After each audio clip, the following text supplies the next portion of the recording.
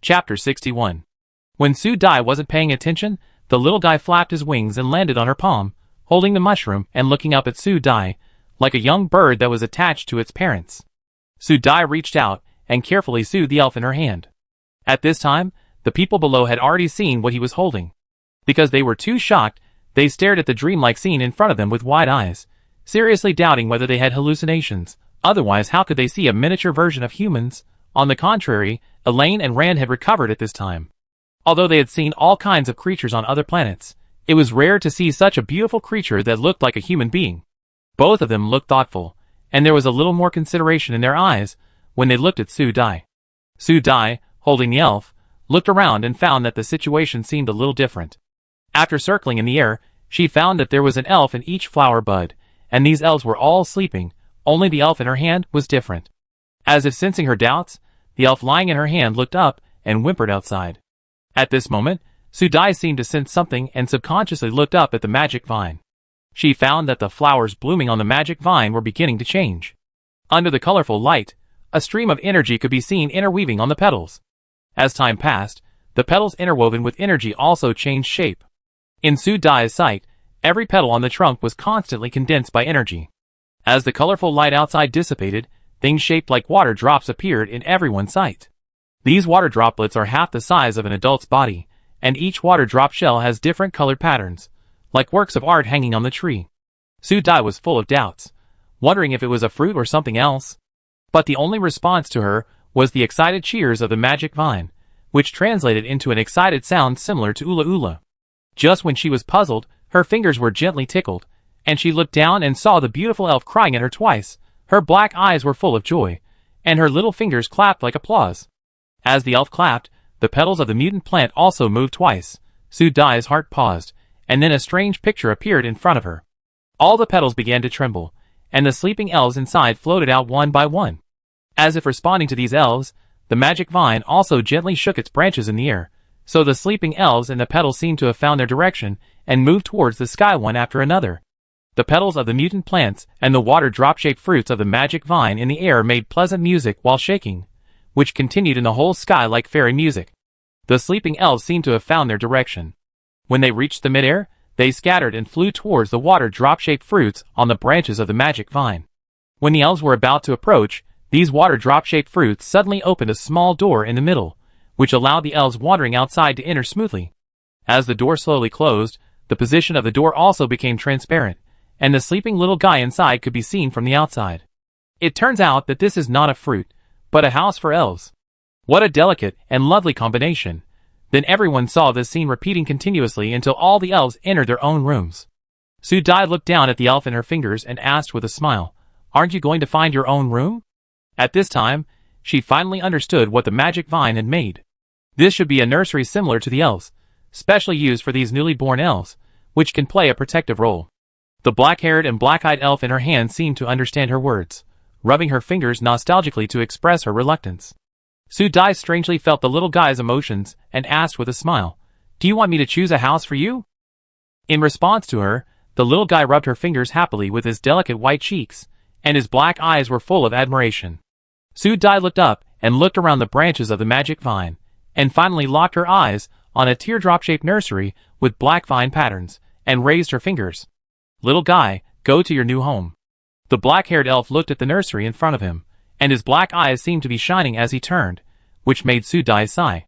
This race is indeed blessed by God. It is so beautiful. Even its birth is full of fantasy and wonderful colors.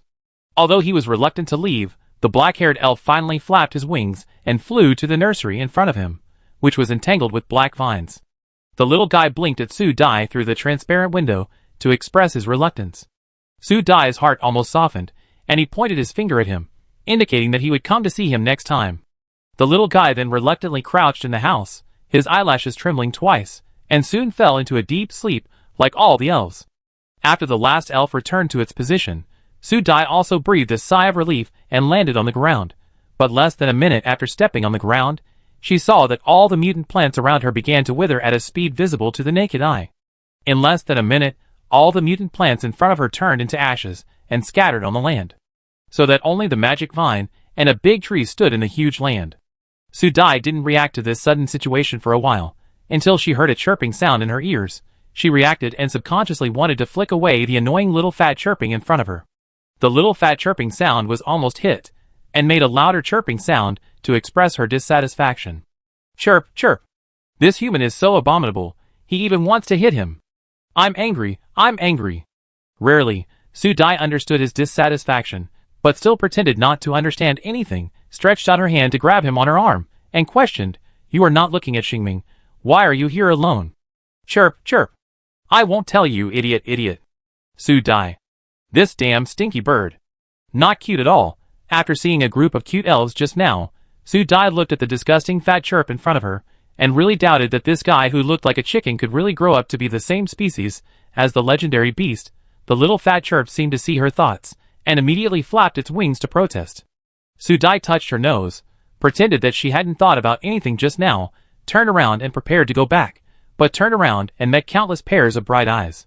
Su Dai took a step back and looked at everyone warily, suspecting that they had not recovered from the impact just now.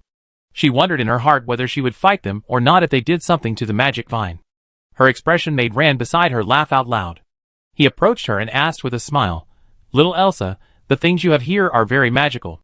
What species was that just now? How come I have never seen it before? Such a beautiful little thing can easily be sold by human traffickers and become some people's pets. Hearing this, Su Dai was alerted and glared at the guy in front of her, who was both good and evil. She said unhappily, There is no one else on my planet, but you don't look like a good person. As long as you don't make any plans, other people still know their own limitations. I give them 10 courages, and they dare not make any plans. It was obviously a warning, but Rand smiled smugly and stretched out his hand to slowly stroke his chin, so in Elsa's heart, he is better than everyone else, compared to his inexplicable happiness.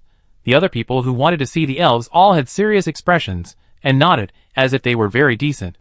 The princess was right. They were different from the pirate leader. They would not have any ideas about these beautiful creatures. At most, they would just be curious and take a look. Rand sneered at their appearance, looked at Su Dai and pretended to show dissatisfaction, and said with a grievance on his evil face, Little Elsa, you are prejudiced. In my eyes, you are much more beautiful than these little guys. Su Dai directly rolled her eyes at him, and ignored him. This guy is just a thick-skinned man. He never tells the truth. Whoever believes him is a fool. Okay, there's nothing to see here. Just do what you need to do. Don't disturb the elves' sleep. Su Dai said to everyone and was about to leave.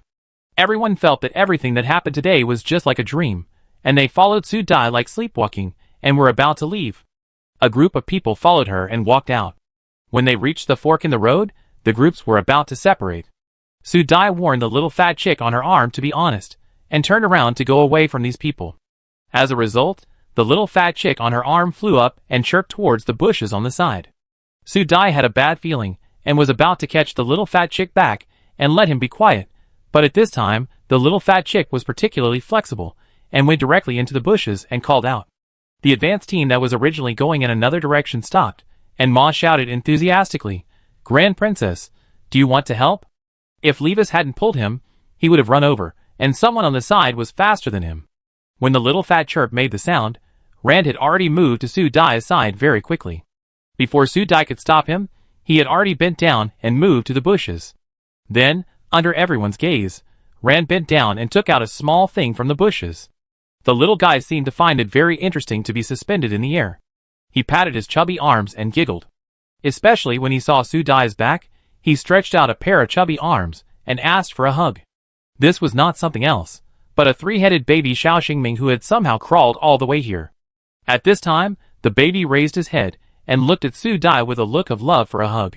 Su Dai looked at this miniature version of someone's face. Her first instinct was to stretch out her hands to grab the baby and hide it in her arms. She was determined not to let this face show, but someone is her nemesis. Rand also found something wrong. When Su Dai was about to catch the baby, he lifted Xingming up and turned his wrist. He looked at the baby face to face. Rand, why do I feel that this child is so familiar and annoying? Su Dai. It's over, system, are you here? I want to open the door and teleport me to heaven. Okay, system. No, host, there is no heaven here. Please don't escape when you encounter problems. The advance team who had already discovered the baby all cast their eyes on the Major General on the side, feeling guilty, and their heartbeats accelerated. Did the Major General see it? He must have seen it. Just when the advance team was still worried, Rand had already moved to a lane with the baby, and put the baby Xingming directly next to his face. When they compared the two, their eyes narrowed unconsciously, which was very dangerous. Then everyone closed their mouths, and the atmosphere stagnated again, because the two people in front of them looked like the difference between an enlarged version and a reduced version. Especially in this comparison, the pair of eyes seemed to be carved from the same mold. The members of the advance team, who were already unsteady in their minds, couldn't help but doubt that their previous thoughts were wrong. Perhaps, this baby in front of them was really the child of the Major General? Lan seemed to have confirmed something.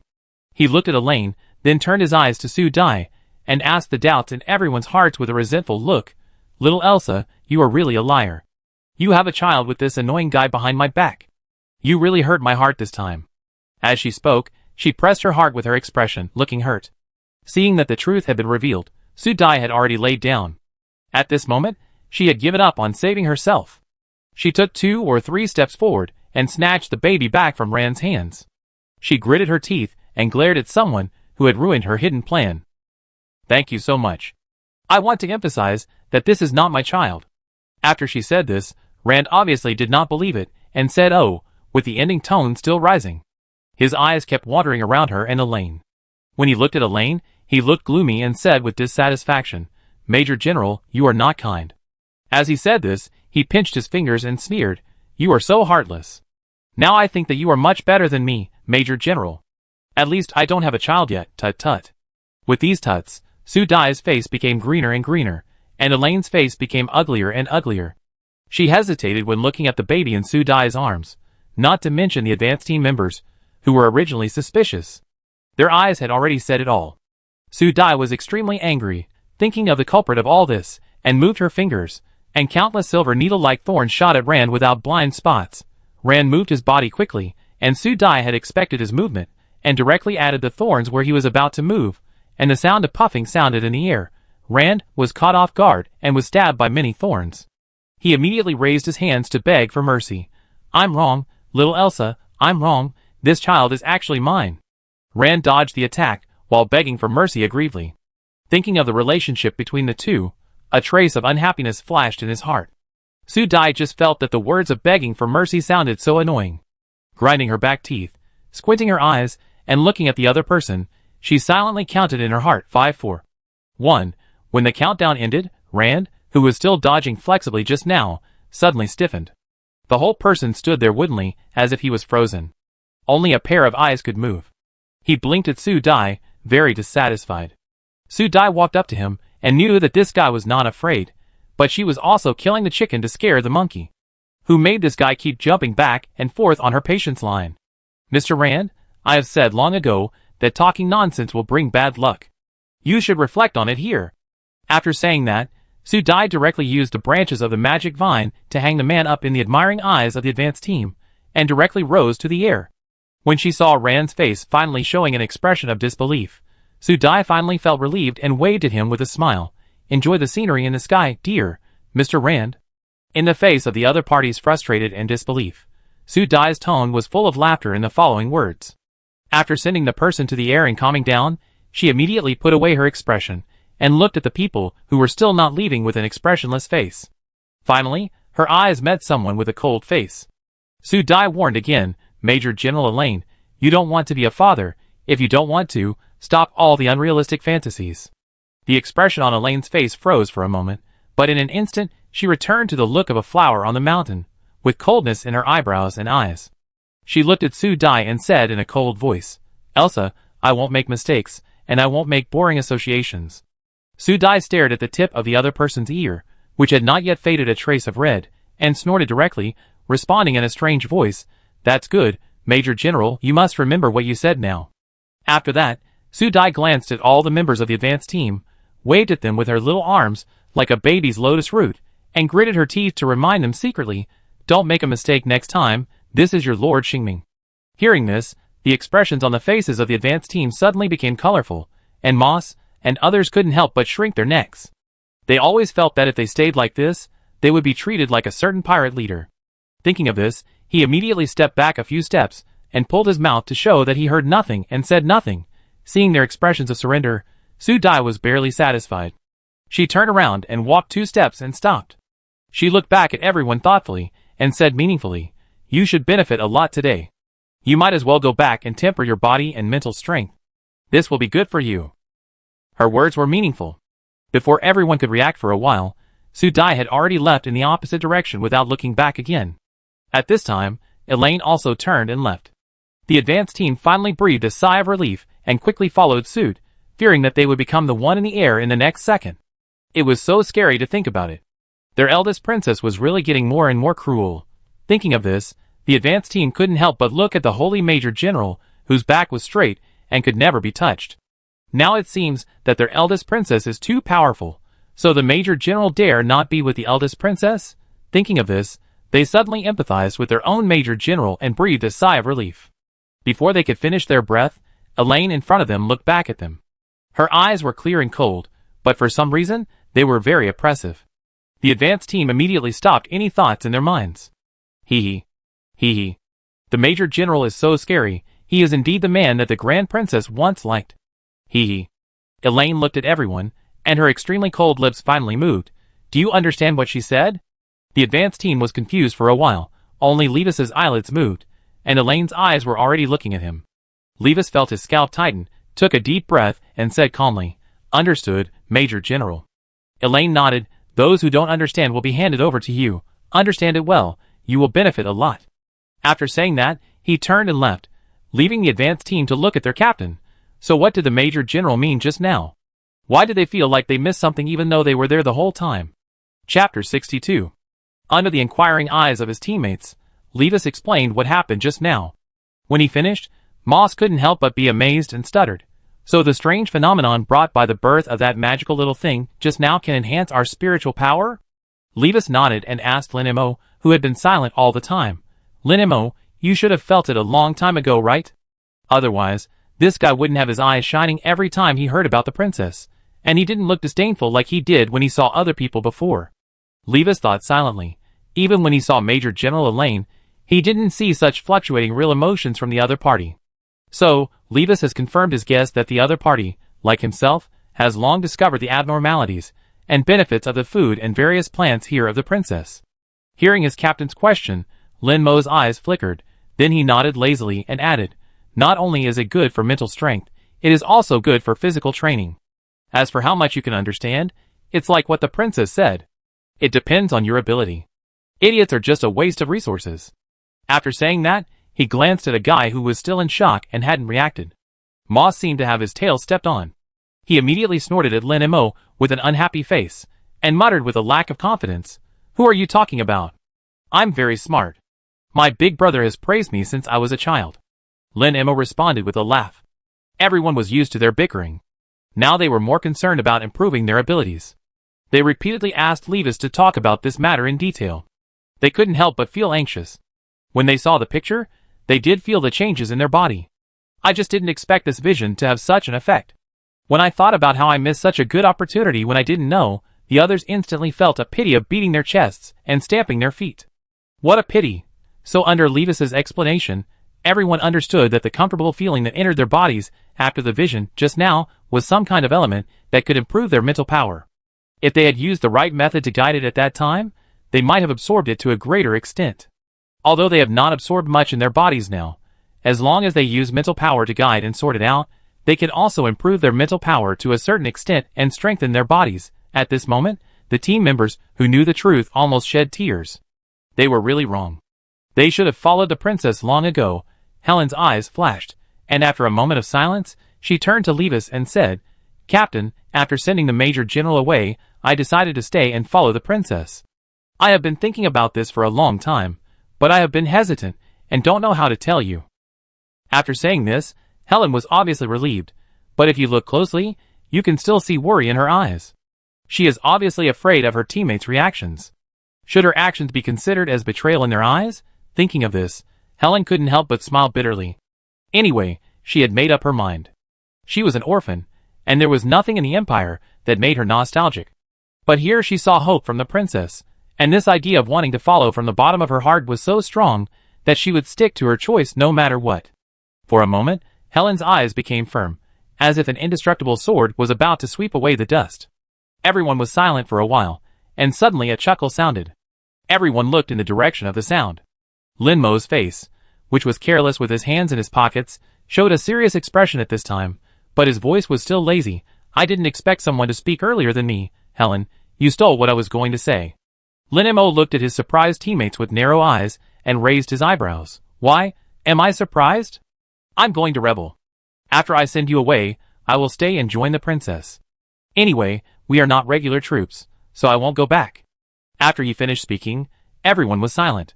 Moss was the first one who couldn't help but refute. He stared at Lin Mo in disbelief and said in shock, You are different from Helen. Helen is a person who has no worries on the main star, but you are from the Lawrence family. Lin Mo raised his eyebrows indifferently. So what, Moss, our family is different from yours.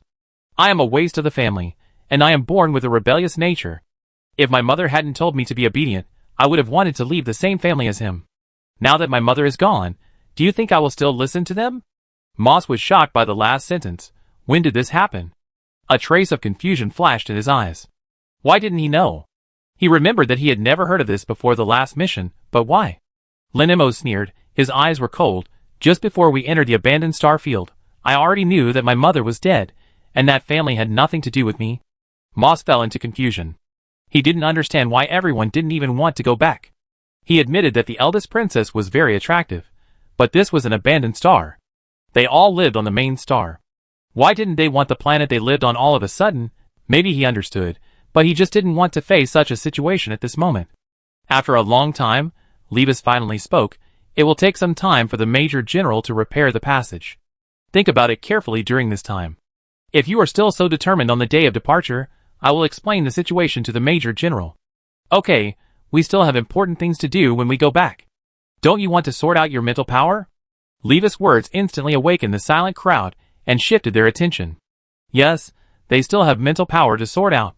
Looking at the captain who walked forward first, the others hurriedly followed behind, walking quickly and thinking at the same time. This atmosphere lasted until they returned to the spacecraft. On the other side, Su Dai had returned to the base camp and was now teaching a little baby in the base camp. The baby Xiao Xingming seemed to understand nothing. He grabbed Su Dai's hair and laughed happily, without feeling Su Dai's depression at all. Su Dai was so angry that she could only knock him on the forehead twice. When she saw the little guy looking at her with an innocent and aggrieved face, Su Dai silently comforted herself, thinking that this guy remembered her words.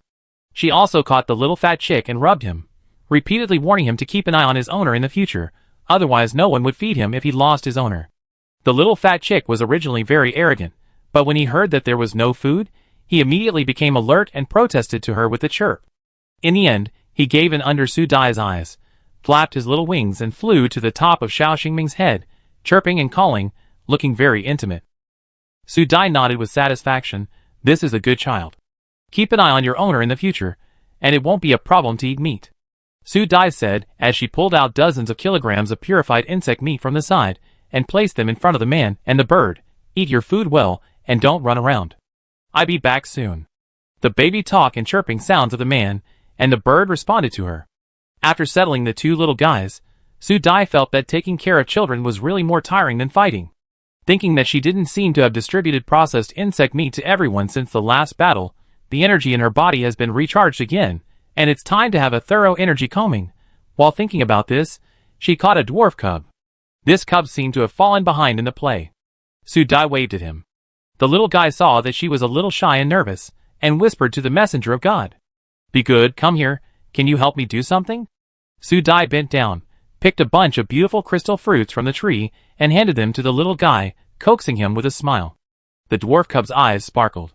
He nodded quickly when he heard Su Dai's words, and he held the fruit and shouted crisply, Thank you, God's messenger, I will definitely finish it. Seeing the little guy overcome his shyness, and try to express himself, Su Dai reached out and rubbed his head, and injected some life energy into his body. When she saw this cub for the first time, she found that his body was much weaker than other strong and running cubs. She only needed to inject a little vitality to strengthen his body. Little guy, go back and tell your clan leader grandfather, and ask him to prepare more insect meat, and send it up later. I will share the meat with everyone tonight. The little guy only felt very comfortable inside his body, especially the place where the god's messenger touched no longer hurt. He squinted his eyes happily and shouted happily, "God's messenger, don't worry, I will definitely tell the clan leader grandfather." After saying that, he ran away. After running a few steps, he looked back at Su Dai reluctantly, and then ran away shyly, which made Su Dai couldn't help but wave at him. She couldn't help but sigh in her heart that this little guy was much more obedient than any divine beast cub. Watching the little guy walk away, Su Dai was in a good mood, and went through the arbitrary door to the place where the magic vine was. Seeing her coming, the magic vine shook its branches, and the elf nursery hanging on it also shook, as if it would fall down in the next second. Su Dai hurriedly stopped his dangerous behavior in her mind. Under Su Dai's comfort, the magic vine stopped aggrievedly. Su Dai stood outside the nursery, and checked the sleeping elves inside. These little guys were sleeping like angel babies. After looking around, she found a problem. These elves have all kinds of hair. It is no exaggeration to say that the colors that can be seen in nature can be found in these elves. But there was only one with black hair, the black-haired elf she was familiar with. If I guessed correctly, the hair color and eyes of these elves were the same, so this elf with black hair and black eyes was different from all the other elves, and he woke up earlier than all the other elves.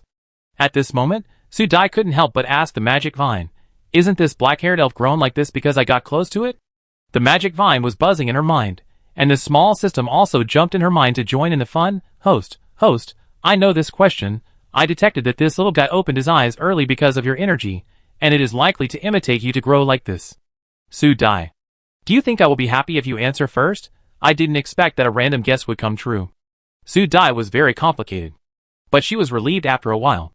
Black hair and black eyes are so beautiful. Besides, since she came to this planet, she found that the growth of many plants is different from that on the blue planet. These small changes are nothing. After thinking about it, she decided to transfer some energy to the black-haired elf's nursery. I can only pray that the little guy grows up healthily, and doesn't grow into her. Otherwise, this matter is really hard to explain. At this time, the trunk of the magic vine shook again. Su Dai felt something approaching, and walked directly to the right front. After a few steps, she saw a person dangling in the air from a distance. Realizing what it was, Su Dai's mouth twitched. She really didn't expect this guy to be so strong and find this place. The person who came was none other than Rand, who was suspended in the air by the magic vine branch. Su Dai looked at the person getting closer and closer. This shape really made her laugh. Rand was tied up by the branches of the magic vine, with only his head exposed. He reminded her of a mummy, except that the one in front of her was a fresh, green mummy that was still breathing. When the magic vine branch brought people to her, Su Dai listened to the magic vine branch complaining about why the prey above was disobedient, and whether it could eat him. Su Dai could only try to hold back her laughter. She really didn't expect that Rand with a new look was so funny. But at this time, the other party didn't know his new look yet, and tried to blink at Su Dai, looking like he was begging for mercy. Su Dai thought about it, and asked the magic vine branch to remove the poison from his mouth, so that he could speak. The little branch used the branch to whip Rand's mouth with a grievance, which directly made the pirate leader green-faced. However, because he was poisoned by the thorn, his whole face was green, and only one face could be seen to be particularly green. Su Dai suppressed the smile in her throat, coughed and spoke, "Mr. Rand, you can speak now." Rand felt that he had been holding his mouth for a century. He really didn't expect that the little guy in front of him could be so ruthless, and actually abandoned him like this. Could it be that he was really not as good as Elaine, the fake immortal? Thinking of this, he said aggrievedly, "Little Elsa, you are really too ruthless. You see, you have been punishing me for so long, and I have been embarrassed in front of Elaine." This voice is too aggrieved. If it is combined with the previous unrestrained and beautiful face, it can be seen, but now this person is green due to the side effects of the toxin. The color of the whole person is green, and it is really funny with this expression. Su Dai finally laughed out loud without hesitation. Her smile was too bright and her voice was too clear, which made Rand, who had been talking non-stop, stunned for a moment. He stared blankly at the overly clear, bright and pure smile in front of him, and suddenly he seemed not so angry anymore. Unconsciously, the corners of his mouth also rose up. When he realized what he was doing, Rand's mouth froze and his expression froze. Su Dai laughed enough and really didn't dare to continue staring at the other person's face, for fear that she would laugh again. She stretched out her hand to let the magic vine branch untie the other person. "I won't be so polite if you talk nonsense in the future." After being untied, Rand twisted his neck and felt the pain in his body. He glanced at Su Dai and snorted, How can I be considered as talking nonsense? That child looks so much like you. Before he finished speaking, he saw Su Dai's dangerous eyes, and immediately changed his words unwillingly. Since you said it's not yours and Elaine's, what is their relationship? Su Dai was speechless for a while. Why do you care so much about this matter? You must get to the bottom of it? This guy wouldn't have a love-hate relationship with Elaine, the cold-hearted and cold-faced guy, right? According to the original owner's memory in her mind, there is no gender-based marriage in this era. If you want, you can even marry an alien creature, so these two people can't really have any relationship, right? Su Dai looked at the person suspiciously. Rand was also stunned for a moment when he was asked this question. Only then did he realize that he seemed to care too much about this question. He frowned involuntarily, and his whole body refused to answer this question. His appearance made Su Dai, who was watching him, even more suspicious.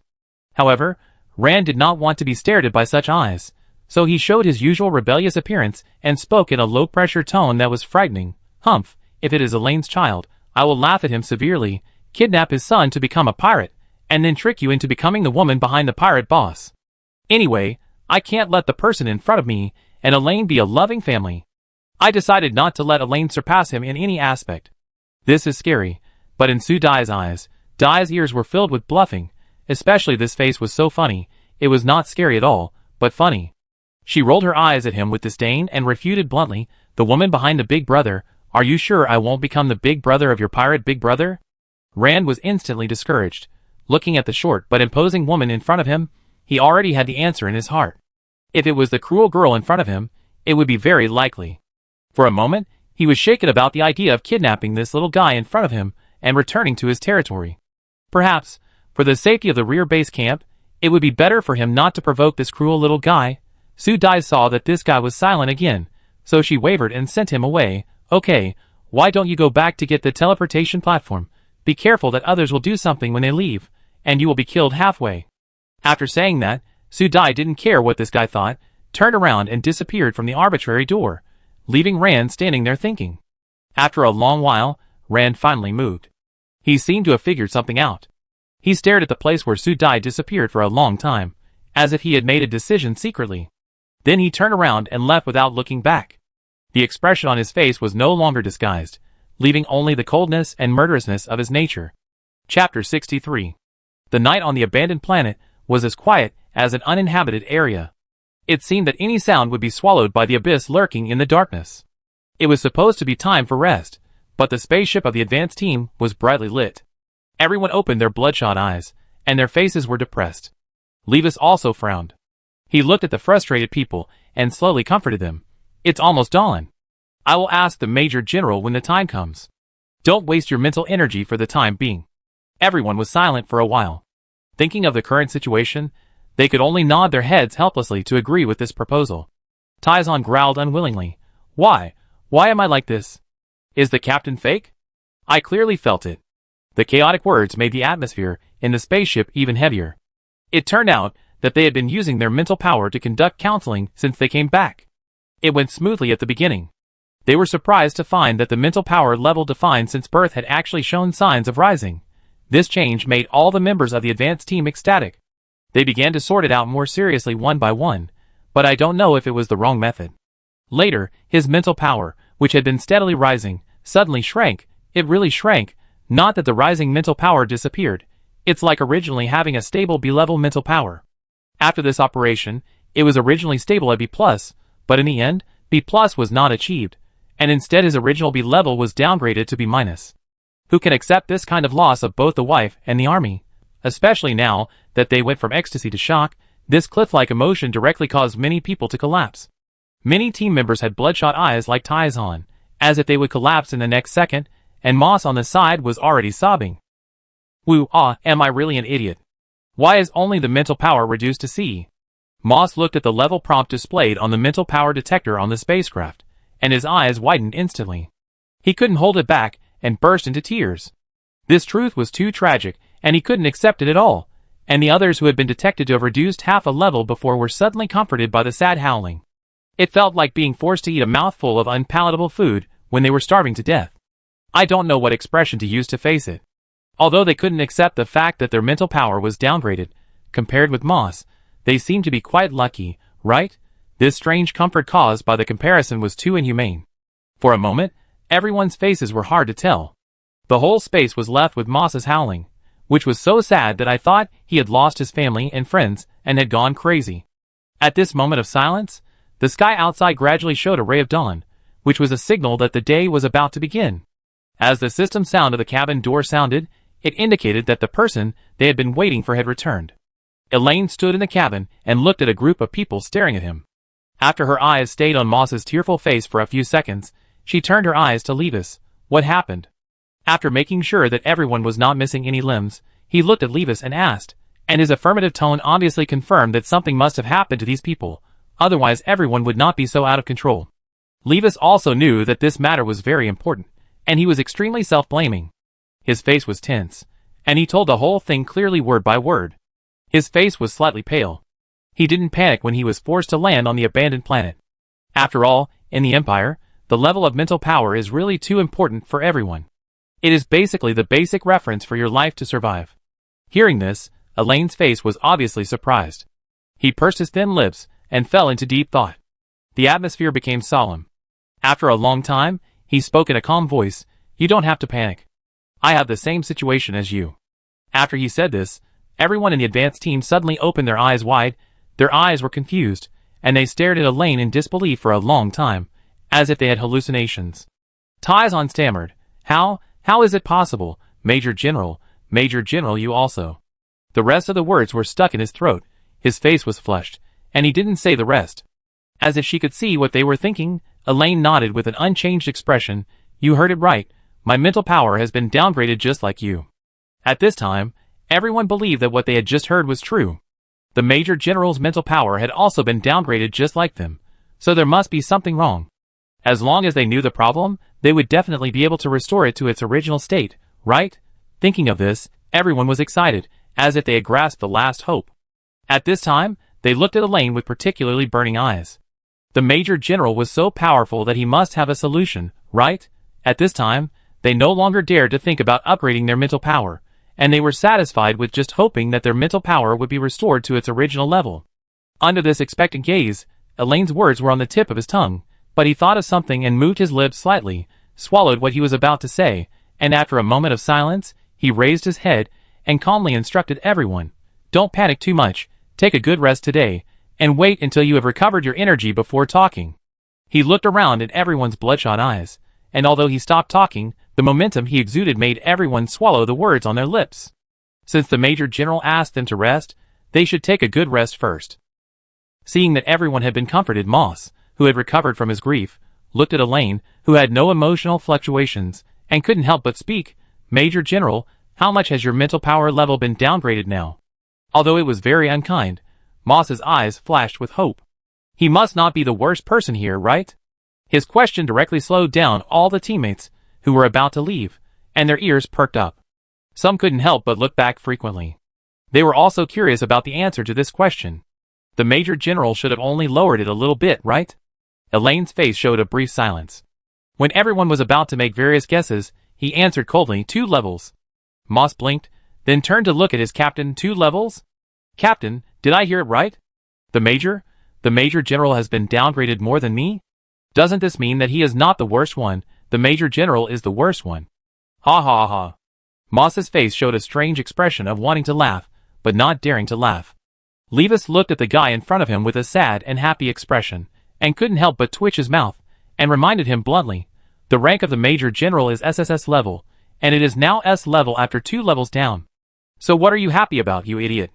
Even if the Major General is demoted more than you, he is still the one who crushes everyone on the scene. No matter how you compare, you are the lowest level on the scene."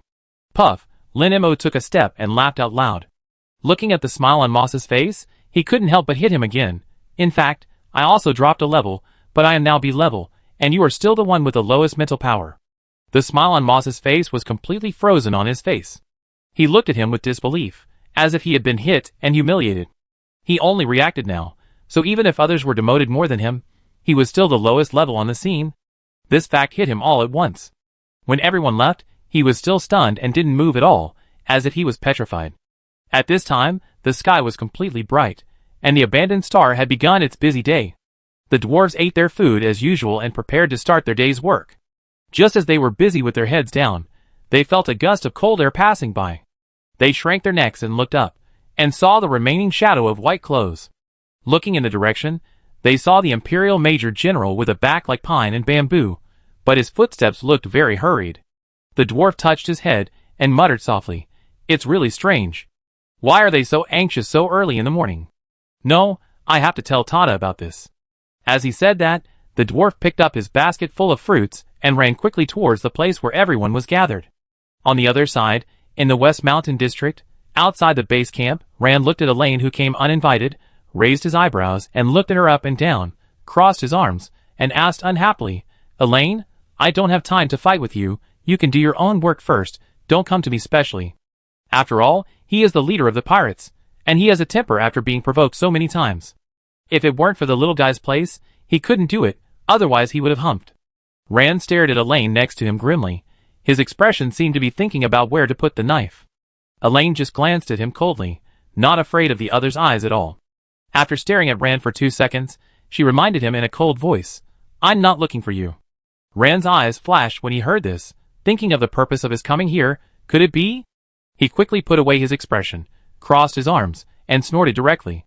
Obviously, he had a tacit understanding, but he was very unhappy when he saw the other party. It's useless to look for the little guy. No one can get in without the little guy's order. Looking at the thorn wall in front of him without any movement, Rand thought silently, "It's been a while. The little guy inside must know that they are all here, but he is still so ruthless." The depressed mood of being rejected outside suddenly became wonderful when he saw Elaine, who was also blocked outside. Right, since it has nothing to do with Elaine, treat them so fairly. Rand thought, and reached out to touch his chin. If little Elsa only let him in at this time, he would feel better. Thinking of the face of his mortal enemy in that scene, Rand's unruly eyebrows and eyes were full of joy. Elaine ignored the person next to him, whose mood changed rapidly. He reached out to touch the thorn wall in front of him. When he was about to touch the branches, the thorn branches slapped his fingers directly.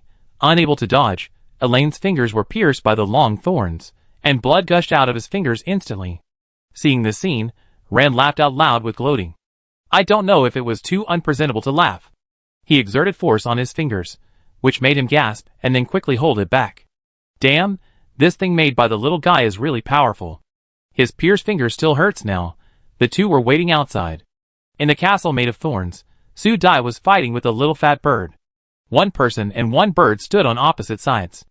The white-haired little Xingming in the middle held a little egg and babbled from time to time. It sounded like he was trying to persuade them to fight, but his excited expression seemed to be cheering them up. Su Dai looked at the little golden egg in the three-headed bird's arms with worry. There were already signs of cracks on it. She frowned and lectured the fat bird that was still chirping on the opposite side. No matter how much you shout, it's useless. You broke the egg, and you don't know your fault. Now you want to eat it. It's impossible. Su Dai stared at the little fat bird on the opposite side, who was spitting fire. She seriously suspected that this guy was jealous of the little golden egg that was about to hatch. The story still started this morning. She had just condensed and compressed the energy in her body, and suddenly there was a click in her mind, followed by the alarm of the small system. She quickly moved towards the scene of the incident, and saw what happened. This almost gave me a heart attack. The harmonious human, bird, and egg were tangled up in chaos. The three-headed doll was protecting the little golden egg, and the little fat chick was pulling on him, apparently trying to get the egg out of Xiao Xingming's arms. When Su Dai saw the crack on the eggshell, she instantly moved between them, and took the little fat chick out. The little fat chick that was thrown out was not giving up. It was chirping and flapping its wings to snatch the little golden egg. The meaning was obvious. He wanted to eat the egg that was about to break the shell. How could Su Dai let him do what he wanted? The egg that was about to break the shell could not be eaten at this time, so the current confrontation scene appeared. After failing to get his hands on her several times, the little fatty bird was angry and blew fire at Su Dai. The umbrella-sized fireball hit Su Dai directly. Su Dai, who had already faced fireball attacks, quickly released an energy to cover the fireball and directly compressed the huge fireball with her mental power. As the sizzling sound of the flames weakened, the fireball was soon compressed to the size of a marble. She quickly took the compressed small fireball in her hand and looked at the fatty bird opposite her with a serious tone. Little fatty bird, if you are using fire to attack your own people, don't blame me for being rude. As she spoke, Su Dai's mental power formed a pressure that directly wrapped the little fatty bird in the air. She waved the small fireball in her hand and waited for the other party's answer. If the other party's attitude was not good, Su Dai decided to let this little guy taste the power of her flames.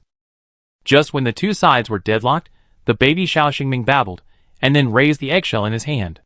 A crackling sound was heard, and then countless cracks appeared on the eggshell at a speed visible to the naked eye.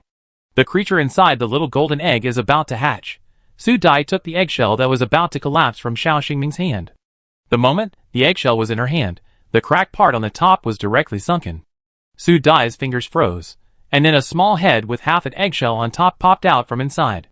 Black, fluffy, a pair of golden eyes flashing with metallic light. Well, not as cute as imagined. This is completely a little chick that is darker than carbon.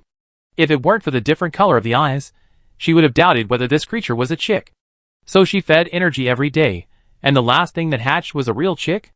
Or a black chicken? Su Dai was completely speechless. I don't know if her expression was too obvious.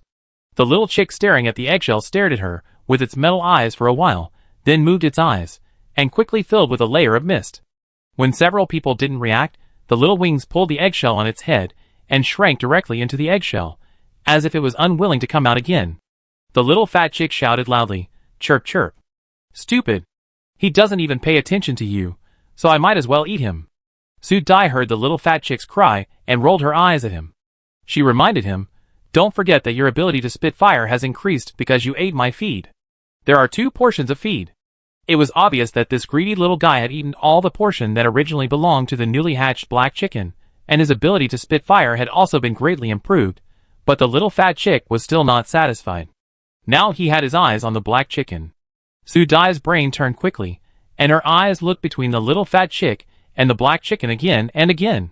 Suddenly, she seemed to understand something.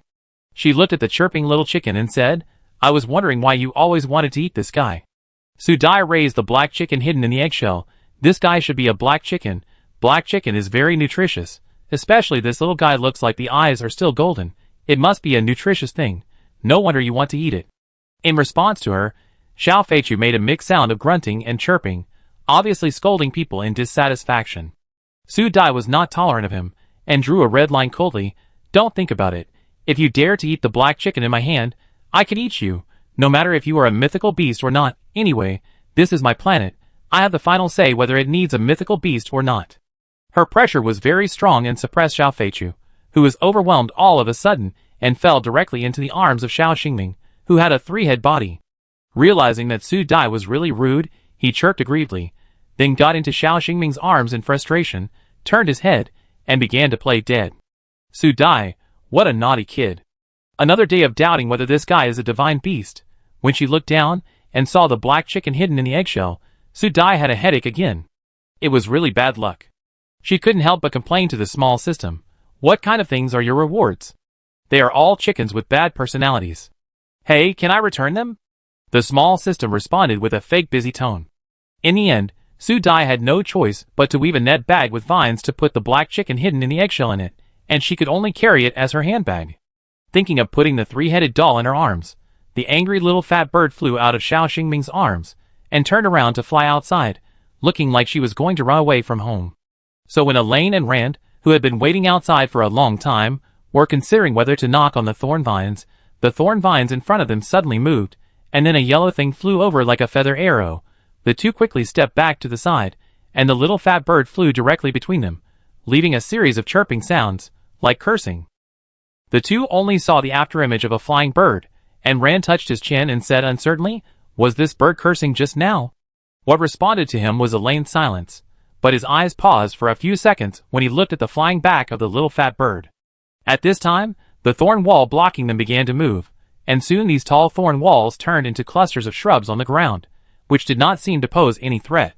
At this time, Su Dai had appeared opposite them. Seeing the two people appear here, Su Dai looked around as if she knew they were coming, and asked with a stern face, "What are you doing here?" She looked very unhappy, which made the two people opposite speechless. Su Dai waited for a long time, but the two people didn't say anything. She rolled her eyes, and walked straight past them. Xiao Xingming in her arms leaned on her arms, and babbled at the two people behind her, spitting bubbles and shaking his fists. Rand felt itchy, and said with gritted teeth, "This little guy is more annoying than you." Seeing how much he hates you, he should not be your son.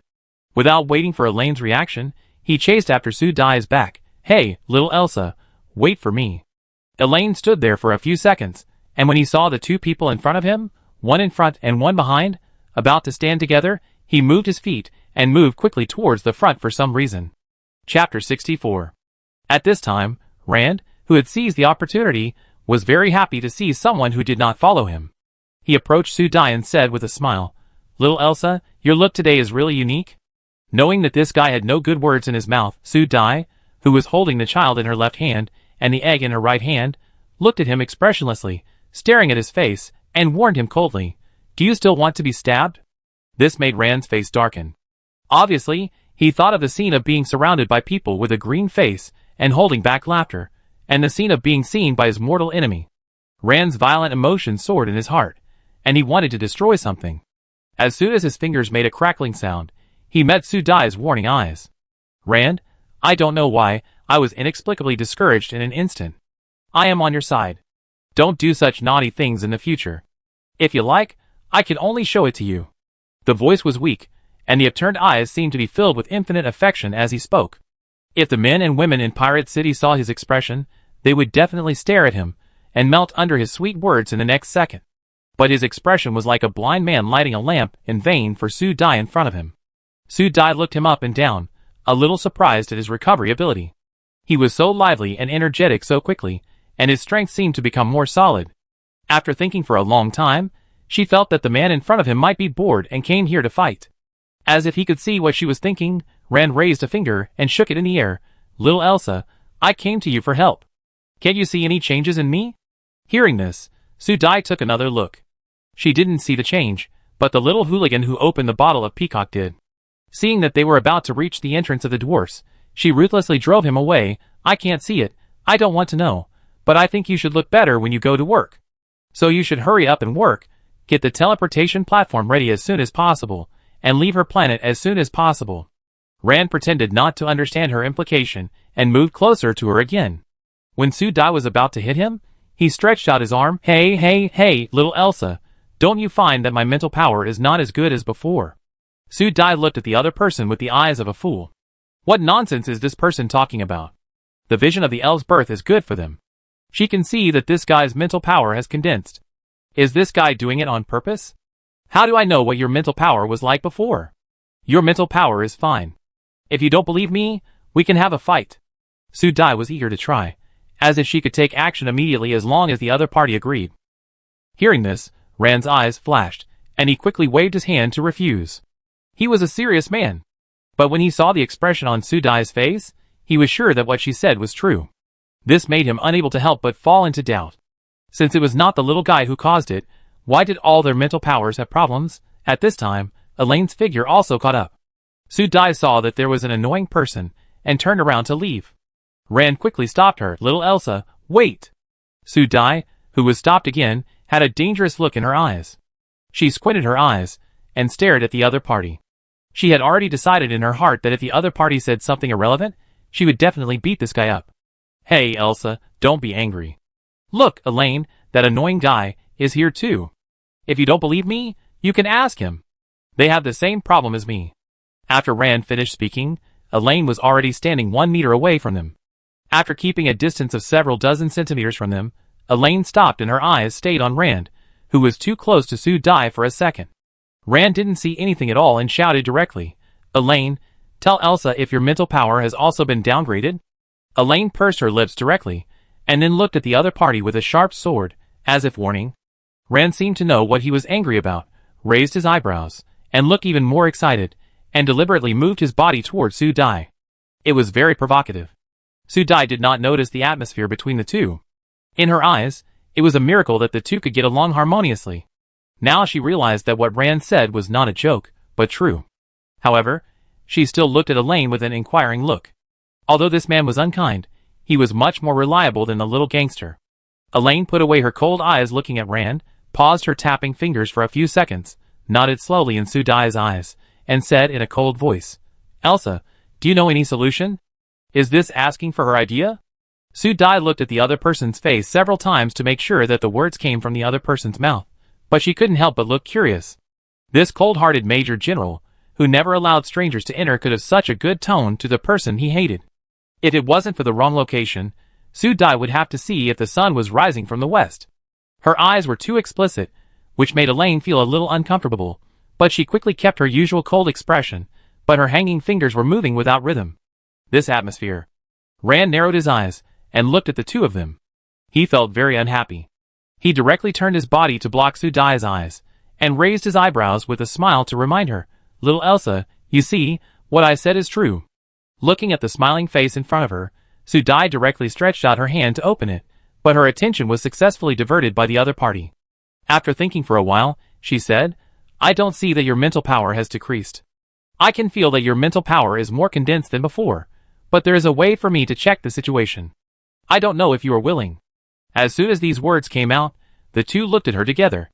Under such eyes, Su Dai continued, "Which of you two let me use mental power to check? Of course, there are certain risks. If it causes mental disorder or other situations, I will not be responsible. The most important thing is that this method requires the controlled party to completely open his sea of consciousness and allow his mental power to enter his brain core area.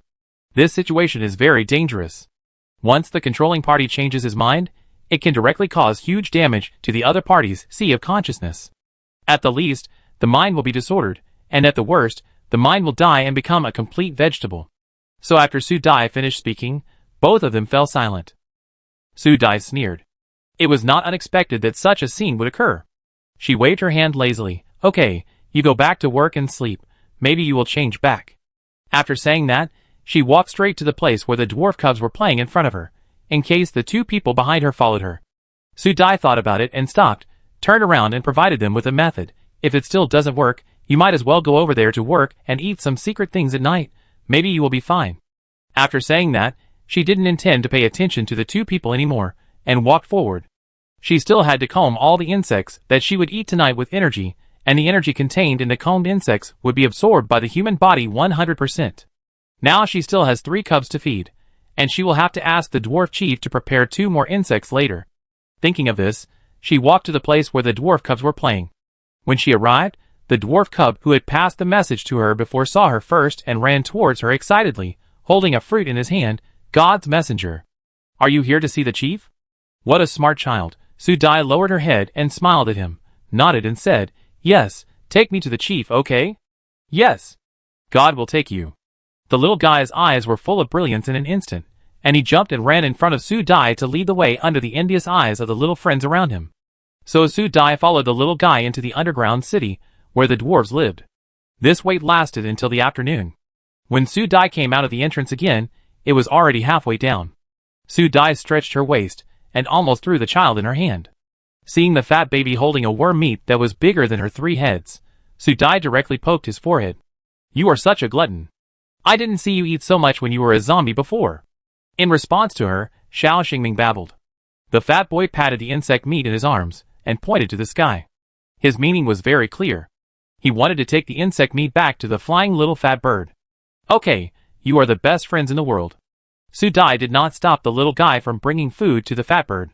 After all, children who were beaten always had to be given some candy. After walking 2 steps, Su Dai stopped, squinted his eyes, and looked at the right front, and shouted angrily, "Why don't you come out?" As soon as the words fell, the trees in front shook, and the people hiding on them seemed to have been waiting for a long time. As the leaves swayed, a figure appeared in front of Su Dai. Su Dai looked at him with an expression of "I knew it was you."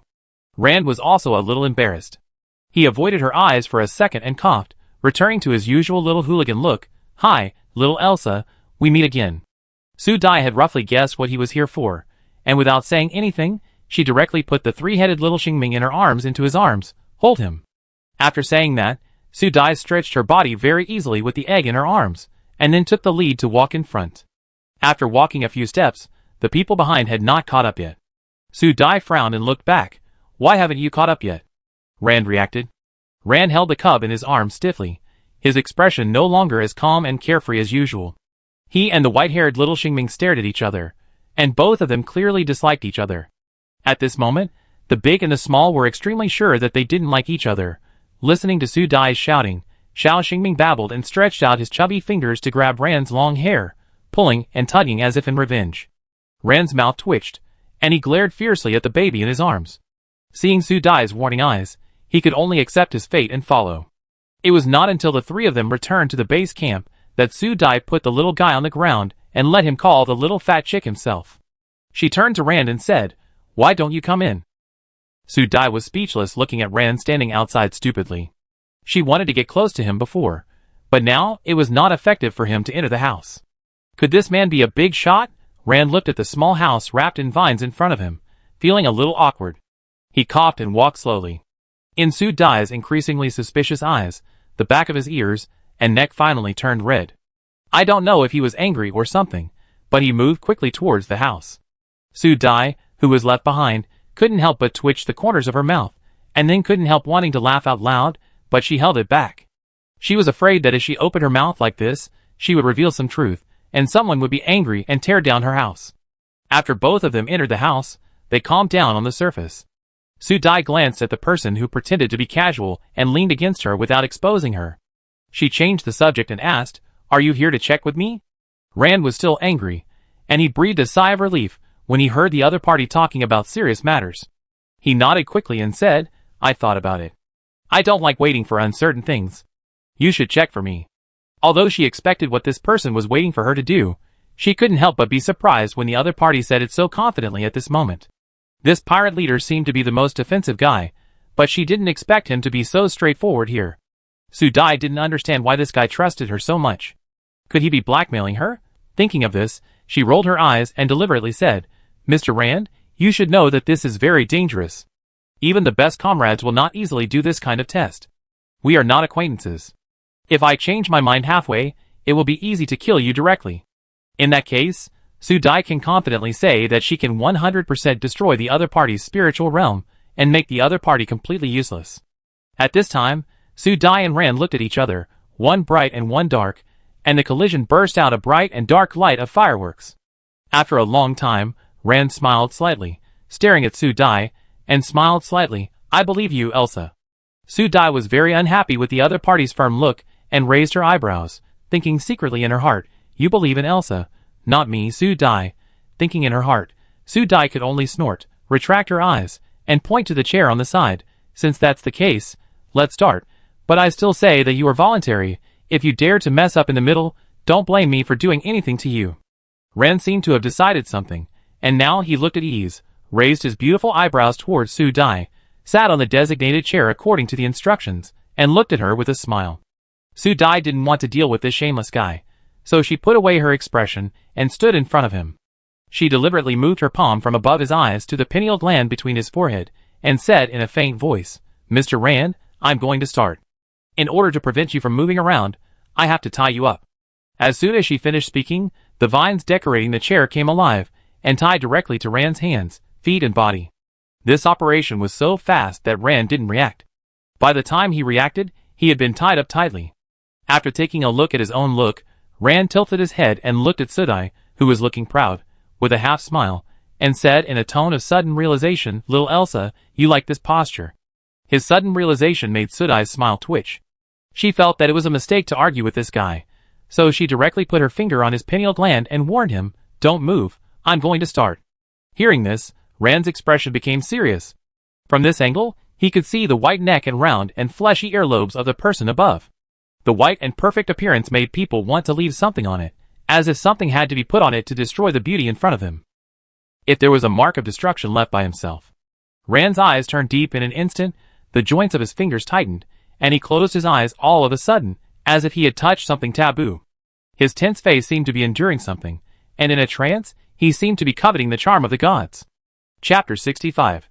Su Dai slowly put her mental power into Rand's body. In order to be more cautious, she initially input a tentative amount of energy, but to her surprise, the other party's mental power did not show the slight rejection of her as she had imagined. Instead, it was unusually active. Su Dai breathed a sigh of relief and increased the input of some energy. She had to let the energy enter every part of the other party's body to use her mental power to find out possible situations. Fortunately, the other party's mental power was only more active than that of ordinary people, and her energy still smoothly reached every part of the other party's body. Just as her mental power began to explore, the other party's mental power seemed to be conscious and all attached to her mental power. Su Dai felt her mental power being constantly touched and wrapped by the other party's mental power. This strange feeling hit her sea of consciousness. The feeling of her mental power being wrapped occasionally made her stiff for a moment, as if her territory was wantonly invaded. This feeling was too strange. Su Dai's face turned red in anger. She suddenly opened her eyes and warned the person below, "Be honest." Ran's body stiffened, and his tense face also stiffened for a moment. His hair seemed to be stained with the color of anger. He didn't mean it. Both of them were a little embarrassed. As their breathing gradually stabilized, Su Dai also successfully sent her mental power to the other party's sea of consciousness. As time passed, Su Dai finally found something abnormal in the other party's boundless sea of consciousness. There was a stagnant white thing in it. When the other party's mental power moved, these white substances would adhere to it, directly slowing down the speed of mental ability. Seeing this, Su Dai tried to contact her mental power with the white light spots, but these light spots seemed to be not interested in her mental power and avoided her instead. Su Dai was speechless for a while, thinking that this thing had recognized its master. She tried it again, but the light spots ran even faster. This different treatment made Su Dai impatient. She directly input energy. At the moment the energy entered, these light spots were indeed attracted by the energy with vitality, abandoned the other party's mental power, and continuously wrapped up the energy input by Su Dai. When these white spots formed a ball to wrap around the energy, Su Dai's mental power moved and directly formed a net. The dormant energy surged instantly, strangling all the surrounding white light spots at once. This strangulation was crushing. The expression on Ran's face tightened in an instant, and his brows were tightly knitted together, as if he was enduring something. Su Dai whispered, "Don't move, it will be fine soon, trust me." As she comforted him, Ran's tense body gradually relaxed. Su Dai was swallowing the last ball of white light in his sea of consciousness, and soon all the white light spots that came over were swallowed up. It's done. Su Dai was determined in her heart, and began to slowly take back the energy and mental power into her body. After everything was smooth, Su Dai took a step back, opened the distance between the two, and looked at each other with unhappy eyes. When Rand slowly opened his eyes, he felt that the mental power in his body seemed to be unsealed, and it surged like a tide in an instant, especially when he thought of the other party's mental power he had just touched, which was as soft as water and made people like it and want to possess it. Thinking of this, his mental power instantly flourished. Then he looked up and met Su Dai's angry eyes. His face froze, his eyes suddenly became a little erratic, his mental power also shrank a little, his eyebrows and eyes that were always flying were stained with a trace of embarrassment, and he couldn't help coughing twice. Su Dai thought of the way this person's mental power was unscrupulous of her mental ability, so she wanted to beat the person in front of her. She gritted her back teeth and chased him away. "The door is in front, hurry up." Rand had already felt that his mental power level had been fully restored, and vaguely felt that it seemed to be more solid than before, so he felt more guilty, pretended to pat the non-existent dust on his body, and said with an itchy throat, "Ahem, I'm leaving." As he said this, his footsteps moved quickly towards the outside. When he was about to walk out, he quickly added, "Ahem, don't be angry, this is an accident." As he said this, he disappeared quickly in the house without waiting for Su Dai to answer. Su Dai gritted her teeth in the direction where he disappeared. She would never be so curious next time. This guy is a scumbag. Just when she was depressed, a baby's head appeared at the door. Its blue eyes lit up when it saw her, and it babbled. The disappeared little system was also talking in her mind. Host, hee, are you okay, hee? When Su Dai heard the laughter, she knew that this guy had seen everything that happened just now. She was instantly angry, and used her mental power to warn it. After being beaten, the little system became serious and reminded with a smile, Host, your child is going to be lost." After hearing this, Su Dai realized that the black chicken in Xiao Xingming's hand was gone. She quickly used her mental power to sense and determine the direction. Su Dai carried the three-headed doll and walked outside. She saw the tender yellow fat chick standing on the dongtu tree. Seeing her, the little fat chick turned around and faced her with its butt to express that it was still angry. Su Dai saw the black chicken hanging on the dongtu branch at a glance. She was sure that the chick inside was fine. Su Dai looked at the little fat chick with a more relieved look. The child at home was too naughty. Sure enough, he still had to be beaten a few times. You can see that he is much more obedient after being beaten twice. Now he has learned how to take care of children. She reached out to let the baby sit on her waist, walked to the dongtu tree, and rubbed the little fat chick who was rubbing her buttocks. She said in a soft voice, "Little fat chick is grown up now, and can take care of the cubs." It's amazing. I take you to eat meat tonight, and let you choose first. Do you want it? After saying this, the little fat chick's chubby body swayed, indicating that he was wavering in his heart, but he still stubbornly carried his little body on his back. Su Dai raised the corner of her mouth and continued, I will count down to 3. If a certain divine beast doesn't come, I will pretend that it doesn't come? Su Dai stretched out her voice, and began to count down from 3 to 1. When she counted to 1, the little guy couldn't hold it back anymore. He turned his chubby body angrily in the sound of Xiao Xingming's babbling, and called toward Su Dai, looking aggrieved and trying to save face. Alas, this divine beast cub really wants face. Seeing that the little guy was about to cry out of grievance, Su Dai could only coax him a little. She reached out and grabbed the kid, touched him twice, and then put the kid in Xiao Xingming's arms, saying helplessly, Okay, let's reconcile. I treat you to meat tonight, okay? The little fat chirp responded to her with a reluctant cry. In order to show that he was still angry, the little guy stood firmly in Xiao Xingming's arms and hummed twice. Su Dai did not expose it. She looked at the sky that had become less bright. She took the black chicken off the dongtu tree. It was time to have a big meal. At this time, in the place that had been opened up in front as a dining area, the dwarves had been singing one after another and began to carry insect meat towards the ground. The insects for consumption this time were all selected by Su Dai herself. The length of the insects was more than 3 meters long. The energy contained in the insects originally belonged to the sharp cold attribute, but after Su Dai processed it, the sharp part of the insects was directly purified, and the remaining was only the water-like energy. This was the first time that Su Dai added her own energy and the original energy of the insects to a certain extent during purification. I don't know what the effect of eating will be. As soon as Su Dai arrived with a bunch of cubs, the dwarves saw her and saluted her excitedly. Su Dai also nodded to them. She looked around and found that those people had not arrived yet. She couldn't help but raise her eyebrows, thinking in her heart that if they didn't come this time, they would suffer. Just as she was thinking this, there was a slight fluctuation on the road ahead. She used her mental power to see who was coming. A flash of understanding flashed in her eyes. As expected, as she thought, the people in the advanced team would never refuse the temptation of insects. Sure enough, after a while, the advanced team appeared in front. Su Dai couldn't help but be surprised when she saw them. She looked at them up and down. What happened? Why did everyone look as weak as if they were hollowed out? It's not that she was exaggerating, but everyone in the advanced team who appeared at this time looked like they had been ravaged, with haggard faces and listless expressions, as if they had suffered a huge blow. Even the butler Levis, whom she favored, didn't look very energetic.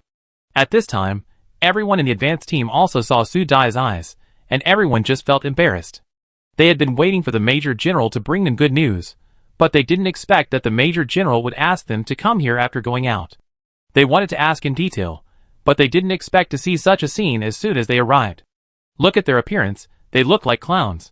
Especially at this moment, seeing the dwarves like them whispering to each other, but the voices were not small at all. Wow, look at these imperial people, have they been beaten? They look so miserable. They must have been beaten. Look at their miserable appearance, so ugly. Guaji, they may not have eaten meat for too long. Didn't you see that the envoys of God haven't distributed meat to them, since the young general of the empire came? This made the dwarves nod their heads. Thinking that they could get some insect meat every night when they went back, the dwarves couldn't help but feel happy. They looked at Su Dai with more awe and conviction. Sure enough, the envoys of God favored their Zuster race. These words were constantly transmitted to the advanced team, which made their faces wrinkled into bitter gourd faces, and they looked like a human tragedy. Even the iron mountain that exploded at a touch became weak, just because these gossipy dwarves accidentally touched the truth. They really haven't eaten delicious insect meat for a long time. Ah, are they really unlucky? Thinking of the inexplicable decline of their mental power, everyone became even more depressed. Sighing was not enough to express their current depressed and miserable mood. Seeing them like this, Su Dai clapped her hands and let little Fatty take little Xingming to play by herself. Then she looked at Levis, who had come to her. She scanned him and almost guessed what these people were doing. But their ability to withstand attacks was too poor, right? Levis was really a little embarrassed when facing Su Dai's eyes, and his voice became a few degrees lighter. Princess, what do we need to do? If the other party was not the person she wanted to dig, Su Dai really wanted to knock on the other party's head. What are you doing? Since you have no energy, then go to work for me. Su Dai called Tada and told him, see what else needs to be done. You arrange for them to help you do it. Since we are all here to eat meat, we can't be idle. It's shameful to be idle. Tata immediately saluted and answered loudly, "Received. God's messenger, rest assured, I promise to complete the order." The advance team felt ashamed when they heard these words, as if they were awakened from a nightmare. They took a deep breath, as if they had smelled the aroma of insect meat in the air. For some reason, their spirits seemed to have improved. After their minds were clear, they felt ashamed of their performance just now. What were they doing just now? Since they were all watched by the princess, especially Lin Imo and Helen, who were about to leave the organization, they looked at each other, and they were unwilling to give up. They cheered up, and quickly realized that this was a good opportunity for the princess to notice them. So among the people in the advance team, Lin Imo and Helen stood up straight, and they were particularly conspicuous among a group of teammates who were still reflecting on themselves. Su Dai also glanced at the two of them, which made Lin Imo and Helen nervous and tensed their expressions involuntarily. Su Dai retracted her gaze and waved at them. "Go, work hard, and help your Major General do his work, otherwise he will watch you eat when he comes." The advance team felt a part of their body tighten and prayed directly for their Major General. It seems that they had guessed wrong before. The princess turned hatred out of love, and was completely heartless to the Major General. While everyone was working, Su Dai sat on her seat. When she touched the table formed by the vines, the branches swayed happily, and clusters of milky white flowers quickly bloomed at the corners for her decoration. Su Dai took the opportunity to put the black chicken in her hand in front of the flower. As soon as she put it on the flower, the fat chick that didn't know where to play flew back and stood in front of her table, chirping.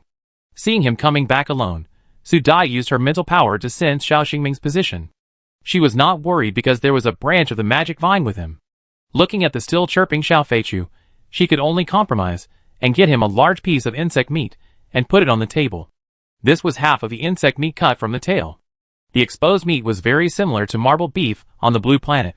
At present, the most suitable cooking method on this planet is to cook it with fire. Su Dai directly cut a piece of the thickness of a finger and floated it in front of Xiao Feichu with energy. "Come on, it's time to prove your ability. I want it 9/10 rare." Looking at the piece of meat in front of him that was bigger than his body, Xiao Feichu snorted, puffed out his chest, and looked at her with disdain, then opened his mouth, and a football-sized fireball wrapped up the piece of meat in front of him. Such a big fireball, it's obvious that it will burn. Others were also attracted by the movement here. The dwarves haven't seen fire for a long time. This is the second time they have seen it, so they are still very fresh. So they work while looking at the movement here. Su Dai looked at the proud look of the little fat bird, and she also had a little more expectation in her heart, especially when she heard the sizzling sound in the middle of the fireball. As the sizzling sound of the fat being roasted sounded, a fragrance belonging to the top barbecue gradually spread out and began to spread around. This long-lost familiar aroma made Su Dai swallow a few times. She hasn't eaten such a fragrant barbecue for a long time. The last time was at the New Year's Eve party on Blue Star. She was given a few pieces of mutant wild boar meat. Although the taste was not bad, it was far worse than the taste in front of her. As the fragrance spread, it also penetrated into the noses of the dwarves in front. When the smell invaded their noses, the dwarves who smelled it couldn't help but open their eyes wide, then swallowed their saliva suddenly, their eyes confused and shocked. This smell is really, really good. The people who smelled it only felt a shock, and couldn't help swallowing their saliva. Their feet unconsciously moved towards Su Dai, wanting to get closer and closer, as if they could inhale more of this smell. At this time, there was a voice constantly controlling their brains, making them want to see what was so delicious. For a moment, the dwarves felt that the flame was not so scary, but instead became something tempting. Chapter 66. Su Dai tapped the table with her fingers, smelling the increasingly strong fragrance in the air. She unknowingly sped up her tapping speed until the flame slowly dissipated. She was shocked and used the leaf plate to catch the meat in midair. The color was beautiful, as if it was covered with a layer of tempting red honey. The sizzling sound of fat was faintly jumping on the meat fibers. Holding it like this, her nose was filled with a strong and tempting fragrance. Su Dai directly scraped a piece and put it in her mouth.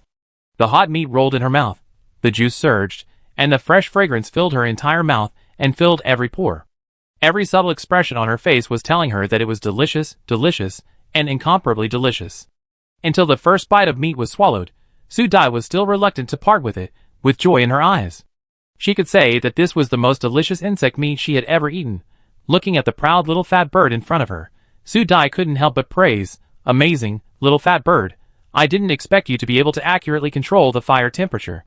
It seems that you may really be a divine beast."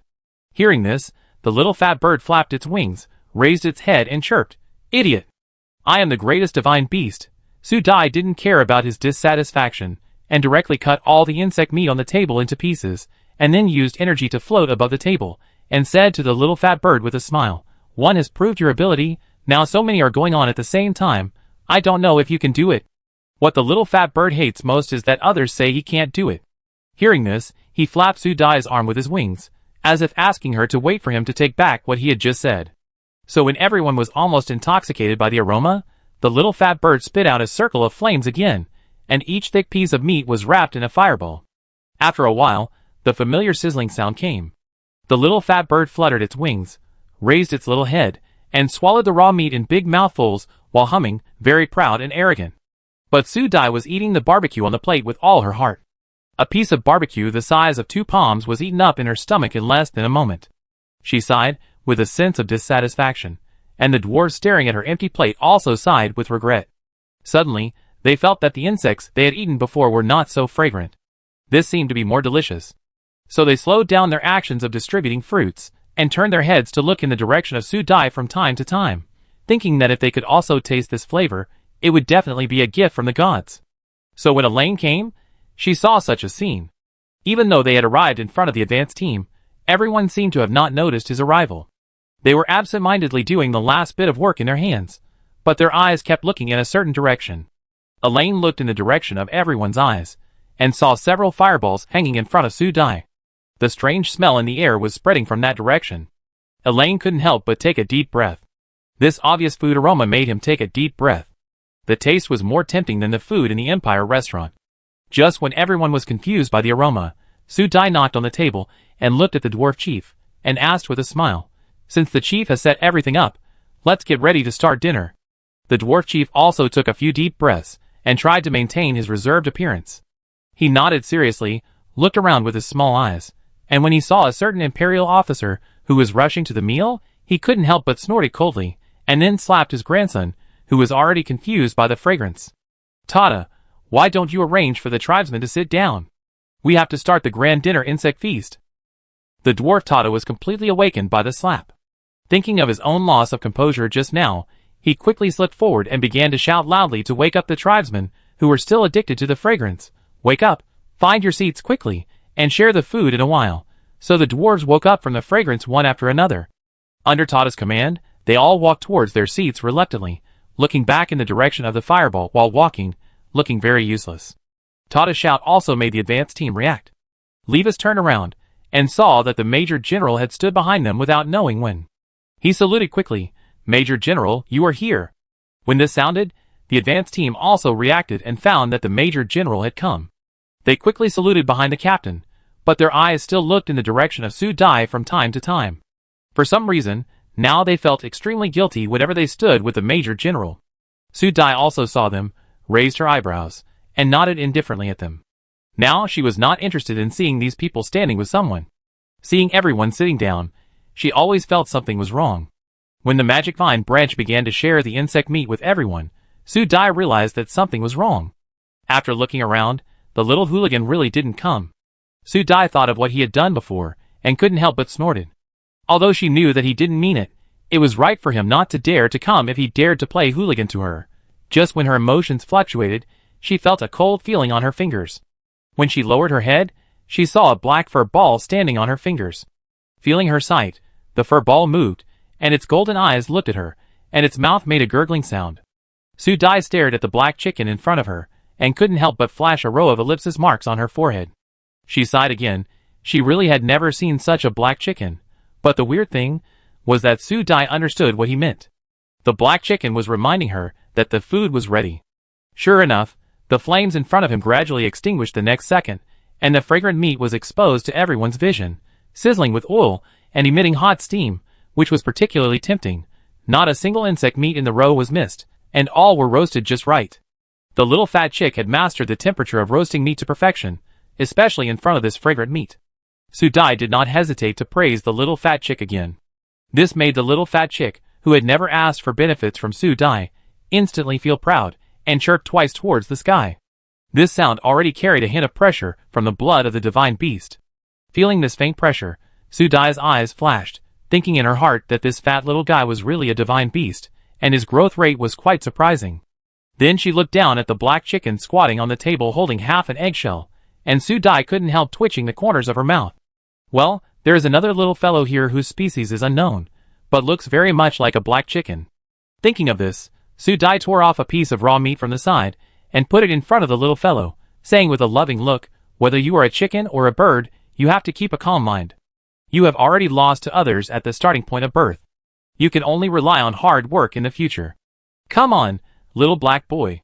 At this moment, the black chicken has a new name, Little Black Boy. The little fat bird whose food was torn off was originally dissatisfied with Su Dai's behavior, but when it heard the 3 words Little Black Boy, it instantly made a happy chirping sound, and its little wings fluttered happily, as if mocking the name, and even the fact that the food was shared didn't matter. Su Dai didn't understand what was wrong with this fat bird that suddenly went crazy. Seeing that he didn't reject it, she directly put Little Black Boy next to him to eat together. After observing for a while, she found that although the little fat bird still ignored Little Black Boy, it didn't mean to eat him. Seeing the 2 kids like this, Su Dai was also satisfied. She looked up and saw the dwarfs, and the people of the advanced team, who were eating meat, and looking at her eagerly. Su Dai had a question mark on her forehead. What happened in just a moment? Why were they looking at her like this? Especially when she saw Taizhan, and a group of muscular tough guys around him looking at her with pitiful eyes.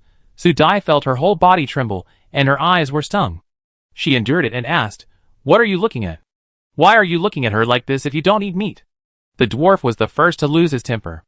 Seeing that the envoy finally noticed them, he quickly raised his hand. When Su Dai looked at him, Tada's expression became awkward. "Emissary, envoy, we also want to taste the food in the flames." The taste seemed different from what they were eating now, and seemed to be more fragrant and delicious. After Tada finished speaking, his grandfather glared at him. That look was to blame him for not knowing what was good for him. The messenger of God had rewarded him with food, but now he started to pick and choose. It was really that each generation was not as good as the previous one. Tada held his grandfather's eyes, and looked at their messenger of God with the tribesman next to him, waiting for the answer. The tribe leader grandfather must be too old to smell how torturous the smell was, but they kept smelling it, and even the delicious insect meat in their hands was not as fragrant as before. Su Dai did not answer, but turned her eyes to the advanced team. Thinking of these people sitting with someone, Su Dai's eyes flashed, nodded with a smile, and said with a smile, "It's not impossible. Let Xiao Feichu make it for you today. If you want to eat it like this in the future, you need to pick up the fire and do it yourself." Knowing that they were still afraid of new things like fire, her instructions were also very considerate. Hearing this, the dwarfs nodded hurriedly, their faces full of excitement. If they were not holding food in their hands, they would definitely turn over and dance to express their joy. Soon, the little fat bird directly sprayed a large fireball. When the fireball touched the insect, the fire spread directly, and all the 3-meter-long insects were wrapped in it. As the flame burned, the sizzling sound continued to sound. In less than a moment, the fragrance began to spread throughout the sky. After doing all this, the little fat bird returned to Su Dai's table again, puffed his mouth to eat, and directly turned his butt towards people, looking like he was concentrating on eating, and would not move again no matter what he said. Su Dai knew that the little guy had reached the limit of his ability, so she touched him with a smile, and then took a large portion of insect meat from the side, and put it in front of him, indicating that he should not be anxious and eat slowly. The little fat chirp then chirped at him with satisfaction, and also caught the black chicken to his side, patting him with his wings, indicating that he had allowed this guy to eat with him. In such a harmonious scene, the advanced team who had been waiting for a long time were disappointed. At this time, they looked at the cheering dwarves opposite with envy, and their hearts were infinitely depressed. The princess was not so partial before.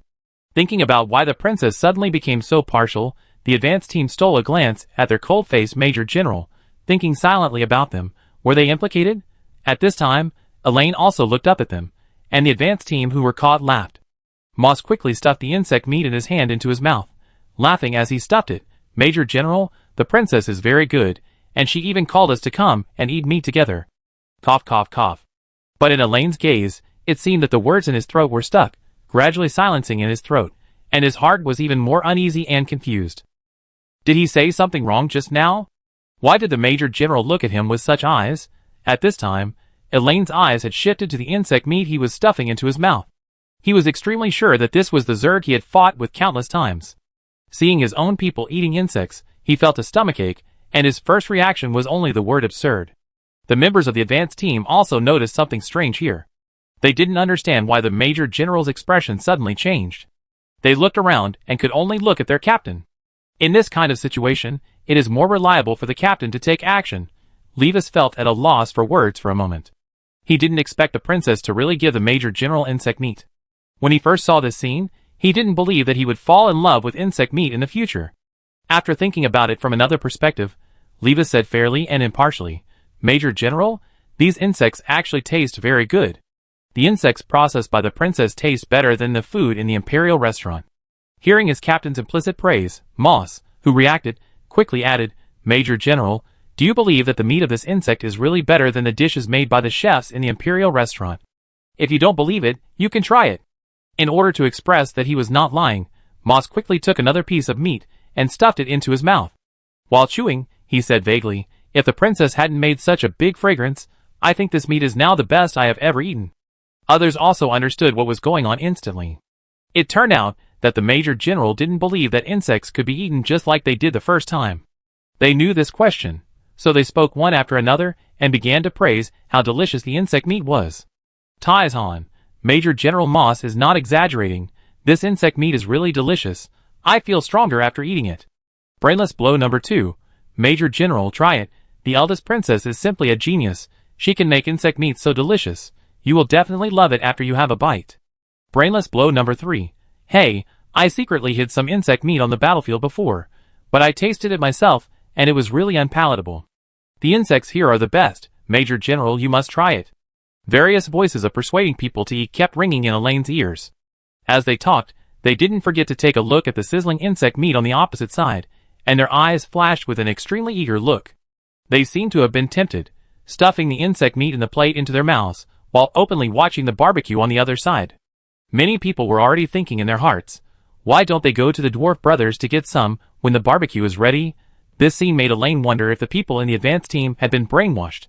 Looking at the large piece of insect meat placed in front of him, and a piece of insect tentacles on the side, he felt even more uncomfortable in his stomach. Staring at the eager eyes of the people around him, Elaine was unmoved and directly refused to eat the insect meat in front of him. The unusual movement on their side also attracted Su Dai's attention. At this time, the small system had already reported the situation over there in her mind. While listening, Su Dai looked in the direction of Elaine involuntarily. Seeing him staring at the insect meat in the plate with a look of disgust on his face, and then thinking of the other party's expression after eating it, she suddenly felt so good. To add fuel to the fire, Su Dai took the roasted insect meat and walked towards the advance team. The advance team watched the princess in front of them approaching them, and for some reason their hearts were lifted, especially when they saw the princess with a smile on her face. They always felt a chill on their necks. When they were panicking, Su Dai stopped 1 meter away from them and looked around at the advance team. Everyone felt like they were being inspected by their superiors, and they straightened their backs in an instant and quickly put the meat into their mouths to eat, as if this could relieve the sudden panic. In Elaine's eyes, this scene was that his team members were forced by someone to eat insect meat, which was a very unreasonable behavior. This also explained why his team members said that insects were delicious. As long as they were imperial people, it was impossible for them to think that insects were edible and delicious. At this time, Elaine was extremely sure that the team members were threatened by this behavior, so he looked at Su Dai with a hint of disapproval, and his slightly furrowed brows expressed his inner resistance. Su Dai knew what the other party was thinking at a glance, and she just found it funny, so the smile on her face deepened a little, and she ate the cut insect meat on the plate under Elaine's sight, and then she saw that the other party's brows were furrowed deeper, and Su Dai smiled more satisfied. "Major General Elaine, why don't you eat? Are you dissatisfied with tonight's treat?" Elaine looked at her expressionlessly. As Su Dai finished speaking, the aura around him became a little colder, and his voice became a little deeper. "Elsa, don't make trouble. You shouldn't keep the bodies of the Zerg, and these shouldn't be eaten." Hearing this, Su Dai just wanted to laugh, but her smile became a little colder. She looked up at him and asked slowly, "Major General, are you making excuses for not daring to eat?" As soon as she said this, the people in the advance team felt that their guesses had become facts. They couldn't help but bury their heads even lower, wailing in their hearts. This was a fight between gods, and they were also suffering. At this time, some people couldn't help but envy Linimo and Helen, who had expressed their positions early. If they were so decisive. Su Dai sneered as she spoke, her eyebrows and eyes were sharp, It's normal for the Major General to be unaccustomed. You didn't expect me to survive on these bugs when you sent me to this planet. After all, who would eat these ugly bugs? Right, Major General, you didn't expect me to survive at the beginning? As the latter words came out, the people in the advance team felt that the atmosphere around them was instantly frozen. They forgot to chew the food in their mouths because of surprise. They looked at the two people confronting each other in front of them with astonishment. Did they seem to have heard something extraordinary just now? Is that right? The silent atmosphere forced everyone here to not dare to breathe, and it seemed that even the action of chewing was infinitely magnified. They swallowed the food directly, and waited for the next development in fear. At this time, they were a little envious of the dwarf, who knew nothing on the opposite side. When the atmosphere was about to reach freezing point, Elaine finally spoke. Elsa, this is the decision made by the Imperial Court and His Majesty. I didn't expect that this abandoned star would move to the abandoned star field. Su Dai narrowed her eyes, and the long-standing doubts in her heart finally waited for some confirmation. So the death of the original owner was a conspiracy. She ate the meat in her hand fiercely, as if she was chewing the flesh and blood of everyone who designed the conspiracy. When everyone thought that a fight was about to break out in the next second, Su Dai just threw away the plate and leaves in her hand, and when she looked at Elaine, she had become indifferent. Elaine, I don't care what role you play in this. If anyone who designed this game attacks me again, I will not be polite. I hope that after you leave my planet, you will learn to keep your mouth shut. The old me is dead, and the future me, and you will have nothing to do with each other.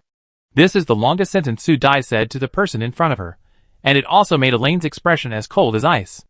The pair of eyes like cold stars seemed to flash something quickly, but in an instant, they returned to the appearance of condensed frost. He stared at Su Dai, his mouth corners also straightened, as if he was enduring something, and finally he slowly spoke. I will do as you wish, Elsa. It's best not to appear on the main planet in the future, and live a good life on this planet. As soon as these words came out, the members of the advance team felt that the blades were flying around their necks, and they would be cut by the blades as long as they breathed. The atmosphere was so solemn that it was impossible to look directly at the realm, and it seemed that breathing was wrong at this moment. Chapter 67. Just when everyone thought that the swords and sabers were about to happen in the next second, Su Dai smiled slightly. Thank you for your reminder, Major General. As for what will happen in the future, no one can predict it. Maybe my brother is a short-lived ghost, and it is possible that I will be invited back to be the Emperor. She nodded seriously, and was very satisfied with her own statement. Everyone who heard this gasped and stared at Su Dai, who said such a treasonous word in her usual tone. Everyone had the same idea in their hearts. In the past, they only thought that the eldest princess had explosive fighting power, but now they saw that they had underestimated it. The eldest princess was the one who dared to think and speak. Although they thought so, they felt an inexplicable shock in their hearts, and always felt that this word would really become a reality one day. Thinking of that scene, everyone's eyes were blank. In fact, Su Dai's real thought at this time was that she couldn't lose to the person in front of her in terms of verbal attacks. She didn't grow up to be threatened by others. What's wrong with the main star? She can go if she wants. If anyone dares to stop her, who knows who will be unlucky. Elaine obviously didn't expect her to be so bold. She looked at her sharply in an instant, as if she wanted to see something on her face. But Su Dai would not give him this opportunity. She laughed directly, glanced at the other party in a very mysterious way, and said unceremoniously, "This insect meat seems not suitable for the appetite of the Major General. The Major General should return to the main star you love as soon as possible." After saying that, she turned around and left without hesitation. She had only taken a few steps when she was stopped by someone. Looking back, she saw a person blocking her way halfway. At this time, Rand was holding the white-haired little Xingming with a look of disgust. The two looked at each other, and Rand's hair was still in the hands of the little Xingming. He pulled hard, and Rand frowned directly, his eyes became fierce, and he was about to throw the child at Su Dai. "Take it away, little Elsa. It's better to throw away this child. It's too annoying." Although he said it was annoying, he was holding the child very gently. The long hair was pulled and fell on his shoulders in a messy way. He didn't reach out to hit the child. Seeing this scene, Su Dai felt better for some reason. It turned out that the child she raised knew how to avenge herself. But she took a step back, put her hands behind her back, and shook her head to refuse Rand. "Rand, since you picked it up, I see Xingming still likes you very much, so I will let you hold it reluctantly." Rand's face froze, and he was about to hang the baby on Su Dai with a dark face. Su Dai retreated directly, and the two of them moved forward and backward as if they were playing in the middle of the field. This scene made Xiao Xingming laugh with drool, and the saliva splashed directly on Rand's cheek. In an instant, Rand was stiff. Su Dai looked at the saliva on his cheek and tried to hold back her laughter. Sure enough, the nemesis of the little gangster is a three-headed creature. Look how pleasing it is. Su Dai tried to hold back her laughter and pointed her finger seriously. You can see that he is reluctant to leave you. If you take him with you, our afternoon affairs will be written off, and you can enjoy the dinner tonight for free. This is just right to stimulate someone. Those who go against her will not have a good ending. Rand's eyes moved. It was obvious that this suggestion touched his heart. This was indeed a good opportunity to come in openly. Although he had been around for a few times before, this time the other party invited him in. The meaning is different. Thinking of this, Rand looked at the baby who was stuffing his hair into his mouth with disdain and pretended to agree reluctantly. It wasn't that he wanted to come in to attend the dinner party, but little Elsa invited him in. Reluctantly putting the child back in his arms, Rand glared at Su Dai with a dark face, coughed and said, I don't want to eat your food, little Elsa. I came here for your sake. As he said that, he walked forward. He had already aimed at the seat next to Su Dai's seat. After taking 2 steps, he found that the other party had not caught up. So he turned back and shouted, Little Elsa, your child is very important. You have to be a responsible parent, and don't waste time on strangers. Come here quickly. As he said that, he glanced at the advance team and Elaine with an unhappy look, very impatient. He looked like he completely regarded him as his own. The advance team was shocked. They never expected that the pirate leader was so shameless, and had already poached people in front of the Major General. But what made them even more upset was that the princess, who had spoken coldly to their Major General, actually followed him back. For a moment, they felt that the world was magical. Finally, they turned their eyes to their Major General. It has come to this, Major General. Do you want to express your feelings? Elaine's lips were already tightly pursed into a line, her fingers tightened again, and she withdrew her eyes, and lowered her head to look at the insect meat in the leaf plate in front of her. The surroundings exuded a chill, and she frowned as if she was trying her best to endure something. The advance team dared not breathe, just looked at the 3 people again, and finally fell into a deep confusion. Major General, pirate leader, princess. So what is the relationship? While everyone was still confused, Elaine, who was like an ice sculpture, finally moved her fingers. She picked up the cutlery, and cut a piece of insect meat, and then put it directly into her mouth before everyone reacted. Seeing the scene, everyone subconsciously held their breath, staring at the expression on Elaine's face without blinking, shocked and uneasy. Major General, he actually ate insect meat. It's really a once-in-a-lifetime series. Does the Major General also think that insects are delicious? Or not? In an instant, countless questions popped up in the minds of the advance team. If it were someone else at this time, they would have come up to shake his shoulders and ask about their doubts. But the other party was their superior. They didn't dare. They could only turn their heads and look eagerly, as if countless insects were scratching in their hearts. Elaine regretted it when the insect meat touched her mouth. But when she thought of what Su Dai said before, she frowned and put it in her mouth. The taste she imagined did not appear, but a cold, sweet taste. This wonderful taste made him chew it twice involuntarily. Then everyone saw that their Major General's eyebrows and eyes slowly relaxed, and the air around him, which seemed to be frozen, gradually warmed up. So what does this mean? Elaine only felt that there was a new taste in his mouth. This taste was something he had never tasted before. At this moment, he finally understood that what the advance team said was not false. The taste of this insect meat was better than the food made by the most advanced star chef in the Imperial restaurant.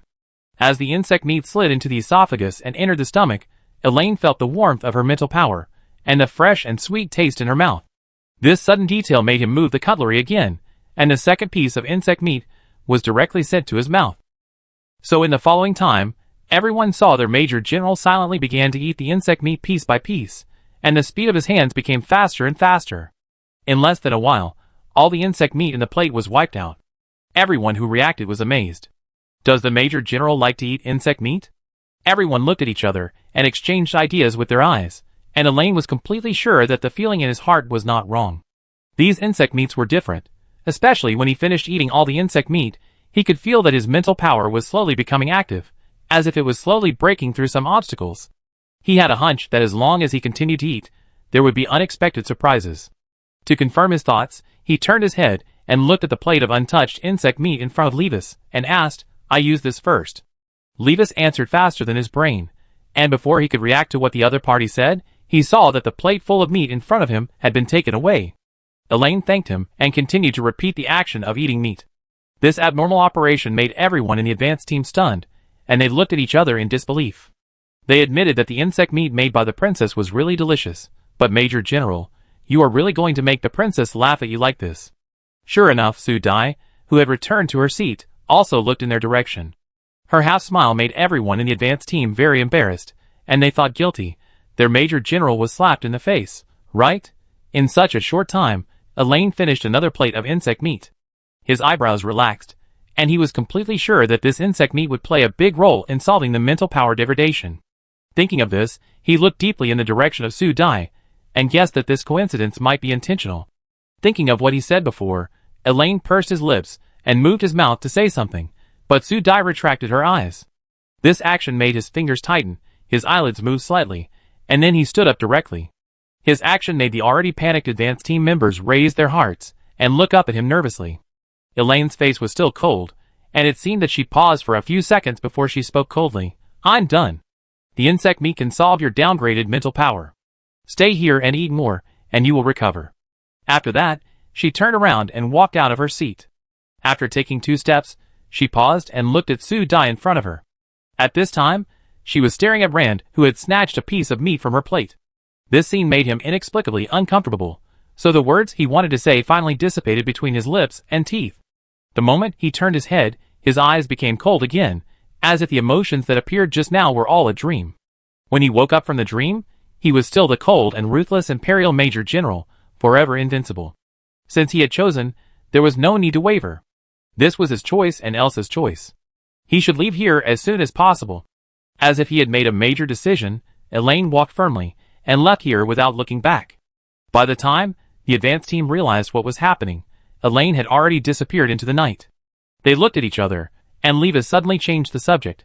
Since the Major General has spoken, let's eat more insect meat. The princess must have had a reason for asking us to come here, so let's just do our own thing. As for the relationship between the 3 people, it was not their place to intervene. Based on what he saw now, the eldest princess had always been in a dominant position. If this strange change was transmitted to the interstellar network, it would probably set off another bloody storm. Thinking of the fanatical fans of the Major General on the interstellar network, Levis was somewhat glad that the signal here was cut off from the main brain. At this time, Lin Mo had finished eating the insect meat on his plate. After looking at his teammates, he stood up lazily, causing Moss next to him to look up and ask in confusion, "What are you doing?" While speaking, he still had meat in his mouth and looked at the other party very unhappily. Lin Mo pointed to his empty plate. "What are you doing?" "Of course, I'm going to find meat to eat. I see that the meat on the opposite side has been roasted. I'm going to exchange feelings with the dwarf brothers." As he said that, Lin Mo turned a corner and walked straight towards the opposite dwarf. Moss stared at his cool back in amazement, and complained to his teammates around him without hesitation. Lin Mo is really good at bragging now, and he even communicates with others. He seems to be too lazy to care about people every day, but he still has the nerve to say this. I don't believe that those dwarves will give him insect meat.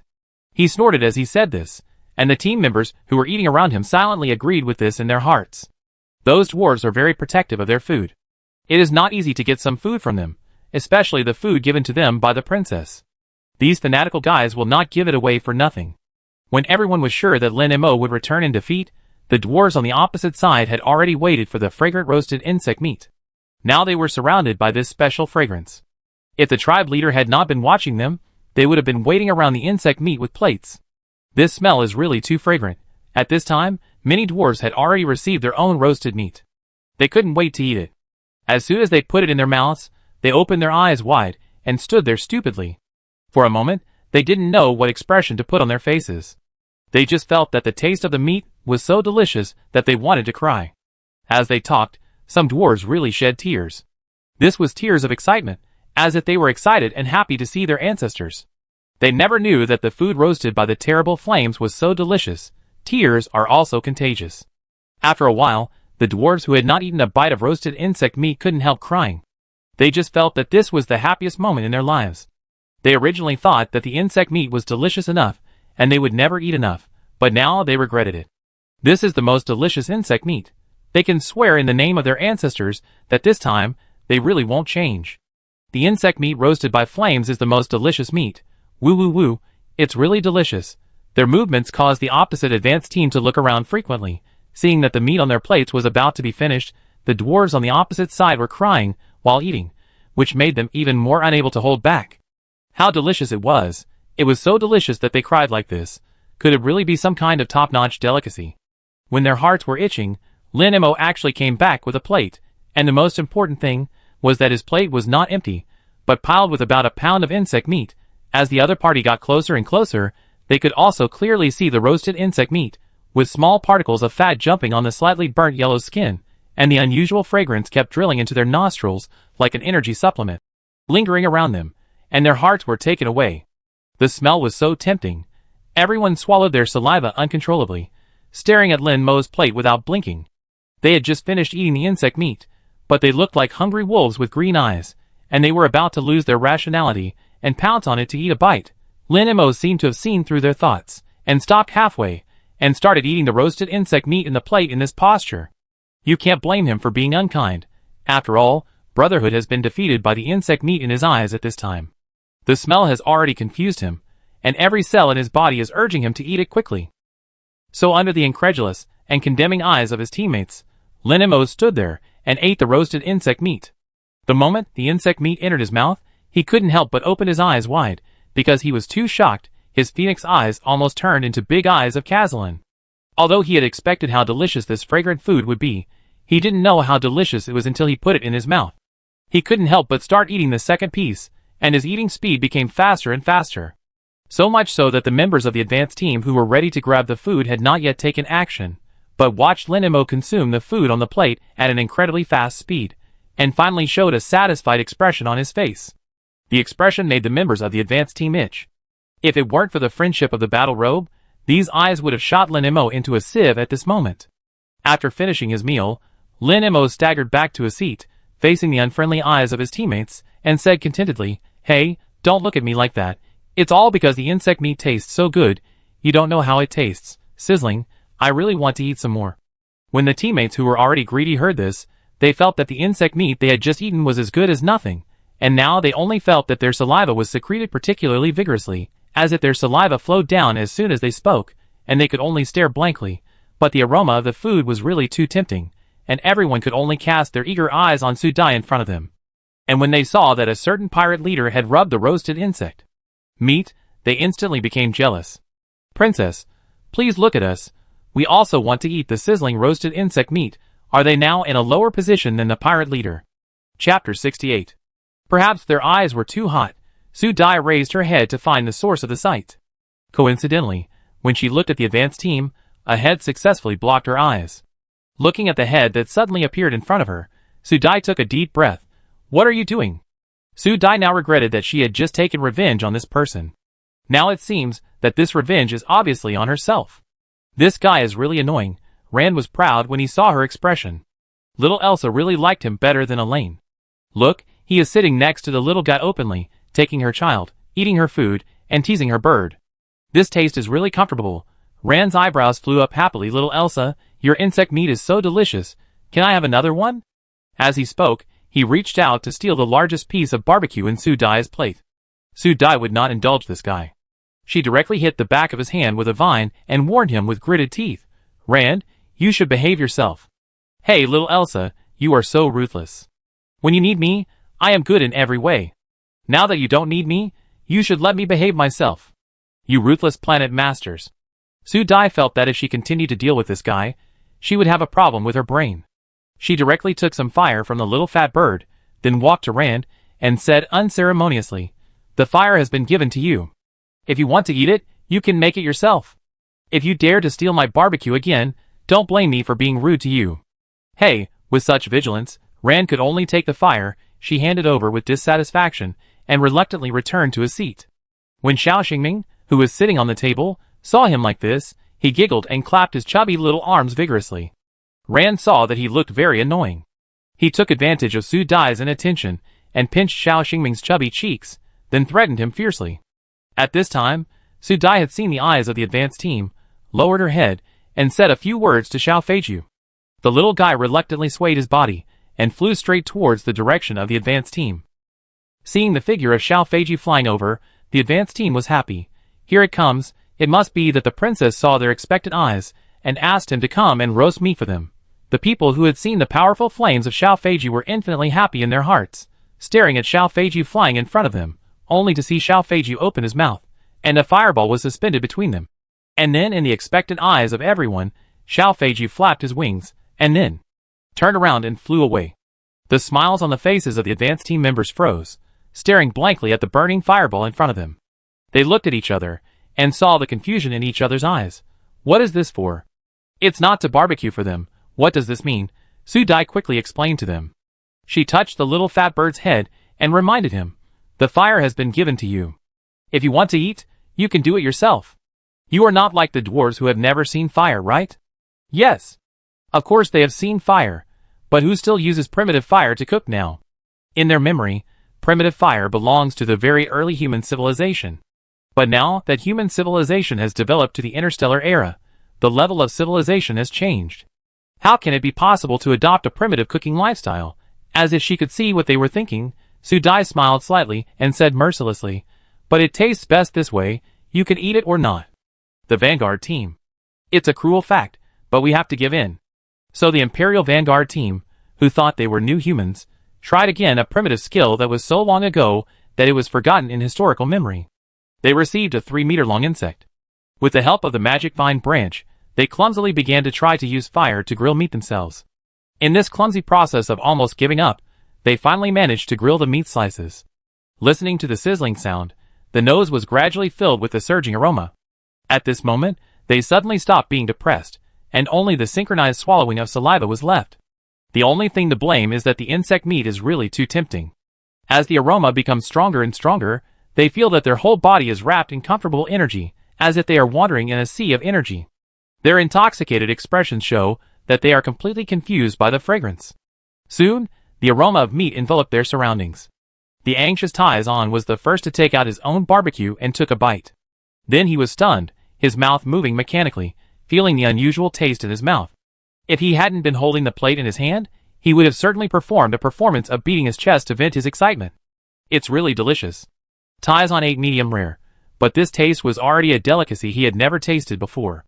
After reacting, he no longer cared to talk and focused on eating meat. Afterwards, many team members could not hold back and quickly took out their own meat and started eating. Without exception, they were all stunned by the taste of roasted insect meat. They felt that their taste had reached the peak of their lives. This was an incomparable enjoyment. This taste really shook their spirits. The people who tasted it looked at each other and suddenly understood the meaning in each other's eyes. What are you waiting for at this time? Eating is the most important thing. Thinking that you might have eaten less delicious insect meat than your teammates, you felt a heartache for a moment. I can't think about it anymore. I have to speed up the grilling. So when the dwarfs also got the fire and were ready to see how the people on the other side grilled meat, they saw the people in the advanced team form a dense circle around the fireball. They actually turned their wrists in an orderly manner, staring at the fireball without blinking and muttering something. It looked like someone was performing a mysterious ritual. The dwarfs, who were ready to learn, had a face full of question marks. So is this the correct posture for grilling meat? The dwarfs, who had small brain capacity and couldn't turn around, couldn't help but get this posture seriously in their hearts when they saw the intoxicated expressions of the advanced team when they ate meat. They thought they had successfully learned it secretly. So the dwarfs also formed a circle around the fireball and started to grill meat by muttering like the advanced team. So when Su Dai was full and felt that the energy in her body would not increase anymore, she stopped eating, and then looked up to see such a weird scene. The people who were sitting peacefully in the field had formed a circle according to the position of the fireball. They looked serious and focused on their own insect meat in the fireball. Every time they moved their mouths, they started to mutter something. If Su Dai hadn't known that these people were roasting insect meat, she would have suspected that she had mistakenly entered some mysterious religious ceremony. Perhaps these people were too serious, so Su Dai didn't want to disturb them. She reached out and picked up the 3-headed baby crawling around and prepared to leave first. As soon as she stood up, Ran beside her also stood up. Su Dai gave him a warning look, and Ran blinked and said innocently, "Little Elsa, I should go back too. If you want to stay, it's okay.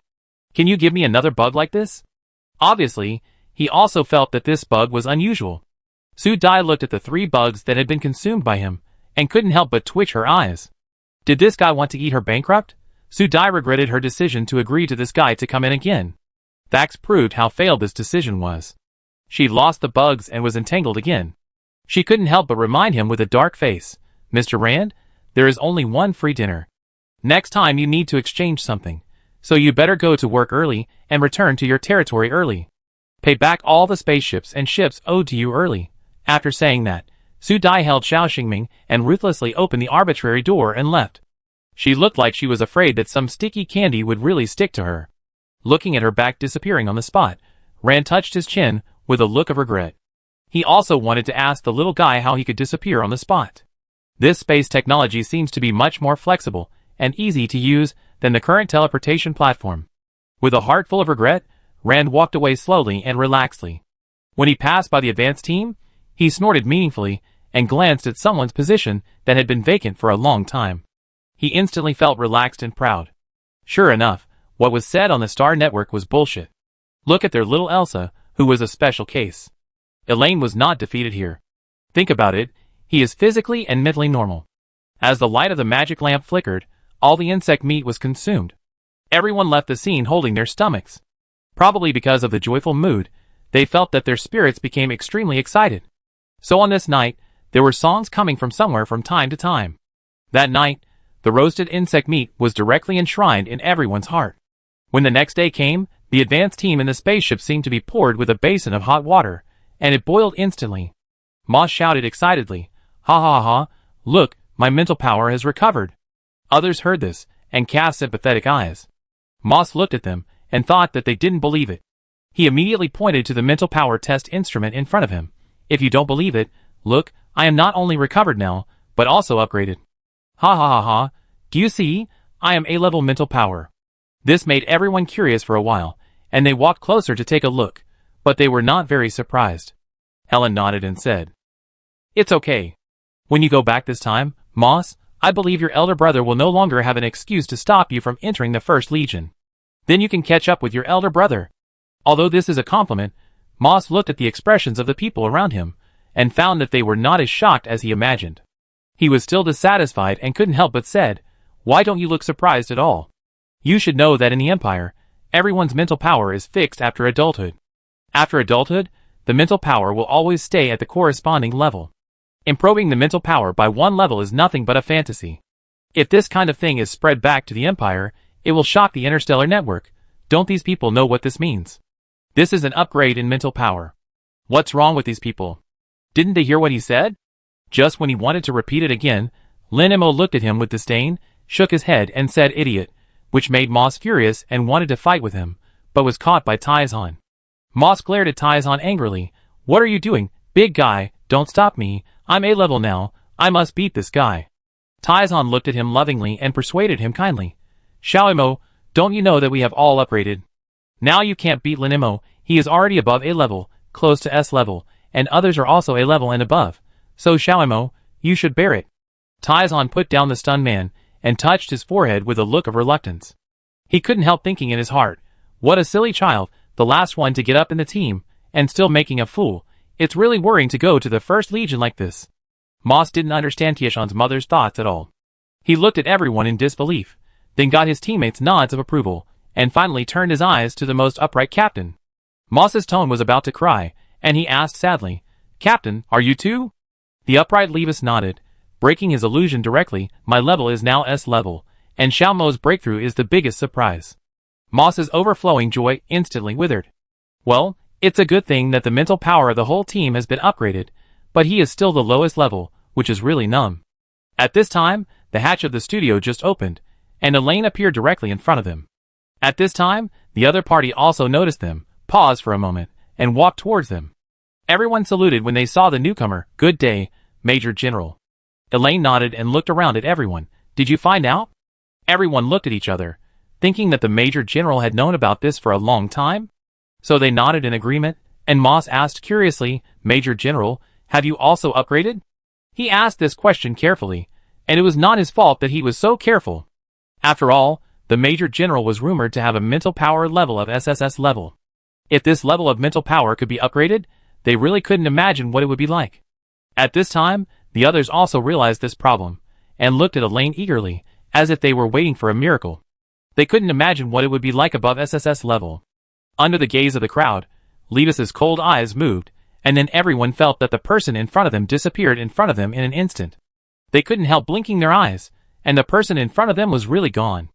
As you see, everyone felt a shortness of breath, turned around and saw the Major General suddenly appearing behind them, and couldn't help but widen their eyes. This is an upgrade? This is the additional ability above the SSS level. So what level is the Major General now? The Empire doesn't seem to have a level standard above the SSS level. It was Levis who reacted first. He had accepted this fact. After thinking for a while, he said, "Major General, does our mental power upgrade have anything to do with the princess?" Elaine didn't speak, and glanced at everyone, which made those who were thinking about it instantly alert and straighten their backs. The mental power didn't drop in price at the beginning, but was suppressed by the impurities in the body, and the insect meat purified the impurities in the body, and the suppressed mental power level naturally recovered. Elaine simply explained the cause and effect of the matter. Everyone looked at each other, and vaguely understood what the Major General meant. When they met the Major General's eyes, they became more alert. Seeing them like this, Elaine retracted her gaze, and walked out of the cabin door. "Since you are relieved, just tidy up and come to help later." "Yes, Major General." Everyone saluted together, watching Elaine's figure disappear in front of the cabin door, and then they dared to breathe a sigh of relief. Levis directly ordered them, "Get ready, gather and start work in 5 minutes." "Yes, Captain." So at the beginning of this hopeful morning, the advance team swept away the previous lethargy, and everyone was radiant and devoted to work. I don't know if it's because of the upgrade of mental power, they just feel that they have endless energy at this time. Chapter 69. After this insect feast, everyone discovered that their mental power had been upgraded, and the dwarves felt as if they were full of strength, as if they had returned to their youth, and their originally very poor eyesight seemed to have improved for some reason. The simple-minded dwarves directly attributed these changes to their envoys, which must have been the blessings brought to them by the envoys. They didn't see that since they had the envoys, their lives have been getting better and better, and even the imperial people who originally enslaved them have listened to the envoys. So all this must have been brought by the envoys. So Su Dai now found that there were gradually dwarf cubs playing around her base camp. These cubs always looked convinced and respectful when they saw her. Su Dai also deliberately planted some mare's milk fruit around so that these cubs could eat and play. In such an infinitely harmonious atmosphere, Su Dai also started the third stage of the Shishan map farming task. She asked the dwarves to complete the work of the dungeon as soon as possible, and she went through the arbitrary door to inspect the overall land situation in the third stage. With such a busy schedule, more than a month passed in the blink of an eye. At this time, Su Dai had already completed the planting plan for the third phase on the system. At this time, she received a message from the system that the dwarves had completed the dungeon and were waiting for her to go back for inspection. Su Dai directly asked the magic vine branch to explore the entire dungeon, and then the information of the entire dungeon was directly transmitted to her mind. The system directly synchronized this information, so when she returned to the base camp, she had already checked every part of the entire dungeon. As soon as she came back, she saw someone who was being pulled by Xingming's hair and looked angry. She was used to this scene. She reached out and picked up the child on the ground and put him in Ran's arms. Without even looking at him, she asked, "How do you have time to come here? Elaine won't come to catch you soon, will she?" Ran's eyebrows were raised, and he directly refuted, "How is it possible? He doesn't dare to catch me." Su Dai rolled her eyes at him directly. She was already immune to this statement. She had encountered this guy 3 times during this period. I don't know if this guy is a dog. Once she was ready to eat insect meat in the yard, this guy would always find a smell to attract her and shamelessly eat and drink. After teaching him a lesson several times, this guy still appeared on the thorn wall without changing his bad habits. Su Dai was completely numb and didn't want to care about it. She just hoped that Elaine could come to catch people and work earlier, and set up the signal station earlier, so that she could drive these people away earlier. As if he had guessed what she was thinking, Ran's face turned dark, and he blocked the finger of the baby Xingming who was about to do something naughty, and said to Su Dai dissatisfiedly, "Little Elsa, you are really heartless. I like you so much, but you are thinking about driving me away all day long." Su Dai curled her lips and nodded coldly, "I didn't ask you to like me. It's not a good thing for the pirate leader to like me." Then she took Xingming from his arms. "Tell me, what are you doing here? If you have nothing to do, you can leave." Su Dai was about to carry Xingming back to the thorn hut, and Ran hurriedly chased after her. "Hey, little Elsa, I haven't finished talking yet. Has Elaine come to see you?" Sure enough, there was something wrong. Su Dai paused, looked him up and down, and exposed him bluntly. "You ask me, and I ask you, Aren't you with him every day? Don't you know whether he came or not? Rand pretended not to understand the meaning of her words, and rubbed his chin and muttered, He didn't come here. It shouldn't be. He raised his head and wanted to ask something, but Su Dai had directly blocked his way with thorny vines, obviously not wanting to pay attention to him. Rand could only sigh, and then left with a satisfied look on his face, and he didn't know what he was happy about. Seeing his dwarf cubs looking up at him, they have become familiar with this person, who often comes to find the messenger of God for so many days. They picked milk fruits and looked at him curiously. Has the strange human been driven away by the messenger of God again today? After Rand left, Su Dai brought out Xiao Xingming, who had changed his clothes. I don't know what happened in the past few days. Xiao Xingming always grabbed his head with both hands, as if there was something on it. Su Dai checked and found nothing abnormal in his hair, but after returning today, Xiao Xingming started scratching his head again. This abnormal behavior made Su Dai wonder if there was something wrong with the child. After using her mental power to check and confirm that there was nothing abnormal, she could only attribute it to the fact that the weather was hot and the child's hair had grown longer. Thinking of this, she took the three-headed doll out and put it on the stone table in the yard. Su Dai reached out and touched his head, then used vines to tie a small braid on his head and put it on the top of Xiao Xingming's head. The dwarf cubs who were watching on the side looked at it curiously, and someone boldly touched Xiao Xingming's braid. Seeing that the envoy did not stop them, but smiled at them, the dwarf cub who had led Su Dai before looked up at Su Dai and asked, Emissary, can we play with your lord Xingming? Su Dai looked at the cubs who were more than half a meter taller than Xingming. Under her eyes, these cubs were innocent and shy. She nodded, You are all friends, have fun. After that, she brought Xingming to them, muttered to him, and then threw him to the enthusiastic cubs. At this time, her mental power sensed that someone was coming in front. Su Dai confirmed who the person was, frowned, and asked the dwarf cubs to take Xingming to the back to play. The dwarf cubs happily took their favorite lord Xingming away. After a while, Su Dai saw the man who appeared outside the base camp. Su Dai looked in his direction. Elaine had stopped and stood where she was, obviously not intending to enter her private territory. Since the last time they talked, they haven't seen each other. Su Dai thought about this person's character and walked forward. He was not the shameless guy like Rand, who came here to fight all day long. Seeing that he came here specially, he must have something. Only 1 meter away from the two, Su Dai stopped and looked at the other party and asked first, What are you doing here? Elaine was still wearing a white dress. His hair seemed to have grown a little longer. Some broken hair was scattered on his forehead. He was less meticulous than before, but more popular. His ice blue eyes moved to Su Dai. After 2 seconds of silence, he said, The transmission station has been restored. The signal station is only 1 step away. It needs your verification to open it. This news was really surprising. Su Dai couldn't help but look at the other party. Putting aside the old grudges, she still admired the ability of this Imperial Major General to do things. He deserved to be the Major General of the 1st Legion at such a young age. Well, I go with you. If you get it done sooner, you can go back earlier. I hope that the Major General will abide by our promise after we go back. Su Dai walked to Elaine's side and tilted her head to look at the other side's profile that was described as a work of art by the Empire fans. She had to admit that there was a reason why those people were crazy about this person. This face was actually the biggest murderous aura, which was completely opposite to the pirate leader's ferocious and lethal good-looking face. Abstinence, cold and majestic, can only be viewed from a distance, and not played with can be the adjectives of this person. Her gaze made Elaine's indifferent eyes flash quickly, and then he returned to his usual posture in an instant. He looked at Su Dai and said calmly, I will fulfill my promise to you, and I also hope that the princess will think deeply about my advice. Su Dai raised her eyebrows, and turned to lead the way. Elaine pursed her lips when she saw her so quickly, and then turned to follow. The two arrived at the newly built signal tower one after another. The advance team was already waiting inside. Su Dai nodded to them, turned around and said to Elaine and everyone, You don't have to follow me, I have a way to reconnect the signal. Su Dai raised his foot, and walked into the signal tower. The advance team behind him looked at each other, and when they saw that their Major General did not move, they all stood outside. At this time, Su Dai was already communicating with the small system in her mind. According to the conventional operation method, restarting the signal station requires connecting to the main brain. Once connected to the main brain, it means that to a certain extent, all aspects of the planet's information will be controlled and monitored by the main brain, which Su Dai cannot accept.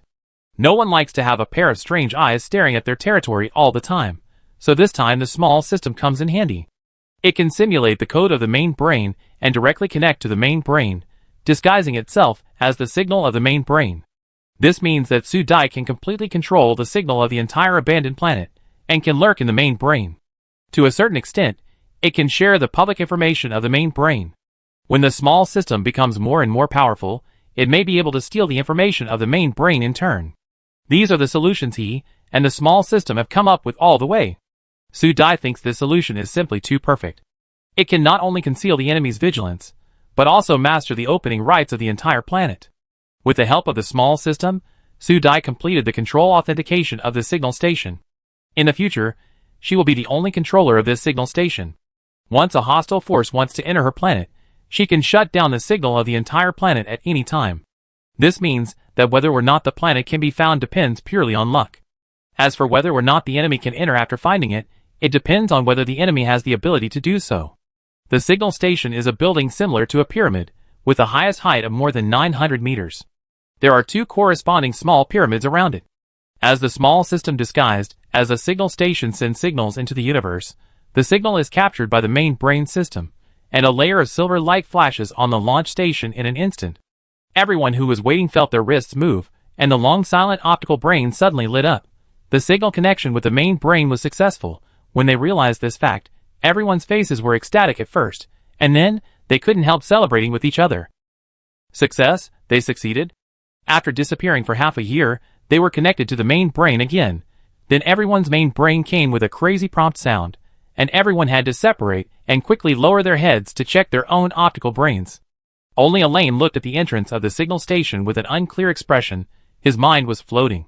He didn't expect that the other party could really start the signal station and connect to the main brain so quickly. Everything was too smooth, but he felt that something was wrong, but he couldn't say it.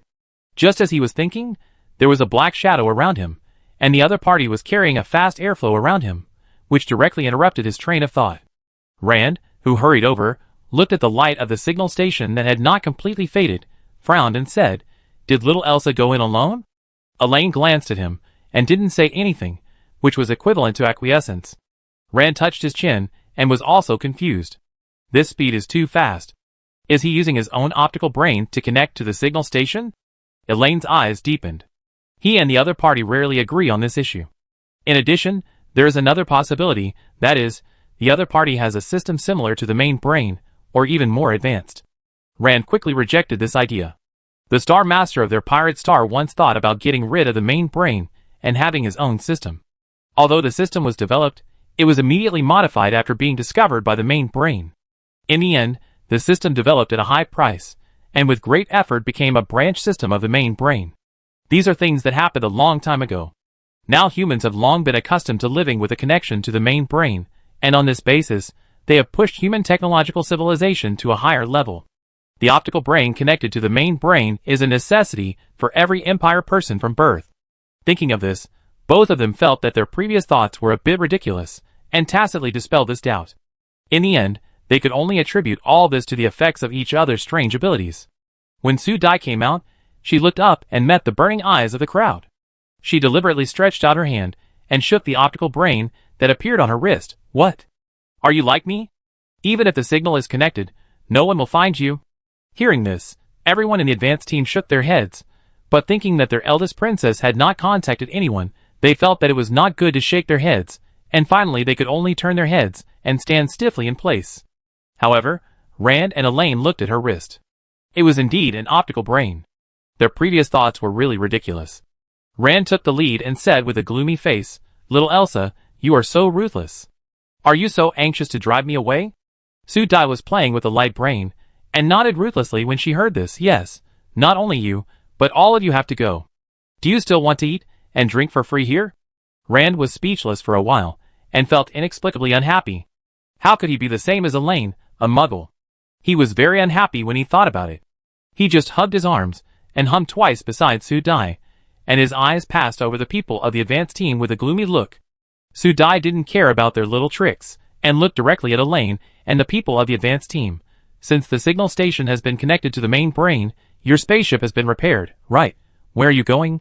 When asking this question, Su Dai's eyes shifted to Elaine, no longer looking at the faces of the advanced team. Anyway, she had already thought about it. Those who belonged to her would be hers sooner or later.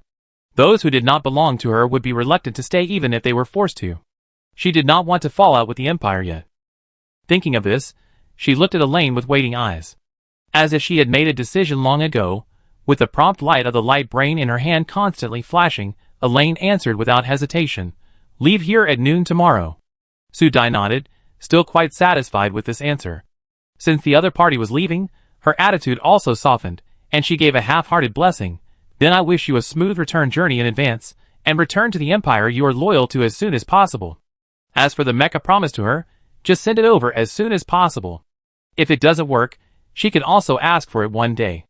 After all, she has a hunch that she will go back to this main star sooner or later." After saying that, Su Dai was about to turn around and leave. Just as she was about to pass by Elaine, her shoulder was gently touched by a slender finger. Su Dai turned her head, and Elaine had already retracted her finger. In her confused eyes, Elaine raised the optical computer in her hand. "Exchange contact information." After saying that, as if afraid that she would misunderstand something, she quickly added, "Your mecha is ready, I will contact you." Oh, so that's what happened. Under the guidance of the small system, Su Dai switched the optical computer to the contact area and directly exchanged contact information with the other party. Looking at the extra private accounts in the contacts, Su Dai couldn't help but sigh. The original owner had dreamed of the other party's private contact information before, but it was a pity that it had never been approved. Now this person actually took the initiative to add her.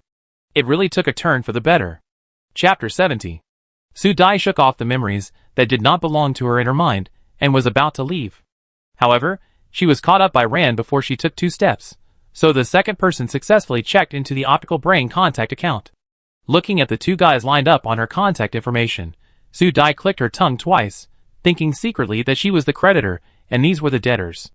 Thinking that she was about to send these people away, Su Dai felt that she could have a good dream tonight. With a knock on the door, Su Dai, who had stayed up until dawn to sleep, sat up dazedly, shook her head, and used energy to run several circles in her body before she was completely awake. She used her mental power to open the door, and a black chicken rolled in. This was the black chicken that had grown up a circle. I don't know if it was because of the breed, this guy couldn't be compared with the little fat chicks that could fly in a few weeks. So far, this little black guy is still in the ranks of those who can't fly. At this time, the little black boy stood up with his wings flapping, his golden eyes were serious, and he walked towards Su Dai with his little paws, which looked like a gentleman chicken. I don't know if it's because this black chicken has a unique temperament. Even though Su Dai suspected countless times that this little black boy might be a chicken and couldn't fly, when facing a little black boy with a gentleman temperament, Su Dai treated him differently from the little fat boy. For example, at this time, the little black boy stood on the ground waiting for her, and his little wings moved back reservedly. When Su Dai looked at him, he would jump onto the chair and stand obediently, looking reserved and well-behaved. Compared with the little fat boy, it's the difference between a good child and a naughty child. Su Dai took a handful of pine nuts in her hand, then put the little black boy on her shoulder, and asked, while feeding him pine nuts, "What's wrong? Come to see me so early." Before she finished speaking, the small system in her mind shouted exaggeratedly, "Host, you still say early? It's already afternoon. Your old acquaintances are leaving. Aren't you going to see them off?" After being reminded, Su Dai walked out of the thorn hut and looked at the sky. Sure enough, she overslept. Thinking that today was the day the Imperial people were leaving, she put the pine nuts directly into the leaf bag on Xiao Haizi's chest and said to the small system, "Let's go, there's nothing to send, but I can't let them do something behind my back. I still have to keep an eye on them." While saying this, her body quickly entered the arbitrary door. The small system laughed strangely in her mind, as if it saw through it but didn't say it. Su Dai directly blocked it for 5 minutes, and a rare annoyance appeared on her face. At this time, the spacecraft had moved to the destination next to the signal station, waiting for the order to start and set off. The advanced team had all changed into the latest military uniforms, and everyone had a serious expression on their faces. Elaine looked at the people opposite, as if she had expected this answer, but she didn't expect so many people. She was silent for a while before she spoke. "Since you have made a decision, I hope you will stick to your choice." Moss couldn't help but look at these former teammates. His eyes were red. "Since you all choose to follow the princess, we are no longer teammates in the future. I will definitely surpass you in the future." As he spoke, his voice was already crying. Lin Mo folded his arms and looked at him frivolously, saying with disdain, "You idiots should improve your self-care ability. I don't want to see your heroic news on the Star Network one day. Taizan also nodded. Yes, Xiaomo, you should listen to your elder brother more in the future, so that you can live a long life. The others also talked with a smile, which made Moss, who was still sulking, explode. When Su Dai came, she saw the scene. She looked at Moss's red eyes for a few seconds and couldn't help but teasing, "You are so reluctant to leave me, but it doesn't matter if you are reluctant or not, you still have to go." As she said that, she glanced at the ready spaceship, clapped her hands behind her, and soon the dwarfs and the magic vine branches moved in with various baskets. They put the things down neatly, and rows of neatly arranged fruits and 3 processed insects were placed in front of the spaceship. Everyone looked at the various fruits in front of them. The bright colors made them drool. Many of them were varieties they had never eaten before. Thinking of the sweet and refreshing taste of these fruits, everyone's saliva secretion became more vigorous. When they saw the insect meat again, they could no longer hold back their saliva, and the sound of swallowing saliva gurgled. Oops, they thought of the taste of the barbecue last time, and their stomachs began to growl when they thought of the taste. It's over, it seems to be even hungrier.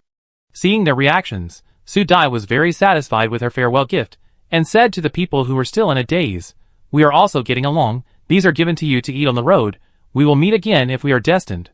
The dwarfs also nodded behind them, with joy in their eyes to see these people off. It was obviously something that should be touching, but the scene was unexpectedly silent. After a long time, Levis coughed and reminded, "Major General, it's almost time. Let's send the things to the spaceship first."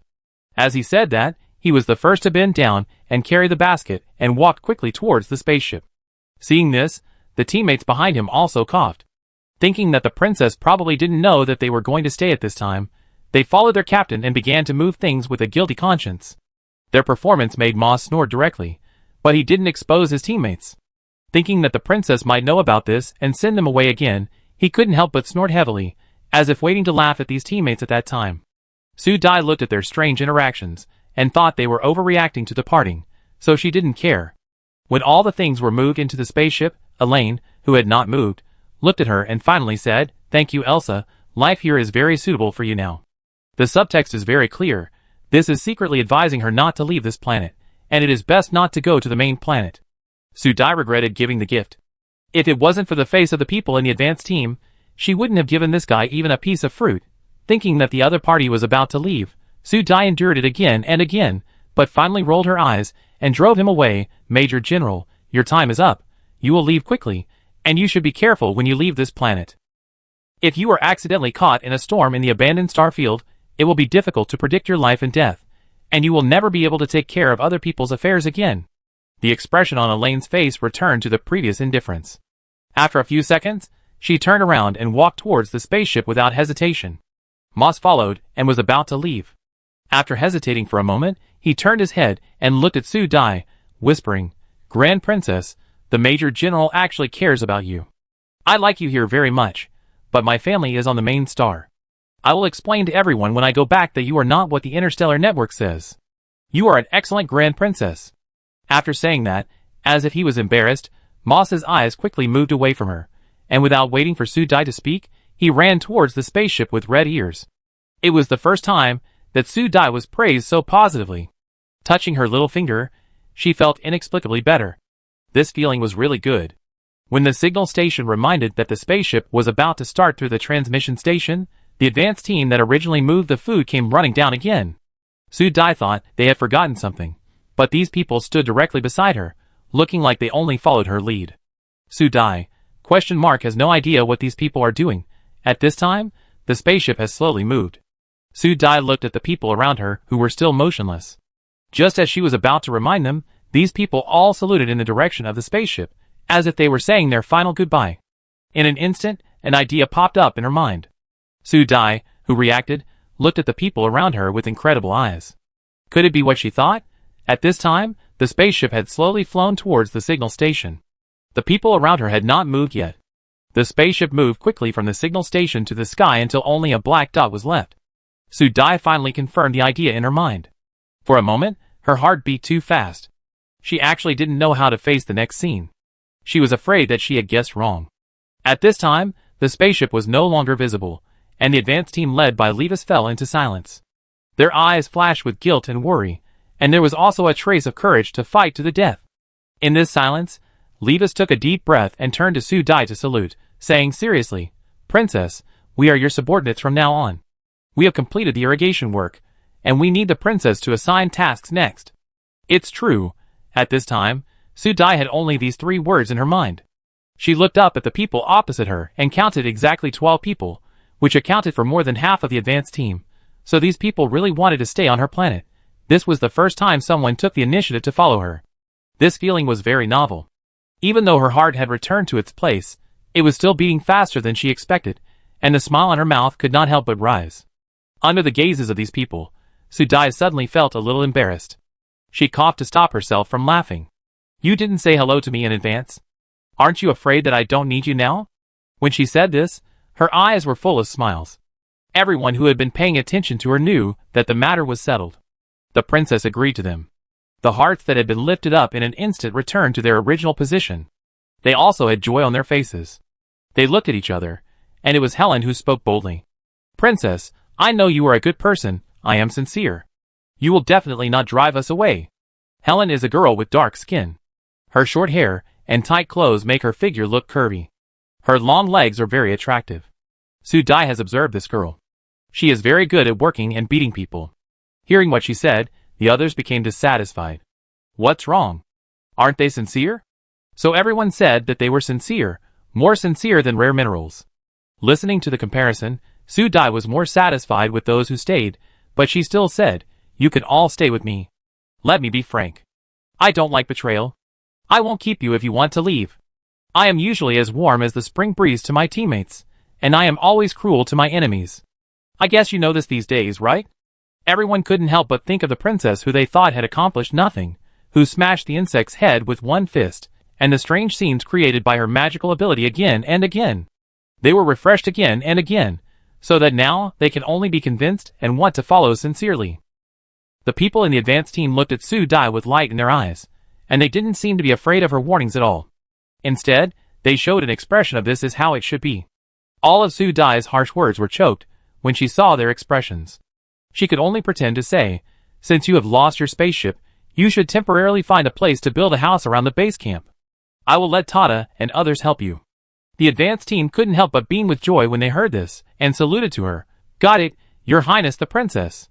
Su Dai's mouth twitched when she heard this address, thinking that she would have to ask these people to change their address in the future.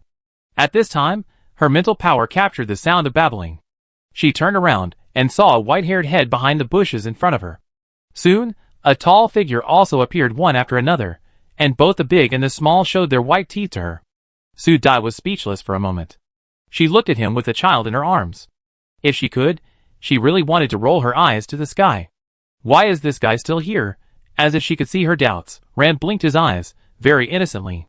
The little Xingming in his arms seemed to be affected. His eyes turned from Rand's eyes to Su Dai's, and then he smiled and blinked. Su Dai's heart was choked. She directly snatched the 3-headed little Xingming from the other party, and glared at Rand with a warning. "Don't teach the child bad things. Put away your smile. Why are you still here?" Rand was very innocent. He glanced at the people in the advanced team behind her, and instantly became confident. "They can be here, so can I. Besides, I can take care of this troublesome baby." Seemingly very dissatisfied with his statement, Xingming, a 3-headed baby, groaned at him, and the milk teeth in his mouth seemed to crush the other party fiercely. Su Dai comforted the protesting little guy in her arms, and stared at him seriously. "What are you waiting for? Waiting for someone to pick you up?" When he said this, the expression on Rand's face changed. Su Dai knew that she had guessed it, and she said the next words more confidently. "Even if someone comes to pick you up, they still need my consent to enter my planet. Do you believe that I can directly turn off the signal and let your people get lost in the abandoned star field?" Hearing this, Rand's momentum rose, and he looked at Su Dai with a smile, but there was a sharp light in the depths of his eyes, like a leopard that caught its prey, ready to attack in the next second. Chapter 71. Su Dai was not afraid of such a scene, but she was relieved and moved when she felt the advanced team standing silently behind her. It was indeed necessary to have people of her own. They could work normally and strengthen the momentum during the battle. It was really great. At this moment, a fireball sprayed directly at the back of Rand's head. Rand quickly jumped away from the spot, and the fireball flew towards Su Dai. Seeing that the fireball was about to hit her, Su Dai was about to turn off the engine, and Xiao Xingming, who was sitting in her arms, sneezed directly. The sneeze and the fireball collided with each other. The originally fast-flying fireball seemed to have encountered some natural enemy. With a sneeze, the whole fireball gradually extinguished into the size of a marble. Without waiting for Su Dai to take a closer look, a little arm, like a lotus root node, pinched the fireball into the palm of his hand and played with it.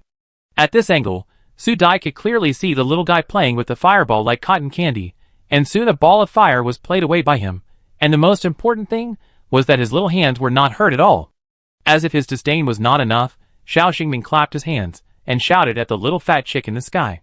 Seeing that more fireballs were about to spit out of the little fat chick's mouth, Su Dai stretched out her hand to stop it in order to prevent the tragedy from happening, but it was too late at this time. The little fat chick seemed to like this game very much, and at this time, it spit out fireballs like a pea shooter. The continuous fireballs were sprayed directly on Xiao Xingming's face. Su Dai looked at the excitement of the little guy in her arms, and finally suppressed the action of attacking to help, watching the three-headed baby playing with the fireballs with his bare hands. This is really playing with fireballs.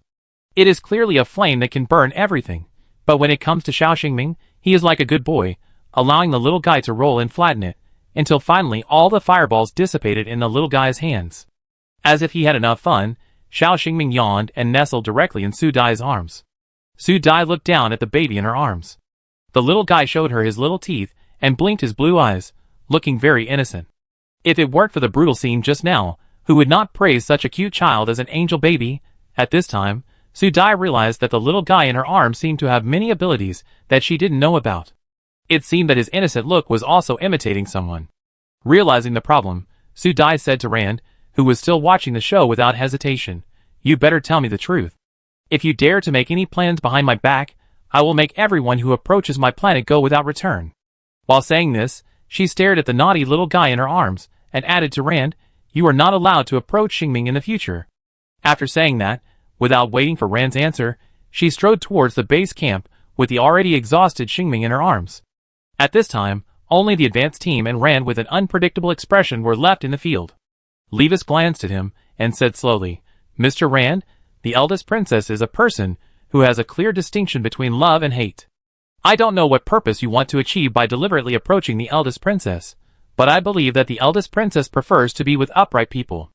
As soon as Levis said this, Rand's momentum suddenly changed, and he looked at him with evil eyes, which made the others sweat for their captain, but they still took a step forward fearlessly, staring at Rand with a defensive look, as if they were going to fight in the next second.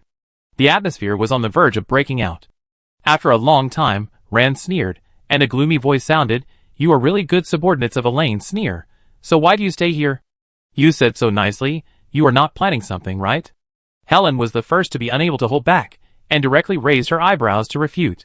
"Don't use your mind to speculate about others, I think you are planning something." Rand frowned, and the anger in his heart came out. These people in front of him were really annoying. At this time, the old opponent was gone, and he could completely solve these annoying flies. His fingers moved, and at this time Su Dai's voice came from the front.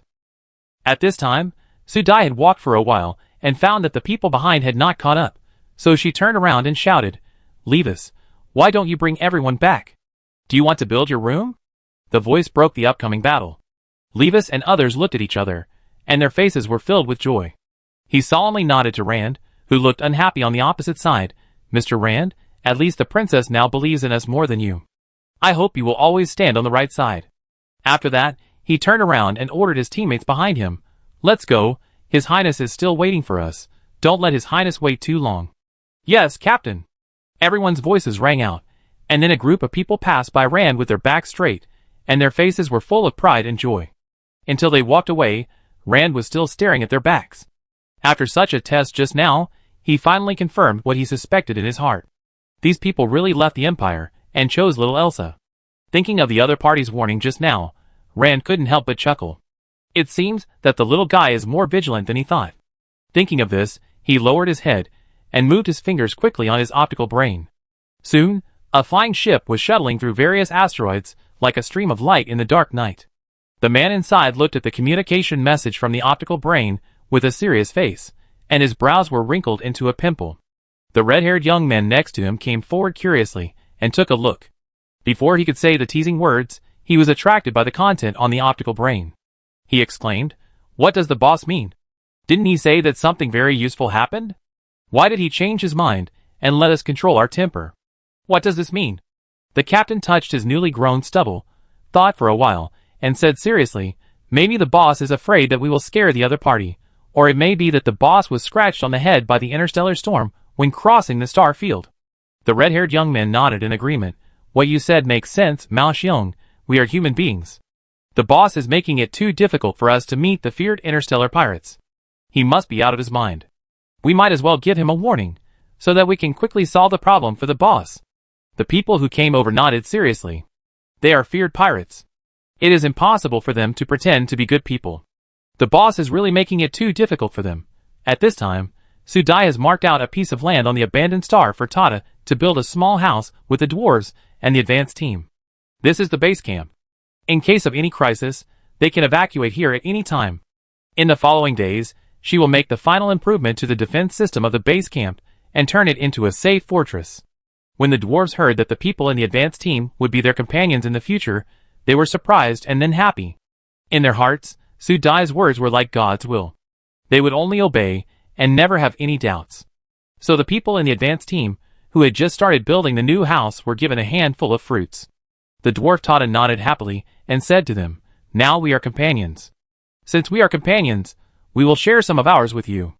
At this time, the faces of the people in the advance team holding the fruit were complicated, and they were constantly surprised and moved. Suddenly, they thought of how difficult it was to cheat food from these dwarf brothers, but now the other party took the initiative to deliver food to them, just because they are companions now. Yes, they are companions. Hearing this word, the eyes of the people in the advance team were moved. They couldn't help but take a deep breath and repeat the word companion. Reading it like this, it seemed that they were full of energy. So after enjoying a snack together, the relationship between the dwarfs and the advance team members was more harmonious than ever before. Soon, they were discussing the house building together, and occasionally they argued with each other. Su Dai sat on the tree holding Xiao Xingming and looked at the scene in front of her with a smile. She was in a very good mood. She looked down at the sleeping child in her arms, and could only swallow the praise on her lips. She made a silent finger to the little fat chick who was about to chirp, and put the expressionless black chicken squatting in her pocket next to him. She whispered, you take care of Hei Zai, Xing Ming, and I will be back soon. Be good. Without waiting for the little fat chick to protest, she opened the random door and went in. In a blink of an eye, Su Dai was on another tree. She looked down and saw the ground getting smaller. There were bare tree trunks around, and there were nurseries on the tree trunks. This was the tree that the magic vine was incarnated. As if sensing her arrival, the magic vine shook its body to express its joy. Su Dai touched the magic vine branches and looked around to make sure that all the elf babies were sleeping. She stepped and moved to the black nursery. Looking at the elves in the house with her head tilted, the black-haired elf was lying on his stomach with his head arched on the edge of the transparent window. From this angle, you can see the little guy's black and smooth hair, and his pink cheeks are as beautiful as pink peach blossoms. I don't know if he had a sweet dream, but the little guy's chubby mouth moved twice, which was very cute. Su Dai felt that it was another day of being touched by cuteness. For some reason, she always felt that this elf had a very familiar feeling. After thinking for a long time, Su Dai attributed this familiar feeling to their same hair color and eyes, which made her feel like she was at home. At this moment, the little Xingming in her arms moved twice. Su Dai straightened her body, thinking that she had pressed the little guy. She was about to weave a vine hammock on the tree trunk and put the little guy in it. The vines had just been woven on the tree trunk when she felt the little guy in her arms move. Looking down, she found that the little guy had not woken up yet, but she didn't know if the top of his head was very itchy, and the little guy kept scratching with his chubby hands. As the chubby hands kept scratching, Su Dai seemed to feel a vitality growing. She directly pulled apart the little guy's fingers and looked in the direction of his scratching. This look made the feeling in her heart more obvious, telling her clearly that the vitality she just felt was in his place. Chapter 72. Under Su Dai's gaze, Xiao Xingming's head kept turning, and his eyebrows were tightly furrowed, as if he was very uncomfortable in his dream. Su Dai sensed his discomfort, and set a trace of energy to the direction of his pineal gland on his forehead. As the energy was input little by little, Xiao Xingming, who had his eyes closed, finally felt a little more stable. There was a faint green light flashing in the direction of his head. As the energy was input, this green light seemed to penetrate the scalp. Su Dai felt that there was no danger and stared at it until a puff sounded, and 2 petals of a seedling appeared directly above the head. The green light was as delicate and cute as if it was carved out of jade.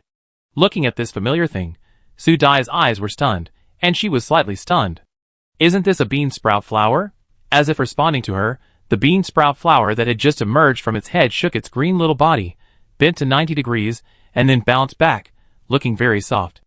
At this moment, all the memories came back. Su Dai thought of the first time she saw this little guy. He looked like a tattered zombie. Later, her family gave him a bean sprout flower, and then the little guy used some method to keep the bean sprout flower alive in his body. Later, he became a little doll with 3 heads. All the memories came back vividly. At this time, Xiao Xingming slowly opened his eyes. It was still a pair of blue eyes, but there was a layer of green in these eyes. It flashed by, but Su Dai was sure that she had seen it clearly just now. The two looked at each other, and the little guy seemed to have not felt the abnormality above his head. He shouted at Su Dai, and his chubby little arms also grabbed Su Dai's body, very intimate with her. There was an incomprehensible baby talk in her ears, and Su Dai's mouth twitched. She put the doubts she had just seen in her heart, picked up the dishonest child, and put him on the tree trunk. The little guy showed his monkey attributes at this time, looked around curiously, and then crawled towards the tree trunk under the black nursery. Su Dai had already seen his purpose, and was not prepared to stop him. Instead, she leaned on the tree trunk and watched the little guy crawling neatly. In less than a while, the little guy crawled under the black nursery.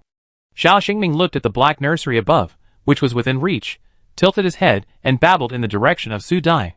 Su Dai knew what he meant, and waved at him, meaning to do it herself. She wanted to see how far this little guy could do. Xiao Xingming, whose request for help was rejected, flattened his watery lips, then stood up tremblingly with the help of the tree trunk, and then leaned on the nursery. Su Dai secretly used her mental power to stabilize the nursery, so that the little guy could stand steadily.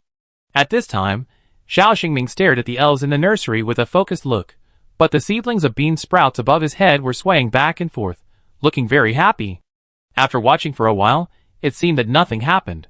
Su Dai reached out, and wanted to take Xiao Xingming home. As soon as the figure landed on the tree trunk below, Xiao Xingming's chubby arms stretched out towards the transparent window of the elf. Before Su Dai could stop it, she saw that the originally hard transparent window was like a layer of bubble film, and Xiao Xingming's fleshy fingers got in smoothly. It was like entering a different dimension. Su Dai's eyes were full of surprise. She never expected that Xiao Xingming could enter the elf's nursery so easily. And judging from the reaction of the magic vine in her mind, there was no rejection at all. It felt like she had incorporated Xiao Xingming into her body. At this time, Xiao Xingming had already touched the elf's arm. He pulled the elf's arm with his fingers, and then touched his cheek. The elf was caught off guard and stepped back a little, and then something magical happened. The elf in the nursery actually slowly opened his eyes. A pair of black eyes were wet, confused and pure, like the first flower to bloom in spring, shaking off the dew, revealing its own white appearance. Su Dai couldn't help but feel happy when she saw this elf, who looked like herself. She lowered her head and blinked at him, and said softly, "Did I wake you up, little guy?" The elf's dark eyes moved flexibly, and when he saw Su Dai, his eyes flashed with stars. He stretched out his white fingers, and pulled them on Xiao Xingming's fingers. The little wings behind him flapped, and then the little guy sat in Xiao Xingming's palm and shouted in the direction of Su Dai. Hearing his voice, Xiao Xingming also babbled, and the two had a conversation that Su Dai couldn't understand. Xiao Xingming came out of the nursery, with the elf in his arms. One big and one small, both with the same delicate face, looked at Su Dai together. At this moment, Su Dai felt that her breathing became lighter, and her heart began to soften silently. She stretched out her hand, and gently took the elf from Xiao Xingming's hand into her palm. The little guy sat obediently in her palm, looking up at her happily. "What a cute little guy, sorry to wake you up." Su Dai's voice was several degrees softer. As soon as she stretched out her finger, the little guy reached out and hugged her finger, rubbing it gently, making a series of strange sounds. Although it was a language she didn't understand, Su Dai understood everything she heard. The little guy was saying that he missed her. This sudden yearning made Su Dai's buried memories, the memories she didn't want to recall, all gently caressed, and her soul became light. Su Dai couldn't help but move her fingers, frowning and looking at the elf, who had already started singing in front of her. The voice was like a soothing medicine, moistening the dry soul depression, allowing it to grow prosperous flowers and do again. Su Dai originally thought that the fairy tale exaggerated the singing of the sirens, but after hearing the elves singing at this moment, she felt that the fairy tale must have underestimated the singing of the elves. If the voice of the elves is full of bewitching temptations, then the elves' singing is like the Sanskrit sound from the sky, pure and silent healing of the soul of the blessed. Su Dai quietly listened to the little guy finish singing. When the voice ended, the little guy became shy again, hugged Su Dai's arm, and looked at Su Dai with expectation in his beautiful eyes. "You sing very well, but you are still young and can't go too far." As he said that, he was about to reach out to send the little guy to the nursery, but his finger was hijacked by Xiao Xingming's babbling halfway. He blinked his blue eyes at Su Dai and pointed at the ear elf, babbling. Su Dai was depressed when she heard this baby language. She could only stare at him. Finally, she could only ask the system if it understood what Xiao Xingming said. Finally, the little system spread its hands to indicate that it didn't understand anything. This was the language created by the other party. Hearing this answer, Su Dai rolled her eyes and complained secretly, saying that if you don't understand, just say you don't understand. Why bother saying that this is the language created by the other party? So Su Dai didn't intend to understand, and directly moved Xingming's claws away, and forcibly sent the elf to the nursery. Turning around, she saw that the bean sprouts on his head were drooping.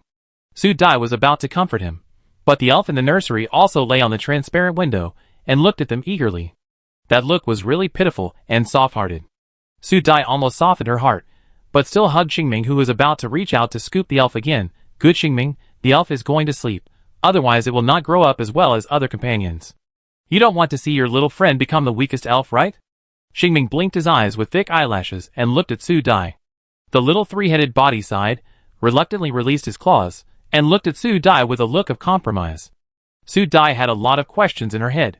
What happened to this child?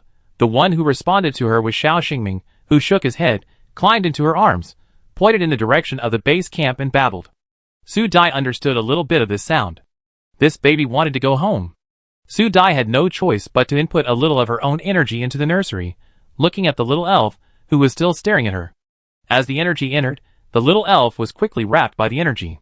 The eyelids trembled, and the little guy could no longer support himself, and slowly closed his eyes, and fell asleep again. After bidding farewell to the magic vine in her mind, Su Dai held Xiao Xingming and moved towards the base camp. As she moved, the small system in her mind began to speak. Host, this system has just gone through a search that almost killed me. Now I have successfully disguised myself and penetrated into the main brain system. Su Dai is still very interested in the things under the interstellar. Through the memory of the original owner, she learned that in this era of the Internet of Everything, everyone shares a system, the main brain. No one can clearly say how long the main brain appeared. Since humans have memories, the main brain has existed in their lives. All weapons and rulemaking, mental power levels, and all aspects of life need to be completed through the main brain. In order to make life more convenient, humans invented optical brains connected to the main brain. Through optical brains, humans have achieved technological upgrades and changes in lifestyles, especially on the interstellar network, which is another world. As long as you have a sleeping cabin, you can actually be in another virtual and real world. Although Su Dai is very curious about the sleeping cabin, she doesn't have one, so she can only browse some other things through the introduction of the small system. It must be said that the interstellar network is really a good thing. After passing the identity authentication, she successfully entered the star network and found many interesting things in it. For example, people here don't need to learn a lot of languages and popular knowledge. These knowledge and language systems will be implanted in the human body with chips after birth.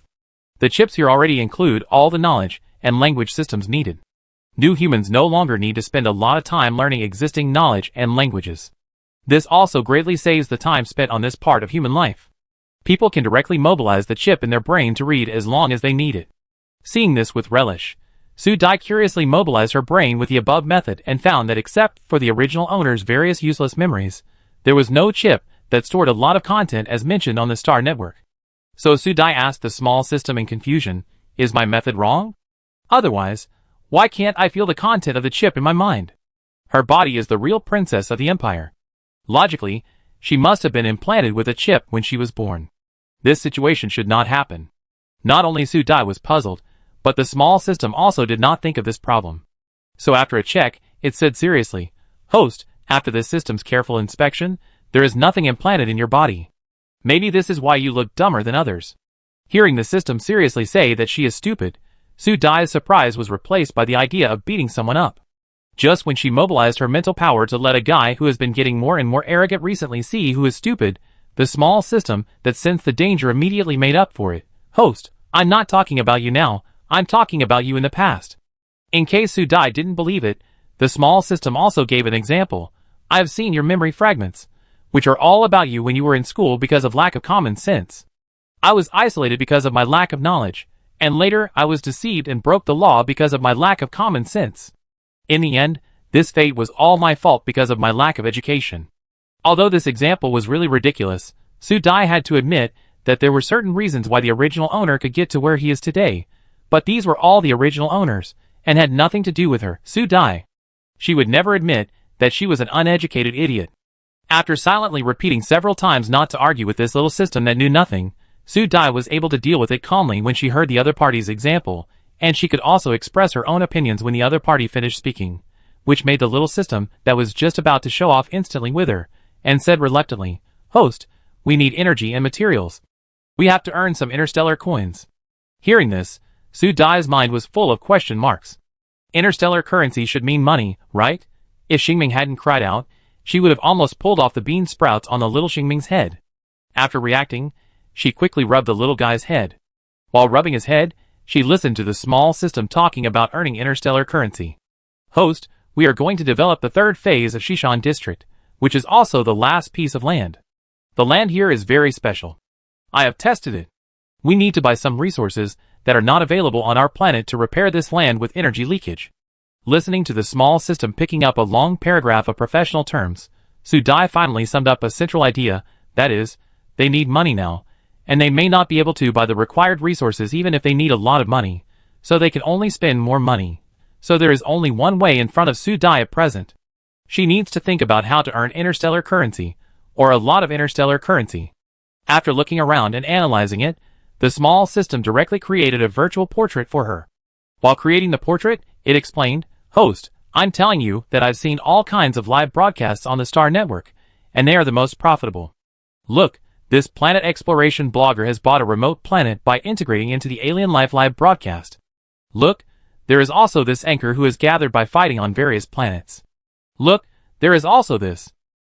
In a short while, Su Dai's mind was filled with all kinds of live broadcasts that seemed extremely weird to her. She couldn't believe that this could make money, but the small system put the real data in front of her, and finally she had to admit that this weird live broadcast on the Star Network seemed to be the most profitable. Finally, when Su Dai had no choice but to compromise, she saw the new image that the small system had fabricated for her. Her mouth twitched and her face turned black. What kind of live broadcast are you doing that requires you to wear so little? You are not going to use this image to do something illegal, are you? I tell you, small system, this is illegal on my planet. The small system immediately felt guilty and pointed at the image of a queen with 1.8 meters long legs, big breasts, and a perky butt on the screen and defended. I have made a comprehensive comparison, and now this image is the most popular. Host, you can't impose subjective color on me. You are slandering me, an upright system. Su Dai didn't care whether it was a false accusation or not, and directly ordered coldly, stop talking nonsense and change it according to my requirements. So at Su Dai's request, the small system used the role of the pretender to change Su Dai into a tropical-style grass-skirt short-haired woman with strong chest muscles and dark body. As soon as this image appeared, Su Dai nodded with satisfaction. This was the image she wanted. The skin that was infinitely pampered by the sun was her favorite. This was also the image most desired by all humans born in the end times. Having skin pampered by the sun was also a proof of ability in the end times. Only the strong would perform tasks on the ground all year round and survive with a healthy skin color. Great. She liked it very much. Chapter 73. So at Su Dai's insistence, her image was finally determined to be a tough girl with a tropical ocean style, tall and mighty, with half-long hair tied behind her forehead, revealing a smooth cheek and bright eyes, and it was difficult to tell her gender for a while. After determining this image, Su Dai was very satisfied. She touched her now too white cheek and felt a pity. Her original body looked weak and vulnerable.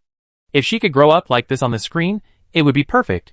She could only think secretly in her heart that she could only give more sun in the future. The small system was blocked when looking at this rough image. This image directly blocked the route of winning with appearance. In the end, the small system could only regretfully analyze and calculate again, and then use Su Dai's account to prepare to release the first video dynamic on the Star Network.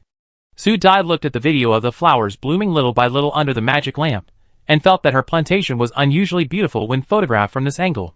So he made the decision directly. Okay, you can post it. From now on, you have to let me check everything you post. If you dare to use my account to do something secretly, don't blame me for beating you up. The proud tail of the small system was shocked and stiffened. It snorted and said dissatisfiedly, "What can I do with your image? We can only win by relying on primitive and rough style." Su Dai didn't care what he thought. She had her own ideas. The way to make money couldn't just rely on StarNet. She had to think of other ways. All the ideas went around in her mind. Su Dai suddenly asked, "What is Rand doing?" The small system was stunned by the change of topic, and then it started to check, and said while watching, "He is now wandering around the signal tower, eating the fruit from our territory in his hand." Well, I heard it. He said that you have no conscience and want to surprise people. Listening to these useless messages, Su Dai's mouth twitched, and she interrupted the small system directly. Okay, you pay attention to his movements. I estimate that he will come to me to confess soon. I have to think about how to gain the upper hand. Hearing her fantastic words, the small system opened its non-existent mouth and interrupted with an incredible look. "Host, your mental state is not wrong. Why do you have such wild ideas? Do you think Rand is a fool? Host, don't take advantage of the other party's love for you and have delusional dreams. Men are the most unreliable when it comes to things that can be done. Look at your current fate." Seeing that the original owner's past was about to be dug up again, Su Dai quickly stopped the small system from saying, "Okay, if you are talking nonsense, I will really beat you up. Hurry up and deal with the Star Network. I have to go back to see what's going on." After saying that, Su Dai disappeared quickly from the spot as if she was running away. The small system pursed its lips and hummed twice, thinking that it would be better to use the Star Network to make a big comeback, and it would definitely be the first to transfer to the interstellar currency before the host. After several days of such peaceful days, Su Dai watched as a row of houses radiating in an arc with her house, as the fulcrum were finally built. These houses were made of a mixture of special materials of the dwarves and soil.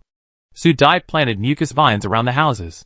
After growing up, this kind of vine will spit out mucus every day. This mucus will make the things that are stained become particularly strong.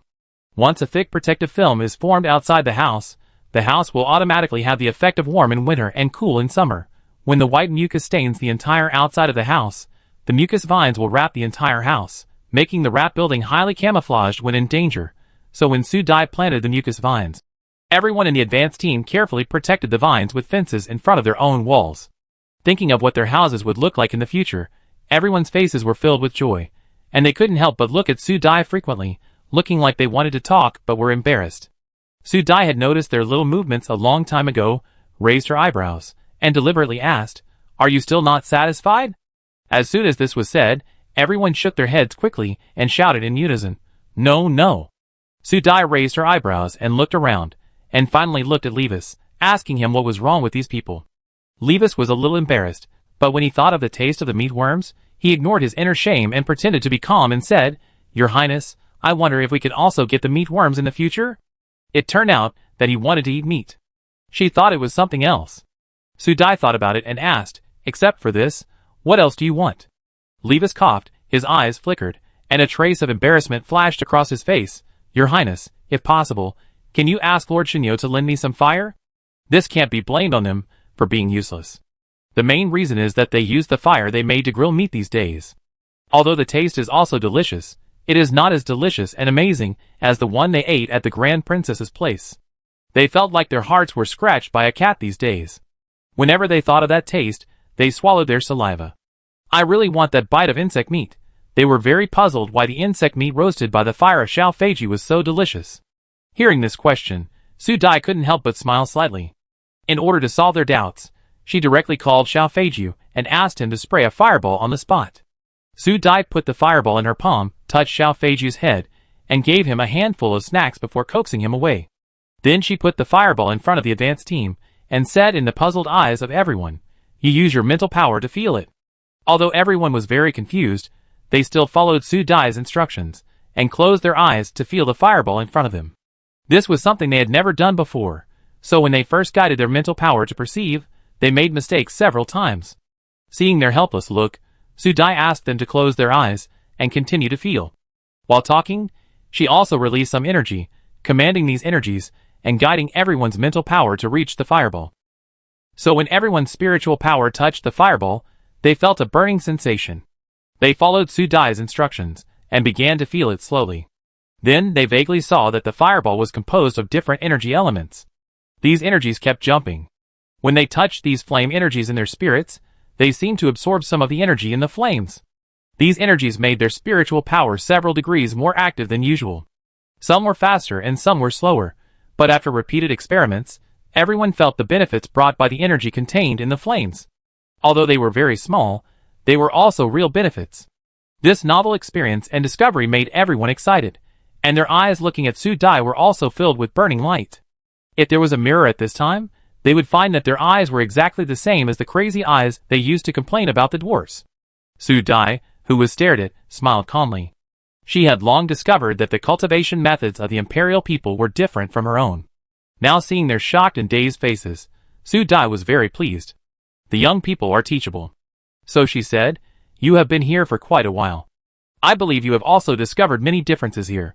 The things you just saw in the flames are the energy of the flames. It is with the entry of these energies that the roasted insect meat will be particularly delicious, and the meat you roast yourself does not taste as good as this, because the flames you create have no energy." Everyone listened to it, and clicked their tongues. This was a set of theories that they had never come into contact with. Su Dai's words hovered in their minds for a long time. Through the energy in the flames, they thought of more things. This time it was Lin Mo who spoke. He looked at Su Dai with burning eyes, and no longer looked lazy as usual. He said seriously, "Your Majesty, is this why the insect meat you gave is delicious and very helpful to the body after eating it?" After Lin Mo's reminder, everyone suddenly remembered many puzzled things before, why they also secretly kept the insect meat, but the taste was a little worse, and every time after eating the food of Her Royal Highness the Princess, they always felt that they had endless energy in their bodies. All these things were connected together, and they suddenly realized that all this was not a coincidence, and it was very likely related to Her Royal Highness the Grand Princess. Thinking of this, the people in the advanced team who had figured it out all looked at Su Dai. Their eyes were full of burning light and expectation, eager to get an answer. Facing their eager gazes, Su Dai looked at them with a smile and said nothing, and slowly said something irrelevant. "Is S level very powerful? In my opinion, Elaine's SSS level is not something that is beyond reach." She said this lightly. If they heard it from someone else, they would definitely think that the other party was crazy, but looking at Su Dai, who was calm and confident in front of them, they had only one thought in their hearts. Others may not be able to do it, but Her Royal Highness the Princess must be able to do it. Even if nothing was said, everyone immediately understood the meaning of this smile. Many things that they thought were unreasonable before became reasonable in an instant under such explanation. They were excited for a while, then became extremely complicated and finally became guilty. Their faces were like a palette, changing again and again, and Su Dai couldn't help but secretly marvel at it. Levis looked at his teammates, who had reacted at this time, and couldn't help but breathe a sigh of relief. He had kept this secret for too long, and now he was relieved to be able to tell it. He was really worried that although his teammates stayed now, they had high thoughts in their hearts. Now it seems that they have already felt the benefits they will get if they stay, so this sense of guilt is particularly obvious. Su Dai is very satisfied with the current situation. Even if these people are willing to stay, people's hearts will change.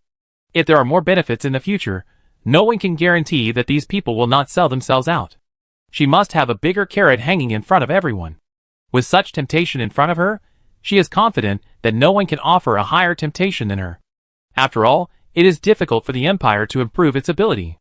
Of course, things have two sides. Once this matter is exposed, Su Dai has already anticipated the dangers to be faced, but she is confident that she can handle it well. The mentality of many people in the advanced team has changed more or less at this time. The way they look at Su Dai is almost the same as the way the dwarf looks at Su Dai. If it was admiration and admiration before, now it is awe and faith. They have regarded Su Dai as the driving force for continuous progress and the faith in their hearts. Su Dai had a confident smile on her face. On this planet that is gradually rejuvenating, a certain amount of faith is needed. Instead of letting her faith be led astray by someone with ulterior motives, she might as well be everyone's faith and lead everyone to become stronger and bigger, so that she can better protect what she wants to protect. After being watched by everyone for a while, Su Dai coughed, waved her hand and said, "You will go to Tata later. You can get the same amount of insect meat every day as them." Remember the method I taught you just now. After eating the insect meat, absorb it well. You will have new discoveries. As for what the discovery is, they have to feel it for themselves. Hearing this, the advanced team members were excited. Under the leadership of Levis, they saluted together. At this moment, their eyes were filled with awe and fanaticism. Especially when they thought that they could reach the S level that they had never dared to think of in the future, or even go higher. Their mental strength was trembling for a while. On the other side, Rand, who had been pretending to sleep with his eyes closed, suddenly opened his eyes. He looked up at the sky, and the light brain on his wrist kept ringing. He quickly opened it, and when he saw the content on it, he was shocked and his eyes flashed. His fingers moved quickly on the light brain twice, and then a bear-like man appeared on the virtual light screen. When he saw Rand, he shouted in a loud voice, "Boss, we really have to do this. Are you sure there is no problem?" Rand quickly ordered, "Don't talk nonsense. If you want to come in alive, you must do this. Do it quickly. I have something to do." After saying that, without waiting for the strong man on the opposite side to say a few more words, Rand directly turned off the communication, jumped up, and moved quickly towards the direction of the plantation, as if he had finally found an excuse to find someone openly. Chapter 74. At this time, Su Dai had already consumed a cycle of energy. She felt that the energy pool in her sea of consciousness had been consumed again. She was very satisfied. After all, who would not like to be stronger and stronger?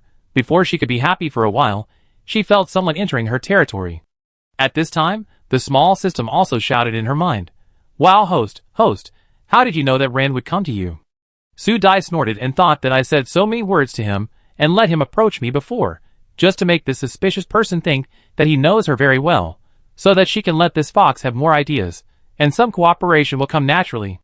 Now that the other party has taken the initiative to come to her door, she must of course go to meet him. To deal with the enemy, she must use force, but to deal with the person who gives money, she must greet him with a smile and strive for more benefits. When Su Dai slowly walked out of the thorn hut, she happened to meet the eyes of Rand, who was standing in front of her with his arms raised. The moment they met, Rand quickly retracted his fingers, put away the corners of his mouth that were stiff for a moment, and greeted with a smile while hugging his arms, "Little Elsa, long time no see." Su Dai looked at the man who changed his face like turning a book, and couldn't help correcting, "We just met not long ago." The smile on Rand's face froze a little. Su Dai was happy to see him like this, and asked directly, "Are you here to confess to me?" Rand's mouth twitched more violently. He suddenly felt that it was not a good thing for Elaine to leave. It was not a pleasant thing for this girl to focus all her firepower on him. He took a deep breath, put away his smile, stared at Su Dai, and lowered his voice and said, "I am here to cooperate. Little Elsa is not what you call confession, this is called being frank. Well, let's be honest." Since the other party finally stopped pretending to smile, she didn't argue with him. She moved her fingers twice, and the vine disguised as a bush twisted its body quickly. After a while, 2 chairs appeared in front of them. Su Dai sat down directly, and nodded to Rand. Rand was slightly satisfied, and the expression on his face was no longer gloomy. "Tell me, what is the cooperation? I want to see if I am interested." Looking at her uninterested face, Rand rolled his eyes, and doubted his previous guess, but under the other party's urging eyes, he still said, "My people are coming here to pick me up. They met some small things on the way. You know them. They may arrive here first." Su Dai had long thought that his people would come here. She didn't feel surprised to hear the first words at this time, but the latter words made her frown and fall into thought. Suddenly, she looked at Rand suddenly. "Zerg?" Hearing that the other party guessed it directly, Rand was also surprised. He nodded his head, and was about to compliment him habitually, when Su Dai's question sounded. "How many are there? When will they arrive? Can your people lead the bugs to the area around the last battle?" This rapid-fire questioning made Rand stunned for a few seconds. When he reacted, he became angry and his expression became gloomy. "How should I know? There may not be as many as last time. I will try my best to get them for you." Su Dai couldn't help but curl her lips when she saw his irritable look. "Okay, then you quickly notify your people, and tell them to complete it, otherwise I will doubt their ability. You will definitely not allow such a thing to happen. This will damage the reputation of your pirates. It will be embarrassing if it gets out. After all, there are many people who worship the pirate core on the interstellar network. If this gets out, it will be a very embarrassing thing for the pirate star, which has been increasingly in conflict with the Empire in recent years." Rand was sent out of the base camp in a daze. When he sent orders to his subordinates, he realized that he was led by the other party. There was no mention of the cooperation they agreed to. Thinking of this, Rand almost grinded his back teeth, and his face was so gloomy that water could drip out. After sending Rand away, Su Dai lay comfortably on the chair, and the voice of the small system in his mind sounded in confusion, "Host, you are not going to negotiate a deal with him. Why did you send him away without saying anything?" Su Dai smiled leisurely, rocked the rocking chair, and said earnestly, "This is to accept but refuse. The more I show that I don't care, the other party will not lower my price, and will rush to cooperate with me. I just need to seize the opportunity to make money. You think the leader of the Pirate Star should be very rich?" Su Dai touched her chin, and her eyes were full of calculating light. The small system seemed to understand, but still said in disbelief, "Will this work, host? You are not bluffing, are you? TSK, you learned 2 idioms from me, and you can use them randomly, just wait and see." After saying that, Su Dai leaned back and grabbed a 3-headed figure who had sneaked up behind her with her backhand, and put Xiao Xingming directly on her lap. Su Dai pinched his cheek and threatened, "Don't you know that you can't stay behind adults easily? I will beat you up if you are caught next time." Xiao Xingming seemed to like her pretending to be fierce. He howled and sprayed saliva all over Su Dai's face. She was so angry that she rubbed his cheek with her palm and couldn't help muttering, "When can you grow up and walk? Crawling around all day is too much of a loss of dignity for your little zombie." Not sure if he understood what she said, Xiao Xingming tilted his head and looked at her with his blue-green eyes, then pointed to his head and said "Ah," beckoning Su Dai to look at his head. Su Dai saw the finger-sized bean sprout flower at a glance, with 2 petals swaying arrogantly on Xiao Xingming's head, as if pinching his waist. After taking a look, she commented seriously, "It's growing well, and we can pick it and eat it soon." Hearing this, Xingming blinked his eyes and babbled proudly, but the bean sprout petals on his head drooped down, as if he was afraid of being eaten. Su Dai found it interesting, and was not going to say it was a joke. She reached out and grabbed Xingming, and said to the small system in her mind, "Since there is food delivered to our door, let's check for omissions. This time I made a fun plant, which is just right for testing its efficacy." Hearing her words, the system couldn't help but mourn for the insects that had not yet arrived. It was really unheard of that the Zerg likes to die so much, rushing to send their heads every once in a while. So when the magic lamp lit up, Su Dai had already added her new gadgets around the battlefield, and then she began to return to the room, with a hint of expectation on her face.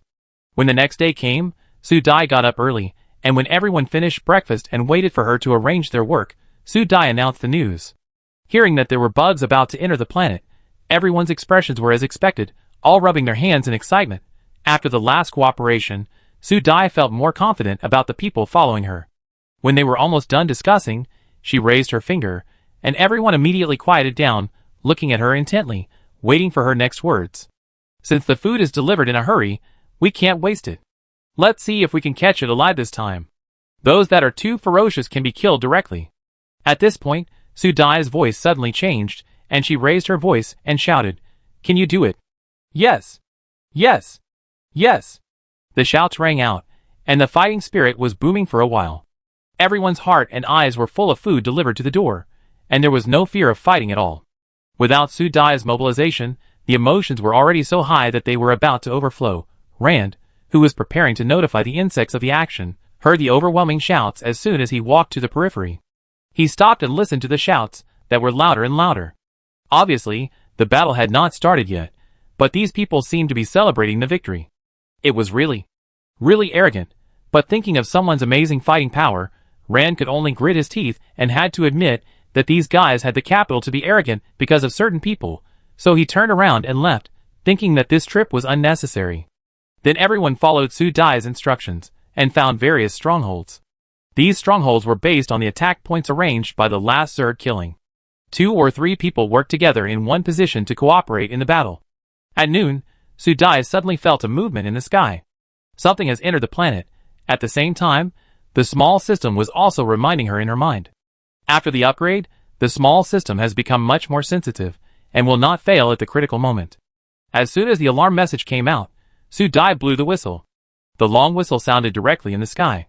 Everyone who heard it was alerted and stared at the sky. At this time, Rand also stood beside Su Dai, looking up, and said, "You don't seem to be worried about those people at all." Su Dai took the time to look at him sideways and blinked. "What is there to worry about? These people will enter the battlefield sooner or later. In the future, it will definitely not just be these Zerg. It's better to adapt early than to die directly in the future, right? Rand was shocked, and a dark light flashed in his eyes. I didn't expect that the other party had thought so far. If he didn't confess, would these enemies include him in the future? Once this thought came up, Rand's reverse scales stood up, and a sense of crisis spread all over his body. At this moment, he was suddenly a little glad that he confessed truthfully, otherwise his people would be treated no differently from these insects. Just then, Su Dai's eyes suddenly became sharp, and she shouted at Rand in a stern voice, "Get out of the way!" After saying that, Su Dai took the lead in getting out of the way. At this time, she used vines to quickly shake the ground, and suddenly there were more white eggs as high as a small hill in the middle of the originally empty battlefield. These were specially left by Su Dai for research.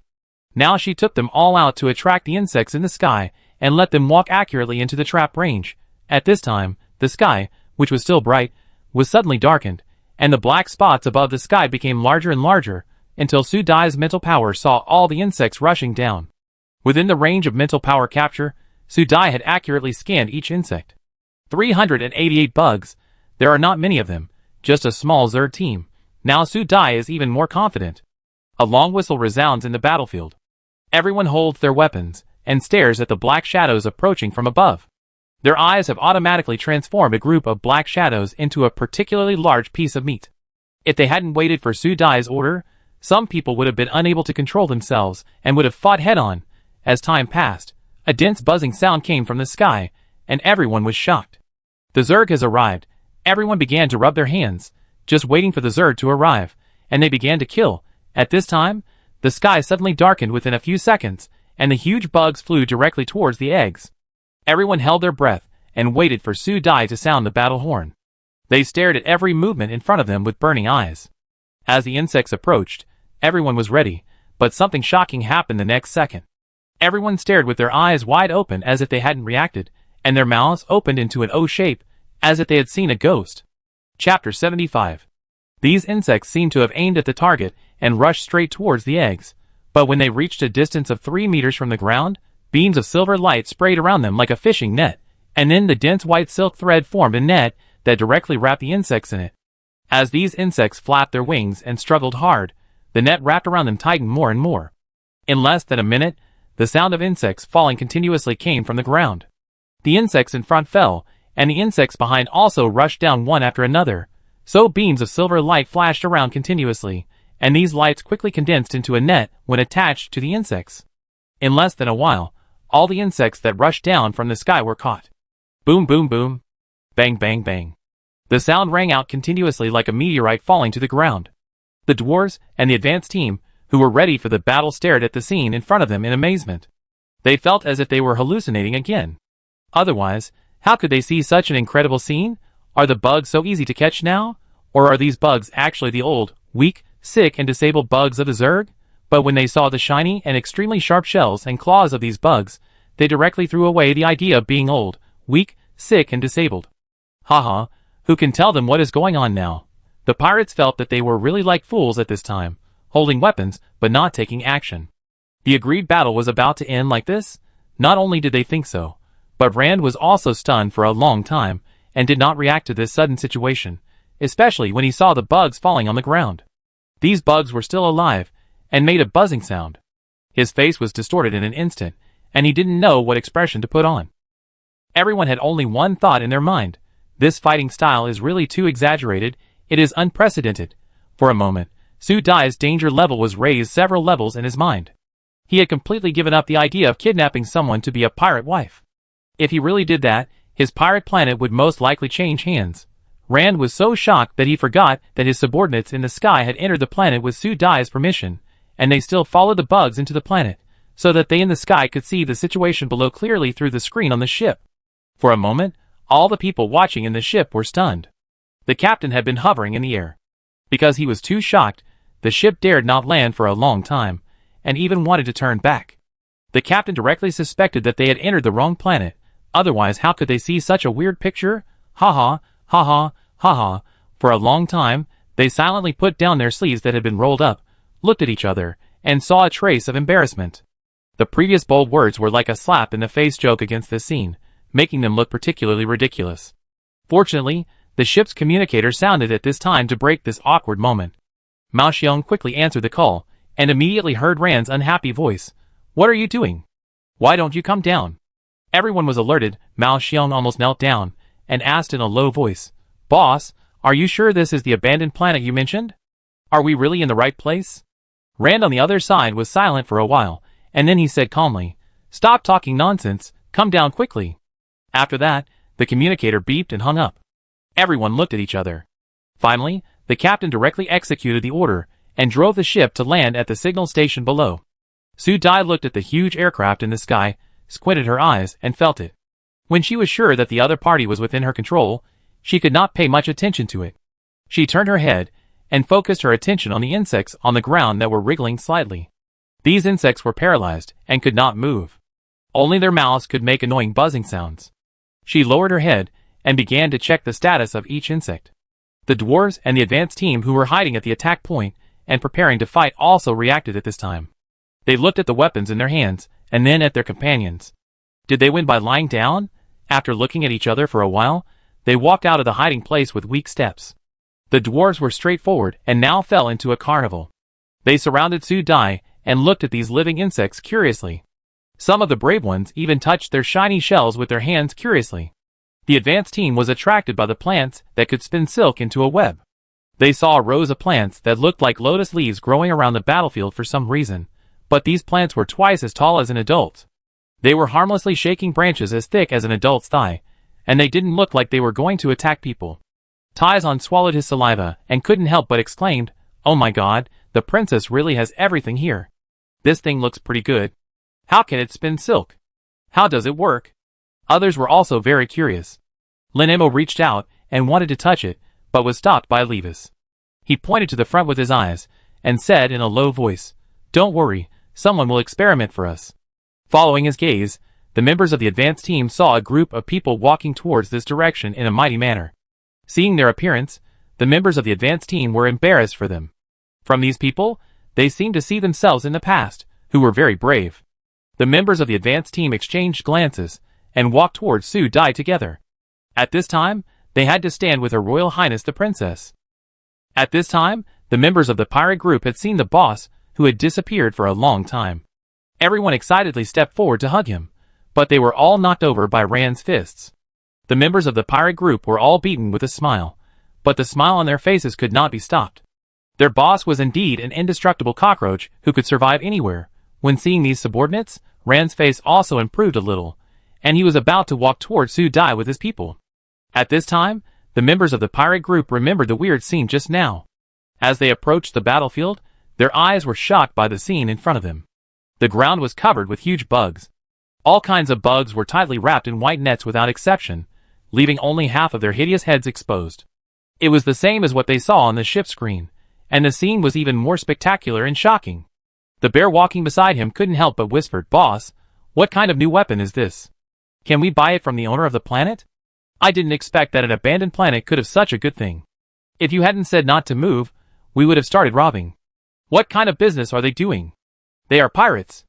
Robbing the imperial talents is their usual style. Thinking of this, Mao Xiong still felt that his boss might have been dazzled by beauty. He had to see what kind of beauty was in front of him. It was so incredible that his boss, a pirate ranked on the interstellar network, could do business with others, especially the Empire. If this was reported back to the Pirate Star, it would shock everyone. Those fierce women who liked the boss would definitely chase him to compete. With curiosity and unwillingness, the pirates pretended not to see the undead bugs on the ground. Until they stopped, Mao Xiong looked at the rows of people, and a group of strange dwarf creatures standing in front of him. Without waiting for Rand to introduce them, Mao Xiong looked around and stopped at Helen standing in front. You are the master of this planet. I don't know how good you are. We pirates make friends through fighting. Do you want to fight? When he said this, the pirates behind him all made a deep breathing sound and straightened their sturdy upper bodies. They seemed very proud of it. They did not reduce their momentum at all, because the master of this planet was a woman. It seemed to say, Look, I can knock you away with one punch. Helen was stared at by so many eyes, and her eyebrows were raised. She had seen that these people were not kind, which she could not tolerate. So her knives cracked, and she was ready to fight. Levis and others also stepped forward. They were now the knives in the hands of Her Royal Highness the Princess. Now was the best time to test whether their knives were sharp enough. So when the atmosphere was about to break out, Mao Xiong took the lead and took a step forward, grabbing Helen's arm with his strong arm. Helen raised her fist, and when the two were about to collide, a force blocked them directly. Mao Xiong felt as if there was a wall in front of him, and he couldn't get through it no matter what. His stagnant state made Helen punch him in the cheek. With a bang, Mao Xiong's cheek was directly knocked to one side. He spat out a mouthful of blood, raised his fist again in disbelief, and froze in the air again like before, but was hit on the other side of the cheek again. Instead of provoking, he punched twice, which made the aggressive pirates sigh instantly. Mao Xiong, who had lost face, felt ashamed and stomped his feet to the people who shouted, "Who can reach over? Come on! I do it! I do it! And me!" The people in the pirate group themselves have extremely fierce internal competition. They worship the strong, and the people below are always ready to challenge them. At this time, the opportunity is in front of them, and everyone rushes up and starts to fight. Levis and others on the opposite side also start to fight directly. Just when the two sides were about to collide, the pirates collided with a wall again. After a few seconds of stagnation, the leading group was beaten to the ground by the advanced team, and almost had close contact with the bugs on the side. As a result, more people also found that something was wrong. When they were ready to try, they were interrupted and stopped by Rand. Rand's dark eyes looked at them, and they were instantly silent and retreated behind them consciously. Rand's face was dark, and he directly put his hand on the bears. "But, idiot, you can admit your mistakes when you see people? You deserve to be taught a lesson."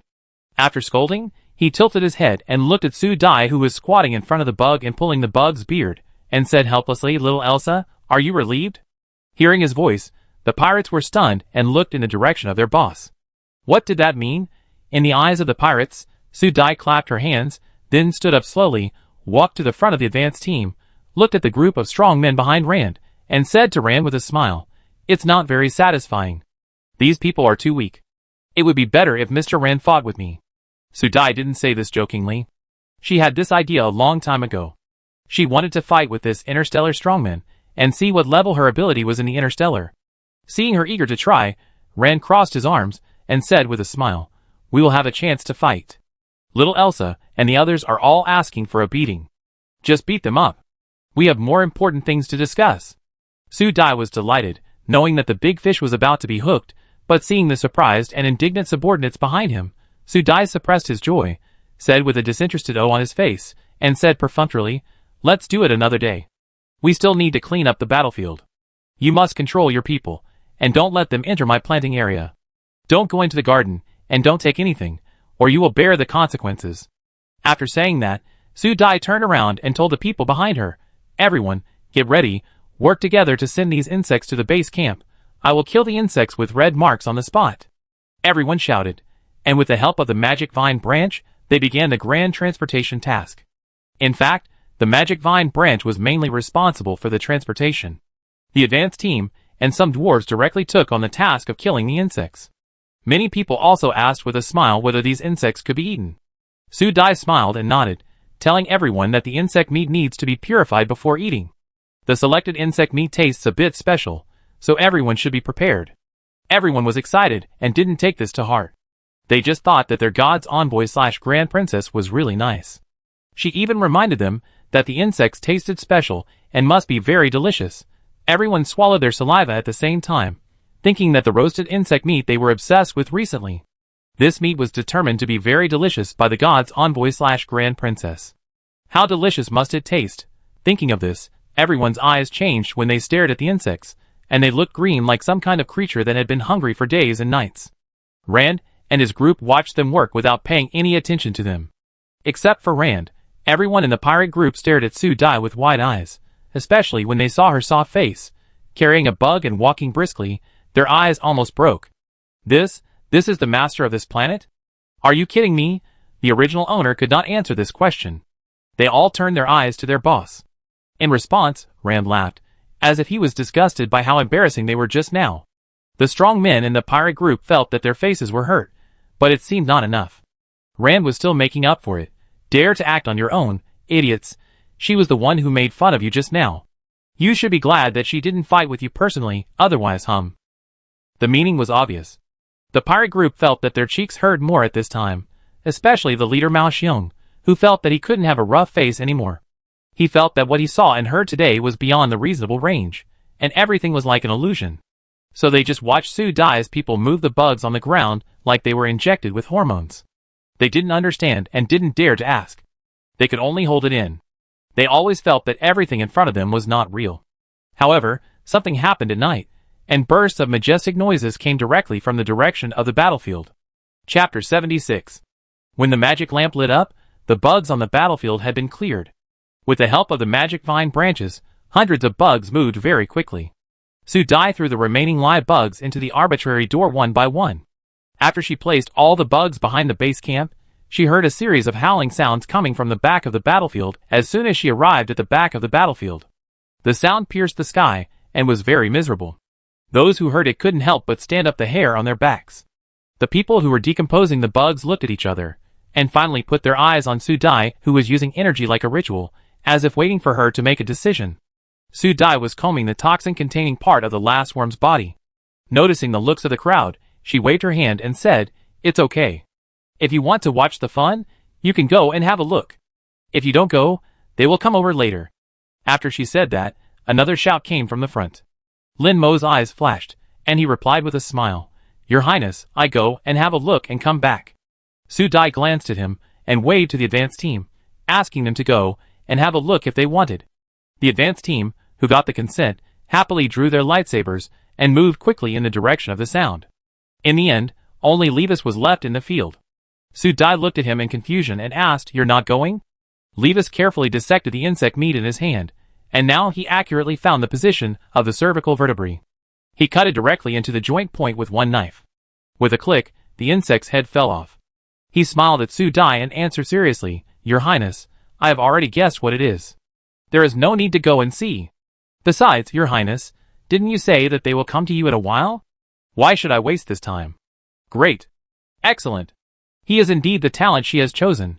Sue Dai was very satisfied with Levis, and said with a smile, "Okay, eat more tonight." Levis' eyes flashed. Thinking of the benefits they had gained from eating meat recently, he instantly understood her a little, and couldn't help showing a look of emotion in his eyes. Her Royal Highness the Grand Princess is really a good leader. And then, there was a little more worry. It's okay for the Grand Princess to trust them like this, but it would be dangerous if it were someone else. He must carefully screen those who want to get close to Her Royal Highness the Grand Princess in the future. Levis secretly set a goal. As long as he was there, he would not let anyone with malicious intentions get close to Her Royal Highness the Grand Princess. On the other side, the other members of the advance team had found the direction from which the sound came, and walked inside in the direction. Seeing the situation inside, they were almost dumbfounded. I saw a group of sturdy men hanging in the air like silkworm pupae. The huge lotus leaf, that looked cute at first, seemed to have changed its appearance.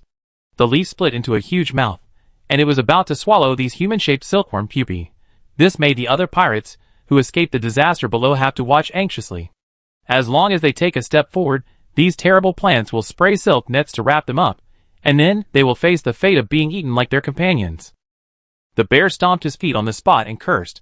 When he saw Rand coming in front of him, his eyes suddenly burst into light and shouted loudly, "Boss, boss, you are finally here." Rand looked at the noisy scene in front of him with a dark face, his eyebrows jumping. Why can't he believe that he has been away for a while, and these people have caused trouble again? He looked at the branches next to the huge lotus leaf with a headache. A dozen people were wrapped in branches and kept shaking in the air. Every time they shook, these people made a sound like slaughtering pigs. Rand felt his head buzzing with noise, and he gritted his teeth and yelled, "Be quiet! Can't you see they are just playing?" As he said that, Rand's eyes turned around, and then he turned around and dug through the dense plants, and then everyone saw a little head hidden behind the leaves.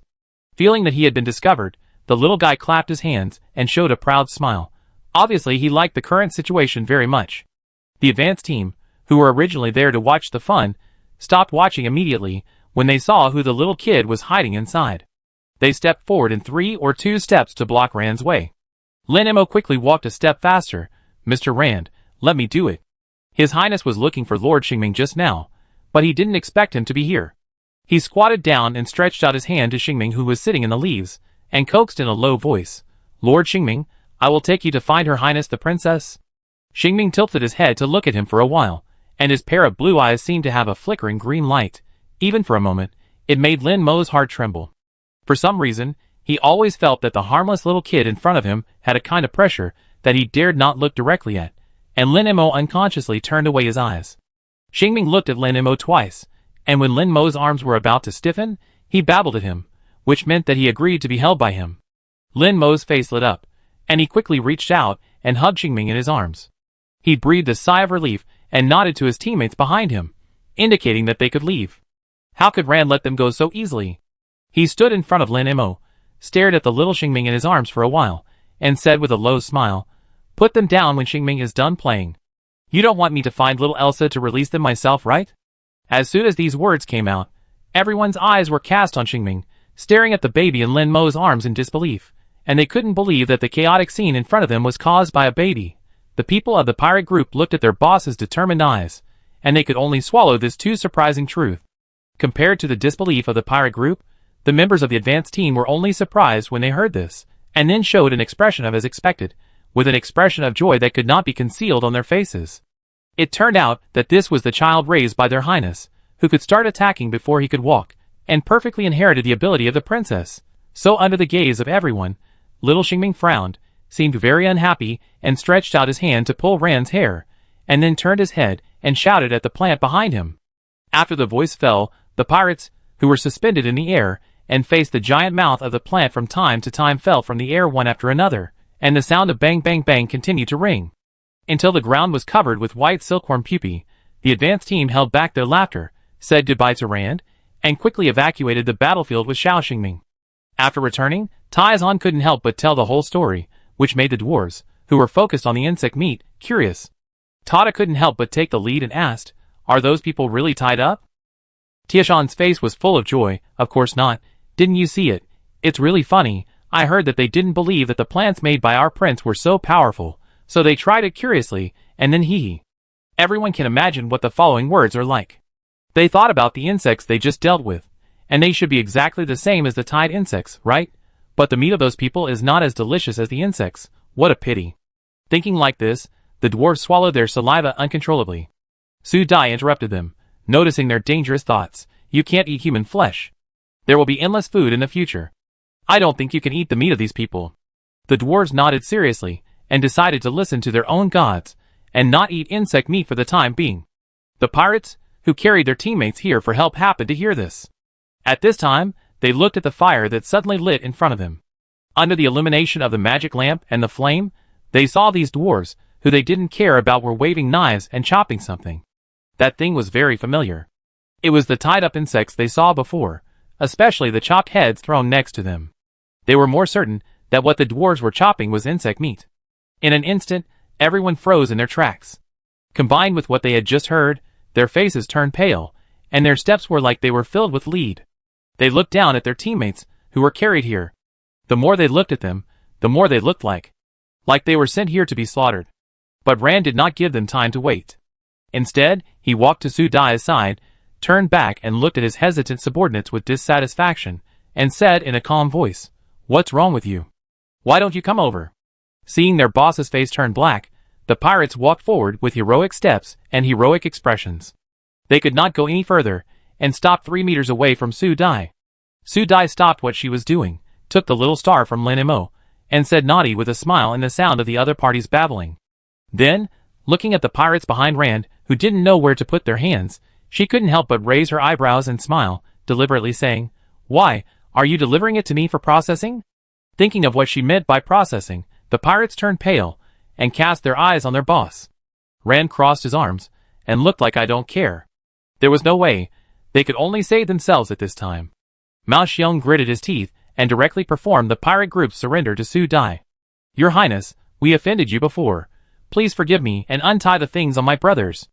After Mao Xiong finished speaking, the teammates who were not attacked also saluted together. This time, there was a little more submission on their faces, and the eyes looking at Su Dai also turned into respect. Su Dai finally nodded with satisfaction this time. Sure enough, to conquer these big guys, you just need to speak with strength. Since the other party had given in, she was not going to continue to punish these people. They would have to eat meat later, so they had no time to deal with them. Thinking of this, Su Dai patted the little kid, who was still nestling in her arms. "Xiao Xingming, since you did it, you should let them go for the sake of their admitting their mistakes. Go ahead." As she said that, she put the little guy on the ground. Seeing that he was still preparing to crawl, Su Dai directly reminded him, "Yesterday, you were having fun playing with Xiao Feichu in the back. You stood up and pulled his tail. I saw it clearly." The last O was pressed down, and Xiao Xingming's hands and feet stiffened. He turned his head and looked at Su Dai guiltily, showing an innocent smile, full of flattery. This little baby face was really too pretty. Su Dai had no choice but to pat him twice. "Don't act like a spoiled child. If you crawl, you will be laughed at by these people." The pirates, who were pointed out as laughing at others, shook their heads vigorously. If it were before, they would definitely laugh in agreement, and maybe even praise the other party for having good taste. However, knowing that their current bad situation was caused by the angel-like baby in front of them, they really couldn't laugh. They could only wave their hands with a stiff face to show that they would not and dared not. In the end, Xiao Xingming had no choice but to flatten his mouth, and then his little arms propped up the ground. He stood up from the ground and walked towards the pirates with his hands behind his back in small steps. It was obviously a three-headed baby, but the people in the pirate group felt a strong sense of danger. This feeling came inexplicably, but the pirates, who had always been on the edge of life and death, believed in their intuition very much. It was relying on this keen sense of danger that they could survive until now by stepping on the corpses of countless people. So they stared closely at Xingming, who was walking towards them, and their steps unconsciously moved backwards. Su Dai saw all this clearly, and smiled at Rand with a hint of meaning. Rand gritted his teeth, and was ready to give these subordinates a good training after returning. They were actually afraid of a baby, which was really embarrassing. Feeling their boss's increasingly dark face, the pirates also realized their misconduct, and their faces turned red. When they reacted, they heard a sound of ouch ouch from behind. "I don't know when, the pirate tied up like a mummy in the back has been unsealed." Xiao Xingming hummed at them with his hands behind his back, then turned back to Su Dai, and his little face immediately turned into an innocent smiling angel. Su Dai felt that this kid was playing the pig to eat the tiger. Some time ago, she was still worried that the child could not walk. Later, this little guy secretly walked with her on his back. Look at this, he is still walking in a proper manner. I don't know how long he has been secretly walking with his back on his back. If he hadn't been caught last time, this little guy would still be pretending. Thinking of this, Su Dai had an idea in her mind. She didn't praise the little guy as before, but sighed and said, "Although you did a good job, I prefer children who can talk. Xingming, it would be great if you could talk." Although he also received a little praise, Xingming was not satisfied with this praise. His smiling face was replaced by a frown, and he babbled to Su Dai in dissatisfaction. Su Dai had a hunch that the little guy in front of her might have very strong abilities. She couldn't calculate his growth according to the average human. Since the little guy could turn from a little zombie into a baby overnight, he could also grow up in a short time. She shouldn't indulge this little guy.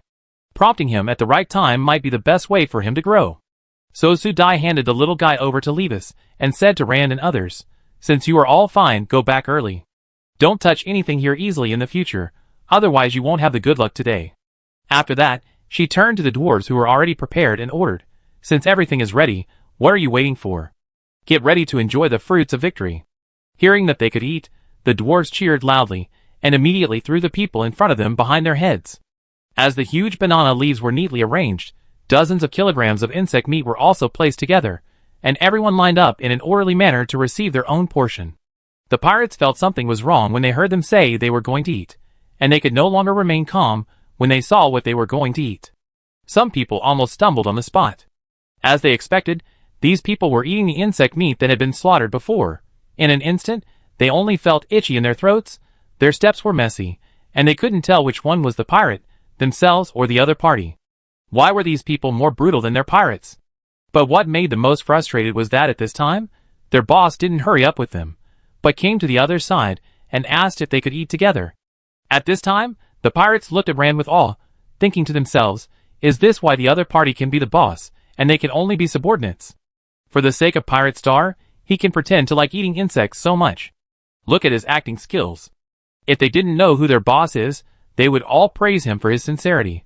Under the gazes of his subordinates, Rand stood firm and continued to stay shamelessly. He didn't need to look back to know the meaning of their gazes, but he didn't intend to expose them. He just wanted to take all the benefits.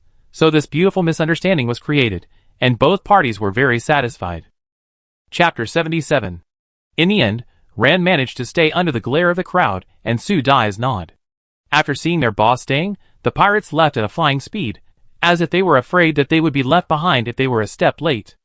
At this time, the magic lamp was already bright, and the little fat bird, who didn't know where to go, also flew over with a net bag in his mouth at the call of Xiao Xingming, and threw the little black boy in the net bag into Su Dai's arms. The little fat bird ran to rub against Xiao Xingming, and the two guys began to perform fire-making under the call of the crowd, which attracted bursts of praise. Su Dai also took a ball of fire from the little fat bird and roasted the insect meat in front of her directly. On the vine table that had just formed in front of her, there were several plates of sauces she prepared herself, all of which she prepared for her own enjoyment. After everyone got their share of the meat, they started eating the fire-roasted meat in groups of 2 or 3. Today, they were particularly looking forward to the meat in their hands. Thinking of the special taste that His Highness said, they couldn't help swallowing their saliva, imagining what the special taste was like. The fire wrapped the meat, and as the sizzling sound rang out, everyone was fully focused, and it didn't take long for the meaty aroma to begin to spread faintly. Everyone always felt that they had waited too long, and the moment the smell came out, they directly leaned close to the body and took a deep breath, trying to fill their nasal cavities with this wonderful smell.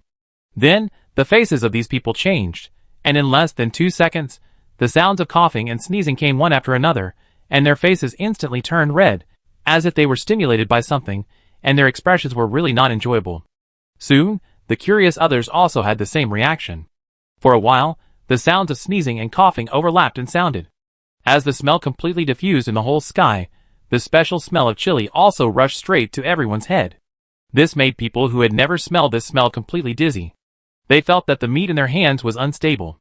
This smell was really too special. At this time, Su Dai already felt that the meat in her hand was about to be cooked. She took a deep breath. She missed the familiar smell in the air too much. As her sense of smell was stimulated, she swallowed her saliva uncontrollably. Looking at the people who were trying to endure the pain with a smile, she directly tore a piece of meat. As the hot and spicy taste in her mouth appeared, she felt that the saliva in her mouth was secreted more quickly. The familiar feeling came back. Su Dai ate happily and squinted her eyes comfortably. When the people who were about to give up saw her expression, they gritted their teeth and thought they should hold on. I don't know if it's an illusion. After getting through the initial stage, they now think that this smell is a bit good. Their noses can't help but sniff twice more, as if they can't control themselves. After such a test of ice and fire, their first piece of meat was finally ready. Looking at the meat sizzling with a special aroma, they felt that their saliva was secreted faster than usual. With the idea of enduring even if it tasted bad, they stuffed the meat into their mouths. Then, they felt a fireball exploding in their mouths, and the explosion made their heads buzz. At this moment, they suspected that what they had eaten might not be insect meat, but a special weapon. Thinking of this, they used their remaining rationality to look at the envoy/His Highness in front of them with tears in their eyes. Did they do something wrong recently that they were punished in this way? At this time, because of the stimulation of the taste in their mouths, their tears flowed more fiercely. The calmest person in the whole audience was Su Dai. Even the fickle pirate leader did not have red eyes at this time. He stared at Su Dai suspiciously, and obviously felt that she did it on purpose. Su Dai also noticed their looks, and showed a very innocent smile, pointing at Xiao Xingming and Fei Chu, who looked fine, as if to say, "They are fine. Why are you so delicate? Isn't it a bit bad?" Everyone looked at the position next to Su Dai, and saw a baby and a bird putting food into their mouths, as if they were competing. Their active appearance was completely different from their miserable appearance. Seeing this scene, everyone looked at each other. Maybe they made a mistake? Eat a little more, then stop and see. Su Dai's sincere suggestion, everyone half believed and half doubtedly did what she said, took a bite, and put down the food in their hands. As time passed, someone couldn't help swallowing saliva, and then one after another began to swallow saliva continuously, as if it was contagious. Suddenly I felt that the smell in the air was also quite good. The spicy smell seemed to have magic, tempting people to take a deep breath and then drool. Finally, some people couldn't help it and started to try to eat it. When I took the second bite, my mouth still felt like it was exploding, but this feeling suddenly made people unable to stop. One person started, and then it was like a chain reaction. When they tried the second bite, they suddenly found that their taste buds seemed to be easily conquered by this special taste. The more they ate, the more they wanted to eat, and the more delicious it became. They couldn't stop eating. So there was such a weird scene. Everyone seemed to have found the taste. They ate the insect meat while breathing in and out, fanning their palms to cool down their red cheeks, and sticking out their tongues from time to time. The whole scene was like a large-scale group of demons dancing wildly, which was very magical. Su Dai nodded with satisfaction. She said that everyone must have misunderstood her. Look at this scene now, how happy they are eating. The special insect meat dinner here is getting better and better, and the pirate group, who returned to the ship in advance, was worried that their boss would come back to trouble them. But after waiting for a long time without any movement, they walked out with confidence. As a result, as soon as they walked out of the cabin, they were shocked by the strange smell in the air. The sound of coughing and sneezing continued to sound, and their faces changed again and again in an instant. Some people reacted and immediately covered their mouths and noses, shouting in a buzzing voice, "No, no, this must be a new type of trap, maybe some harmful gas. Quickly cover your mouth and nose, and go back to the cabin." After being shouted like this, the people who came out panicked instantly, and ran quickly into the ship while cursing the cunning Imperials. Hurry up, they have to disinfect their whole body." At this moment, all the pirates thought that this was a conspiracy of the Imperials. These people must have deliberately left their boss there, and then prepared to catch them all in one fell swoop.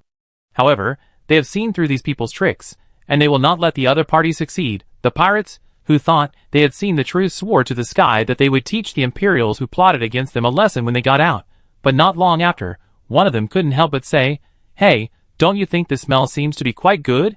The bear who was checking in the cabin turned back and glared at the person who was talking. "If you want to die, go out and smell it hard. I almost thought I was going to see my old man just now." As soon as he finished speaking, a series of ding-ding-ding reports sounded. The test results are as follows. After system analysis, the smell does not have any harmful components.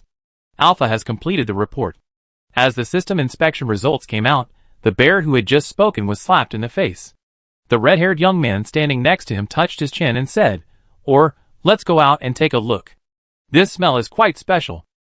Finally, at the suggestion of the red-haired young man, all the curious people walked out of the rest cabin and went outside. In an instant, the stimulating smell in the air once again disturbed their sense of smell. Compared with the first time, they can now restrain themselves a little and breathe gently. As they repeated the inhalation and exhalation movements, their faces gradually flushed, their originally alert eyes became blurred, and they began to swallow repeatedly in their throats, so that their Adam's apples began to slide up and down, as if they were bewitched. Finally, someone couldn't help but speak, swallowing hard before speaking. This tastes a bit weird. Why does it taste so good?" Even the surrounding air becomes sweet, and the teammates next to them, who are contaminated with the smell, seem to smell good. "I don't know if it's delicious." "Ah, bah. What are they thinking?" Everyone realized their thoughts just now, and was instantly confused. Some people were too guilty to look at their teammates, and their teammates were too guilty to look at them. They were all guilty, fearing that they would do something next. While being tortured by this special fragrance, everyone followed the fragrance and found the source of the fragrance. Looking in that direction, everyone looked at each other in bewilderment. Isn't this the place they were in a hurry to escape just now? The boss seemed to be still there, so should they go or not? In the end, everyone who was almost tortured crazy by the smell of food tacitly chose the former. They didn't want to do anything, they just wanted to pick up their boss. When they arrived like thieves, the dinner here was over. Everyone left, and they arrived right after them. They also found their boss smoothly, but they were very disappointed. This disappointment was even more intense when they saw that there was only a little bit of oil stains on the leaf plate, a few pieces of meat residue, and the lingering aroma in the air. Ah, are they late? So these people must not be willing to eat insect meat. They must have done that to scare them, so that they would not eat delicious food with them. What a stingy planet owner and hateful imperial people. The pirates, who thought they had seen through the truth, were instantly indignant. They were originally hostile to the Empire, and now they hated the imperial people even more. So with this in mind, they came to Rand. "Boss, I told you that these imperial people have ulterior motives. Look at what they did, is it human?" As the bear spoke, he gulped at the alluring aroma in the air. The sound of swallowing saliva was a little loud, causing Rand to look at him with disdain. After eating and drinking, he squinted his eyes contentedly and said in agreement, "These imperial people are really hateful." It actually attracted his little Elsa's heart. Look at the meat given to him tonight, she has learned to be stingy. As the boss of the Pirate Star, Rand was very dissatisfied with his treatment being the same as those imperial people. He couldn't help but touch his face. Isn't he handsome? Isn't he good-looking? Isn't he powerful? The pirates didn't care what he was thinking. The red-haired young man named Fox searched around and couldn't help but, "Boss, what is the smell of this good thing? How come I have never smelled it before?" At this time, the pirates still believed what they thought before, that the cunning Star Lord and the Imperials must have taken advantage of their departure to change to other delicious food. When Rand saw them like this, his eyes rolled, and he suddenly laughed and nodded, saying, "What you said makes sense, but I eat insect meat, but it's a pity that there is no more." The pirates thought he was joking, and they didn't take it seriously. They were full of regret that they didn't see what this thing was, and it could have such a strange taste. Just when everyone was about to leave, a voice of awe sounded, which was particularly obvious in this quiet night. The bear was so angry that he was about to turn around and scold the cub, but he caught a stupid goose when he turned around. "Stupid wolf, what are you doing standing there? Why don't you catch up?" The man who was called Stupid Wolf came back to his senses in the roar, stared at his fingers, and looked at the table in a daze, as if he didn't see the urging eyes of others, and rolled his hands on the edge of the table again, and then put it in his mouth. Everyone was disgusted by his behavior, but he seemed to feel nothing, and pecked his finger in his mouth, with an intoxicated and regretful expression on his face. His appearance, as if he was poisoned, scared the others, and they were not in a hurry to leave, but ran to him in twos and threes. "Stupid Wolf, what's wrong with you? Why is he licking the plate for others?" The man called Stupid Wolf ignored what everyone said, but looked at his boss with resentful eyes, and said dissatisfiedly, "Boss, you are such a liar. The delicious food you eat is insect meat, right?" Seeing that the truth was about to be revealed, Rand raised his eyebrows. "Yes, I have always been talking about insect meat, but you just don't believe it. He looked like I am the boss. I can say whatever I want." Listening to the conversation between the two, the others felt that their brains were almost spinning. So what does this mean? Does it mean that they were wrong? There is nothing else to eat, and this strange fragrance is really from insect meat? All the people in the pirate group felt that their worldviews were shattered again, and they could only look at each other in shock, and felt that for a moment they didn't know what expression to use to face this fact.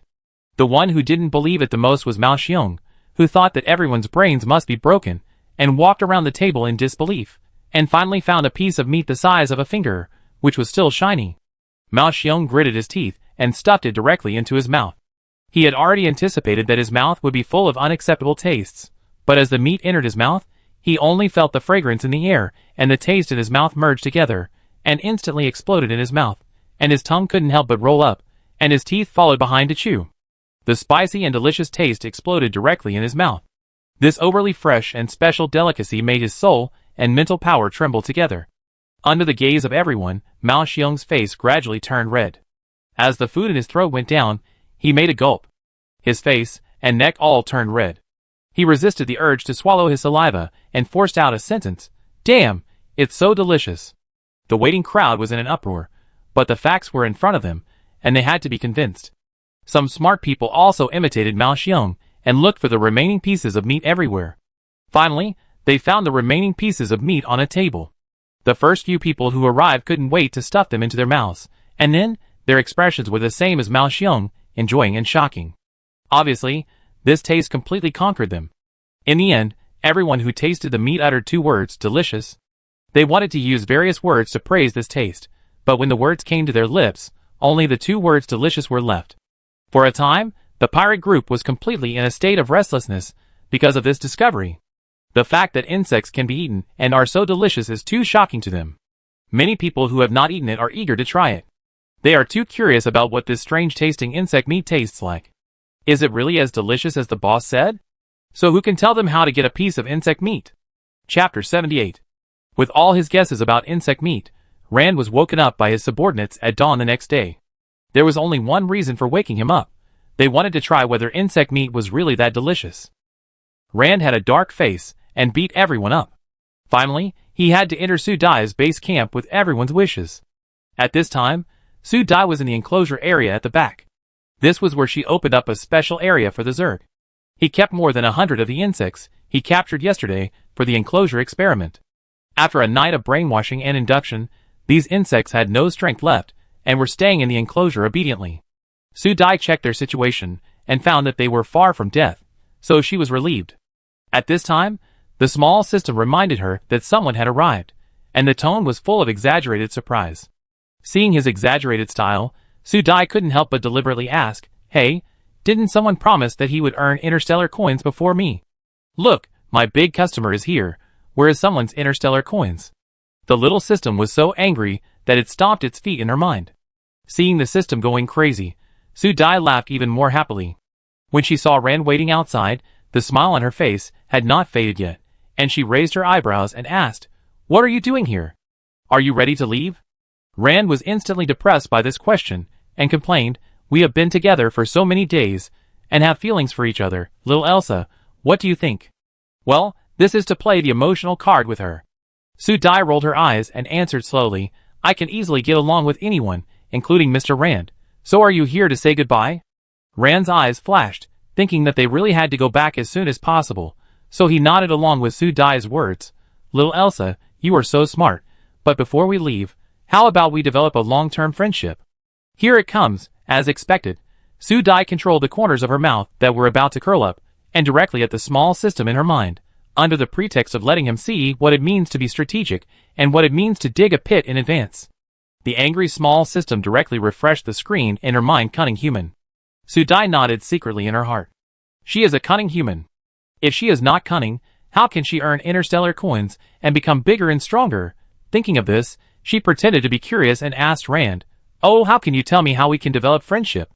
Hearing this, Rand was happy in his heart, thinking that the fish had taken the bait, and it was worth his waiting for so many days. "Little Elsa, do you think I am generous in giving you warships and spaceships?" Su Dai nodded. The other party gave them as soon as they said they would, which was indeed generous. So what? Being looked at by her with such a clear and sharp look, Rand coughed and said with a smile, "I am willing to represent the island star and your planet to become a friendly planet, so can we do some trade in the future?" Finally heard the key point. Su Dai was excited, and the joy in her heart was about to jump out.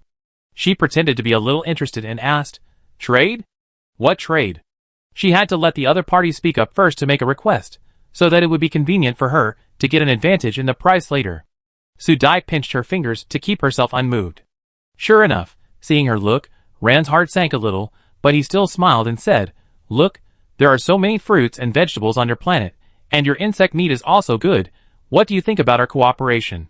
Su Dai thought, "I knew your idea long ago," but she said, "We don't have a lot of things here, and the most important thing is that each one is very precious.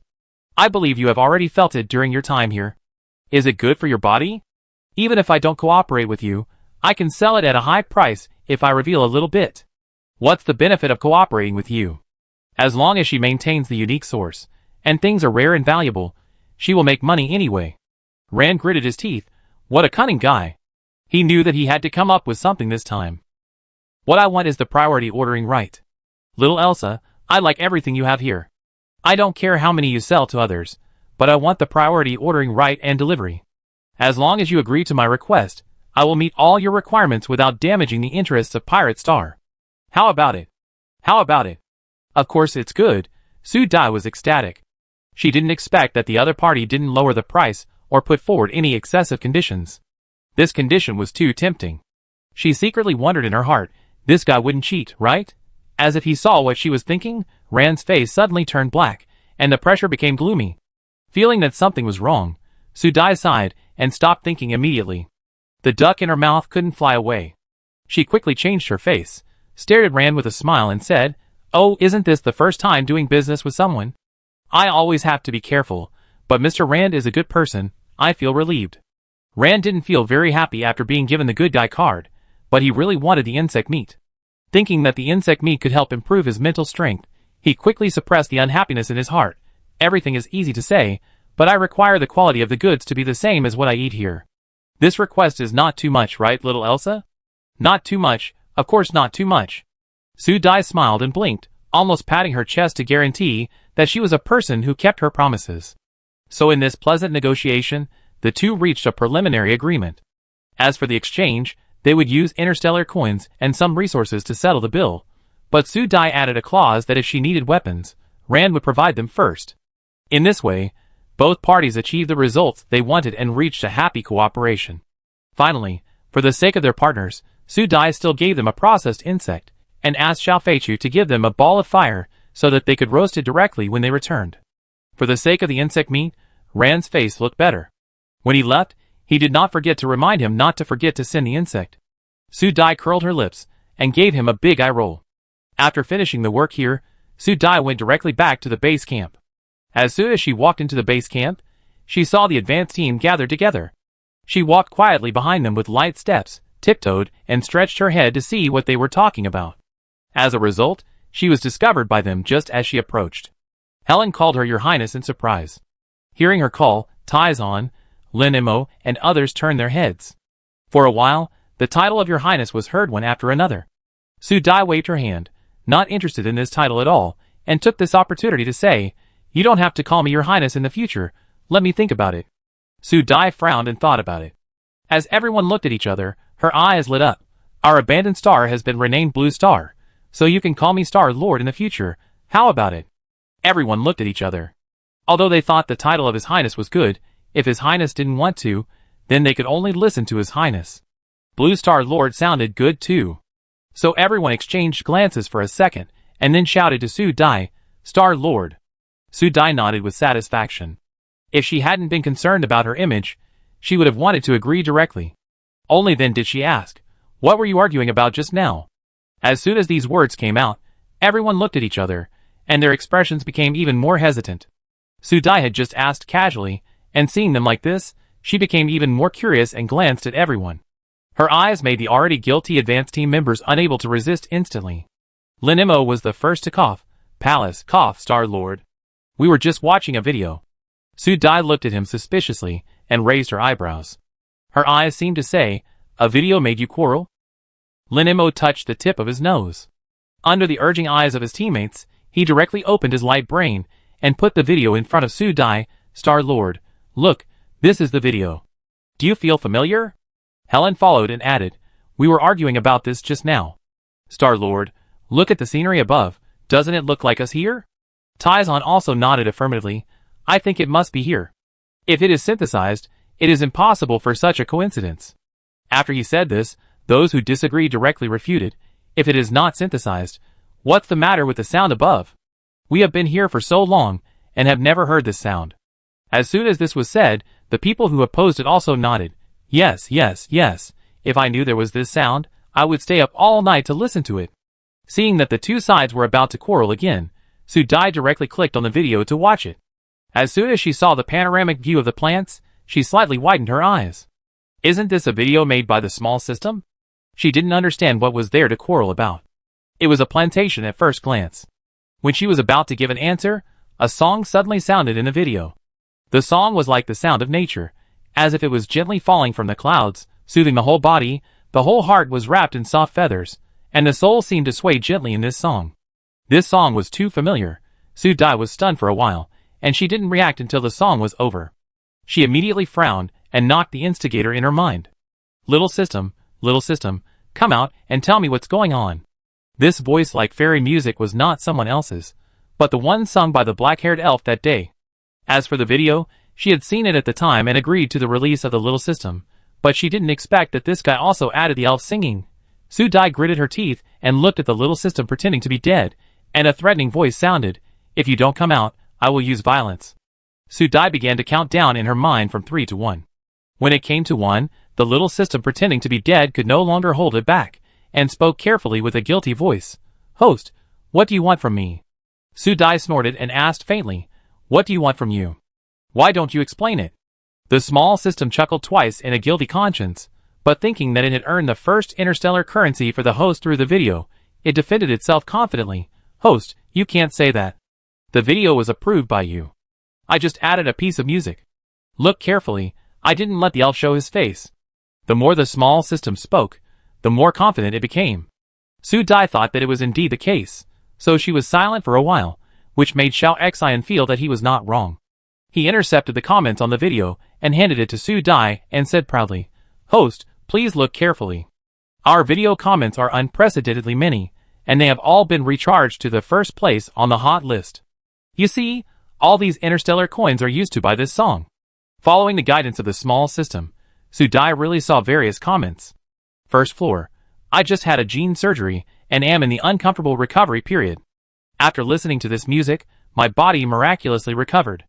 It's amazing. A small reward, just ask the blogger to release the full version of the music download. Second floor, recently my mental power has been very irritable. After listening to this music, it miraculously calmed down. This is not music, this is a good medicine. Blogger, Please release the link quickly, otherwise don't blame me for killing you with interstellar coins. Third floor. I am different from the brothers above. I wrote a blood letter to ask the blogger to announce the singer. I want him to be the most popular person in the entire galaxy. Blogger, look at me. Don't force me to kneel down and beg you. You may not believe it when I say it, this music sublimates me. Fourth floor, 1000 floor. Please play and download the full version of the song. There are various small story comments below. In summary, this music has the effect of healing and is particularly effective for patients with mental power. As she browsed for a while, the comments under the video continued to increase, and the number of people giving rewards next to it continued to rise. This scene was really a bit crazy. Su Dai didn't know what to say for a while. She just listened to the small system muttering in her ear, host, I tell you, I have made this music separately. You must agree to let me release it, right? Ignoring the small system's chatter, Su Dai now recalled the scene when she heard the elf singing. She didn't feel the effect of the spiritual power being healed as everyone said, but she just felt that it was particularly beautiful at the time. Thinking that the purity of her spiritual power and that of the imperial people might be different, Su Dai interrupted the small system and asked him to wait. Su Dai asked the advanced team around her, what do you feel when you hear this music? The advanced team was stunned for a moment, and then they thought seriously and expressed their feelings after reacting. Helen, I feel very comfortable with my mental power, as if it is being combed. I am in a very peaceful mood, and I even like Taizan better, Helen said, and patted Taizan to express that what she said was true. Taizan was not angry when he was patted. In the past, he would have been furious. At this time, he just panted for a while, nodded in agreement and said, yes, I like Helen better. After hearing this, I don't want to hit anyone at all. You are just not so irritable anymore. Lin Imo corrected him, recalling the feeling of hearing the song at that time. He organized his words and said to Su Dai, Star-Lord, I think this song is not just a song, but has a certain healing ability, which is very helpful for patients with irritable mental power. Su Dai nodded, agreeing with his statement. After thinking for a while, she asked a question in her mind. Are there many patients with mental power in the Empire? Everyone was very surprised by this question. This question was basically a common-sense question, but when they thought of the princess's previous appearance, they felt it was natural. Lin Imo nodded and explained to her, as long as the soldiers of the Empire have participated in the battlefield, they basically have mental problems. Mental fluctuations, mental instability, and mental mania are common problems that have always troubled many people. Although drugs can restrain them, they are not a cure. Many people suffer from mental illnesses throughout their lives. Su Dai showed a hint of surprise in her eyes. So that's the case. She looked around at everyone. You also had mental illnesses before? Everyone looked at each other. Taizan raised his hand first, and said a little angrily, I was diagnosed with a little mental mania, but I don't think I have a problem. I just have a bad temper. His voice gradually became smaller as he spoke, probably because he felt that such a statement was a bit unreliable. Several people raised their hands one after another. They were basically all having problems with unstable mental power. What surprised Su Dai was Lin Imo. He actually had a mental turmoil. In her impression, this person was lazy in everything he did, as if nothing could make him anxious. It was hard to associate this person with mental turmoil. When Lin Imo finished speaking, Su Dai even used her mental power to check him and looked at him with some surprise. Lin Imo smiled slightly. Now I have healed 95% of the disease. Thanks to the things you have here, they are very useful. When he said this, everyone reacted and showed grateful eyes to Su Dai and said in agreement, Star-Lord, the things we have here are very rare. Once people outside know that they have this effect, I am afraid that they will be in short supply. Yes, but it is also very dangerous. Such resources are too tempting. As they talked, a group of people shifted the topic to how to protect the resources of the planet. Seeing that they were about to lose their way in the topic, Su Dai coughed and interrupted them. I know all these. You should improve your abilities in the future. Since the things here are made by me, I also have the ability to make them all disappear. Su Dai said this very seriously, and she didn't mean to joke at all. Everyone was very surprised to hear this, and after the surprise, they were admired and relieved.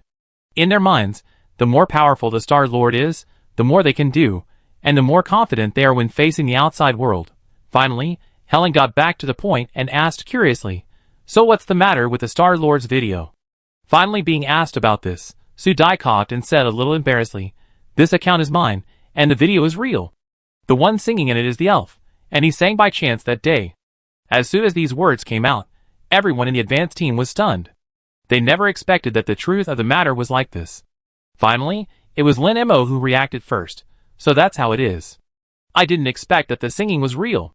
Star-Lord, can we go see the elves? After Lin Mo said this, the others also reacted and looked at their Star-Lord with expectant eyes. They also wanted to hear the elves sing. The kind that they heard with their own ears. Su Dai was still thinking about other things in her heart. Seeing their eyes like this, she nodded in agreement. You can go and see, but don't touch them, otherwise the magic vine will whip you. Everyone shuddered, as if they all remembered the memory of being whipped by the magic vine. They quickly nodded to Su Dai and promised that they would never touch the elves. After explaining some things, Su Dai hurried back to her thorn hut. The first thing she did was to open the light to check her income. Just now, he heard the small system continuously playing the reminder sound of income. In order to reflect the special effect, the small system also set the sound of interstellar coins to remind the account. The sound of the interstellar coins was like a rainstorm in Su Dai's mind. When she checked the earnings, she was shocked by the amount. Wait, how many zeros are there? Chapter 79. Tens, hundreds, thousands, tens of thousands. Until she counted to hundreds of millions, Su Dai was completely numb. She had never known that money was so easy to make, or was it that interstellar coins were not valuable? Listening to the sound of interstellar coins that kept ringing in her mind, Su Dai took a deep breath and then pulled out the small system. What have you done again? You didn't kill the Empire saving system, did you? Otherwise, what's the matter with this endless sound of income? The small system originally set the reminder sound to show off, but it didn't show off, and was said like this. It was instantly unhappy, stomping its feet and pointing at Su Dai angrily. Host, you are really heartless. How can you look at me like this? I'm angry. Listening to this familiar line, Su Dai's mouth twitched, and her mental power swept, and she found a serialized interstellar drama, the domineering marshal chasing his wife in her collection column. Guessing what the content is from the name, Su Dai gritted her teeth and warned, Did you watch something weird again? Or an interstellar drama? The small system felt particularly guilty, and quickly changed the subject. Host, I will tell you where the income comes from. It turned out that during the time they were talking, the small system had already released the complete version of the song and set up a payment function, so all the income was from the interstellar coins contributed by the downloading of interstellar netizens. Su Dai looked at the interstellar coins that were still growing, and deeply felt that there were too many rich people on the Star Network. In just a short time, her income had reached more than 170 million. The money came too quickly, making her feel unreal. As if sensing her thoughts, the small system said complacently in her mind, This is just the beginning. You should know that this amount of money is not enough to buy an arm of Elaine's mecha. Host, you know nothing about the world of rich people now. So, with the popularization of the small system, Su Dai truly realized the prices of this interstellar space. Ordinary houses and cars are very cheap, but if you want to buy mechas and the like, this amount of money is really not enough, especially mechas have different levels. The price of the mecha Phantom used by Elaine is even more expensive than you can buy with money. A slightly better mecha basically requires hundreds of millions of interstellar coins, not to mention that he wants to buy spaceships and ships later. What's more, after buying these, he needs to continue to buy energy boxes, and he may have to change to new models in the future. Su Dai took a deep breath and thought that she still had a planet to build. She instantly felt that making money was imminent. She must make money and base construction at the same time, and neither of them can be left behind. So Su Dai added another item of making money in her subsequent plan, and began to write a detailed plan on how to make money. At the same time, there was a commotion on the Star Internet. Hot posts appeared one after another. When you clicked on them, you found that the content was basically about the same thing. They were all about the mysterious singing of the mysterious blogger. In other words, with the increase in downloads, Su Dai's account became popular overnight. It was not just ordinary popularity, but the kind of popularity that made money. The content that received the most replies and became the hot posts were all the experiences of major users. They all talked about the magical changes in their mental power after listening to the music. Post 1, shocked. I bought it with the mentality of later purchase, but I didn't expect it to relieve my mental agitation. I would like to call it the most awesome music of God in history. Why is it music of God? I personally think that this is not something that humans can create. Post 2, I was originally a hater, but now I have turned over a new leaf. To be honest, I was originally thinking that if I was not satisfied with the blogger for one day, I would criticize the blogger to death, but the facts prove that I was wrong. This is the best music of the year in StarCraft. The best medicine. After these two posts, A large number of people claiming to be music artists made comments. Especially the appearance of Master Fettering completely made this topic unstoppable on the road to popularity. Fridolin, a friend recommended it to me. I thought it was a prank, but after listening to it carefully once and countless times, I was completely fascinated by this performance. I felt ashamed of my previous arrogance. After listening to this music, I realized my shortcomings and the infinite possibilities of music presentation. It opened up new ideas for me. This music is really great. If possible, I would like to meet this singer. Fridolin is currently recognized as the master with the highest level of musical attainments in the Interstellar. The participants of his small-scale music every year are all world-class figures. Moreover, he has rarely praised anyone in person in front of the public. Now he has said so many things, making many people think that the other party's account has been stolen. In the end, it was only after he responded personally that the Interstellar netizens believed that this was true, and the music industry was even more excited. Those who engage in music art in the music industry have always believed that Master Fridolin is the goal they want to pursue. Now a dark horse has emerged halfway, and has been praised by the other party, which has attracted many people to watch it. This also led to a piece of music produced by the small system quickly reaching the highest single-day download record of music on the entire Star network. These signs led to only one result. Su Dai's account became completely popular, and her fans increased by hundreds of millions overnight, and there was a trend of continuous increase. In view of the effect brought by this piece of music, the whole network was curious about who sang it, and many production departments and music industry figures extended olive branches to Su Dai's account. There was only one meaning behind the words. They wanted to meet the creator and singer of the music. When Su Dai heard the small system convey this meaning to her, she directly banned the small system. These people were probably dreaming. She would never expose the elf now. Su Dai clicked on the Star network and found that her account was almost filled with various messages, and the topics about her were placed first on major Star forums, which showed how popular this piece of music was. Looking at the growing Star coins on her account, Su Dai was no longer irritable. After thinking about it, he was ready to use an excuse to prevaricate these people. At this time, his account flashed a golden reminder sign. Looking at this sign, that was different from other signs, Su Dai had a hunch that something was going on, and without thinking, she reached out and clicked it. When she saw the content above, her eyebrows immediately raised. It said that her content had been forwarded by the official media of the Empire, and asked to contact the singer if it was convenient. Su Dai looked at the familiar official account, which was the only account of the official media of the Empire. The verdict of her by the Imperial Court was also announced to the public on it. What a coincidence! Su Dai felt that this fate was too coincidental. At this time, the small system also exclaimed in her ear, Host, look, we are really popular. We had haters before, but now the Empire officially stands up for us. Now the haters dare not speak, and our income has increased again. Su Dai followed the voice of the small system to check the income, and was stunned by the income starting with 500 million. Even though she thought the income would be higher, she didn't expect that the income would double in just one night. This interstellar currency came too easily. Su Dai didn't feel it was real for a while. If it continued like this every day, she wouldn't have to do business with the pirates at all, and she could just lie down and count money. However, these thoughts are just thoughts. She also knows that this sudden popularity is a coincidence. She can't get the elves out to sing every day, so it's just a temporary way to make a quick buck. She still needs to have a way to make money continuously in the future. After thinking for a while, Su Dai said, Little system, you write according to what I said. We still have to explain this matter to dispel these people's idea of digging into the root of the matter. The identity of the elf cannot be exposed for the time being. The little system sighed, Okay, I will explain it to you host, you wait. After a while, an explanation appeared in Su Dai's vision. Thank you for your love. This is the song sung by my baby. There is no idea of appearing or cooperating for the time being. Please don't contact me anymore. I will share more good works in the future.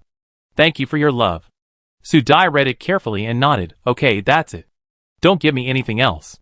The little system hummed after being warned, and soon Su Dai saw a new content on her account. She confirmed that the content was the same as what she said, and was slightly satisfied. She began to look through the rapidly increasing messages below. In such a short time, the messages have become more than 10,000, which makes her wonder if these people live on the Star network. How come they caught up with her, as soon as she posted the news? Compared with her doubts, the people on the Star network almost quarreled with each other. The cause was Su Dai's latest news. When everyone was looking forward to the appearance of the singer, Su Dai's statement directly extinguished everyone's hope, which made some people who were ready to gain benefits from it very dissatisfied, and they left messages below in a weird way. Although the official has proved that it is not synthesized, and the music has the effect of healing mental strength, the blogger is also very suspicious. He has never shown his face, and said that it was sung by your baby. It sounds unreliable. Moreover, the official empire is standing on the street for the blogger. I don't know what the blogger is afraid of. Sure enough, as I guessed, I agree with the above statement. The blogger's explosion is too coincidental, which makes people have to doubt it. It seems that he wants to protect the child, but you also make money with the child's music, so there must be something hidden. According to my preliminary statistics, the exclusive version of the healing music released by the blogger has created several miracles of interstellar music rankings in one day. Among them, the interstellar currency that can be obtained must start with 1 billion. Such remarks continue to guide the emotions of the crowd. Soon, Su Dai's statement was filled with a lot of random speculations. Some people even guessed that Su Dai was an account created by the top leaders of the empire to test the public's response. Some people even speculated that the account Su Dai was actually from another federation of the Interstellar Alliance, and that the people from this federation were related to the early Hidden Clan. This message was agreed by many people, and some people who didn't know what the Hidden Clan meant, so a lot of popular science began below. It turns out that the Hidden Clan was a part of the human race that disappeared a long time ago in the history of the Empire. These humans evolved various powers at the time, but for some reason, after a war, all of these Hidden Clan people disappeared, and finally the evolution of the Empire people went in another direction, towards cold high technology. Seeing more and more discussions about the Hidden Clan, Su Dai also noticed it, and was reading it with great interest. However, within a short while, all the content Su Dai had browsed disappeared. She thought it was a system error. The small system said directly in her mind, "It was not me who did it. Someone deleted the news about the Hidden Clan." Su Dai was stunned. Is it true that the Hidden Clan cannot be mentioned? Now she is more curious about this race. From what she just saw, she thinks that these Hidden Clan members are very similar to the superpowers in the apocalyptic era. She has a bold guess that perhaps this era is a long time after the end of the human world. Humanity may have found a suitable planet from that time and migrated to the planet, which is why we have the human race today. Just when Su Dai was still thinking deeply, the voice of the small system sounded in her mind. Host, now your comments are full of sarcasm, and the deleted message has been attributed to you. It turned out that the interstellar netizens who were talking about the topic of the Hidden Clan found that all the hotly discussed content just now disappeared. Everyone thought that Su Dai had deleted the message behind her back, and for a while, the speculation about Su Dai's identity became even more powerful. Su Dai listened to the voice of the small system atmosphere, and looked at the increasingly outrageous speculations under the content. Some people even asked her to speak out. These interstellar netizens' imaginations are too big. She didn't want to waste energy replying to these contents, so she turned off the optical brain directly, allowing these people to speculate on the star network in various ways. Anyway, she would not show up. When the truth comes out, these people will know how outrageous they are now. Don't blame her for the pain in her face. Chapter 80.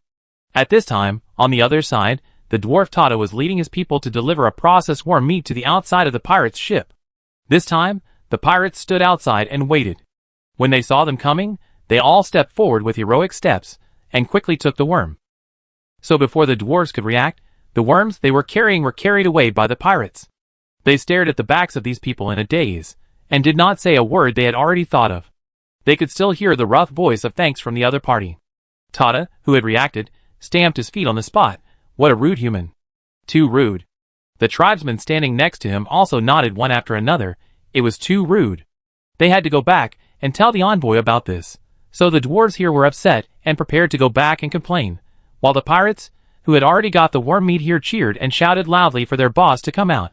After all, this was their first time eating worm meat, and they were quite skeptical about the taste of worm meat, but thinking of the smell they smelled at night, everyone couldn't help swallowing their saliva. They were doing this to verify the truth of the matter, and couldn't let their boss be tempted by beauty. Thinking of this, they shouted even louder, as if they would move the worm meat to the other room if the boss didn't come out. Finally, amid the noisy voices, Rand walked out of his rest cabin with a dark face. The pirates couldn't help but feel guilty when they saw his dark face, but they couldn't help but be eager to try eating insect meat. They couldn't help but feel competitive. Since those guys from the Empire dared to eat it, they, as an extremely brave pirate group, couldn't possibly lose to them, so they gritted their teeth and withstood the pressure from the boss, showing a flattering smile. Mao Xiong spoke first. Hey, since the boss has rested, let's try this legendary insect meat. Where is the fire? He had asked about it before. When eating this kind of meat, you need to use the fire here to achieve an unexpected taste. Thinking that he was 100% prepared, Mao Xiong couldn't help but feel proud. Looking at the teammates around him, who were repulsive and curious, he felt very proud of being the first person in the group who dared to try. Rand couldn't help but feel black gas when he saw his stupidity, but his stomach did have a desire to replenish his ability. He suppressed the black gas and walked directly to the insect. With a move of his hand, he used his mental power to directly remove the protective film outside the insect. This move made his subordinates exclaim in a wow voice, and they couldn't help but say, "Boss, you are really amazing. Why have I never seen it before?" The red-haired young man and others also nodded in agreement, looking at their boss with burning eyes, obviously wanting to do such a move. Rand ignored their gazes and focused on removing the outer membrane of the worm, revealing the true appearance of the worm inside. The body of this worm was very similar to the original hairtail fish on the blue planet. It was roughly estimated to be more than 8 meters long, but it had 2 heads, like longhorn beetles, and its wings were as sharp as swords. The whole thing was silver, and it looked very beautiful at first glance. Although the pirates were prepared to see all kinds of ugly worms, they were relieved when they saw the worm in front of them. Fortunately, it was not as ugly as they imagined. The red-haired fox exclaimed, staring at the worm on the dining table, and said puzzledly, "This is a silver beetle. Can this thing be eaten?" Others also recognized that the bug was a silver beetle. Because it carried poisonous gas, they hated this kind of bug the most in the battle with the Zerg. After all, no one liked to have their mechas harmed by the gas of this bug. Seeing this bug, everyone looked at each other in bewilderment. They really couldn't convince themselves that this thing was edible. What if they accidentally ate a bite and poisoned themselves to death? Even the bear, who had mustered up his courage, backed off when he saw what kind of bug this thing was. He couldn't take the knife and fork in his hand, and he could only stand there waiting with a tangled face. Seeing them like this, Rand sneered and cursed grimly. "A bunch of soft eggs, I should have beaten you to death earlier." As he said that, he reached out and took the fork on the table. While everyone was still embarrassed, he moved his wrist and slashed up along the back of the bug. A tearing sound was heard. The skin on the back of the insect was directly peeled off, revealing the white meat inside. The fine texture seemed to be covered with a layer of mist, presenting a sense of crystal clearness. For some reason, everyone swallowed their saliva, but when they thought about what kind of insect meat this was, they suddenly woke up and said, "Don't eat it. This insect is poisonous." While they were talking, Rand had already cut off a piece with a knife and fork, stretched out his hand and swayed in front of the bear, and said gloomily, "Take a bite?" I knew it would be like this. Looking at the white meat in front of him, the bear immediately made a bitter face and leaned back tremblingly. Every cell in his body was saying the word rejection. He said in an unnatural voice, "Boss, take your time. I don't think I'm mentally prepared yet. Otherwise you eat first?" Later, the voice became cautious. Rand was furious when he saw him being so cowardly. He stuffed the meat on the fork into the bear's mouth and said calmly, "You want to eat it, how can you not eat it now?" He poked the bear's mouth with a fork, which scared the bear so much that he covered his mouth and quickly stuffed all the worm meat into his mouth with his hands. He ate it, he ate it, he ate it all now. The crazy boss was so scary. Seeing that his boss didn't attack, the bear chewed the food in his mouth with despair, and he had already anticipated the scene of being poisoned to death in the next second. But as the food filled his mouth, an unexpected sweet taste filled his mouth, causing the bear to roll it with his tongue involuntarily, so the fragrance in his mouth became even more diffuse. This unexpected taste made him open his eyes wide, and he couldn't react for a long time. When he swallowed the first bite of food, a little bit of meaty sweetness came back from his throat. This taste is really better than ever before. The meat is delicate and rich in taste. Mao Xiong can swear that no interstellar restaurant he has eaten can make food taste like this. His expression was too shocked, which made the pirates watching terrified. Someone poked him twice and saw that he didn't move, so he whispered, "Is Mao Xiong going to be poisoned to death?" Others also nodded secretly and agreed. This is a poisonous silver beetle. It's normal for Mao Xiong to die by accident. Looking at the current situation, even if he is dead, he is not far from being stupid. Looking at the Mao Xiong's condition, I'm afraid he can't do it. Let's not. Before he finished speaking, he was interrupted by Mao Xiong's roar. "Who the hell are you saying can't do it? I can do it." Hearing his full-blooded words, the person who was refuted quickly took a step back. According to the usual practice, there would be an abnormal fight. But at this moment, Mao Xiong seemed to have changed his nature and moved his arms. But he didn't hit other people. Before everyone could react, Mao Xiong had already taken a step closer to the silver beetle, glanced at the knife and fork in his hand, and probably felt that this was not easy. So he tore the silver beetle with both hands, and then half a meter of insect meat was torn off the silver beetle. In the astonished eyes of everyone, Mao Xiong quickly began to eat quickly, and his eating was as fast and urgent as a storm, so that the people who were hiding could not react for a while. While they were stunned for a while, Mao Xiong had killed a small half of it. The red-haired young fox was the first to react. He quickly stepped forward and cut off a piece of insect meat with a knife and fork and put it in his mouth, and then his eyes widened instantly. It was really delicious. The fox had never eaten such delicious insect meat before, and the taste was simply better than ever before. After reluctantly finishing the insect meat in his mouth, he found that his body did not show any signs of poisoning, which made him unable to wait. He quickly tore off a large piece of insect meat like the bear, and dodged to the side to enjoy it. When the others realized what was going on, they could no longer wait, and rushed up to taste it for the first time. Then they were all amazed by the taste, staring at each other with wide eyes, and then turned their heads quickly and rushed to the silver armor meat as if they were competing. In an instant, everyone seemed to be in a rush. In less than a few seconds, a silver beetle was completely snatched away, leaving only an empty head. If the head was not inedible, it would have been snatched away long ago. For a while, there was no other sound in the cabin, only the sound of people swallowing food. Everyone lowered their heads and was busy eating, no longer caring about other things, and no time to pay attention to the boss, who had been ignored by them for a long time. At this time, Rand's eyes flashed, and he directly took a picture of the silver beetle with one head left, and then uploaded it to the interstellar network with a flick of his finger, and attached a thrilling title. Today is another day to satisfy my appetite, very satisfied, and share my favorite food with you. Smile. His account has been silent for a long time. The last time he updated it was when he was fighting with the Imperial Army. He posted a magnificent picture of the Star Bridge, which caused the Empire to grind their teeth and attack his comet area one after another. If we say that on the Starnet, Rand, the pirate leader, is a very popular figure. Whenever he posts something on the Starnet, he will inevitably cause a fight between his haters and die-hard fans. The verbal battles are piled up layer by layer. This time, as soon as he posted his updates, Rand felt the constant notification sound from his optical brain. He turned off the notification directly, and looked at the rapidly increasing number of messages under his account. He was very satisfied. He liked this kind of bloody scene. After lighting the fire, he directly evacuated the Starnet without staying for a moment. But he didn't know that after he left the Starnet, countless people flocked to his account. When they saw the content he posted, it was like the fuse of a fight was ignited, and a new round of war between haters and die-hard fans began. Rand had no idea about this. He looked at his subordinates, who were eating like wild animals, knocked on the table and warned them, "You have tasted the power of little Elsa. If anyone dares to be blind again, don't blame me for killing him. If any of you are killed, I will not ask for revenge." The pirates looked at each other with guilt. Everyone here had provoked the Star Master here, and basically they all returned in defeat, and were severely punished. Thinking of the previous painful experience, everyone nodded hurriedly. With food in their mouths, they had no time to speak, and could only nod desperately to express their feelings. They didn't dare to do it again, never again, and they would never provoke the Star Master here again, especially now that they were eating the insect meat made by the other party, which made them feel even more guilty. They could no longer muster the energy they had at the beginning, and even thought that if they could eat such food every day in the future, it would not be impossible for them to send the boss away. Rand had no idea that he had been sold out in the minds of his subordinates in exchange for insect meat. Seeing the reactions of the crowd, he was quite satisfied. He said in a calm voice, after eating, "Get ready.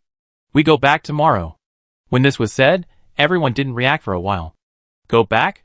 Where? Seeing that they had lost their minds, Rand narrowed his eyes, and said in a gloomy voice, "Of course we're going back to our planet. Do you still want to stay here and wait for death?"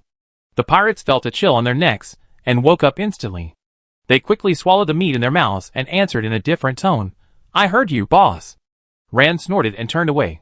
This time he let them go for the time being. Everyone breathed a sigh of relief when they looked at his back. When his figure was completely out of sight, they quickly fell into the carnival of eating again. Just because the food in their hands was so fragrant, they were already addicted to it. They never knew that insect meat could be so delicious. Chapter 81. During this time, Su Dai waited for the small system to completely include the third phase of the Shishan district into the system. She looked at the Shishan area on the Hope Home system, which had become complete, and she had a sense of accomplishment that she was getting closer and closer to her goal. Thinking of completing the Hope Home system mission, and waiting for this planet to completely recover, she could let her brother come back. Su Dai couldn't hide her smile on her face. She clenched her fists, and was full of energy. When she came out of the thorn hut, she saw that there were already a lot of people standing outside. The dwarves and the advanced team were shocked to see her coming out, and they all shouted, "God's messenger / Star Lord." Su Dai listened to the two duets, her mouth twitched, and she waved her hand, thinking that she should take this opportunity to unify the name, and said with a smile, "From today on, you will all call me Star Lord. You are all my people, so there is no need to call me separately. Can you do it?" The dwarves looked at each other. Although the old dwarf chief still had an unhappy expression on his face, he looked at the tribesmen who did not move, and directly knocked the ground with a tree. With a wrinkled face, he said seriously, "God's messenger has spoken, and we will all call Star Lord in the future. Do you hear it? Talk to me if you hear it." Under the oppressive eyes of their own head, the dwarves were alert and nodded in unison, hearing it. So the voice of the Star Lord sounded, and Su Dai nodded with satisfaction. Looking at the people who were already prepared, Su Dai opened her mouth and ordered, "Since everything is ready, let's move to another planting area." Everyone had been informed that they would be planting in a new area. This new development made them excited, and they wanted to start a big business right away. Su Dai led everyone to the lakeside. Here, Su Dai asked the system to create a temporary arbitrary door. The distance that this arbitrary door can teleport is limited to the base camp and the third stage of the West Mountain District. She had discussed it with the small system a few days ago. After arriving at this place, Su Dai asked Levis to lead the advanced team to go in first, so that they could guide the dwarves, who went in to do the resettlement work so that they would not panic. After 10 minutes, the teleportation array completed the teleportation of everyone, and Su Dai was the last one to go in. At this time, everyone stood on a piece of rocky land, and the sharp stones under their feet poked them with a sense of unevenness. Looking around, the surroundings were bare, similar to their desert area before. The only difference was that the land here was made of rocks. Su Dai looked at their curious eyes, and felt relieved. She said, "This is the middle area of the West Mountain area of our planet. It is all rocky land. There is nothing else except various rocks and stones." What she said was true. Everyone has seen that this place is very different from the desert area where they are. The wind here is humid and hot. It is obviously an uneven rocky land, but every once in a while, a small mountain peak of 7 or 8 meters will suddenly appear. Su Dai has carefully looked at it, and communicated with the small system. It is confirmed that these small peaks are not man-made traces, and there is no regularity in their arrangement. The small system also detected the stones on the small peaks. Basically, they are definitely wonders caused by meteorite showers. The originally excited crowd was also in a dilemma when they saw this landform. Levis frowned and looked around, then asked the question in his heart, "It should be difficult to grow things in a place like this, Grand Princess?" Su Dai did not answer this question, but changed the subject and said, "Look at this place and determine where to build a temporary base. We have to work here in the next period of time, and rest here occasionally. It is better to build a temporary base." Everyone nodded. The dwarf Tata had already asked his tribe to drill under the ground, and finally walked to Su Dai sadly, "Grand Princess, the underground here is all stone. If we build a city underground, it will be very slow. We also need a lot of anti-solidification materials to ensure the stability of the underground city." Su Dai had thought of these problems a long time ago. She said comfortingly, "You should first make a place for yourself to live. Today's goal is to make the place where we are going to live next. I have thought of a better way to deal with the materials." After that, Su Dai looked at the advanced team and the dwarves, waiting for their response. Hearing her affirmative words, the dwarf was immediately shocked, and the previous frustrated look was swept away. He was ready to start the construction. Su Dai looked at their impatient appearance and said to Levis and Tata, "Here is the discussion between the two of you. Levis will be responsible for the construction on the ground, and Tata will be responsible for the underground. After it is done, you will bring everyone back through the portal." Su Dai gave each of them a vine bracelet similar to an ID card, which automatically wrapped around their wrists when it touched them.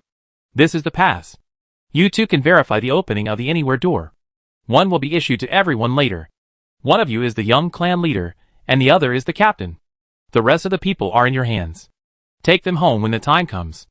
This is the first time Su Dai used the word home, which made the two people who heard it excited. Levis's face was a little more restrained, but the moving look in his eyes still leaked out. Star-Lord, don't worry, we will definitely take our people home. Levis made a promise in a serious tone. Tada on the side was short of language, so he could only nod heavily behind Levis, as if the heavier his head nodded, the more sincere his sincerity was. After finishing here, Su Dai went directly back to the base camp through the anywhere door. As soon as she arrived at the base camp, she received a message from Rand on the light brain. Su Dai rolled her eyes secretly when she saw the message on it, and finally reached out and pulled Xiao Xingming towards the signal station. At this time, near the signal station, Rand looked down at the unread message on the optical computer. His face gradually darkened while waiting, and a layer of cold air enveloped the surrounding area. This made the pirate group, who were still immersed in getting the first batch of insect meat, gradually silent and dared not speak, and could only communicate with each other with their eyes. Mao Xiong moved his eyes twice. What's wrong with the boss? Didn't the Blue Star Lord give all the first batch of transactions? Why is he still so stinky? In response to him, the fox blinked cunningly and gestured quickly in the air. This is called the drunkard's intention is not the wine. The person the boss wants to wait for the most has not appeared yet, so he must be in a bad mood. Mao Xiong, who understood instantly, stretched out his hand and pulled his mouth, indicating that he would keep silent from now on, otherwise he would accidentally bump into the muzzle of his boss's gun, and he would be unlucky. He wanted to sit on the ship and eat the wonderful insect meat, but he didn't want his pirate career to be ruined. All the pirates who received the news started to be cautious, and they dared not make any sound when they walked, for fear of offending someone, and then they would be the ones who died. So when Su Dai quietly approached them with the child, she felt the low pressure, raised her eyebrows, and looked at the group of pirates around her who were breathing lightly. What happened? Did they find out that the ship was broken? Or did someone die inexplicably? She got so close that the pirates also found her, and the screams had reached their throats. They all widened their eyes and took a step back, looking at Su Dai who suddenly appeared in their ship, and they were obviously panicked. Why do you all have such expressions? Am I scary? Su Dai touched her chin, looked at everyone with a teasing look, and finally looked at someone who was emitting black air. Rand stared at Su Dai for 1 or 2 seconds, but he couldn't hold back his expression. The black air around him gradually dissipated, and he snorted heavily at Su Dai, obviously expressing his dissatisfaction. Su Dai put down Xiao Xingming, and raised her eyebrows when she saw Rand's look. She didn't mean to coax him at all. She touched Xiao Xingming's head and said, "Come on, Xingming, say goodbye to these uncles." Xiao Xingming blinked, as if he was unfamiliar with the title of uncle. He looked around at the people opposite in the direction of Su Dai's finger, and finally fixed his eyes on Rand, with a flash of green light in his eyes. The uncle's call did not sound. Xiao Xingming pinched the corner of Su Dai's clothes, snorted and turned his head away, with obvious refusal. Su Dai was surprised, and couldn't help looking down at the baby, who suddenly got upset. He was willing to play with the other party before, but now it was strange. Well, since you are all ready, I wish you a smooth journey, and return to your planet as soon as possible. Su Dai glanced at Rand and added with a smile, Mr. Rand, remember to prepare what I want as soon as possible when you go back, so that I can continue to cooperate with you. It was obviously an extremely cute smiling face, but Rand was not satisfied. He always felt that when he was about to leave, the other party smiled too happily, just like Elaine smiled when she left. How could he be treated the same as that guy? It was uncomfortable to think about it, but when he saw the smiling expression on Su Dai's face, he could only swallow all the discomfort. What could he do? He was the one who provoked him, so he could only hold it in. In the end, in Rand's depression, Su Dai sent the other party away as if nothing had happened, which made everyone in the pirate group feel heartbroken for their boss. Look, their invincible boss is now suffering from the pain of love, and it is a one-sided lovesickness, which is really a celebration for everyone. Ah, bah, if those women who are chasing after the boss knew about this, I'm afraid the sky of Pirate Star will fall. Chapter 82. After sending the pirates away, Su Dai felt that the area was much quieter and relieved. After there was no external threat, she put all her energy into the third phase of planting in the West Mountain area. In the past 2 days, the dwarves and the advanced team have built their own houses near the portal. In order to solve the construction troubles of the dwarfs' underground city, Su Dai provided them with an idea to extend the branches of the magic vine underground in the West Mountain area. With the help of the magic vine branches, the construction of the dwarfs' underground city was also very smooth. Su Dai was also very satisfied with this result. Now, as long as she wanted, she could sense all the situations underground through the magic vine. No matter what happened, it would not escape her eyes. Looking at this piece of rocky land, she thought about it and directly selected a few insects that had been hungry for a while and teleported them here. These insects were controlled by her, while their mental strength was weak. She also started to unlock this method recently, and it was the inspiration given to her by the magic vine. When the magic vine was in her body, it wanted to control and manipulate her, but in the end, she and the magic vine coexisted with each other. After communicating with the magic vine, she was sure that she could use the magic vine as a boarding method. Su Dai planted the seeds of the magic vine in the brains of these insects, and these seeds can help her control these insects. As a controller, Su Dai can also feel the simple emotions of these insects, such as at this time, she can feel the strong desire of these insects to fly. This is the stage of incomplete domestication. Su Dai will not easily satisfy the ideas of these insects. She directly started the suppression in their minds, and began to use her mental power to domesticate the range of activities of these insects. These insects were seen flapping their wings on the ground, their claws scratching the stones on the ground, and their mouths making buzzing sounds, but they could only see their wings flapping, and they could not really fly. This was the result of Su Dai's control. Su Dai stood in front of these insects. The first few insects she put in looked very similar to the dragonflies on the blue star. The difference was that it had symmetrical triangular serrated armor from its back to the top of its tail. Su Dai directly selected the largest one and stood on it. Holding the armor with her fingers, Su Dai thought that after these insects are tamed, they can be used as air transportation. As long as rows of seats are added in the middle of the armor, it will be a top VIP experience. As she was excited, her mental power leaked a lot at once, which made the insects being controlled immediately make a buzzing sound of begging for mercy, and the front claws also showed a kneeling posture. The head insect was like this, and the few insects behind were even more so. So in such an accidental excitement, Su Dai made these insects completely tamed. In order to be on the safe side, Su Dai also used mental power to place a ban in their heads. When not attacked, you cannot attack the creatures on this planet. The insects responded to Su Dai with a buzzing sound, as if expressing submission. Seeing that they were so well behaved, Su Dai was also satisfied and tentatively let them move between the circled space. So it didn't take long for the advance team, who came back from surveying the terrain, to see the flying creatures in the sky from a distance. Everyone paused, narrowed their eyes, and prepared to attack with weapons. The laser guns were aimed, and when everyone was waiting for the order to attack, Levis interrupted their actions directly, raised his head and said quickly, "Don't do it for now." The 11 people who were ready looked at him in confusion, and Taizan shouted anxiously, "Captain, this is the Zerg. It must be the Zerg coming to explore again. We have to kill them." They knew these bugs. According to the experience of fighting with the Zerg, these bugs are often used as the front troops, specially used to explore the situation and navigate in advance. So once you see this kind of bug, it means that a large group of Zerg will come behind. So this is why everyone is immediately alert. "Captain, I seem to see the Star Lord." At this time, Linimo spoke up and pointed his finger at the sky. When everyone heard this, they all looked in the direction of his finger. Levis also looked up and said, "Put away your weapons. This is an insect raised by the Star Master. It is not a new one. Let's go over and see what's going on." So a group of people rushed to the direction where the insect was flying. At this time, Su Dai was standing on the back of the dragonfly insect. She planted the strongest hard vine on the back of the insect. One advantage of this vine is that it is quite strong.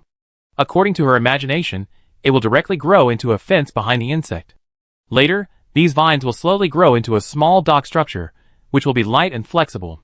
After these insects are completely adapted to domesticated life, they can be used as aerial vehicles, which is much more economical than spending money to buy aircraft. The most important thing is that the raw materials are convenient, and it can also eliminate harm for the people. What a great thing! Su Dai felt that her idea was really great. Even the small system that was always stingy couldn't help but praise it. "Host, you are really a genius in saving money. Our planet can't follow the path of the Empire. We must have our own development path. Your method of using the Zerg to build infrastructure is really great." Su Dai couldn't help but smile when she heard this praise. At this time, her mind became very clear. The development of the planet during this period made her realize that it was also a watershed to decide which path the planet should take. Whether to follow the path of the Empire's technological expansion, or to take a unique development path, these are the problems facing Su Dai. When she was thinking about this problem, she felt a noisy sound below. Su Dai looked down and saw black spots below.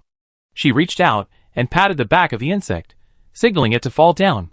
The dragonfly insect that received the instruction fell straight down like a command, which made the advanced team members, who looked up at it, couldn't help but feel nervous, fearing that the insect would deliberately throw their star master down from above. Fortunately, when it was about to reach the ground, the dragonfly insect stopped directly and landed on the ground with great stability.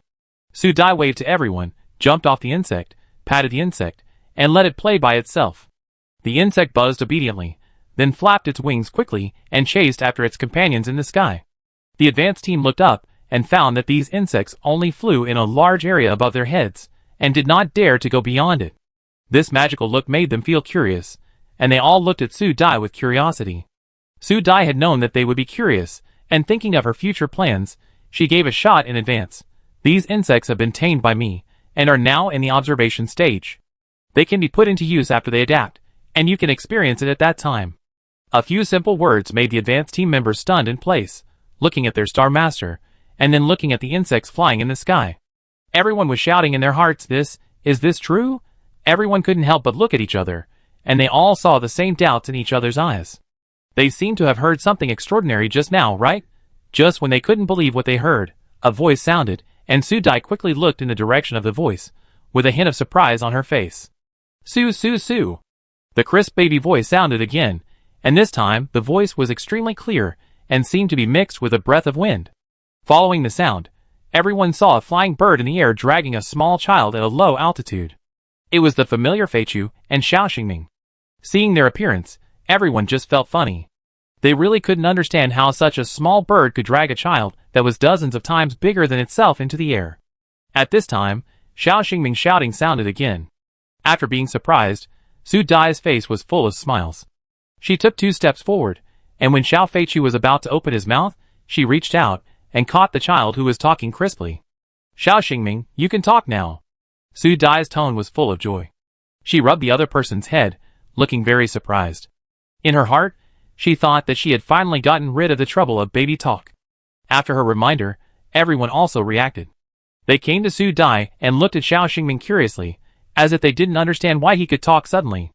Although they had heard from the dwarf brothers that Xiao Xingming was a little zombie before, they had never seen him after all. Seeing Xiao Xingming who could talk suddenly, they couldn't help but wonder what kind of creature he was.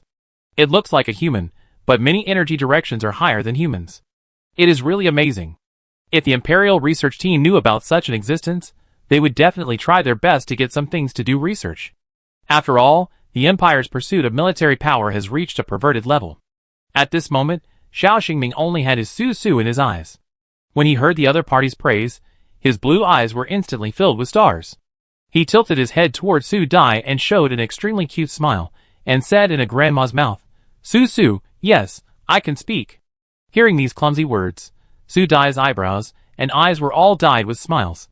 Come on, this little guy is the same as when he was a little zombie, and he stutters when he speaks. Thinking of the tattered appearance of Xiao Xingming in the past, that guy would also look at her with such eyes. Su Dai held back a smile at the corner of her mouth, and her heart couldn't help but soften, as if life had returned to the simple way before. Su Dai touched the little guy's head, and couldn't help but say in her heart that it was great. I wonder what the little guy will look like when he grows up. Chapter 83.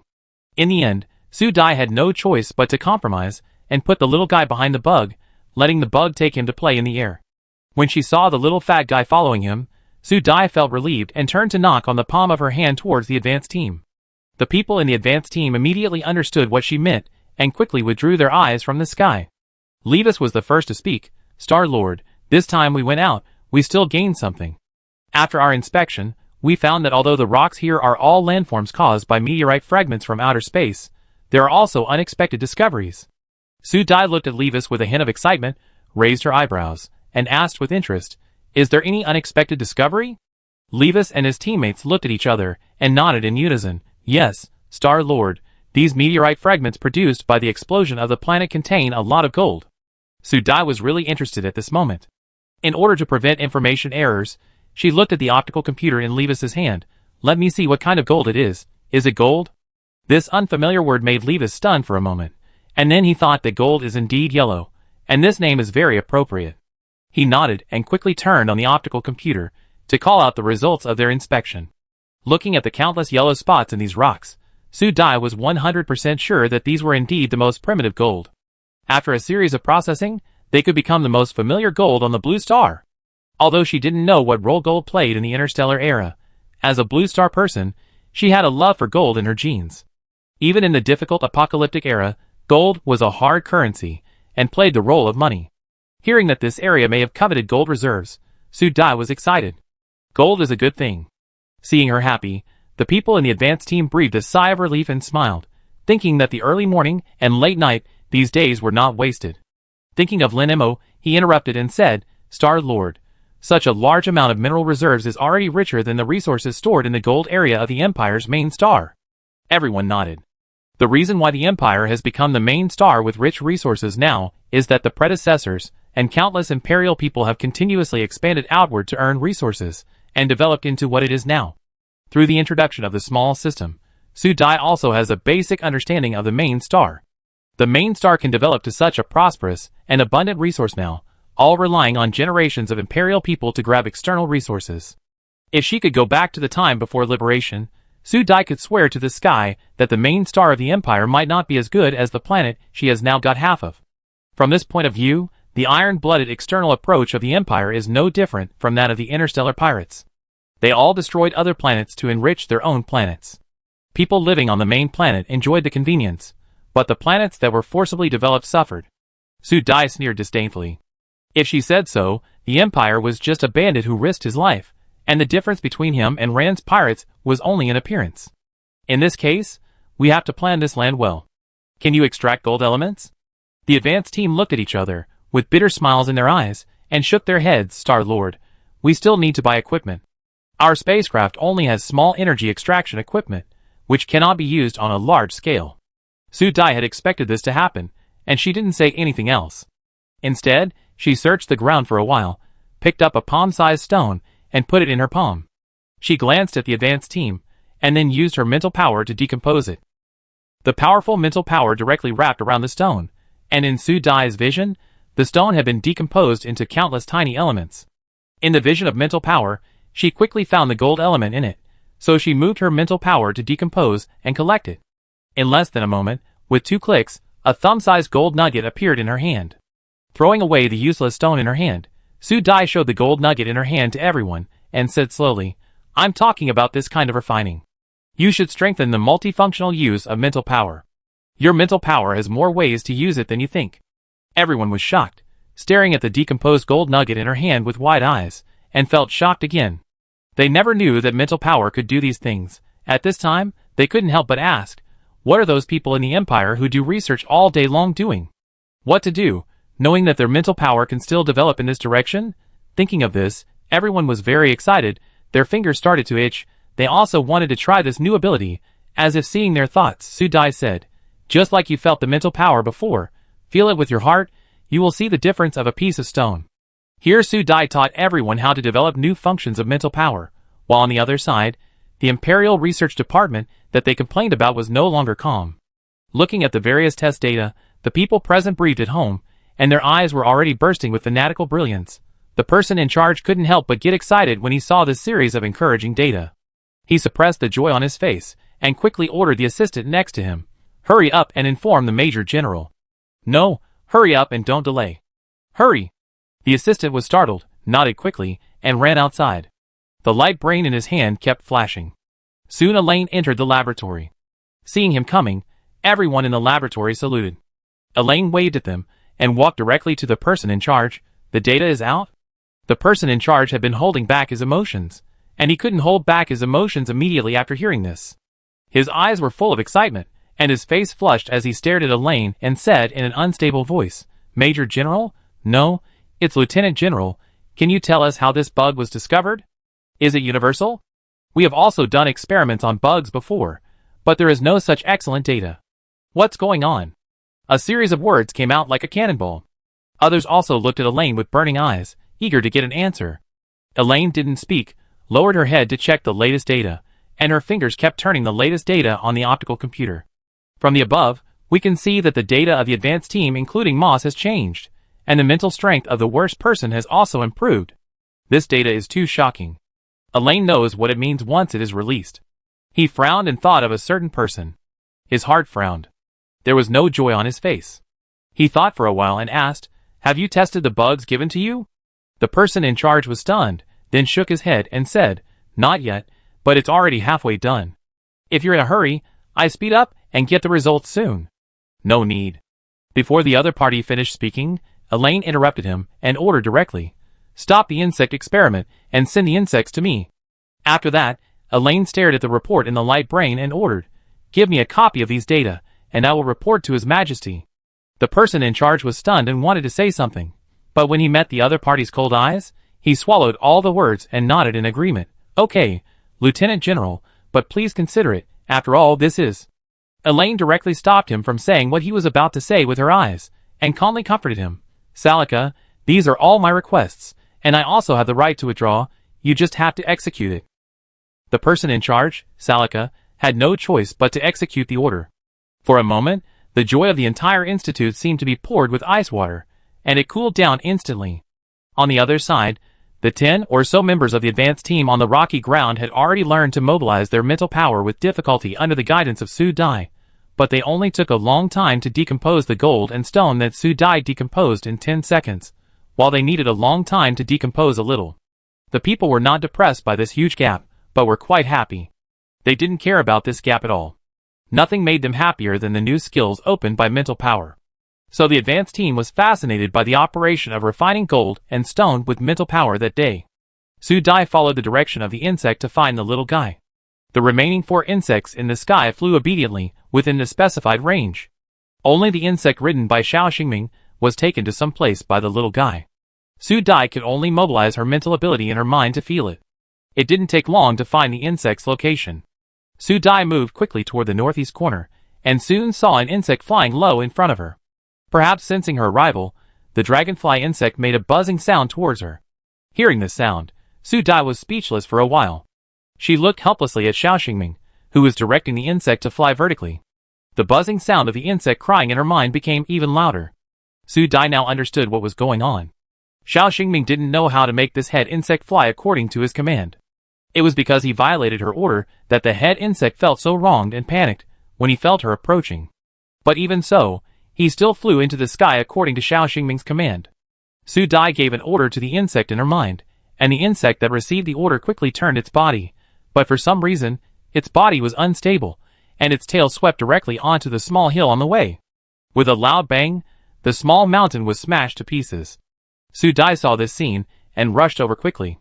Seeing that Xiao Xingming was sitting on the bug intact, she breathed a sigh of relief and picked up the child who was blinking at her and pretending to be innocent.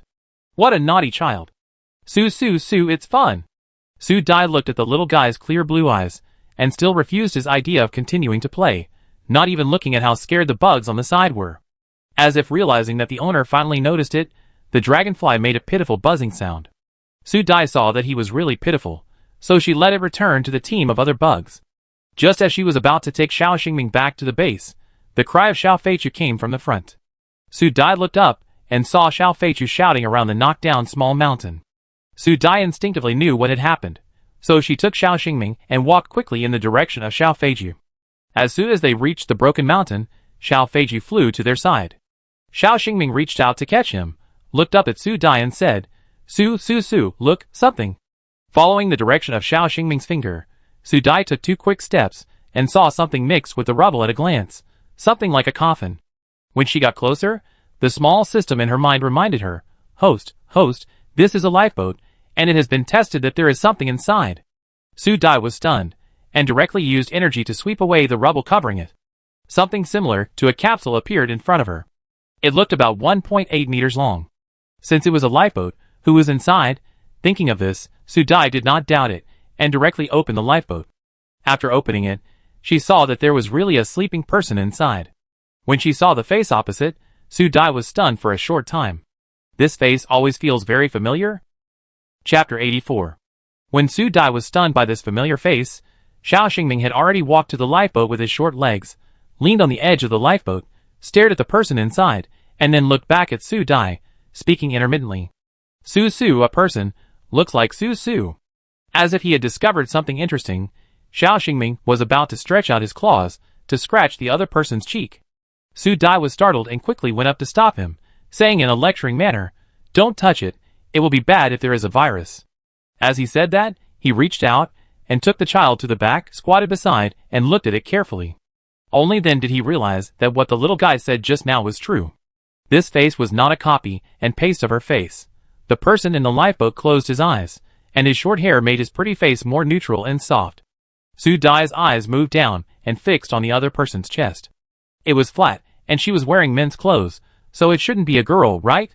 Thinking of this, Su Dai directly stretched out her hand and pressed on the other person's chest.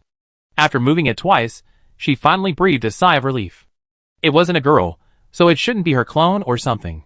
Her action directly caused the small system in her mind to roll its eyes. The small system that had been watching for a while finally couldn't help but speak. "Host, don't you think he looks familiar?" Su Dai nodded. "Do you need to say that? Didn't you see that this face is exactly the same as hers? Seeing this face every day, how could it be unfamiliar?" Hearing this, the small system rolled its eyes. He had always thought that this host was very smart. Now it seems that he has to take back what he said. He reminded silently, "Host, can you take a look at your memory fragments? Even if your memory is intermittent, you can't recognize your relatives, right?" As soon as these words came out, Su Dai was stunned again for a short time. It took a long time for her to find a familiar person from her memory, a person who had been away for a long time and had a good relationship with the original owner. Su Dai looked down at the man in the lifeboat in disbelief. Sure enough, his face was exactly the same as the face in the original owner's memory fragment. Is this her brother in this body? Her eldest brother, His Majesty D. Seer, the former heir-in-waiting who disappeared in a sneak attack and was tacitly killed by the Empire. Su Dai, who realized the facts, always felt that it was too coincidental. The brother and sister arrived at this abandoned planet one after another? What is the probability? She couldn't help but ask the small system in her mind. Are you sure this is not a conspiracy? It's not a means for my enemy to harm me. The small system was silent after hearing this, and after a while it turned to the wrong. The existence rolled its eyes. Host, I just checked it. According to the time when the stones were formed, your brother should have arrived at this planet earlier than you. If the speculation is correct, he should have encountered a planetary explosion on the way, and then was directly impacted here by the explosion storm, along with the fragments of the exploded planet. Su Dai breathed a sigh of relief after hearing this conclusion. She ignored the tone of the small system and thought about it in her heart. This nominal elder brother was the only one who was good to the original body in her memory. Although the two were siblings, their IQ and mental strength were different. It should be said that they were worlds apart. Her former Majesty brother was a cloud, and her original body was a dull mud. It was really a difference between clouds and mud. Su Dai looked at the original owner's memory and couldn't help sighing. Her elder brother was also unlucky. He was about to inherit the throne, but he had an accident at the critical moment and ended up saying goodbye to the throne that was about to be in his hands, which also allowed the stepmother's younger brother to take the throne. In the end, even his only blood sister was not saved. In this way, the brother and sister met on an abandoned planet. Su Dai thought that if she had not come to this body by mistake, the brother and sister would have been buried in the same place. They were really unlucky. I don't know if this accident of her nominal elder brother is really an accident. There is no way. Su Dai looked at her nominal elder brother, who had not woken up yet, and could only take him back. She opened the random door directly on the spot. She pulled the lifeboat and teleported herself to the place where the magic vine tree was. There was no other reason, just because the concentration of life breath here was the highest around. As soon as she put the lifeboat in the middle of the branches of the magic vine, Su Dai felt the protest of the magic vine. She said soothingly, "Put it here with you for the time being. I will take him away immediately when he wakes up. Don't worry, if he dares to do anything, you will teach him a lesson." It took a long time for the magic vine to reluctantly agree to put it here. Su Dai quickly stuck the lifeboat in the middle of the magic vine, looked down at the nominal eldest brother, who was sleeping unconsciously, and whispered, "Because you are good to the original owner, I also occupied her body. Saving your life today is to repay the kindness of you two brothers and sisters. Wake up early, and get your throne back early." In this way, she can also let this cheap brother avenge the death of her original body. After all, these two are biological siblings, and it is most appropriate for the brother to avenge his sister. Thinking that Su Dai still transferred a wave of energy into the other party, she was about to leave. As a result, when she turned around, she saw Xiao Xingming had run to the black-haired elf's nursery at some point, with his little claws reaching inside. Su Dai moved directly to his side, quickly pulled the little guy's paw, made a hushing sound to him, looked at the elf, who was still sleeping, and whispered to Xiao Xingming, "Be good, your brother is sleeping, we agreed not to disturb him." After saying that, without waiting for the other party to protest, she directly clamped Xiao Xingming in her arms, quickly jumped from the tree to the ground, and then breathed a sigh of relief. However, Xiao Xingming, who was clamped in his arms, sighed, and his pair of blue eyes were a pity, which was very inconsistent on the face of a baby. Su Dai found it interesting, and felt that the child had grown up a lot mentally. She pinched the little guy's cheek and deliberately said, "If you don't want to be caught like this, you have to grow up quickly. I know you can do it, otherwise I will still catch you like this." As she said that, she threw the little guy into the sky, and then reached out to catch him, so that Xiao Xingming's laughter was transmitted in the air. After 10 or so times, Su Dai saw that the other party did not look scared at all. On the contrary, there was still excitement in his eyes. Come on, this is not an ordinary child. This kind of fright is fun in the eyes of the other party. In the end, he could only pinch the little guy's white and tender cheeks to end it. While the atmosphere here was extremely harmonious, the atmosphere in the meeting hall of the Imperial Palace was solemn. The young man who was originally sitting on the silver seat had his hands behind his back and looked at the person standing opposite with a gloomy face. After a long time, he spoke in a calm voice, "Elaine, what do you have to say? Don't you explain to me what's going on?" Under the calm words, suppressed anger was brewing. Elaine looked at the young emperor in front of him. The current gloomy and coldness was his original appearance. At this time, his mind somehow jumped to a bold and reckless person. Why did it appear to be the same person with different faces? The young empire, who had not received an answer for a long time, had lost all patience. Messies raised his voice and said coldly, "Elaine." The shout interrupted Elaine from her vague memories. His face remained unchanged, and he answered in a steady voice, "Your Majesty, things are not that simple. To determine whether it is really effective, we need to continue to do experiments. Before we get a definite answer, these data are not suitable for publication." Hearing this, Messies narrowed his eyes and stared at Elaine with a sharp metallic look. "Not suitable? Is this the reason why you stopped the experiment privately?" Hearing this, Elaine pursed her lips and did not answer. Seeing him like this, Messi snorted coldly and warned in a gloomy voice, "Elaine, remember your identity. You are the Lieutenant General of the Empire. I know you want to find Diesel. I have the same goal as you. You don't have to doubt it, but you'd better not forget Elsa's identity. She has been tried and exiled by the Empire. You'd better not protect her, otherwise you will be implicated in the same way." Elaine was silent for a while, and then said, "Your Majesty, I have not forgotten my identity. I have no relationship with Elsa. I only uphold justice and fairness, and will not protect anyone. Elsa has received the punishment she deserves. On this basis, she is also your Majesty's sister. Your Majesty should also restrain some people's secret temptations." Messi narrowed his eyes, and stared at Elaine with a cold face. "Are you threatening me?" Elaine moved her eyelids and corrected without any fluctuations in her voice, "No, I am reminding your Majesty that the eldest princess's mistakes have been sentenced at the imperial trial seat. She has received the punishment she deserves. These punishments are not a reason for some people with ulterior motives to continue to attack her." Hearing this, Messies looked at him carefully, scrutinizing him for a long time before snorting softly, with a mocking expression on her feminine face. "So what made you make such a change? Don't tell me that you fell in love with her during the time you disappeared on the other broken planet." When the word feelings came out, Elaine frowned slightly, and her expression towards Messies became cold. Said in a serious tone, "Your Majesty, Princess Elsa and I have no intersection. Since Princess Elsa has received the punishment she deserves, I will not continue to pursue the past. I am the Lieutenant General of the Empire, your Majesty.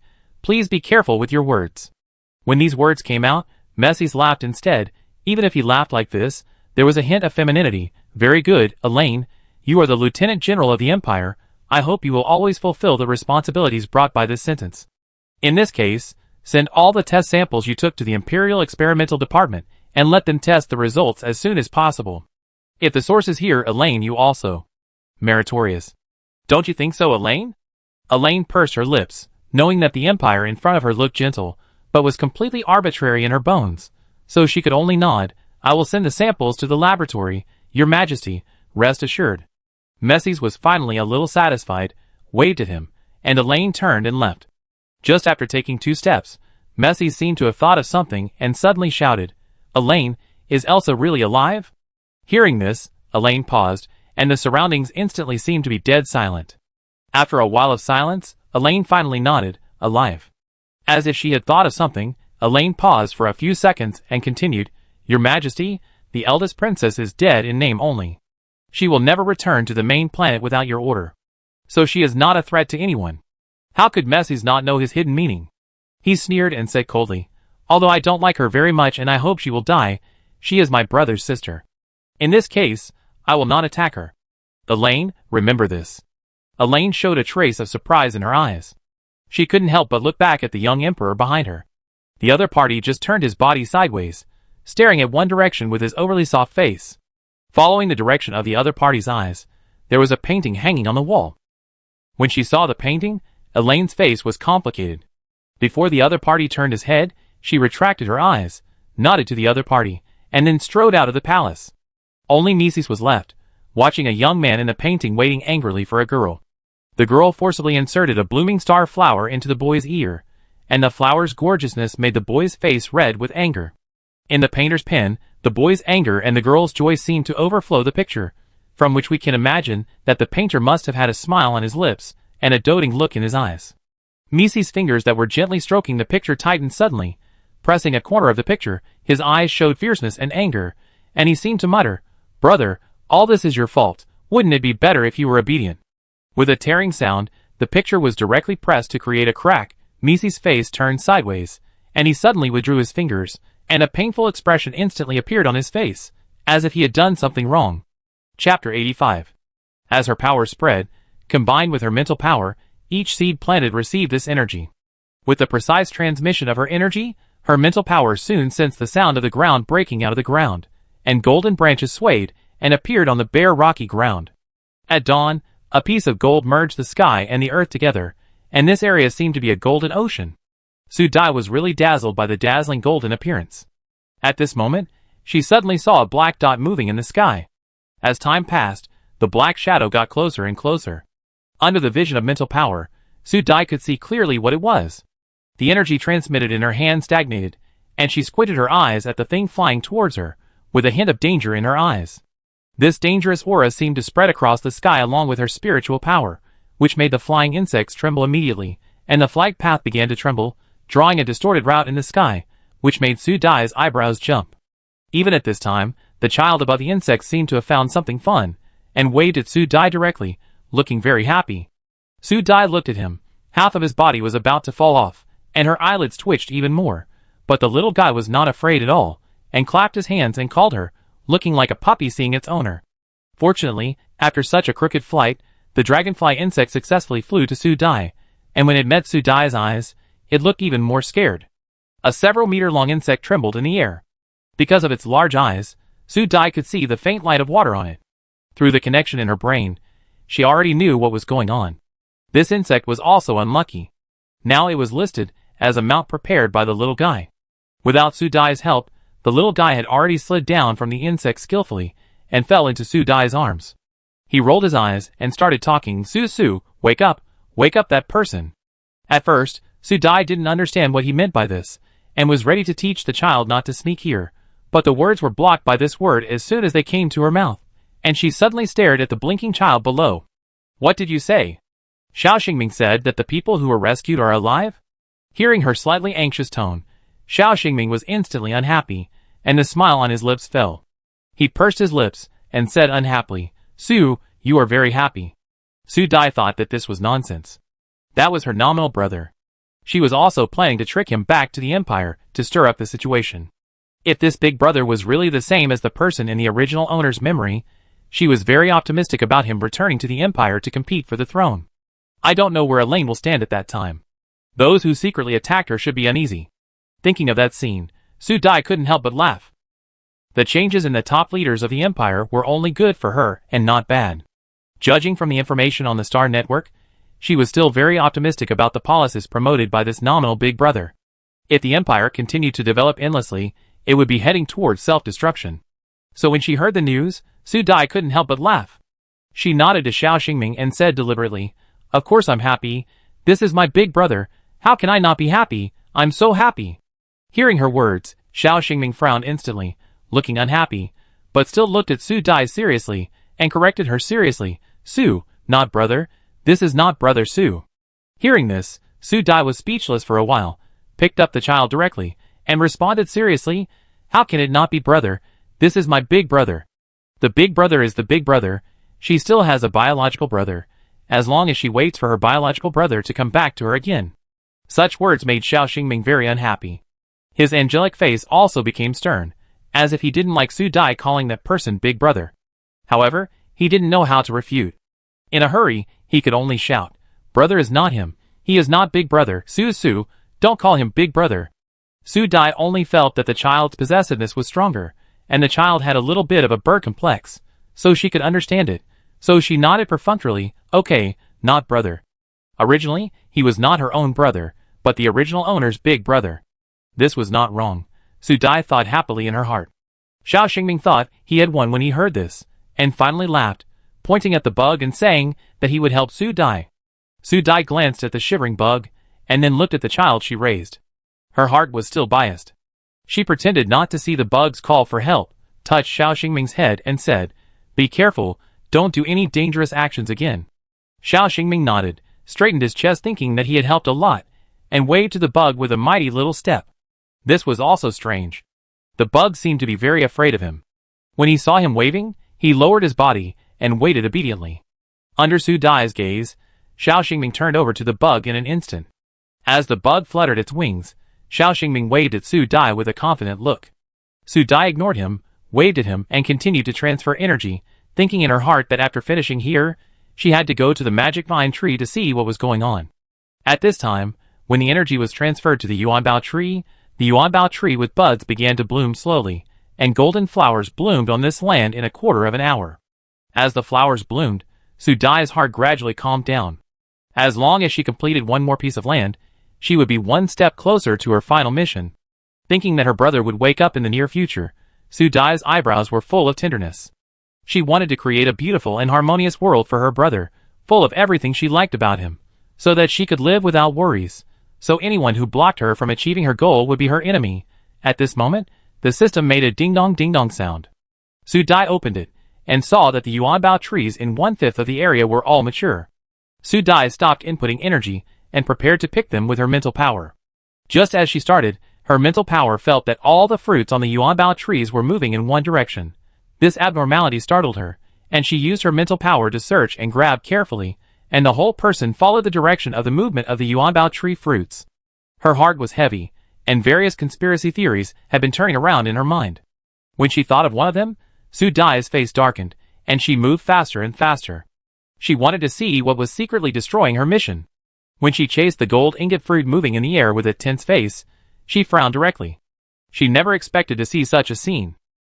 It was seen that these gold ingot fruits were attracted by something, and all formed a string in the sky in an orderly manner, and then moved in a certain direction. This scene was too weird. Sue Dai's expression moved, and she turned her footsteps to chase the direction of the gold ingot. Soon Sue Dai tracked down the whereabouts of the gold ingot. Looking at a little kid surrounded by countless gold ingot fruits, Sue Dai laughed unhappily. It was not someone else who made a big circle, but Xiao Xingming who said he would help her. After making sure that no one was making trouble, Sue Dai did not move forward, but stood there and watched. She wanted to see how this little guy would help her. At this time, a steady stream of gold ingot seeds surrounded Xiao Xingming and the bugs. The seeds emitted dazzling golden light under the light, and Xiao Xingming looked as holy as a little golden boy with golden light. This was a really beautiful picture. Sue Dai couldn't help but record it with the system and decided to show it to Xiao Xingming when he grew up. At this time, Xiao Xingming moved his hands and moved his arms around. The gold ingot seeds surrounding him fell down like rain, and Xiao Xingming was still constantly directing the bugs to move. After following for a while, Sue Dai gradually became serious. She originally thought that the child was just playing, but she found that it was not the case. The seeds that the little guy would only scatter were all precisely sprinkled on the positions she arranged. Until she saw the little guy scatter all the seeds, she heard the reminder sound from the system. Before she checked, the system's voice sounded in her mind. Congratulations, host, you have successfully completed the basic planting task in the 3rd stage of Xishan district. Please continue to improve the subsequent growth tasks. Sue Dai was stunned. She has completed the basic planting task. Thinking about it, the fruits collected this time can indeed allow this area to be planted. When the yuanbao trees continue to bloom and bear fruit and new yuanbao trees grow out, this place will complete the reproduction and growth of a system ecology. Looking at the Shishan area that was about to be lit up in the system, Su Dai couldn't help but feel happy. Is this one step closer to the target task? This good news made Su Dai's eyebrows full of smiles. Without saying a word, she called the dragonfly back in her mind. In less than a moment, the dragonfly returned to her with Xiao Xingming. The little guy saw her trying to open his eyes, and he looked very sleepy. Su Dai knew at a glance that this was the result of excessive energy consumption. Seeing that the little guy was about to slide off the worm, Su Dai quickly reached out and caught the child. She touched his head and comforted him softly. Go to sleep, Xiao Xingming, you did a good job, thank you. In her soft words, Xiao Xingming pulled her clothes and slowly closed his eyes, and his long eyelashes trembled twice, like the last stubbornness. Su Dai reached out and patted his back. Seeing that the little guy had fallen asleep completely, she quickly dispersed all her energy in this area and used her mental power to form a protective shield so that the seeds of the yuanbao tree could grow smoothly. After dispersing all her energy, Su Dai's body was hollowed out. She couldn't help but yawn and wait to let the insects go back. She took the little guy through the arbitrary door and returned to the room in the base camp. Without saying a word, she took the little guy and fell directly on the vine bed. As the two fell asleep and gradually entered the sea of consciousness, as time passed, they were gradually covered with a layer of green light. Chapter 86. Su Dai felt that she had opened a big hole in the energy bank in her sea of consciousness, so that the energy flowed out several times more than usual. She felt that her body was full all night, and when she was about to give up, she felt a cool breeze around her, and the energy blocked in her body was sorted out, and she entered a deeper sea of consciousness. When she was awakened by the sound of the system in her mind, she only heard a series of ding-ding-ding sounds in her mind. Congratulations to the host. Congratulations to the host. The third stage of planting in the West Mountain area has been completed. Now the entire West Mountain area has been lit up, and the system is now giving the host a reward. As another series of ding-ding-ding sounds rang out, several blind boxes appeared on Su Dai's system panel, exactly 5, and they all looked very delicate, but the luck of drawing 2 birds last time had made Su Dai not excited about these blind boxes. At this time, her mind was just clear, and she casually clicked on a golden blind box. As the box opened, the small system's broadcast voice also sounded. Congratulations to the host. Congratulations to the host. You have obtained a golden honeycomb. Su Dai watched the blind box open, revealing a palm-sized golden honeycomb with golden bees flying up and down inside. This thing can also be stuffed into the blind box. Su Dai's mouth twitched, suspecting that the system really had nothing to give her, so it perfunctorily gave her this. Looking at the remaining 4 blind boxes, Su Dai really had no expectations, so she directly clicked to open all of them. As the light flashed, the contents of the 4 blind boxes also appeared. The first one was a handful of quail egg-sized white things, with the words 10,000-year egg written on it. The introduction said that it was a life form that had been formed over 10,000 years. The specific creature was unknown, but it was a large creature. Su Dai thought that large creatures only looked like various mythical beasts in her mind. Looking at this thing the size of a quail egg, she really couldn't imagine that this thing could be a large creature. Then she looked at the second blind box, which was much simpler. There was a pet evolution pill, which was undoubtedly for pets. Su Dai naturally prepared to share this thing with Xiao Feichu and Xiao Haizi. She looked at the third blind box, which was even more abstract. There was a bag of seed-like things, and it was written on it that it was a beautiful creature that needed to be planted and grown. Su Dai was speechless. For a moment, she couldn't figure out whether it was a plant or a creature. She patiently continued to look at the last one, and the result was even more exaggerated. There was a bottle of something like a white egg inside, and it was written on it that it would grow when it met sea water, and there was no explanation at the end. One is more concise than the other. In the end, Su Dai rolled her eyes, and felt like she was touching a bunch of useless things again. At this time, she was completely awake. The energy in her body was surging. At this moment, she found that she seemed to have upgraded again. The evidence was that the upper limit of the energy stored in her body had been broken again. This time the breakthrough was so silent that she couldn't help but be surprised. She looked left and right, and checked her body. There was nothing wrong, but she always felt something was wrong. She looked left and right again, and found that the room was empty. Xiao Xingming, who used to stay by her side whenever she fell asleep, was gone. Su Dai used her mental power to feel, and found that the little guy was not around. She did not feel any danger either, and wondered where the little guy might have gone to play. When she walked out of the thorn hut, she did not see little Fatty and little Blackie, and Su Dai became more certain of her thoughts.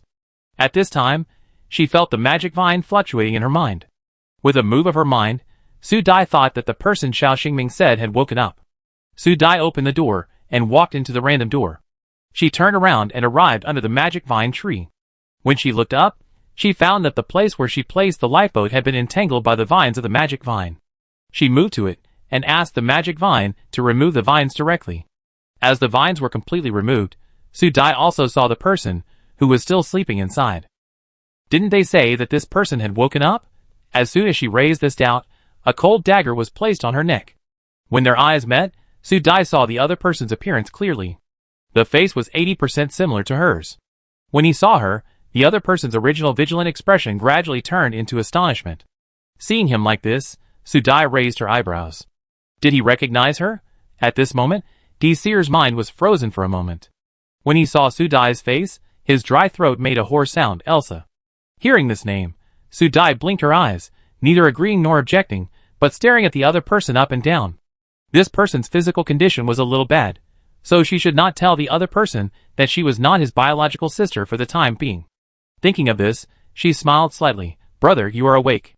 This brother made Desir fall into a brief memory. He seemed to see the sister in his memory, who had not yet gone crazy.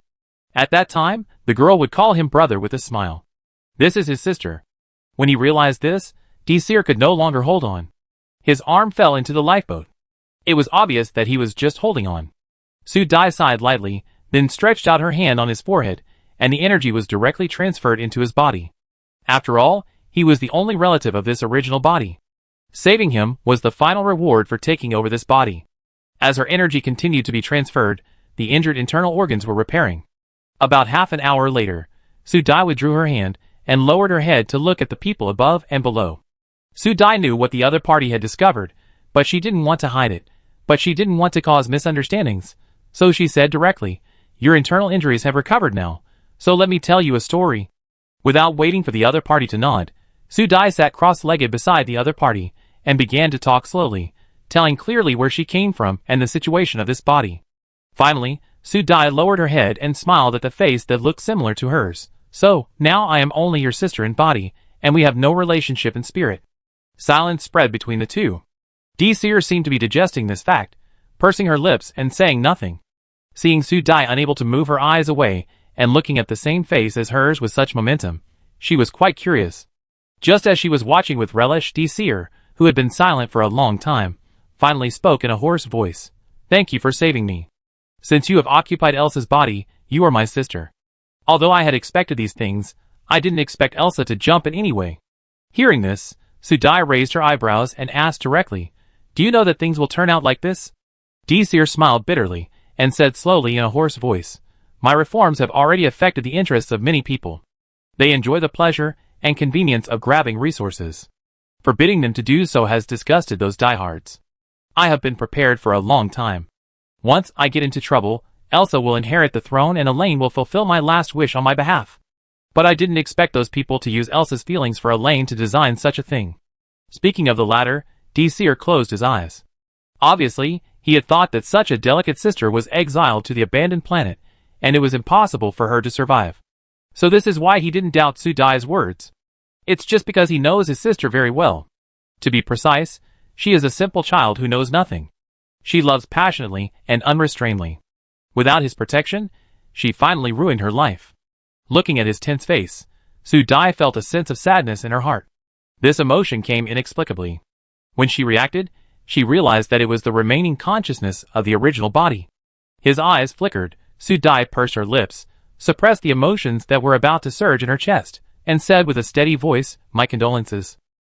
Desir understood what this sentence meant, closed his eyes, and when he opened them again, he suppressed all his emotions. He looked at Su Dai steadily, then sat up despite the pain, looked at Su Dai for a while, then slowly waved his hand, and said softly, "Come here." Su Dai could see that he was trying hard to suppress his emotions, and after 2 seconds of silence, he moved closer to him and looked up at him. As they stared at each other, a hand suddenly touched his head. Perhaps because the other party's action was too gentle, Su Dai's body stiffened and she did not resist. In this silent atmosphere, Su Dai's stiff body slowly relaxed, and the palm on her head did not seem to want to be chopped off by the other party, as if this body was very familiar with this touch. In an instant, Su Dai understood why this feeling was familiar. The brother in front of her liked to be intimate with her in this way the most. In her memory, the relationship between the two was indeed very good. Su Dai's thoughts were a little dazed, and at this moment she also thought of her brother. So when the two were immersed in their own thoughts, the atmosphere became gentle. At this time, a shocked and angry voice sounded, "You are not allowed, you separate." The voice was urgent and fast, as if it was wrapped in a layer of wind and rain and rushed towards the two, hitting them head and face. Both Su Dai and Desir were directly confused by the shouting and looked in the direction of the sound. As soon as the two turned their heads, they felt a gust of wind blowing in their ears. They were alerted instantly. Before they could make any defensive moves, they were separated by a brute force. Su Dai only felt that she was pulled hard, and then her wrist was tightly grabbed. Before she looked up, her head was pressed into a warm embrace. There was a beating heart in her ears. This was a living being. Su Dai bent her fingers, and suddenly felt very familiar when she touched the warm body temperature. On the other side, Desir was much more unlucky. His people and the lifeboat were kicked to the side and fell straight down from the tree.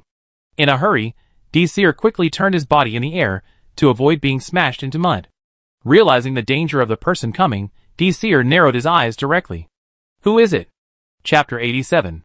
Desir clearly felt the murderous intent directed at him. In an instant, he felt the coldness of a sword across his neck. He subconsciously reached out and touched his neck, feeling the rapidly beating tendons on it, and breathed a sigh of relief. Fortunately, his neck was still intact. Thinking of this, he looked in the direction of the person coming, and saw that his sister, who was just by his hand, was wrapped in the arms of a strange man. He instantly became unhappy. Although his sister's heart had changed, this body and face were still his sister, and he felt unhappy no matter how he looked at it. Desir's eyes staring at the other party also became unfriendly instantly. As if sensing his hostility, the man who was holding Su Dai turned around suddenly, and bared his teeth at him fiercely, with warnings written in his ice blue eyes. As if to say, "This is mine, no looking, no touching, and even less touching." This overly domineering look made Desir stunned, and he immediately reflected on himself. He seemed to have never met the other party before. At this time, Su Dai, who was hugged by someone, was about to suffocate, and finally couldn't bear it anymore. He slapped the hard chest that was almost deformed by his face, gritted his teeth, and said angrily, "Do you want to suffocate me to death?" While speaking, he slapped the other's chest. The rejected man was still aggrieved, and now he was beaten again. His face collapsed instantly, like a big dog, looking at Su Dai with grievance and confusion. Did he do something wrong? Why was Su so fierce to him? Thinking of this, the ice blue eyes seemed to be stained with a layer of ice crystals. Su Dai saw all the changes in his facial expressions at this moment. She seemed to have thought of something. She breathed a sigh of relief. This guy didn't seem to have any strange memories. He was still the stupid little zombie before, but now he was back to human form. After this guess, Su Dai's discomfort of being forced to press the chest of a stranger of the opposite sex just now disappeared instantly. This is the child she raised who has grown up.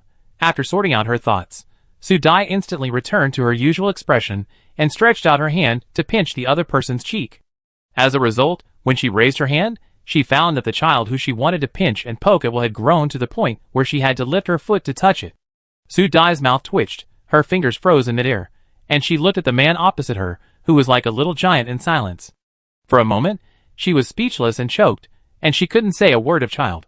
As a result, the kid opposite didn't feel her inner struggle at all, and looked at her expectantly. As a result, he saw that his Su didn't react for a long time, and a trace of doubt flashed in his ice blue eyes. He thought for a few seconds, as if he had thought of something, and suddenly showed a look of sudden enlightenment. Then, when Su Dai was still thinking about it, he directly approached her cheek, and naturally bent down and rubbed it, with a satisfied look on his face. The sudden strange touch made Su Dai stunned, and the atmosphere between the two of them instantly became weird. At this time, a cough sounded, directly breaking the atmosphere between the two.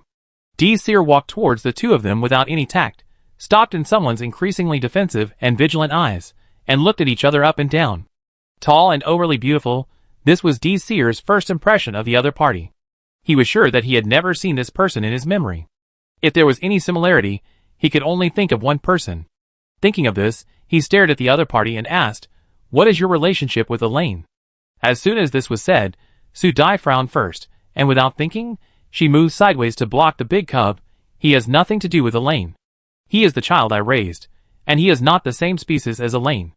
So it is impossible for him to have any relationship with the other party, and she rejected any possibility that the other party said. Seeing her firm expression, Desir was suffocated for a moment, but seeing that the person in front of him did not have any emotional fluctuations when talking about Elaine, he felt powerless again, and now clearly realized that the other party might not really be his sister. The sudden powerlessness made him suppress all the emotions in his eyes, and his face was indeed exhausted. The atmosphere was awkward for a while, and Su Dai also felt the inexplicable loss of the other party. She was a typical person who would not take hard words, and she softened her tone when she saw the other party like this. I haven't introduced him to you yet. This is Xingming. He is just a little zombie, the local kind. Hearing his name, Xingming's eyes lit up, and he nodded along with her voice, as if he was showing off to the whole world that he was the Xingming in Su's mouth. After Su Dai finished speaking, Desir was silent for a few seconds. His eyes shifted from Xingming to her, and after looking at her for a while, he suddenly said, "You should call me brother." Su Dai was speechless for a while, looking at the other party suspiciously, and then seeing the other party's serious face, and then thinking that after all, she occupied the other party's sister's body. Since the other party knew the truth and still insisted, she couldn't bear to refuse the other party's small request. After a long time, Su Dai uttered the word brother in a not-so-smooth way. Desir finally relaxed his eyes, and pretended to be reserved. He hummed and changed the subject. "Since I am your brother, I will definitely protect you. Now take me to see your planet." Seeing him like this, Su Dai also breathed a sigh of relief. She suddenly felt good, as if calling him brother was not a loss. At this time, many fragments of the original owner's memory appeared in her mind, all of which were related to this brother. Through the original owner's memory, Su Dai could clearly feel that this brother's love for the original owner was sincere. This kind of family-like memory made Su Dai more moved by this extra brother. When she heard the other party's request, she couldn't refuse it. She nodded and said yes, and raised her foot to walk in front to lead the way. As a result, someone who had been standing behind her was unwilling. Seeing that she was about to leave, he stretched out his hand and grabbed her arm, looking like a clingy person. Su Dai felt a headache when she saw someone who had only grown taller, but not grown up. She could only hold the other person's big hand with her backhand, and coaxed him in a low voice. "We have to go back. Don't you miss Xiao Feichu? He and Xiao Haizi are waiting for you to go back and play. Didn't you agree to make dragonflies?" Xingming's expression hesitated. When he heard that they were going to make dragonflies together, he finally couldn't resist. His ice blue eyes flashed with pure joy. He pinched Su Dai's fingers and whispered his request. "Yes, I want to play all day. Hurry up. Even if this guy is forced to grow up, he still remembers that I didn't let him play more." Thinking of the cruel scene that the tearful dragonfly worm will face, Su Dai couldn't help but feel guilty silently. This shouldn't be the scope of insect abuse, right? At this moment, a gurgling sound suddenly appeared, and Su Dai and Xingming looked in the direction of the sound together. Desir, who was about to take a step, suddenly froze in his face, and covered his stomach in embarrassment, and then his stomach growled again without giving him face. "Desir, I lost all my face." Silence spread, and when Xingming was about to point at the other person's stomach and speak, Su Dai quickly threw a fruit into his mouth to block the unpleasant words he was about to say. "Ha, ha, brother, let's go back quickly. It's time to eat. It's not too late to watch after we eat." After saying that, she smiled and took the lead, as if she didn't hear or see anything. Seeing her like this, Desir couldn't help but stand up and follow her in 3 or 2 steps. When he was ready to take a step forward, someone turned around and threatened him fiercely with a beautiful face. He raised his eyebrows, and walked 1 step away from Su Dai without being moved. Watching Su Dai forcibly turning someone's pretty head, Desir suddenly felt that this sister with a new heart seemed not bad. In some ways, she was quite similar to Elsa when she was a child. Chapter 88. Originally, Desir was ready to welcome a desolate and barren planet with a guilty heart. He felt even more guilty when he thought that this planet was allocated to the other party, because of his indirect reasons. Desir took a deep breath. As they approached, the blurry scenery in front of him became closer and closer, until the endless lush trees appeared in front of him.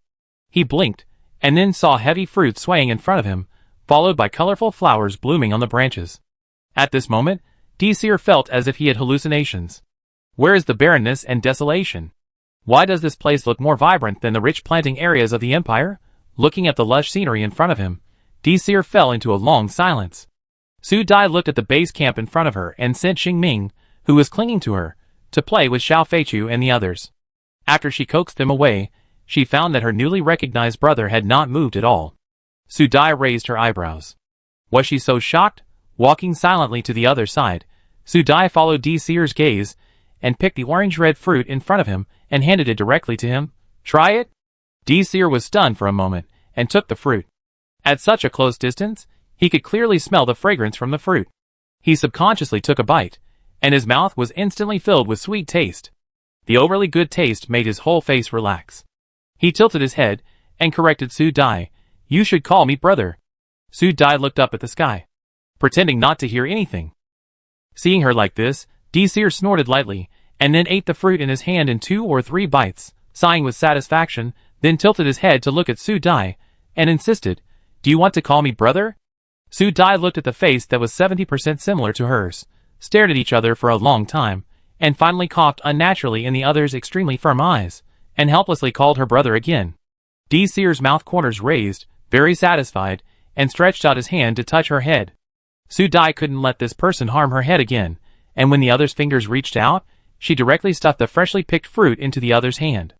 My good brother, try it quickly. This kind of fruit tastes better. After being caught off guard and stuffed with a handful of fruit, Seer seemed to know what she was thinking, and smiled slightly. That's it, there is a long way to go. How can his sister Seer only be assigned an abandoned star? When he goes back, it will be the day of judgment for those people. Thinking of this, a cold light flashed in his eyes, and the juicy and plump fruit burst directly in his mouth with his movements, and the fruit fragrance instantly filled his mouth, healing his gloomy mood. Along the way, the two of them walked around the planting area. With Su Dai's constant explanation, Seer had a general understanding of the situation he was in. The more he understood, the more complicated his eyes became. He also clearly understood in his heart that the sister he had known since childhood was really gone. In an instant, all the memories came to his mind. Thinking of the secrets, he felt that this ending might be the best. Thinking of this, Seer's eyes gradually became clearer from complicated, and when he looked at Su Dai again, his eyes became relieved. Your spiritual level is beyond my previous guess, which is good. Elsa always wanted to sneak away to other planets for adventures, but she was stopped every time. Now I am relieved that you are like this, but no matter where you go in the future, don't forget that you have a brother waiting for your news. As he said this, he turned his head to look at Su Dai, as if waiting for her to come back.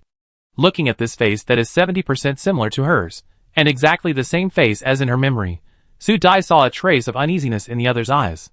She is a person who is soft-hearted and not hard-hearted. After a turn of thought, she softened and took a bite of the fruit in her hand. That's all, it's just an extra brother. I guess her brother won't mind having an extra brother when he wakes up. Thinking of this, Su Dai changed the subject and asked, Well, I try my best. What are your plans, brother?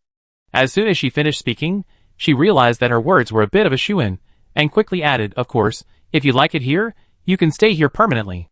After all, there are not many people on my planet. You can live wherever you want. Her appearance made Seer suddenly laugh. His face was full of smiles that could not be concealed, even brighter than the bright sunshine.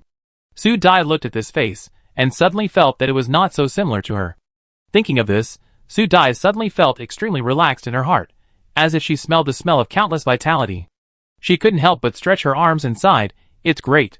It seemed that the two of them had a tacit understanding, and the tacit understanding between the brother and sister seemed to have been re-established, so that later Seer began to dislike Su Dai's boring introduction like a robot, and directly drove her away, and went shopping by himself. Su Dai shrugged her shoulders and looked at her brother's disdainful back innocently, touching her chin with a puzzled look. Is it rare that she doesn't speak well? She spoke in great detail. TSK, I didn't expect that her brother was still impatient. She just turned around and took 2 steps, when she felt something moving towards her in front. As soon as her mental power spread, she could see clearly what it was. With a twitch of her mouth, she moved quickly forward. Before she walked for a while, a buzzing sound came from above her head. When the sound approached the back of her head, she directly used her mental power to block the thing that was about to hit her, and then someone's dissatisfied voice came from behind. Su.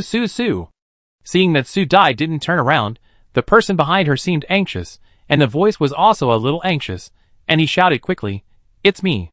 There was already a hint of grievance in his voice.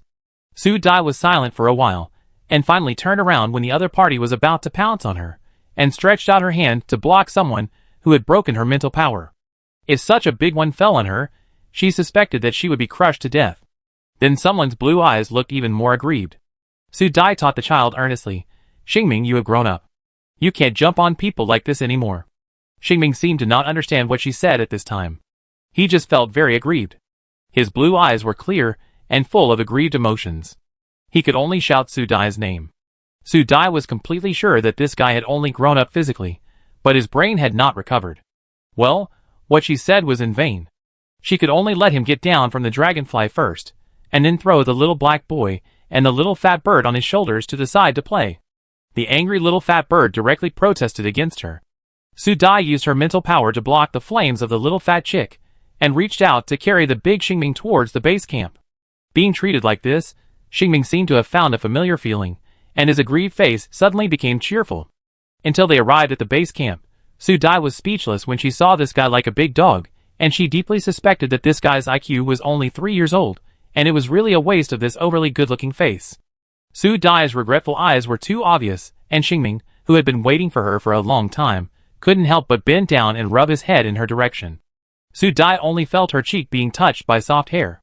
This strange touch made Su Dai subconsciously stretch her fingers, so the silver-white hair was interspersed in her hands, and the strange feeling made her a little trance.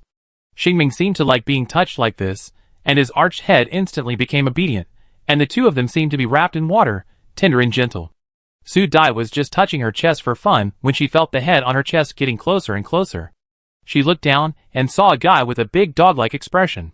Su Dai suspected that if the guy's head was not in her hand, he might really lick it. Thinking of that scene, Su Dai's expression froze for a moment, her fingers froze, and she quickly retracted her fingers and pushed the guy away a little, until there was a distance of 2 fists between them. She breathed a sigh of relief. Even if the other party's cognition is still at the level of a child, this body is a real adult male. She still can't let this guy get too close in the future. After making up her mind, Su Dai saw the other party's dissatisfied expression, as if accusing her of pushing him away just now.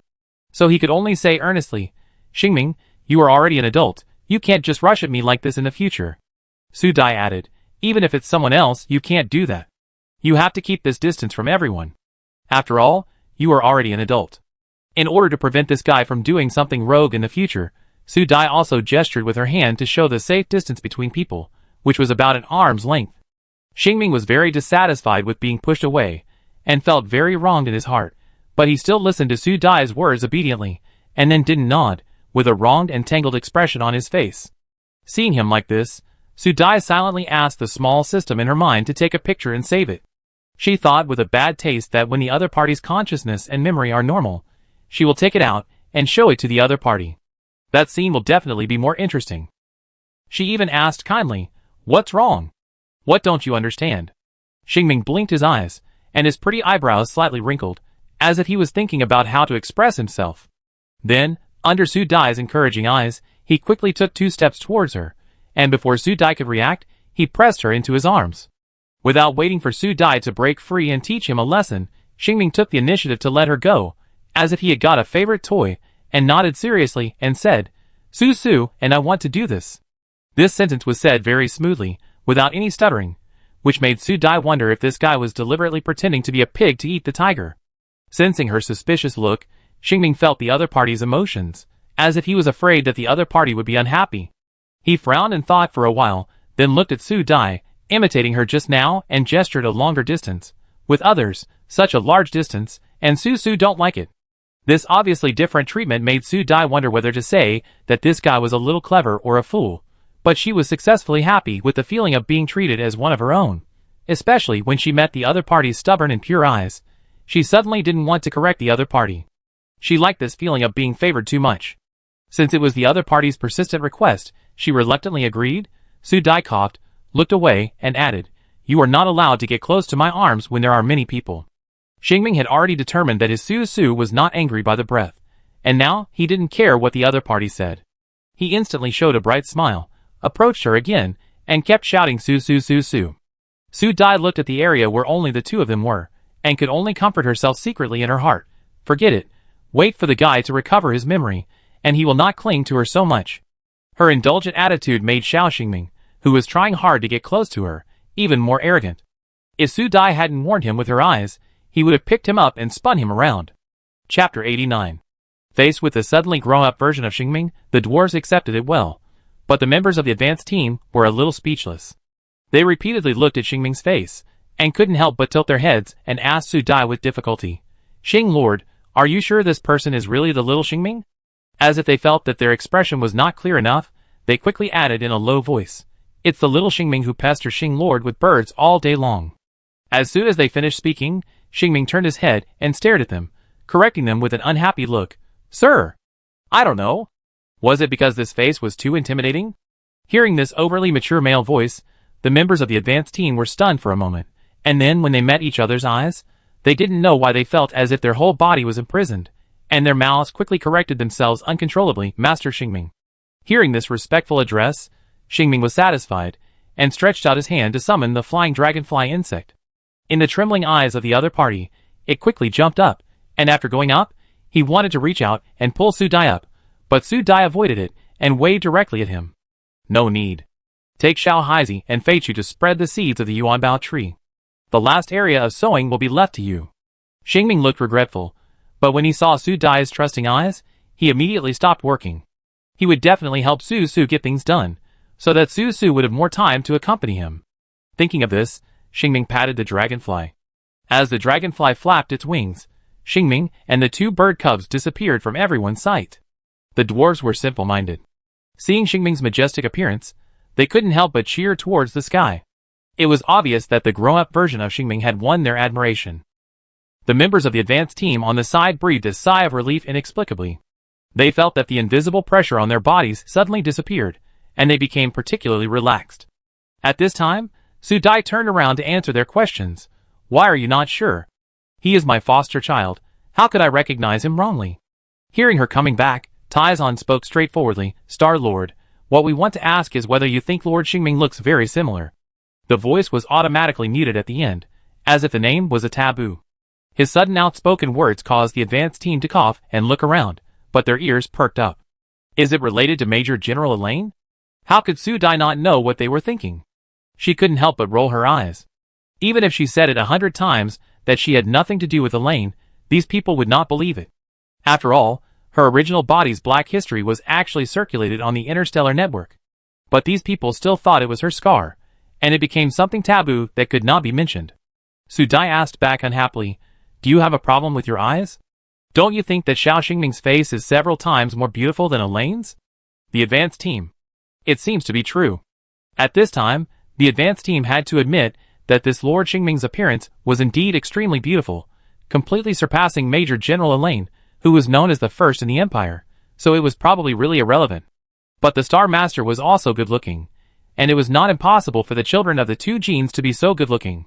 Su Dai did not give them time to think more, and directly informed, "It's time to finish here. I will restore the vitality of the central region. You now have a specific understanding of our planet. When the central region is restored, we will have restored half of the vitality of this planet, and the remaining half will be able to continue to heal itself under our continuous advancement. At that time, this planet will be the most suitable planet for us to live on, and it will evolve into a fertile planet." Under Su Dai's description, everyone seemed to have seen the future richness of this planet, with abundant resources. They returned to the ancient human period.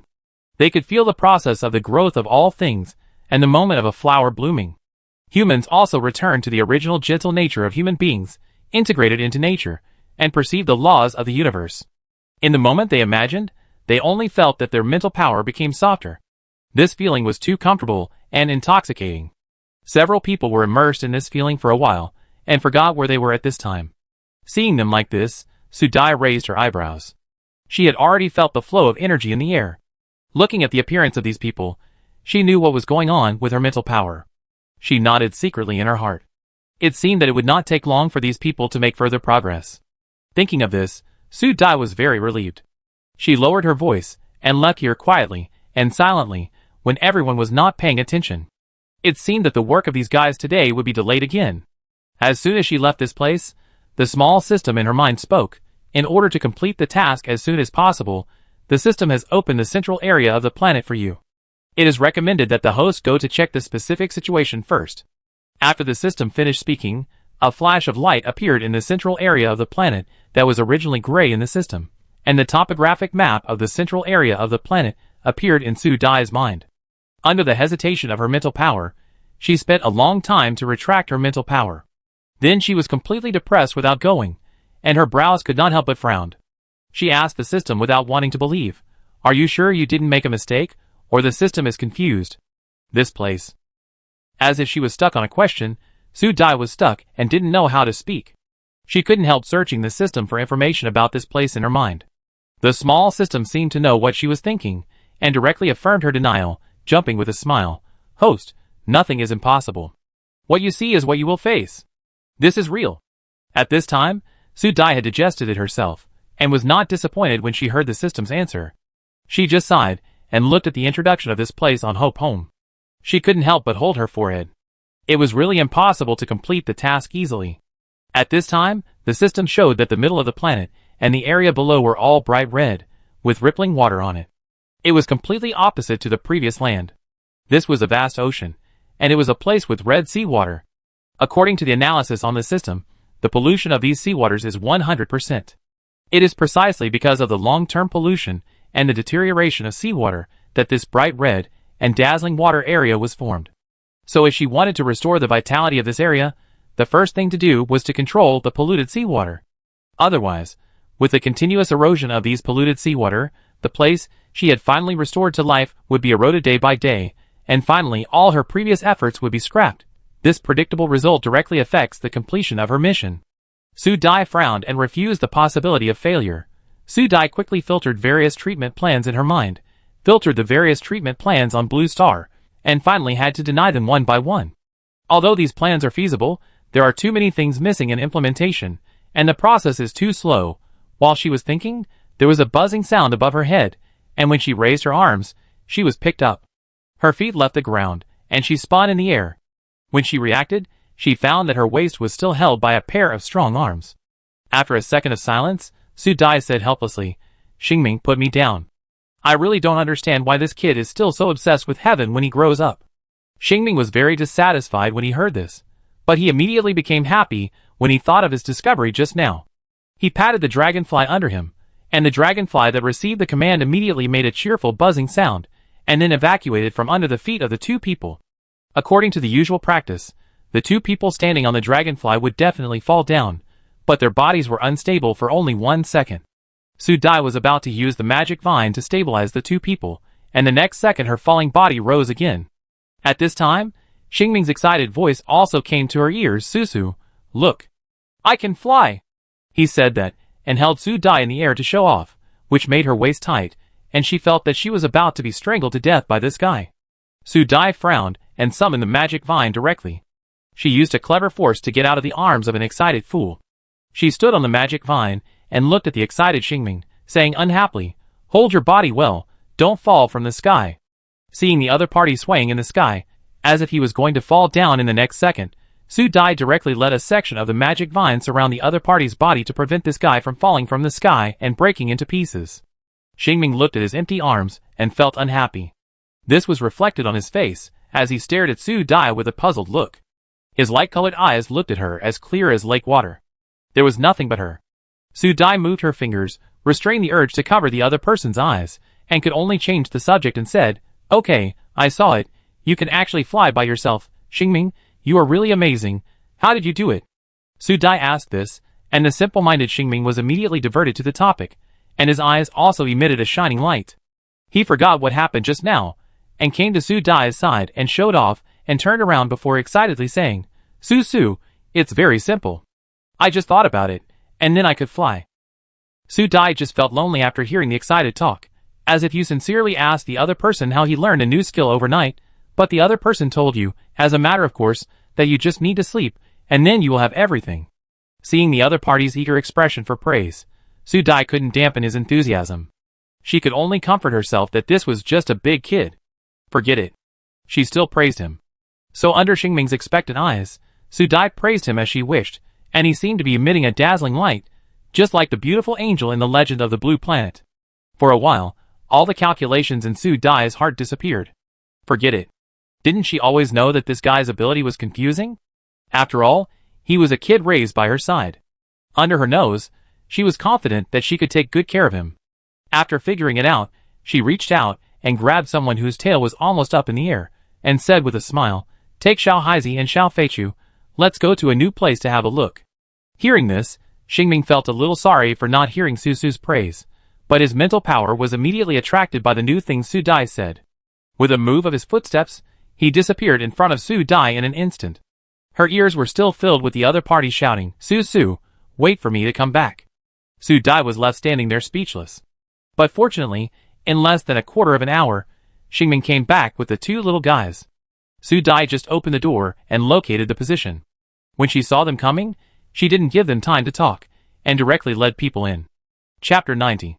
Looking at the scenery in front of her, Su Dai finally deeply felt what a sea of blood would look like in reality.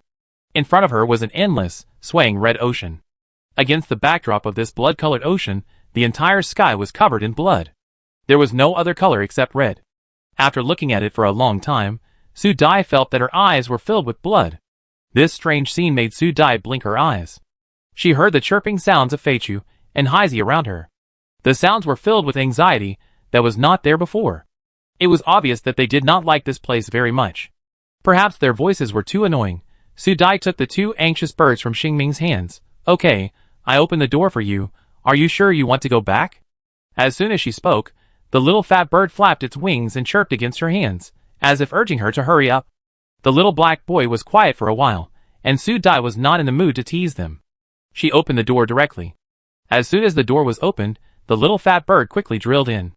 Just when the body was halfway in, it seemed to have thought of something, turned around and chirped at the little black boy in Su Dai's hand.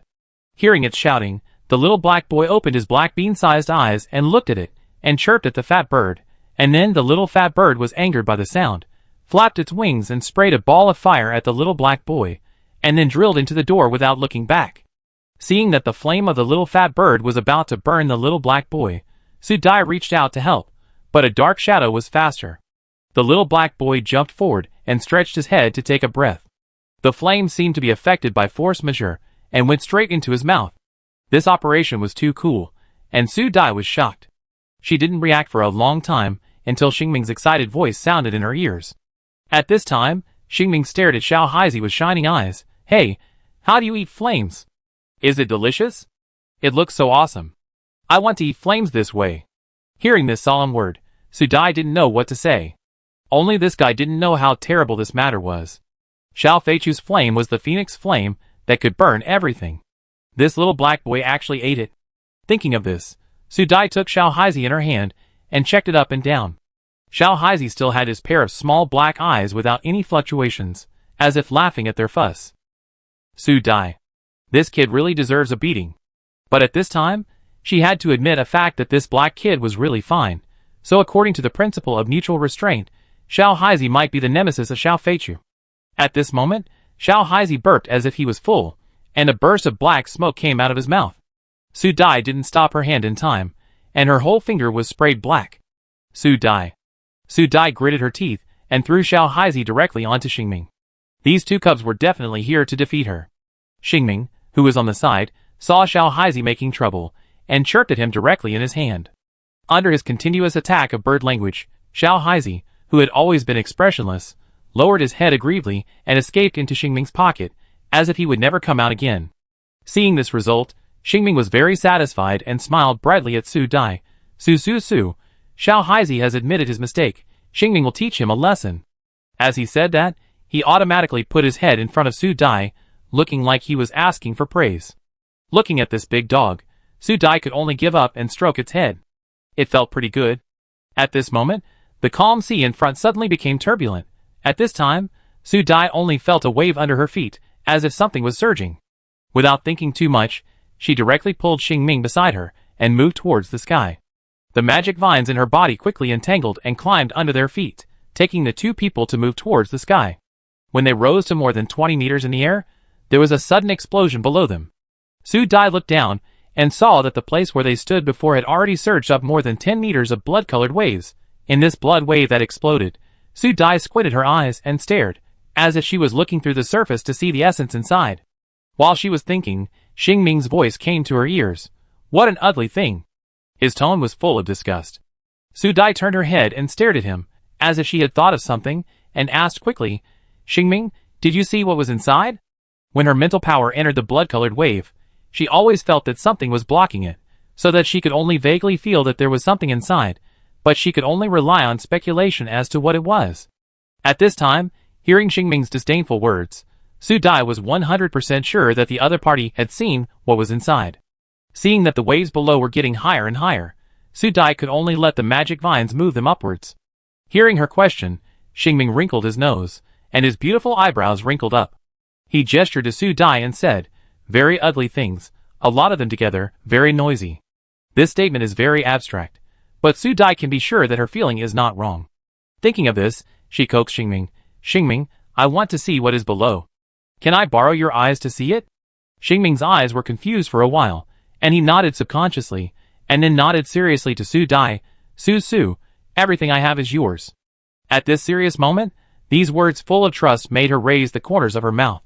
Even though she knew that the other party would not refuse her, she couldn't help but feel happy when she heard the other party's unreserved words, and her voice became lighter. "My mental power will enter your body in a while, don't be afraid." Xingming nodded, and approached Su Dai intimately, looking at Su Dai eagerly with a pair of blue eyes, just short of writing a few words on her face that she wanted to stick to her. Su Dai dodged the other party's eager eyes, gently touched the corner of the other party's eyes with her fingers, and then pulled the other party's palm. The two fingers intertwined, and she slowly covered Xingming with her mental power. As soon as the mental power entered the other party's body, Su Dai only felt that she had entered an endless land. This was different from the sea of consciousness of all humans. Su Dai could feel that the other party's sea of consciousness was completely inclusive of her. This tolerance made her daze for a moment, as if she had entered a wonderful realm. However, she soon woke up from this feeling, secretly warned herself what the purpose of this moment was, and then quickly extended her mental power. Under the surge of mental power, she soon saw what Xingming could see in his eyes. The moment she saw those things clearly, Su Dai felt goosebumps all over her body. She finally understood what Xingming meant by very ugly and many. The bloody waves were not waves at all, but waves created by countless ugly black and red creatures surging together. These things were intertwined with each other and moved extremely quickly. As if they noticed their gaze, their eyeless heads spit out bloody mucus towards them, and the rotten flesh on their bodies kept falling off and growing. After seeing what they were, Su Dai quickly withdrew her mental power. This time, her face became worse. Thinking of what she saw, her face became even worse. She was simply disgusted. To say what those things are, Su Dai can only think of a pile of living rotten meat. This thing can only be living rotten meat, and she can feel that these things just wanted to devour them. Su Dai's brain was working quickly, and soon, she decided to boldly test the opponent's strength. She directly gave birth to a handful of explosive fruits, and threw them down. In less than a few seconds, the sound of thunder and lightning came from the blood waves below. Su Dai directly gathered her mental power to check. I don't know if it was affected by Xingming's sea of consciousness just now, but this time she actually saw it clearly. I saw a huge mass of rotten meat below being constantly blown to pieces under the effect of the explosive fruit. Looking at this scene, Su Dai did not relax, but instead had a bad feeling. Soon her intuition came true, and Xingming beside her made a surprised voice. "Su, look at the magic, those ugly things have become bigger." Su Dai had no time to correct the other party's statement.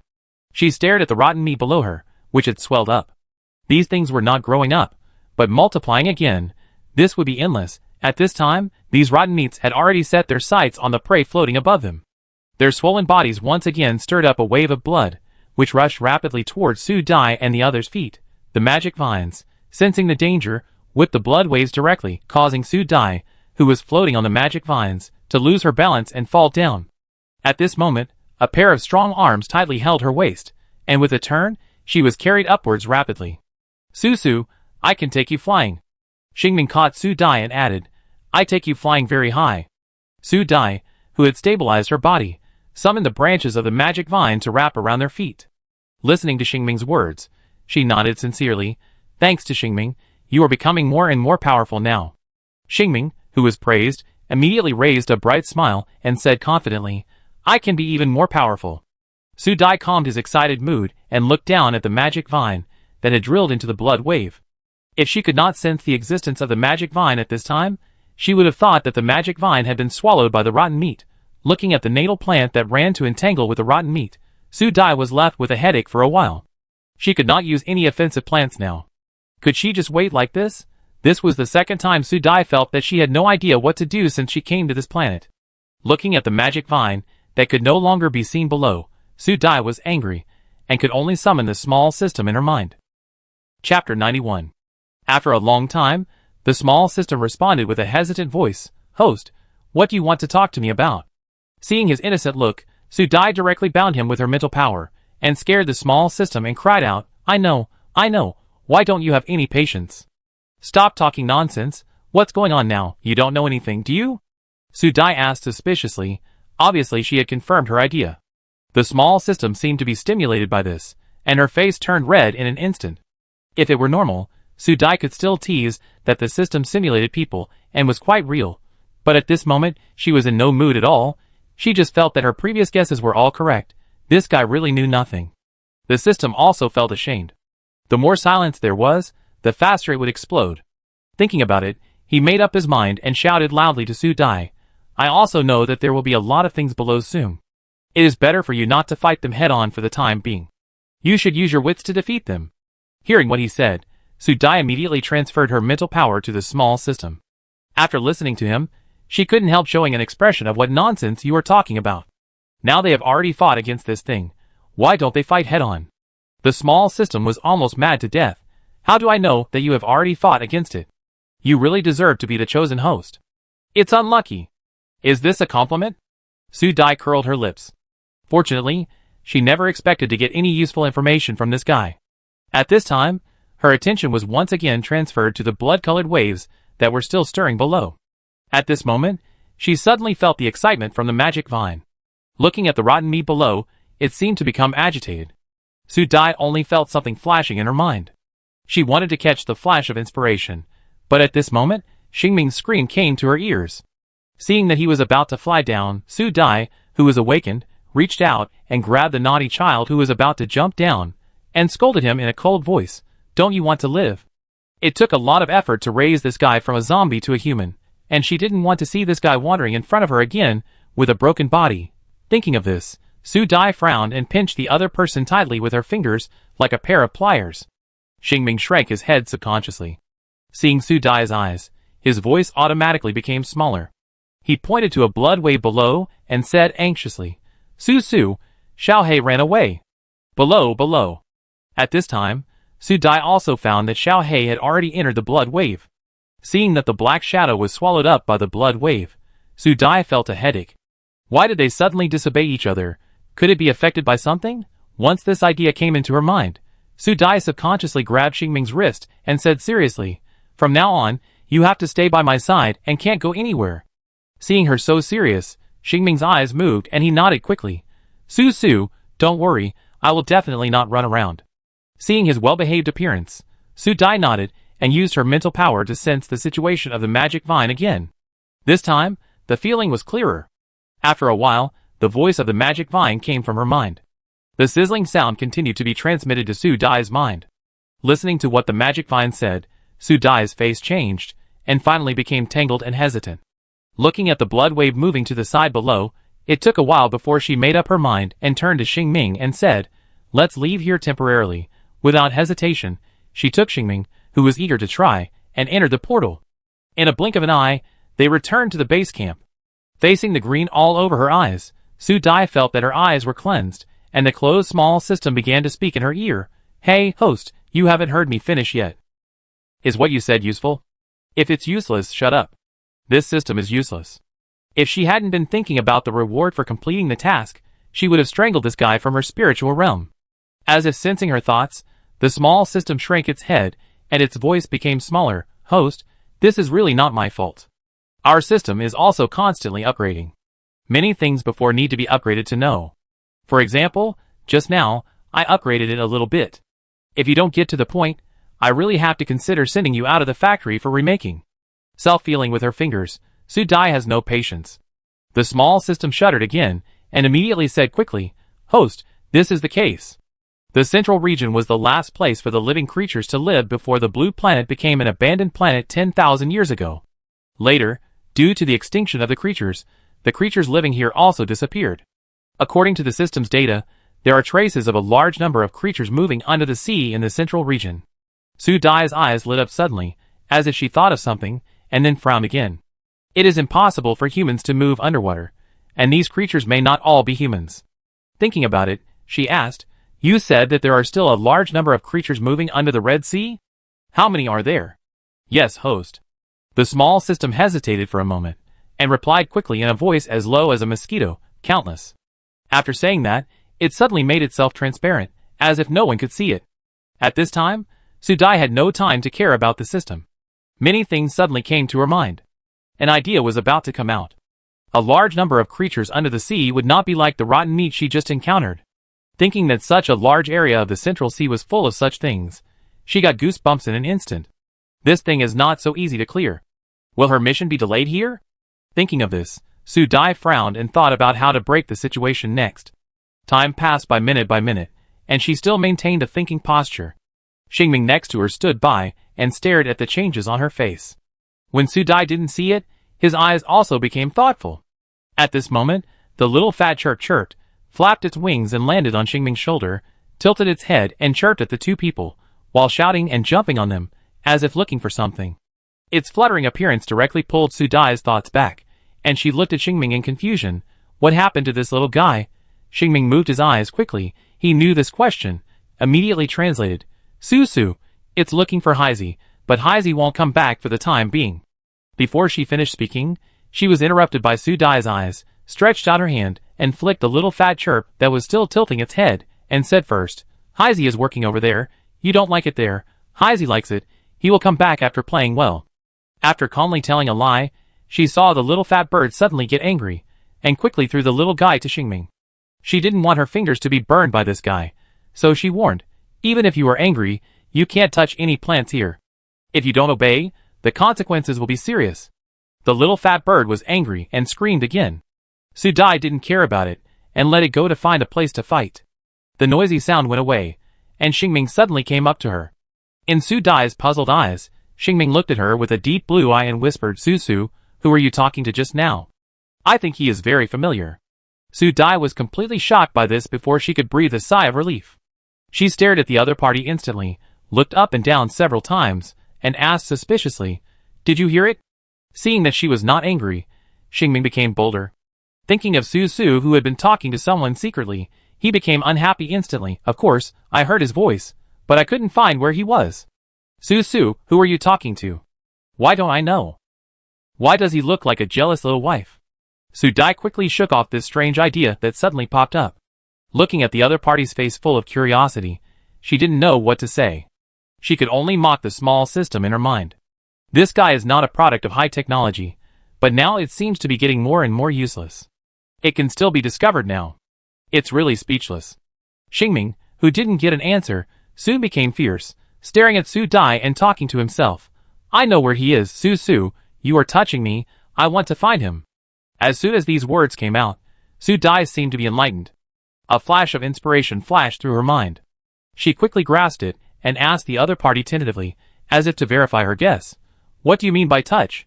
This was like stepping on the cat's tail. Xiao Xingming instantly became even more unhappy. He gestured with his hands and feet and said, "That's it, just now at the beach, you ran to me." As he said that, he pointed to his head and reached out to grab Su Dai's finger and put it on his head, as if he wanted to recreate the scene. Su Dai instantly confirmed her thoughts. This was when she entered a sea of consciousness at the beach. It was also at that time that they saw some kind of spiritual commonality, so it should be when she was talking to the system just now that the other party discovered it. Thinking of this, Su Dai directly pressed Xingming's finger with her backhand and said seriously, "You can't peek like this next time, understand?" Xingming pursed his lips unhappily, obviously not wanting to answer this question, with a rare stubbornness on his face. Seeing him like this, Su Dai rolled her eyes and coaxed him. "It's bad for my health to peek like this, so do you really not agree?" Hearing this, Xingming's face was worried for a while, and then he became entangled, and finally said reluctantly, "Okay, but you can't talk to him anymore." After saying that, he seemed to feel unsafe and added, "Otherwise I can't guarantee that I can hear it." Su Dai, who just felt that this kid was easy to fool, was speechless for a while, and deeply felt that this guy in front of him was pretending to be a pig to eat the tiger. Otherwise how could his brain turn so quickly and learn to negotiate with others, At this time, when they were relatively speechless, Seer, who had been wandering outside, just came back.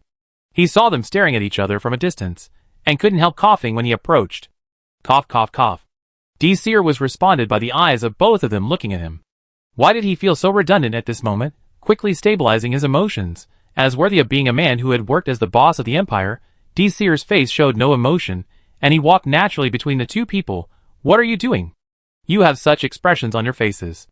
Is there something difficult to solve? Originally, he was going to make a little joke, but he was responded by silence.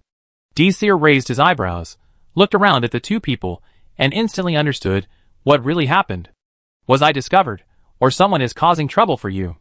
For a while, Seer thought a lot. This series of questions made Su Dai stunned for a moment, and then she seemed to think of something and asked Seer, "Brother, did the Empire find you?" "No, but don't you have their people here?" Su Dai quickly realized what the other party meant, and couldn't help laughing. "Have you met the advance team?" When asking this question, Su Dai felt happy that she was poaching the other party's people. These people were hers from the Empire, and her brother was the boss of the Empire, who once wanted to reach the top. It was very comfortable to think about it. Seeing her unsatisfied expression, Seer quickly understood, raised his eyebrows, and said in surprise, "Are they completely yours?" When he asked this question, he was still a little unbelievable in his heart. He was very clear about his second brother Messie's desire to control him. He remembered that he once sent a plate of snacks to this child. At that time, the child of his uncle's family came to play, so he took a piece. The child didn't say anything on the surface, but his little fist was clenched. Later, he remembered that the child of his uncle's family went back crying that day. Thinking of the past, Seer couldn't help but smile, and looked at Su Dai with emotion. "You are quite capable to poach people from messes. That guy will definitely not let you off easily, ha ha." As soon as he started laughing, a ruthless big hand twisted his face to the other side, and an angry voice sounded on his face. "You are not allowed to keep looking at Su and laugh like that." Seer looked at such a beautiful face that was twisted by sourness and unhappiness, and couldn't help but make a sound of tisk tsk tsk. He ignored the threatening big fox in front of him and turned to ask Su Dai, "My dear sister, are you sure this guy doesn't have any improper thoughts about you?"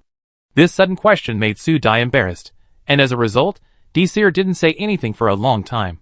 After hearing her answer, he narrowed his eyes, and said in a critical manner, "Elsa, I remember that you liked Elaine the most before. When I go back, how about letting you be his wife?" When these words came out, Xingming on the side instantly exploded. He understood the three words Elaine and instantly remembered who this person was. He didn't like Su talking to this person. He immediately retorted, Su doesn't like him, Su likes me the most. What is a wife? Su won't be his wife. This rebuttal was so fast and urgent that it was simply unbearable to watch. Su Dai couldn't help but want to hold her forehead and glare at Seer, who was bent on making trouble. "Don't tease him. He doesn't understand anything."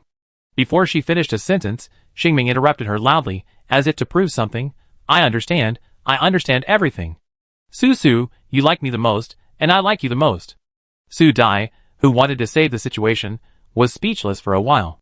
She was confused by these people, and didn't know what to say. At this time, Seer seemed to have seen enough. He nodded with an expression that said, "I know, I like you the most, so what happened to you just now?" Seeing that the topic was finally brought back, Su Dai also breathed a sigh of relief. Without giving anyone a chance to interrupt, she quickly told what happened in the central part and finally asked, "That's what happened, but brother, are you going back?" Seer didn't expect that his sister had already restored the planet to the central part. His eyes were full of surprise. He said with emotion, "You really grew up? In this case, you can take me to see it next time." He continued to add jokingly, "If it's not solved, you wait until I return to the Empire, and give it to a scientific research team. At least you can make it better here." Although this was said in a joking tone, Su Dai heard the seriousness in his tone. He stretched out his hand and flicked Xingming, who was about to speak, indicating. She wanted him to be honest, and after a pause, she said, "Brother, was your disappearance caused by Messie's?" As soon as these words came out, the atmosphere was stagnant for a moment. Things that the two had been deliberately not mentioning were brought up like this. At this moment, Seer felt very complicated, and soon his face returned to a nonsensical expression. "Sister, are you going to take care of your brother's affairs? So this is to admit that he is the brother, right?" Thinking of this, Seer's smile deepened. "Some things have to be solved.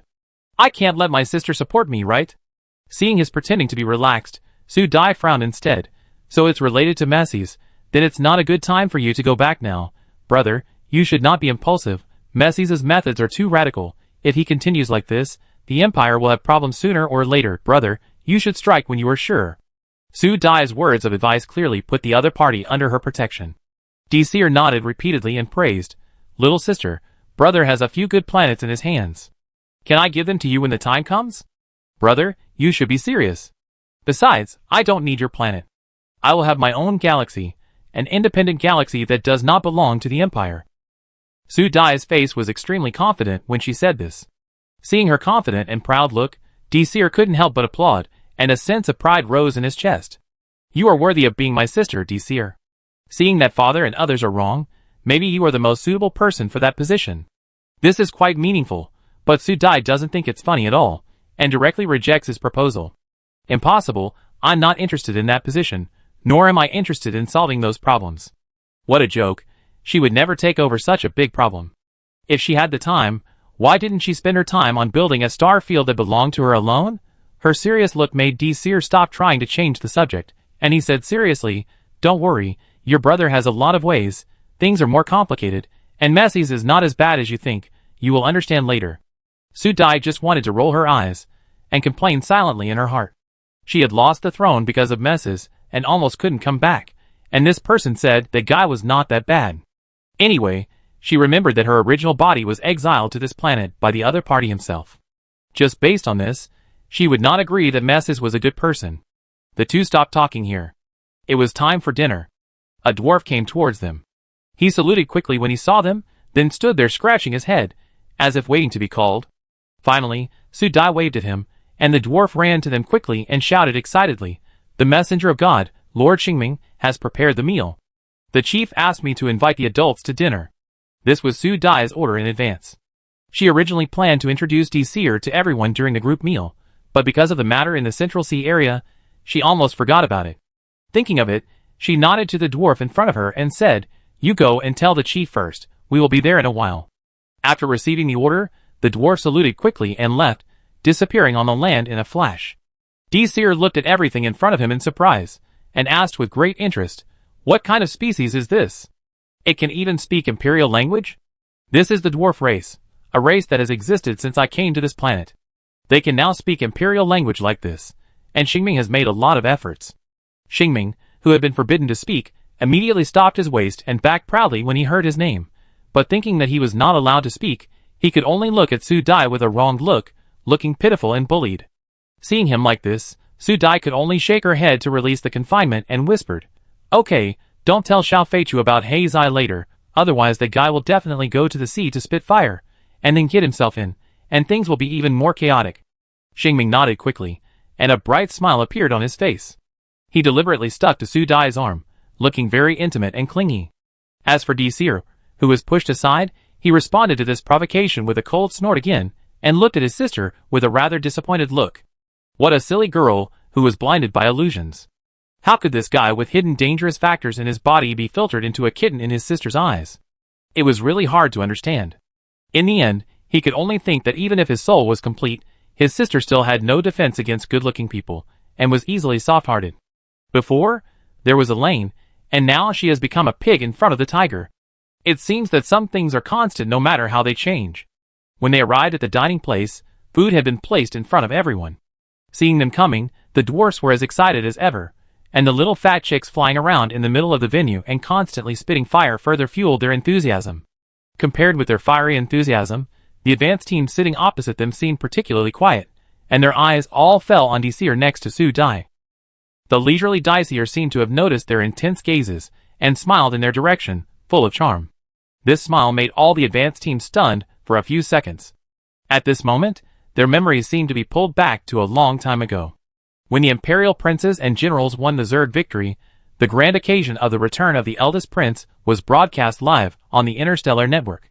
At that time, the eldest prince also showed such a smile under the live broadcast of the entire interstellar camera. They found that even if many memories faded, this memory would never be wrong. Taizan couldn't help but trembled and said, we had hallucinations before, and what we saw was His Majesty, His Majesty. Helen was also excited. Who hasn't had a period of teenage dreams? When His Majesty Desir was still a prince, he was the dream of countless girls in the empire. She swore that she could even accurately determine the angle of the smile on his face. This smile and appearance were definitely the missing His Majesty Desir. Lin Mo was the calmest among all. He looked carefully and finally concluded, "Indeed, there is no mistake. His Majesty Desir is the elder brother of the Star Lord. It is normal here. No matter who he is now loyal to the Star Lord." Thinking of this, Lin Mo became calmer and even began to taste the fresh food.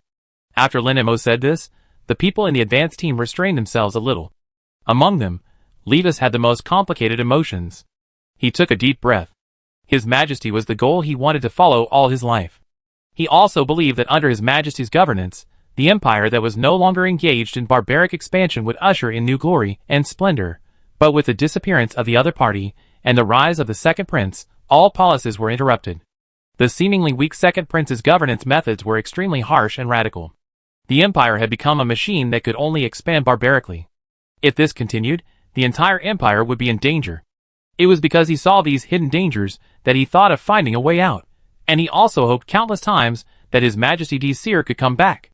But when this moment really appeared in front of him, Levis only felt that the regrets in his heart and those impatience that he could not find had a way out.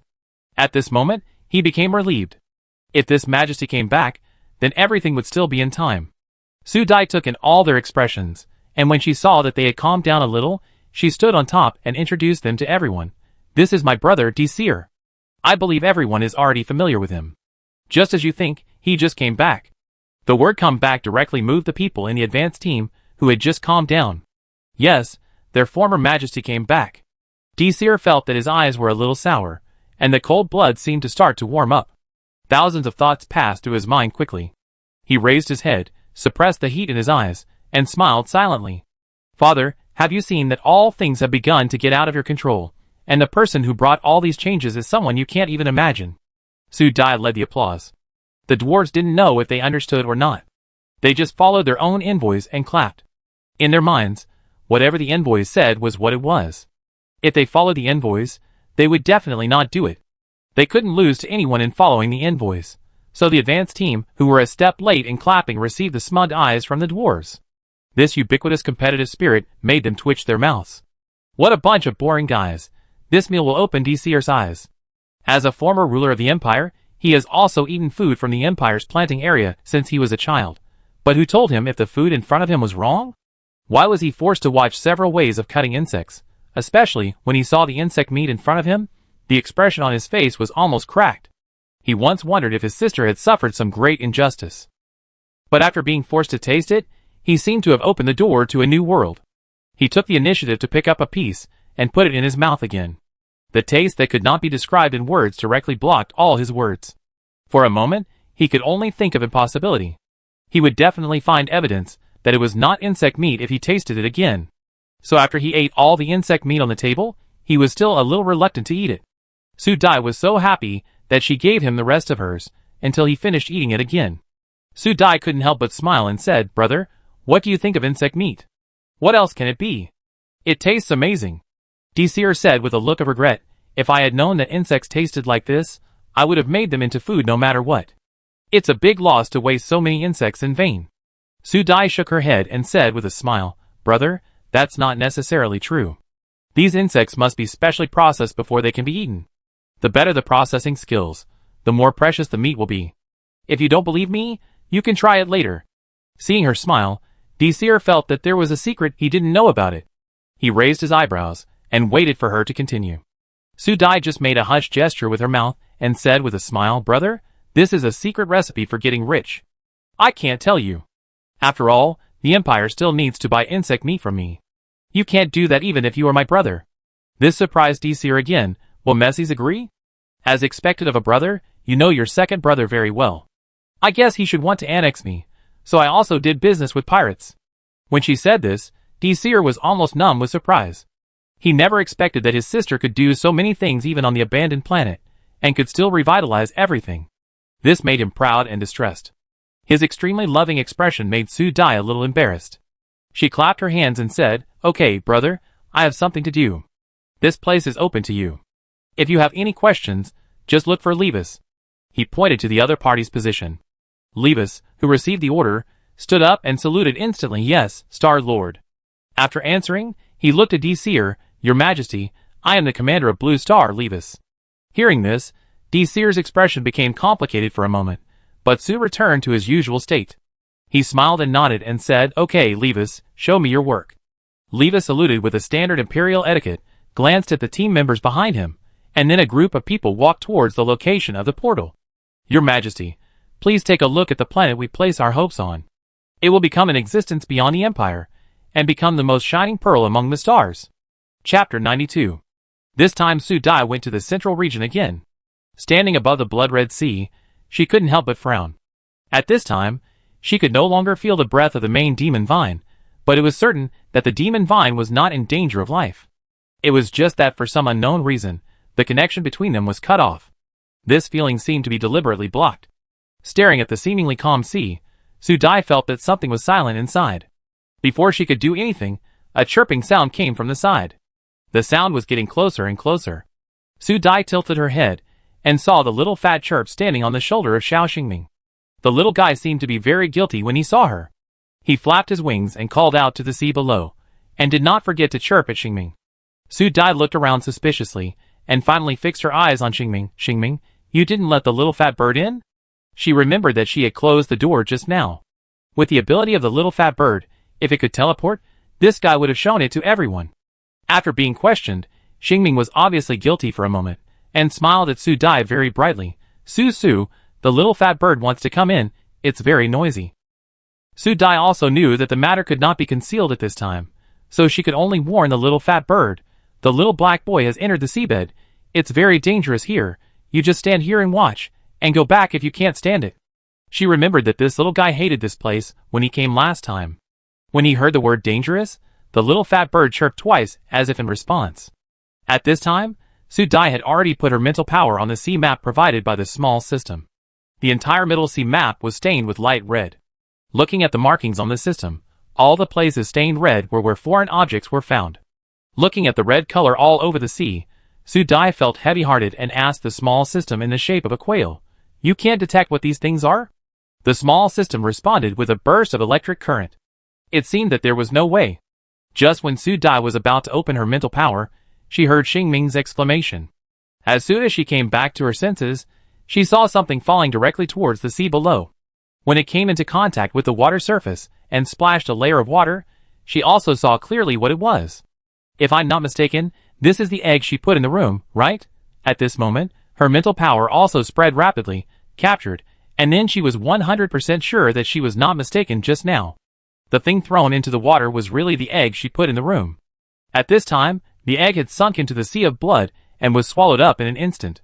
Su Dai was speechless for a while and silently asked the system in her mind, Do you think that egg is a 10,000-year egg? The system responded with a wailing voice, Of course it is, host, you have lost a reward.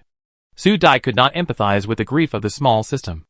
After all, this 10,000-year egg was a useless egg to her, and even worse than a chicken egg in her heart. After all, a chicken egg can be eaten, but this egg can only be placed there and has no use. Su Dai chose to block the small system that was still wailing, but this incident gave her a reminder. Suddenly remembering that she still had 2 useless rewards left, Su Dai directly searched in the body of the magic vine, and then a bottle appeared. Live when you meet seawater. These 4 words were clearly marked on the bottle. Su Dai looked at the sea below thoughtfully. Although the water in the sea was red, it could be considered seawater, right? Thinking of this, Su Dai opened the bottle directly and threw it directly towards the sea below without any hesitation. Instead of leaving it there to collect dust, it would be better to throw it into the sea to try. Anyway, she had no loss. The moment the bottle touched the water, Su Dai's mind was filled with the roar of the small system. Host, what are you doing, ah? What are you doing, ah? Seeing that the other party was about to go crazy, Su Dai felt guilty for a moment. She couldn't tell the other party that she didn't expect much from the things sent by the system, otherwise the small system would be autistic. In the end, she could only appease the system first. As a result, she had just said a few words, and someone was like a dog with a nose, staring at her with piercing eyes in an instant, and almost leaned over to sniff twice. Su, you are talking to that person again. This affirmative tone, angry eyes. It's like a puppy that has caught something. Why is it still protecting its food? Su Dai laughed unhappily, and couldn't help but cursed it lightly. The small system also hummed in her mind at this time. You are treating them differently now. You used to treat the little zombies as reserved food. Now you see that they are well grown, so you don't want to eat them. Hearing this, Su Dai raised her eyebrows directly, comforted the little Xingming who was already on the verge of exploding, and responded to the words of the small system in agreement. You are quite right. Look at our Xingming's face. It's so beautiful that it would be a loss if you eat it. Don't be unhappy. I was looking forward to the reward you gave me. Look, you gave me 2 eggs at the beginning. You also saw the chicks hatch from those 2 eggs. They ate my food and drank my water, and often made me angry. TSK, look at the reward you gave later. What else is there besides eating dust? Look, I have another one here. Otherwise, tell me how to get it out. These few TSK sounds made the little system's humming sound guilty and lowered. It said in one breath, this is not my fault. It is not up to me to decide what to give you. I am just a system responsible for supervising you.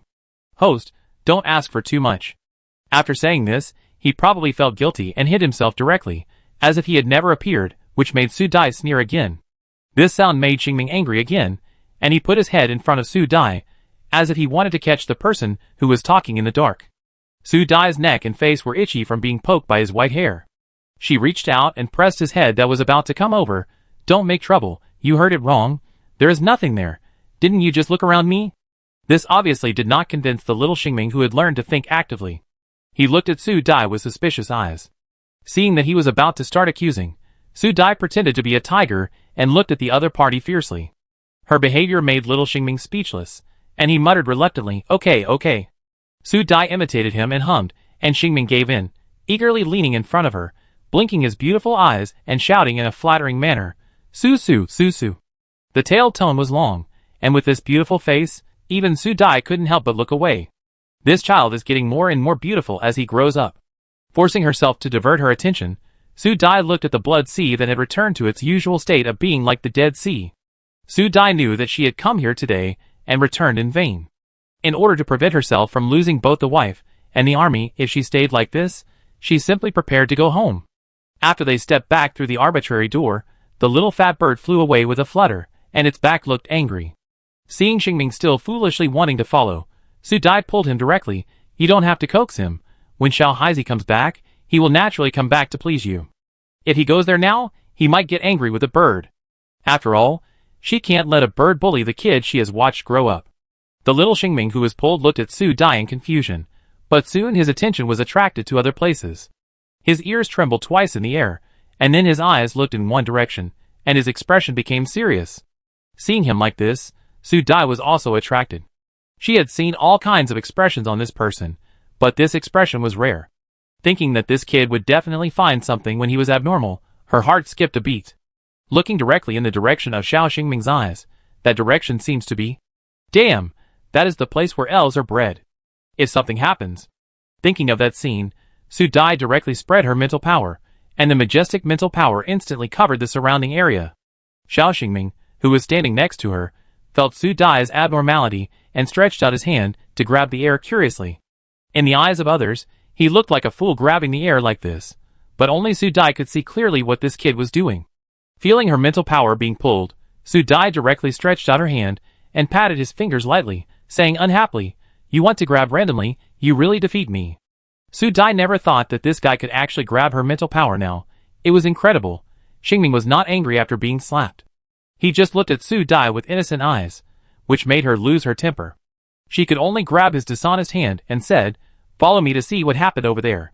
Without giving him time to react, Su Dai directly carried the kid, who was a head taller than her, and opened the portal in the direction of the elves. The small system tacitly adjusted the transmission location. In the blink of an eye, the two arrived at the place where the elves were bred. From the extended mental power, Su Dai did not find any dangerous things here, especially when she saw a group of people standing under the elf tree. She felt more relieved. At this time, under the elf tree, Levis, with a dark face, persuaded someone, Your Majesty, just look at it, don't touch it. The Star Lord attaches great importance to this place, and this elf is the Star Lord's favorite. Daisir nodded in agreement, indicating that he had listened, and then moved his head forward again, and did not forget to order the dragonfly below, a little higher. Let me get closer to see what my sister's favorite elf looks like. The dragonfly made a sound of grievance, and accurately controlled its body to move upwards as if it was coerced. Levis, who was sitting above, felt that his faith was somewhat disillusioned again. He never thought that His Majesty Daisir, whom he had admired since childhood, would be like this. He twitched his mouth and looked at someone who had made up his mind. He could only swallow the words of persuasion that were about to come to his lips, and could only helplessly remind, "Your Majesty, it was agreed that you can only look at them, and don't touch them." Daisir made a gesture of I understand to him, but his eyes were fixed on the elves sleeping in the nursery without blinking. The people under the tree looked up and asked to come in. They felt their heads were almost sore. They shook their heads and turned around to see the people standing behind them. Taizan screamed and took a step back. Lin Mo reacted quickly. His boneless body was instantly injected with mental power. He was the first to shout, "Star Lord!" Su Dai nodded at him and waved her hand to let others not to salute. Seeing that they looked a little guilty, she said directly, "You go do your own things. I go up and take a look." Then she put Xingming in the middle of them and moved towards the tree on the magic vine. Chapter 93. At this time, Daisir was concentrating on watching the sleeping elf in the nursery. If the nursery was not too small, he would have put his head in, and his expression was even more eager to move. Perhaps his expression was too perverted, which made Su Dai, who was standing behind them, frown.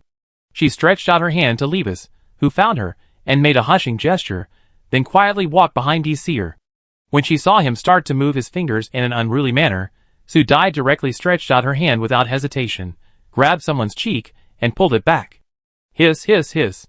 A painful inhalation sounded instantly, and Su Dai's voice, like a little devil, whispered behind Daisir's head, "Brother, what are you doing?" Hearing her voice, Daisir's body stiffened, and a trace of guilt flashed across his face quickly, but after all, he was a prince, and he regained his normal expression in an instant. He pinched the back of Su Dai's hand, secretly sighing in his heart that this girl was too strong, but begging for mercy. "Elsa, believe me, I'm really just watching. If you don't believe me, you can ask Levis." As he said that, he made a yes gesture to Levis. Levis, who had been persuading hopelessly, felt that his young dream was a little broken, but he couldn't lie, so he could only hold his face in an unspeakable way. It was the first time that Su Dai saw Levis like this, and she couldn't help showing a surprised expression, and her eyes looked up and down at him, as if she was looking at some rare species. This made Levis even more embarrassed. If he was not still standing on the dragonfly, he would have turned around and left in anger. Su Dai looked at the other person, who was about to explode in the next second, and then she looked away. At her signal, the magic vine under her feet directly tied up Daisir's feet, and then let the dragonfly worm take Levis down first. Levis and the dragonfly worm who received the order seemed to be liberated and fled the scene quickly, leaving only Daisir, who was trying to maintain his body shape, and yelled, "Elsa, look at me, your brother is about to fall down." Su Dai looked at Daisir, whose feet were tied by the magic vine, swaying from side to side like a tumbler, and couldn't help laughing, but she let the magic vine extend next to him to serve as a handrail. Daisir, who had been a tumbler for a while, finally stabilized his body and stared at Su Dai speechlessly. The naughty Su Dai couldn't help coughing, and stepped forward to the front of the nursery. The tree of life transformed from the main demon vine felt her approach and couldn't help shaking its body. Seeing that the nursery on the tree was shaking, Su Dai hurriedly comforted the overly excited main demon vine, knowing that after turning into a tree, this guy must be very depressed. She could only comfort it softly in her mind. "Old friend, you have to bear it. When these little guys wake up, you will be free." Although these were words of comfort, Su Dai had a hunch that her old friend would not be far from being liberated, which meant that these little guys on the tree would not be far from waking up. And her silent appearance made Daisir on the side look again and again. His eyes moved, and he leaned his head to Su Dai, as if he wanted to see what she was staring at. So both of them stared at the sleeping black-haired elf in the nursery. From head to toe, every part was perfect. The existence of this creature showed the world the partiality of the Creator, to a certain extent. It was the kind of partiality to the armpits. As if they had a feeling, the brother and sister flashed the image of the dwarf in their minds for a moment. Looking at the sleeping elf in front of them, they both made two tsk sounds at the same time, and then they looked at each other, coughed tacitly, and turned their eyes away quickly, as if they were afraid of laughing the next second. As if disturbed by their movement, the sleeping elf suddenly moved, and Daisir seemed to be startled and looked at Su Dai quickly. Su Dai made a quiet gesture towards him. Her mental power had already sensed the little guy's consciousness that was about to awaken. So before she could proceed to the next step, The small system in her mind directly reminded her, host, log into the Star Network quickly to witness this wonderful moment. Su Dai suddenly remembered that she had not logged into her Star Network account for a long time. It was indeed because she had been isolated from human life for too long. Thinking that she could still earn a large amount of interstellar coins on the Star Network, she quickly opened the Star Network channel without waiting for the small system to urge her. The optical brain instantly appeared on her wrist.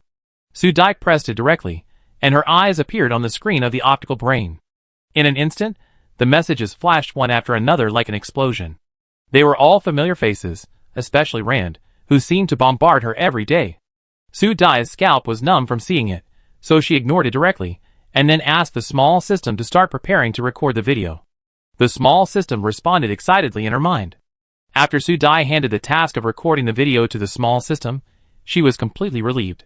When she regained her mind and looked at the nursery, she met Seer's bright eyes that were about to glow. This overly hot look made Su Dai shiver, and she instinctively dodged to the side and asked vigilantly, "What are you doing?" Seer stared at the light brain pattern on her wrist with shining eyes, and said in a faint tone, "Little sister, do you have any opinions about me?" Su Dai raised her eyebrows. "What does this mean?" Seer saw that she didn't understand, and instantly continued with a heartache, "You are such a naughty girl, you can use the light brain. Why didn't you tell me my light brain has been silent? I thought it was broken." Seeing that the other party was about to accuse, Su Dai also instantly remembered that she had observed whether this cheat brother had bad intentions. It seemed that the small system did not give him the permission to contact the outside world, and later she seemed to have forgotten about it. Thinking of this, Su Dai felt guilty. She rolled her eyes, and saw the elf whose ears began to tremble. She immediately shifted her attention quickly. Maybe there is something wrong with the signal. "Hey, you see the little guy is about to wake up. Brother, our signal is not good. I will help you strengthen the signal when we get back. Maybe there is something wrong with your optical brain. Anyway, you can't tell the real story." Hearing this reason, Seer looked at her suspiciously. Before he could judge whether it was true or not, he was attracted by the elf in front of him. He saw the black-haired elf sleeping in the nursery shaking its cicada wing eyelashes, and its small wings also moved slightly. The short time seemed to be infinitely stretched, and then a pair of clear and ignorant eyes, like obsidian, slowly looked at them.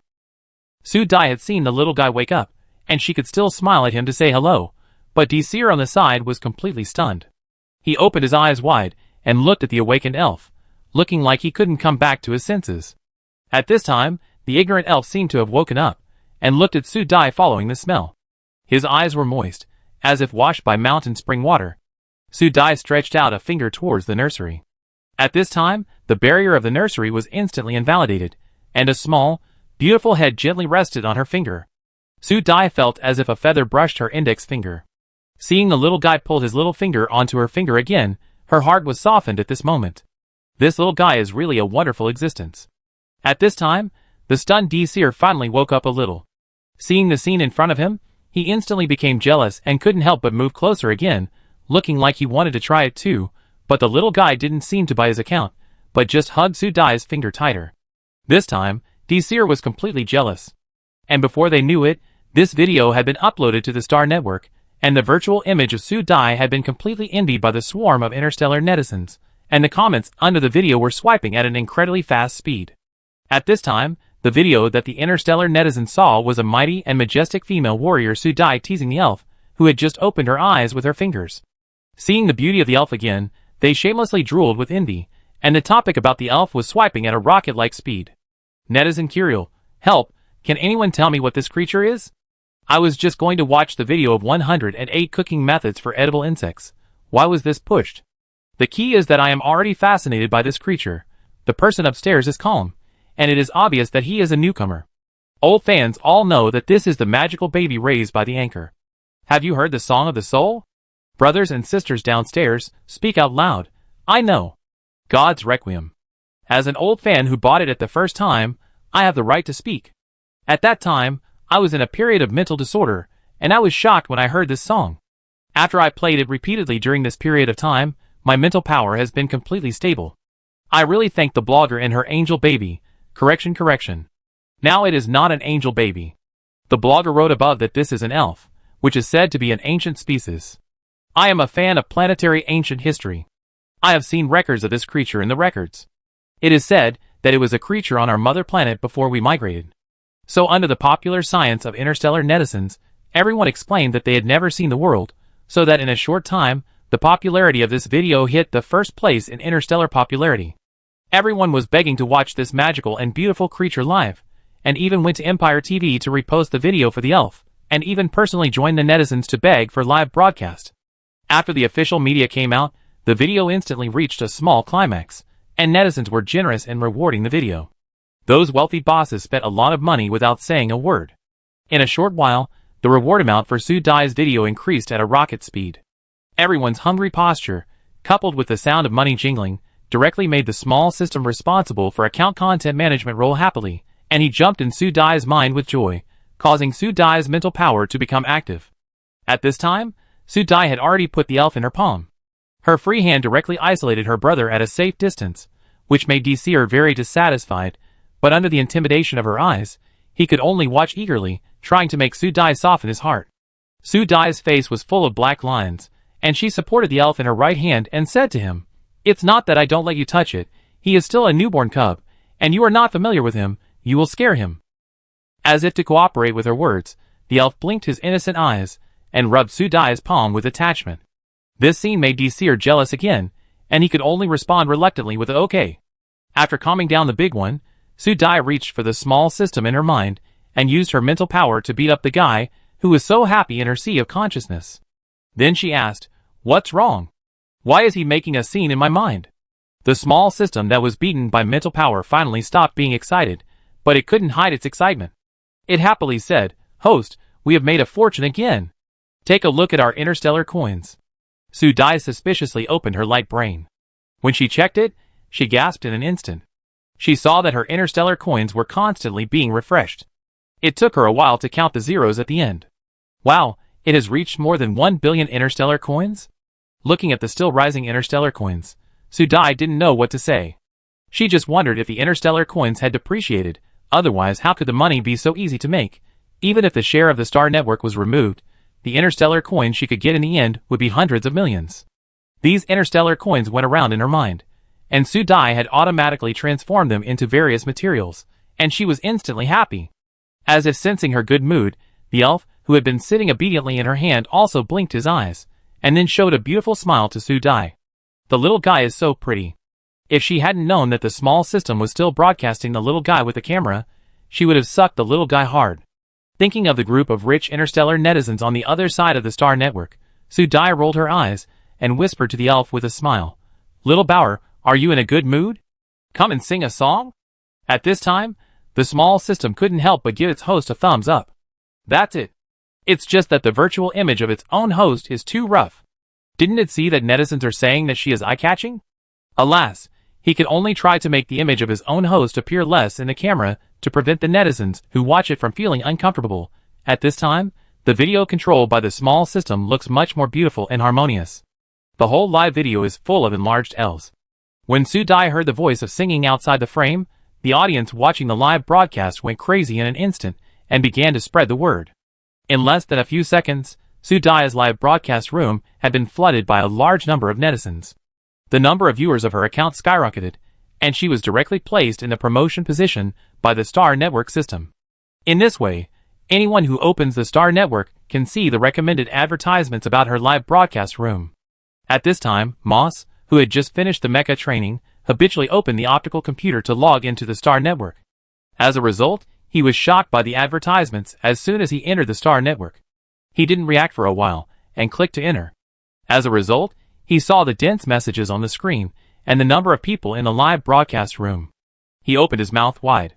After clearing the screen, he saw the L's on the screen, and was shocked instantly. Damn! At this time, Moss felt that he seemed to have hallucinations, otherwise how could he see the account of the princess? Others don't know, but he has lived on the abandoned planet for a period of time. When he first saw others discussing this mysterious account, he knew who the owner of this account was, especially when he saw some people suspect that the places in the live broadcast were fake. He felt uncomfortable. If he hadn't promised to keep it secret, he would definitely tell the other party clearly last time, but he could only hold it in, and kept paying attention to the other party's account silently. Later, there was basically no news about the princess's account for a period of time. He also secretly gave the other party a lot of gifts, just as he fed his brothers, who stayed on the abandoned planet. But today, he was completely shocked. Who can tell him what is going on? Could the princess sell her account? Moss stared blankly at his StarCraft account, and even switched it in the middle. Finally, he figured out what was going on in the private group of his comrades. Looking at the comrades in the group, who all recommended the princess's live broadcast account, he thought for a moment that the military network was hacked and there was a problem with the StarCraft network. Otherwise, how could such an outrageous thing happen in front of him? At this moment, familiar comrades in the group were still brushing the little angel is going to sing. Go quickly. When he saw these lines of words, he finally figured out what was going on. Quickly returning to the live broadcast room, Moss looked at the news that flashed quickly below the live broadcast, and finally confirmed that it was the healing little angel singing that was popular in the Interstellar some time ago.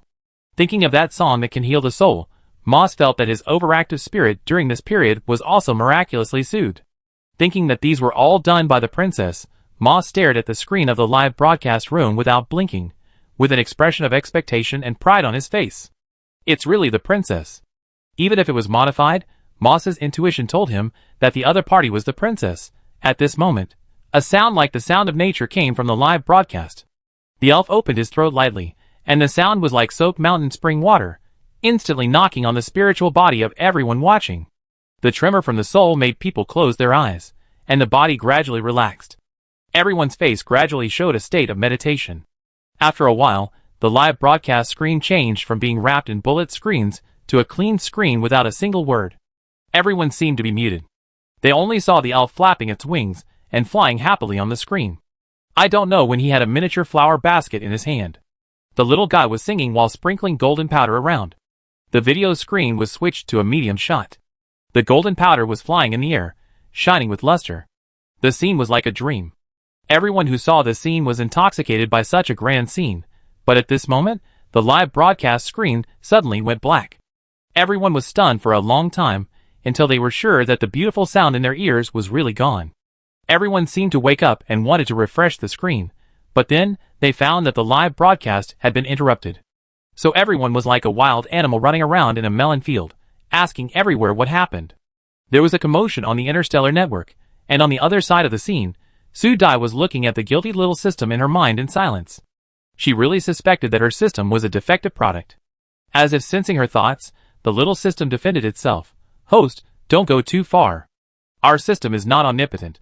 You didn't see that it was thanks to my quick reaction that I didn't get exposed otherwise. She was so guilty that she was speechless. Su Dai sneered and added directly, why don't you say that I reminded you, otherwise you would have taken all the pictures just now. The little system felt guilty and protested in a low voice. This system didn't know he would be like that. The black elf that flew back to Su Dai's hand responded to it. The little guy didn't hear what the little system said, and rubbed Su Dai's fingers affectionately, and didn't forget to ask for praise with sparkling eyes. The little guy rarely woke up, and he was so cute. Su Dai couldn't bear to blame him. She stretched out her hand to tease his chin and praised him with a smile. Our baby is the best. He sings so beautifully. This praise made the black-haired elf even happier. He rubbed his cheek with his fingers while holding Su Dai, with a look of attachment on his face, and his little feet swayed on the side, not to mention how cute he was. Oh, it's so cute, sister, let me touch him. Deseer, who could no longer control himself, didn't know when he had come to Su Dai. His sudden appearance made the elf hide for a while holding Su Dai's fingers. After a long time, he stretched his head and looked at Deseer curiously, and hid shyly when he met his eager eyes. This operation made Deseer cover his chest directly, turn his head and look at Su Dai, and utter two words with regret, please. Su Dai. She really didn't know what to say, and could only attribute it to the elf's great charm. So under the other party's earnest gaze, she could only move her fingers and comfort the elf. Be good, come out, and let your brother see that he likes you. Under Su Dai's comfort, the elf slowly stretched out its head from behind her fingers, and looked at Deseer tentatively, as if to confirm whether the love in his eyes was real. Deseer also suppressed the itch in his heart, and looked at the elf eagerly, without the dignity of being the emperor of the empire. After a while, the elf finally stopped hiding. Under Su Dai's encouraging eyes, it flapped its wings and gently flew to Deseer. The little finger moved in its little pocket, and looked at Deseer shyly. What does this mean? Deseer looked at Su Dai eagerly, looking for a solution. Just stretch out your hand and try. Hearing Su Dai's words, Deseer quickly stretched out his fingers and looked at the elf impatiently, as if he would start immediately if the other party allowed it. When Desir's palms were almost sweating, the black-haired elf quickly pulled it into his hands, and then, as if shy, it quickly flapped its wings and returned to its little room with a small basket. Its little face was red, and it was so cute. Desir looked at the handful of golden powder in his palm and was excited. Was this given to him by the little cutie? Su Dai on the side looked at her brother, who had fallen into the devil speechlessly. She felt as if she had seen through the other side of someone. Sensing that the elves in the small house were already trapped, Su Dai was not going to stick around here, so she reached out and grabbed someone who was still in a daze, and let the magic vine send them to the ground. Hey, hey, hey, little sister, be gentle.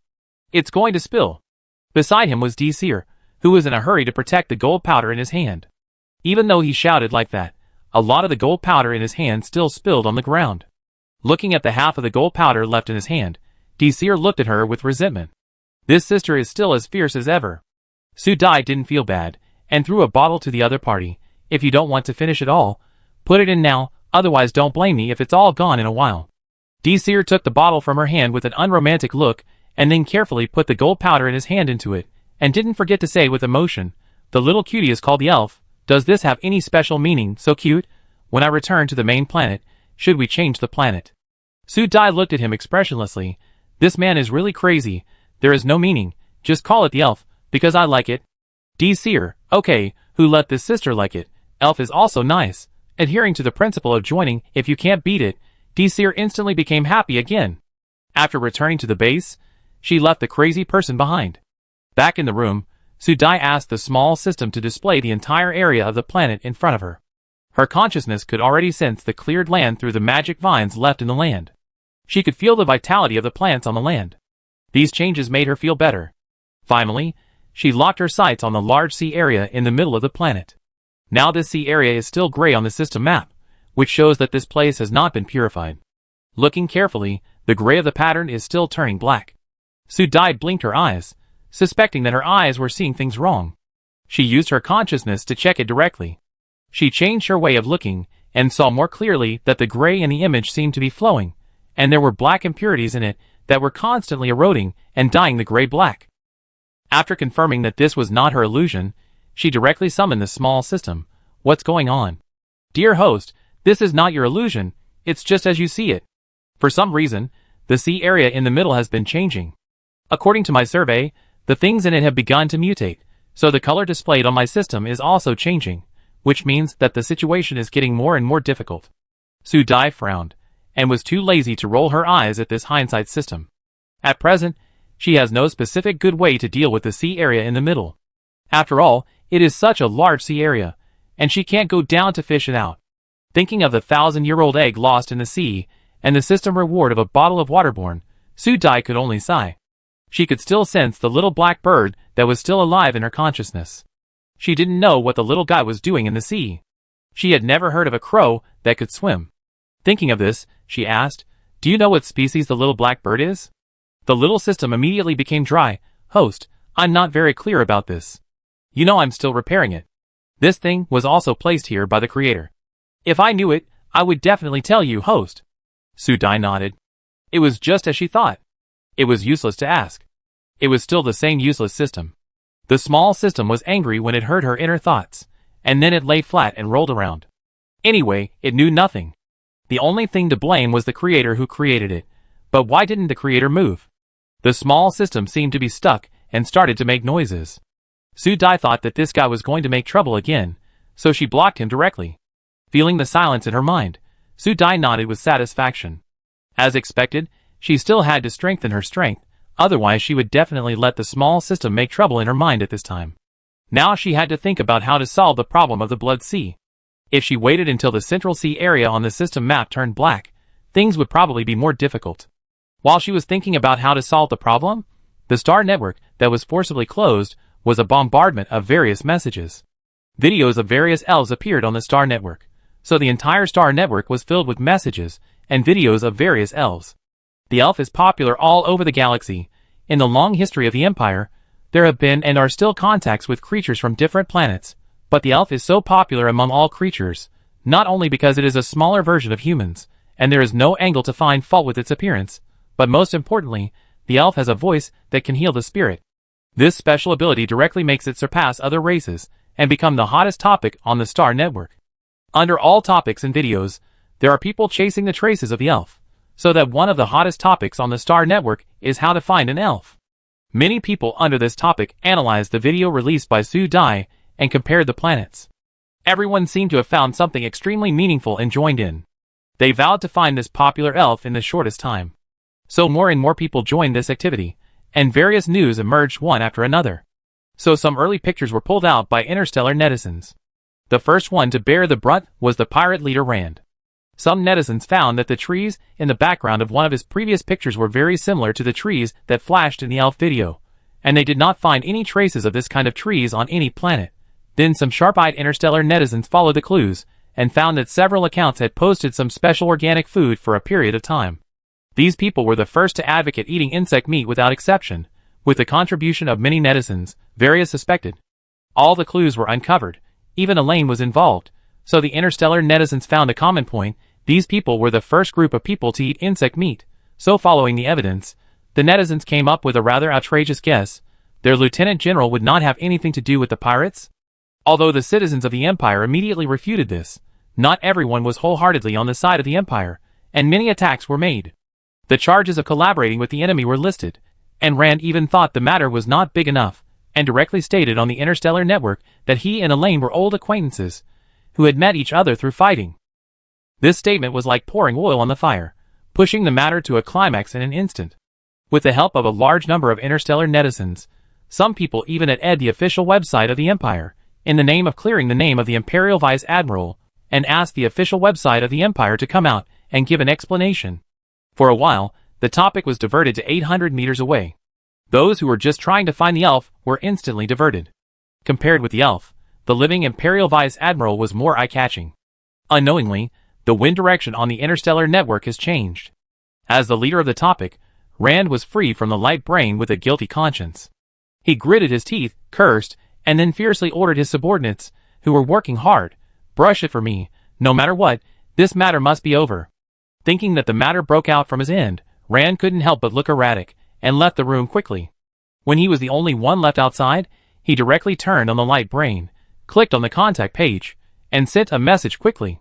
Seeing that the message had been sent, Rand felt his heart start beating irregularly. Would that girl jump out from the other side and hit him? Thinking of this, he subconsciously moved a little further away from the optical brain. Perhaps he felt that this was not in line with his identity. He looked around and made sure that there was no one around before he walked quickly towards his training cabin. On another planet, Sue Dai was being hugged by Xiao Xingming from time to time. He looked at Sue Dai with his beautiful eyes without blinking, and asked aggrievedly, Su, why can't I hug you?" Sue Dai tried hard to control the distance between the two. She was not bragging.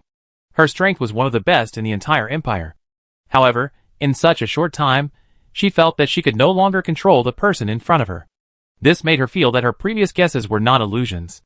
The little zombie in front of her was really getting stronger day by day, and it seemed that it was far from reaching its peak.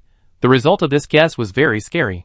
Once it came true, was there a possibility that her little zombie would become an extremely powerful existence?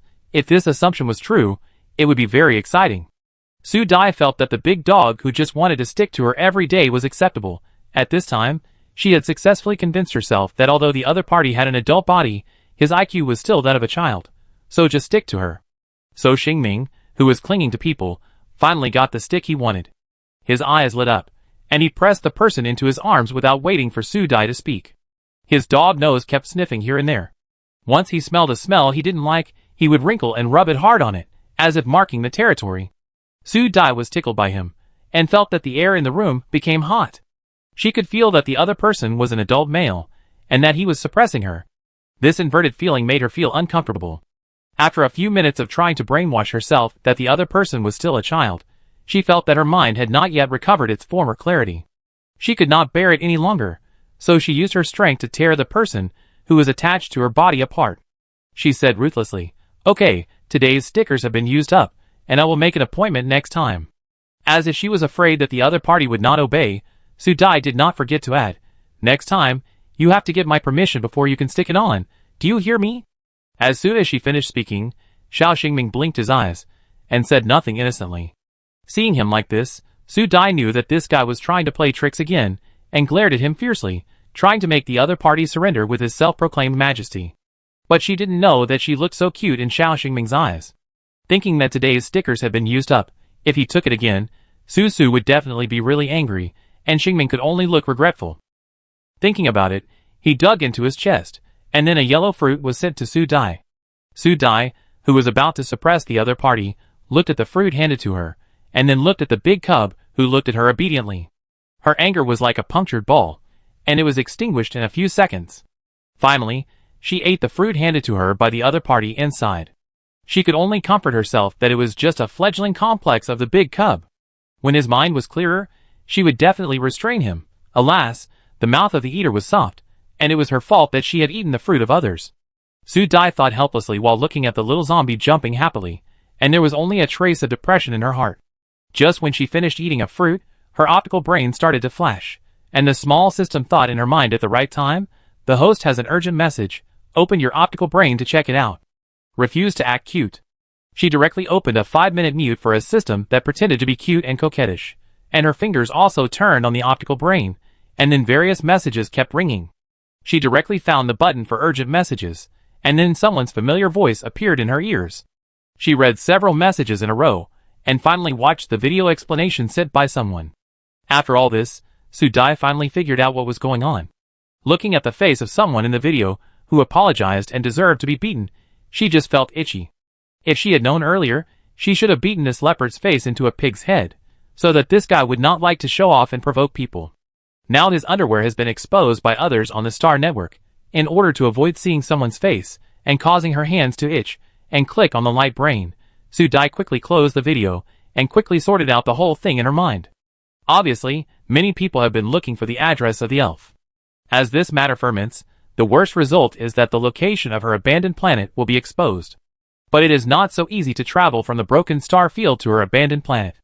Basically, the result is a life and death struggle. However, there are always countless adventurers and speculators in this universe. Now that they have discovered the value of elves, the benefits will drive these people to continue like flies. She tapped her knuckles, and her brain quickly thought about various possibilities. At this time, the small system that was banned was finally unblocked, and its mouth immediately started to babble, "Host, I tell you, your behavior of banning people at every turn is inhumane." Su Dai, whose thoughts were interrupted, rolled her eyes unhappily and counterattacked coldly. "You are not a human being, I don't need to be humane to you." What an inhuman host. The small system was so angry that it stomped its feet, and finally could only hum and hum to express its dissatisfaction. Seeing that Su Dai still ignored it, it could only dryly change the subject. "This system says that Rand is not a good person. Look how long he has been away, and he has caused us such a big trouble. He did bad things before the things he owed us were delivered." The small system kept talking bad about Rand in Su Dai's ears. Just when she was about to get impatient, she heard the small system lowering its voice in her mind, like a thief, saying, "Host, you said that Rand framed Elaine like this. Do you think he will turn against us and expose us directly? After all, he used to hate you the most. You better shut up. It wasn't her who did what happened 800 years ago." If possible, Su Dai would deny the fact that she had this memory in her mind, but the small system's face of blowing wind was particularly annoying. She pointed out the fact bluntly. "Don't be angry here. According to Elaine's character, he would not do such a thing. You don't look like a fair system now. If the system had a face that was poked in the heart, it would be as big as a ball."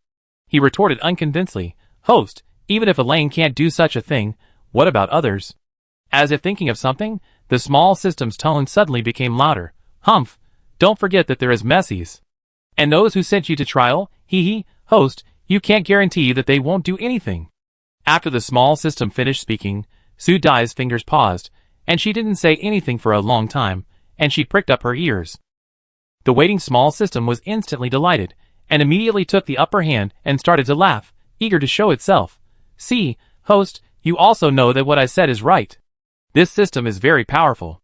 Su Dai perfunctorily hummed twice, as if she was awakened by something, and instantly became alert.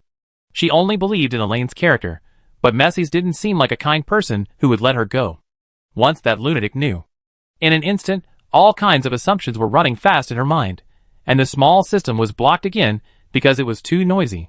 Time passed by minute, and suddenly Su Dai closed her left and right hands, and a snap sounded, and her eyes lit up instantly. "Got it." At this time, the small system had just been unblocked, and it was startled by the movement before it could hum, and its attention was attracted. What's wrong? What's wrong, host? Are you scared crazy? Su Dai laughed strangely, and the small system that heard the sound felt the current running through its body. It trembled and sent a message. Host, host, host, you are not really crazy, are you? Su Dai, who was in a good mood, could not bear these unlucky words, and directly used her mental power to shoot a small system in the head. The small system was dizzy for a few seconds before the data returned to its original position and made a wrong sound. You deserve it. Next time you talk nonsense, I will put you in solitary confinement for a whole day. I, your host, am fine. The small system was frightened for a while, and now it became obedient. Okay, host, what did you do just now? I'm not crazy. Bah, host, you didn't think of a good idea, did you? The tone at the end was obviously unbelievable. Su Dai snorted at him and moved her mental power towards the small system in her mind. Come here, I have a great idea. Let's do it big this time. Through mental power, Su Dai set out the ideas she had just thought of one by one, and only heard the small system's eyes widening and making sounds of ah-oh-ha, like a stuck machine puppet. When Su Dai finished speaking and began to chew the fruit with a smile, the small system digested her words completely. Perhaps it was too excited, and kept making weird laughter in her mind. After chewing a fruit, Su Dai wiped her fingers and smiled and ordered, I will reply to Rand first, and the things on the Star Network will be handed over to you. Whether it can be accomplished depends on our performance this time. Don't worry, host. Hee, I guarantee you will be satisfied. I give you a detailed explanation once. By the way, where did Xiao Xingming go? Su Dai then remembered that she hadn't seen the guy around her all day for a while. She was a little uncomfortable for a while. While asking, she walked outside and searched everywhere with her mental power. Host, I know. That guy just went to the Blood Sea. Su Dai frowned. What did he do there, and how did he get there?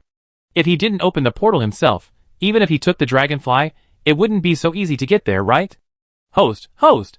Just when she was doubting, the small system's whirring voice interrupted her thoughts.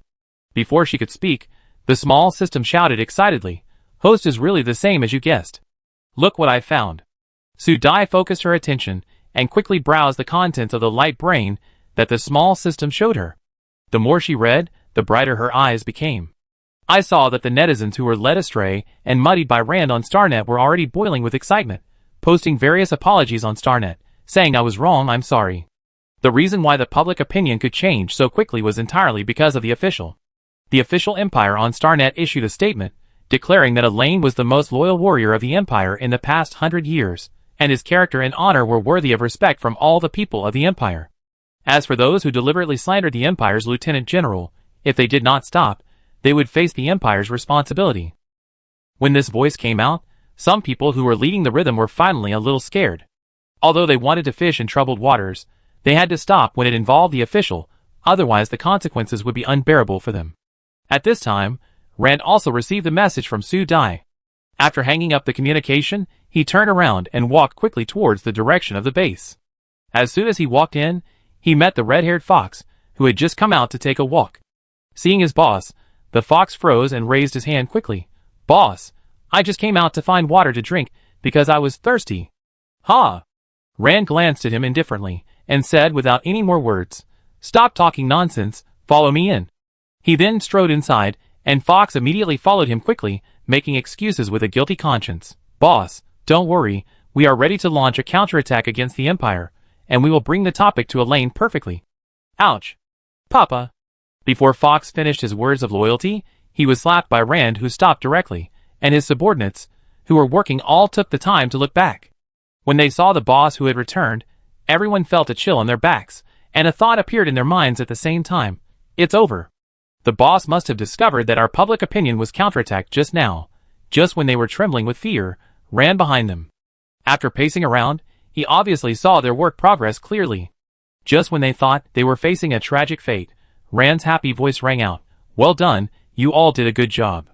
Next, you will do your work in reverse. You should do this. Remember that your final goal is to lead people to the abandoned planet. At the moment he finished speaking, everyone's head was full of question marks. What does this mean? Did they just have hallucinations? Or is the boss crazy? A minute and a second passed, and Rand did not get the expected response. He frowned and reminded the still confused people, What are you doing? Did you hear it or not? The fox was the first to react and quickly replied, I heard it. Boss, you are really a genius. Let us do it in reverse at this time. This is called going with the flow. Boss is awesome. The slow-reacting people were annoyed. If they were not sure what they had just heard, they would have been the ones to flatter. Rand looked at the people who had reacted and emphasized again, now the strategy has changed. You must do what I just said. If anyone makes a mistake, I will chop his head off. Yes, boss. Guarantee the complete mission. Rand was satisfied and turned away. He also ordered to give everyone present a portion of insect meat to replenish their energy. This made everyone cheer loudly again and instantly full of fighting spirit. After Su Dai and Rand communicated, they followed the official voice of the Empire and immediately stopped throwing water on Elaine. Instead, they followed the official words and began to guide the angry people to get to the bottom of the previous problem. Under the deliberate guidance of several forces, the people of the Empire, who had been carried forward by public opinion, finally gained the upper hand. Many rational posts appeared on the internet in an instant. At the end of these posts, the focus was finally reduced to the original question, where is the elf? Has anyone really seen it? And does the end of the camera cut off mean that the elf is in danger? Under the guidance of these remarks, everyone's eyes were once again locked on the elf. So all kinds of speculations about the elf were deduced. When things fermented like this, an interstellar netizen named Brave integrated the most complete speculations on the interstellar internet, conducted speculative analysis, and finally pointed the finger at the pirate corps and Elaine. In order to prove the rationality of his inference, this netizen named Brave compiled the timeline of the days when Vice Admiral Elaine disappeared, and then listed the timeline of the pirate leader Rand during the same period. Coincidentally, both of them disappeared during that period, and after they came back, they all brought the news that insects were edible. All signs indicate a seemingly impossible possibility. During the time of disappearance, the pirate army and Elaine went to the same place. That place is likely to be where the elves are. And is it possible that the blogger who published the elves is using the elves? Finally, this interstellar netizen posted evidence to prove his statement. The well-reasoned argument received countless comments and discussions in an instant, and public opinion was pushed forward again. This time, everyone analyzed it quite rationally, and put evidence first to avoid being misled by people with ulterior motives like last time. So the accounts of the Empire official and Elaine Rand and others were all at ed, and interstellar netizens said that they were just asking for evidence. There was a bloody storm on the interstellar network here, and on the other side, Su Dai stood on the sea of blood again. She had searched for a circle on the system map, and finally the system positioned her here. The mental power could also sense that this place had the strongest connection with Xiao Xingming, but looking around, there was no sign of Xiao Xingming. Thinking of only one possibility, Su Dai took a deep breath and lowered her head to sense the surging sea of blood below. As soon as the mental power touched the depth of 10 feet in the sea of blood, she clearly felt the repulsion and squeezing inside. It seemed that there were storm eyes rolling up inside, and the mental power would be swallowed up if she was not careful. After searching around, she still couldn't sense where Xiao Xingming was. Under the pressure from the seabed, Su Dai had to withdraw her mental power and stared at the sea water in annoyance. She could only call Xiao Xingming in her heart. She would definitely beat him up when she found this guy. He ran here quietly and was lost. She didn't know if it was her illusion. At this moment, she always felt that the sea water under her feet had increased a lot more than the height of the surge just now. She used the magic vine under her feet to sense it. Sure enough, as she thought, the sea water rose again. Thinking of the terrifying scene of the rapid rise of the sea water in a short period of time last time, Su Dai controlled the magic vine to move quickly into the sky for dozens of meters before stopping. Just when she stabilized the height and prepared to check, her expression suddenly became serious. Staring at the surging sea water below, she felt a sense of danger and familiarity at this time. Instinct told her that she must stay away from this dangerous scene. She did not stop, thinking that she urged the magic vine to move quickly into the sky faster, faster. She moved at an extraordinary speed, but in the next second, something strange happened. The surging sea water just now seemed to be like being turned over by slag. A huge vortex appeared in the middle. The blood-red vortex was like a huge mouth that was about to swallow everything. The surrounding seawater was affected by the suction of the vortex, and a large amount of seawater flowed back. Su Dai's eyebrows jumped, and she looked at the movement below with fear. If she hadn't been a little confident in herself, she would have suspected that this vortex was going to swallow up the sky. At this time, the movement below was getting louder and louder. Su Dai moved up a few dozen meters in a worried manner. Then she felt something was wrong. She held her breath and concentrated for a while. Suddenly, her eyes were fixed on the magic vine in her hand, and the leaves on it were moving. The tentacles were shaking, and the green leaves were shaking slightly. There was wind. There was really wind blowing. Realizing this fact, Su Dai was suddenly startled. Where did the wind come from? Little system, come out. How can there be wind here? At this time, the small system was also pacing back and forth in Su Dai's mind, and repeatedly muttered in his mouth, "No, how could this be?" When Su Dai asked, the small system felt a chill on its neck. Thinking of the host's ferocious look when he was serious, it immediately expressed its attitude. "Host, this matter has nothing to do with me. I don't know why there is wind. It shouldn't be. This is a dead place, where even the wind will be swallowed up." Feeling the anxiety in the small system's tone that was different from usual, Su Dai was silent for a while, and then ordered, "Don't mess around in my mind. Tell me everything you find from now on." Hearing this, the small system breathed a sigh of relief, knowing that the host had no intention of pursuing it, and quickly assured, "Host, don't worry, I will definitely watch it carefully." Su Dai felt the flowing wind, and her mental power traced it, and then she clearly saw the magnified vortex under her mental power. The wind was coming out from here. The huge sound of the water flow sounded like a flood, and a huge black shadow was slowly forming and rising in the water mist. Su Dai only felt the tremor in front of her mental power, as if something was about to break out of its shell. Just when she felt that her brain was about to be affected and deviated, the water mist of the sponge gradually dissipated, and the shadow in the sea gradually revealed its true appearance after the mist was cleared. A black island, like a medium-sized island, gradually emerged from the bottom of the sea. As the sea surged, the speed at which the black island on the sea surface rose was also increasing. Su Dai only felt, "What a huge black mountain." Chapter 94. A huge black object moved on the sea water. Time passed by minute by minute. All the sea water in sight was covered by black objects. With a continuous rumbling sound of explosions, a fountain of sea water rose up from the sea surface. At this time, the sea surface was turbulent. People couldn't open their eyes in the strong wind. It was like a doomsday scene. As the thunder rumbled, it seemed that something huge was slowly emerging from the sea. Su Dai, who was standing in the sky, also felt that something was about to break out of the sea, but the sea surface below was surging, and she couldn't see the specific situation at all. For safety reasons, she rose again. The strange sound lasted for more than half an hour. At this time, the huge suction on the sea surface began to slowly subside.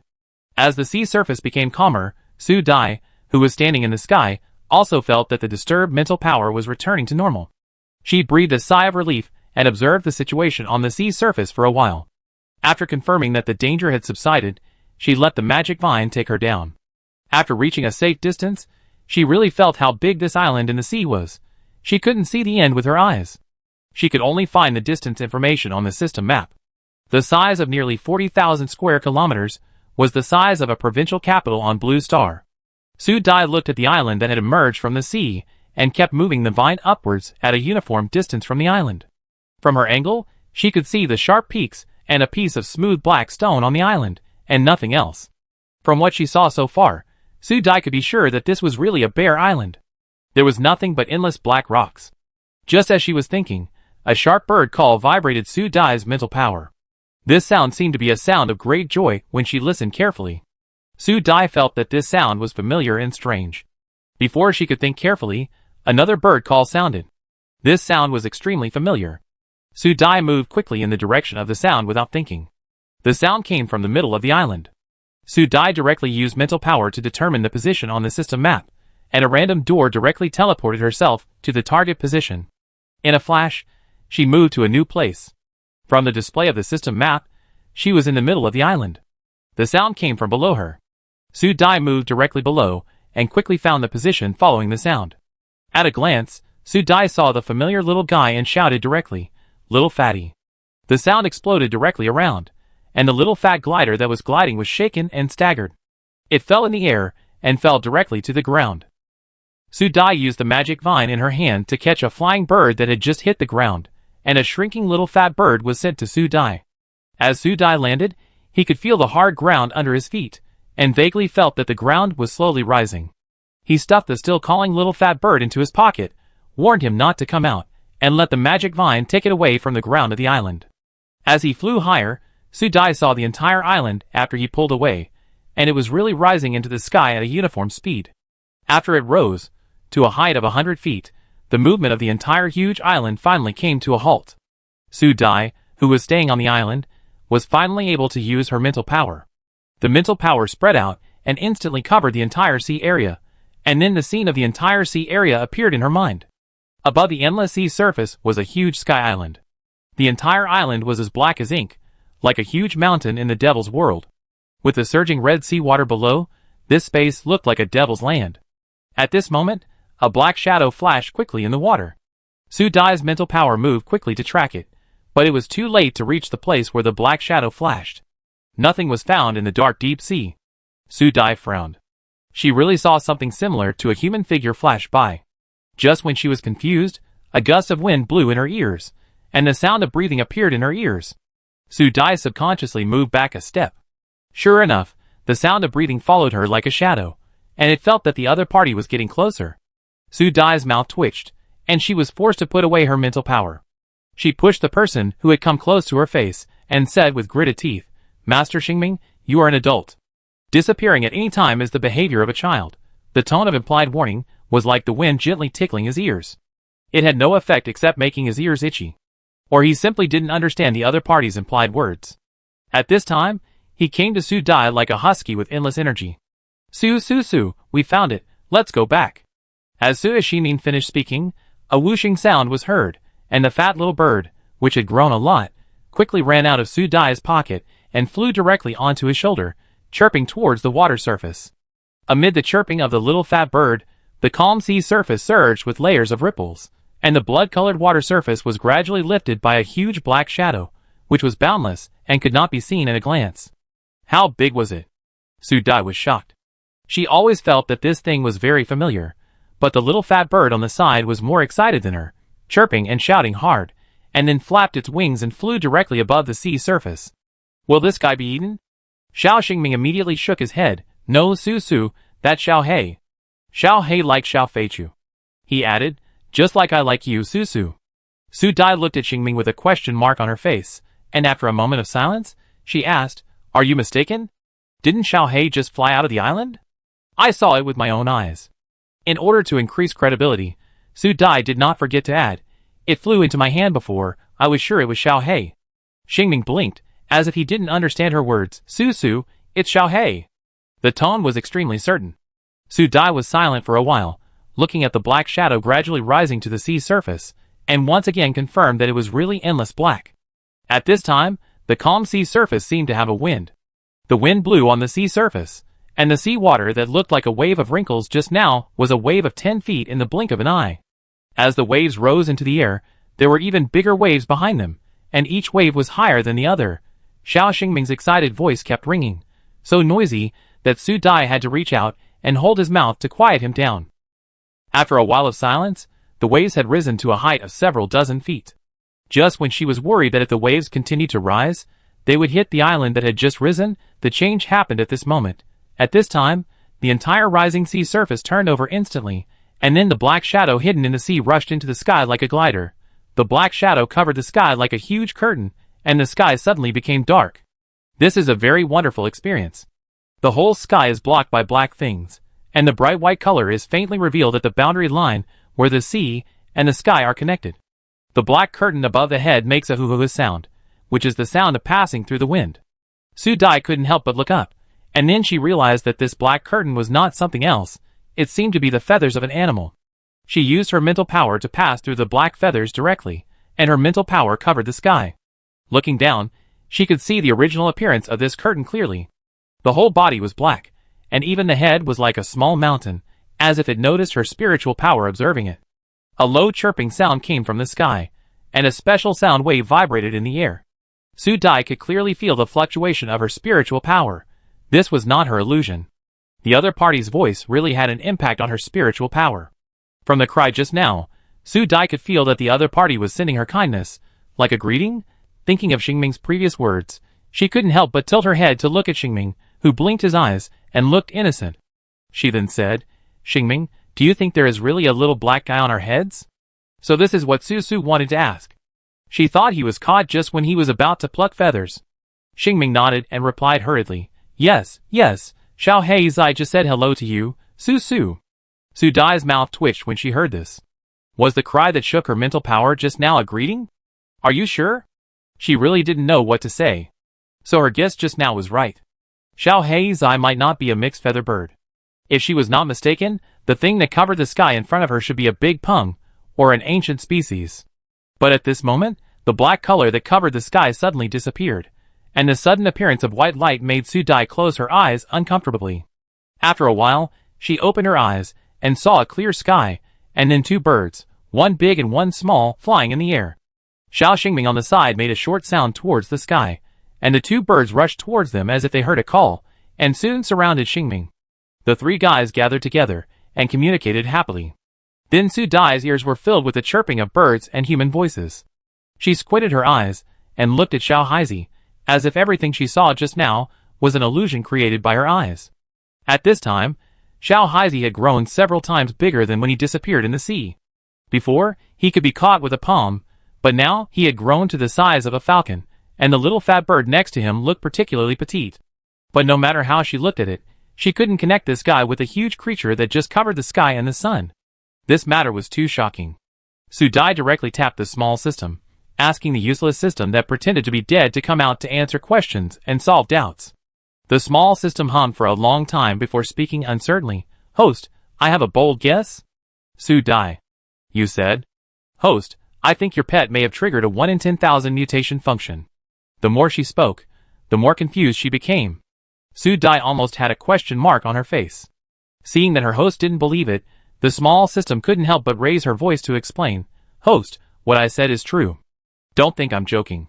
Although I only detected that it was a night owl egg when I sent you the egg, the creator also added some ancient animal genes when cultivating this egg.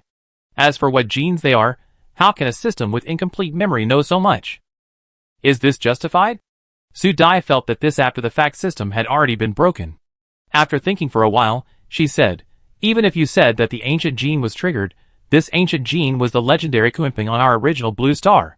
I didn't expect that there is still one on this planet. With such animal genes, does the creator god you mentioned really exist? This question has been in her mind for a long time. From the death of the end of the world to this planet, she has always felt that this planet is extremely familiar. As the vitality of the earth is constantly being restored, various plants have taken root on this planet. Many moments she thought she had returned to the blue star before the end of the world. Everything is too similar. The small system seemed to fall into a brief silence. The sound of the electric current sounded intermittently in Su Dai's mind, directly pulling her back to reality. She directly used her mental power to cut off the sound, and called the small system again. After a while, the small system made a dull voice. Host, don't ask some strange questions. My brain can't handle it at all. Once I deal with your question, I will fall into chaos. These questions must be taboo questions set by the creator. Host, don't ask. Su Dai was very curious about who the creator was in the small system's mouth. Before she asked this question, the small system had already shouted quickly in her mind. Host, you are not allowed to say it. Ah! Su Dai raised her eyebrows, and countless thoughts came out of her mind in an instant. In the end, she didn't ask them in the small system's mournful voice. Su Dai thought that even if she asked, the small system would not tell her the real answer. Maybe she would be troubled by this guy. It seems that she could only slowly find the answer by herself. After thinking this through, Su Dai stopped the angry little guy in her mind. Okay, if you keep shouting, your mind might get confused again. As soon as she finished speaking, the little system's fake crying stopped abruptly, and it instantly regained its vitality. Okay, my dear host. After you complete the system task, this system will repair all the missing parts, and your questions will be answered. Please be patient. The system's tone became serious when it spoke later.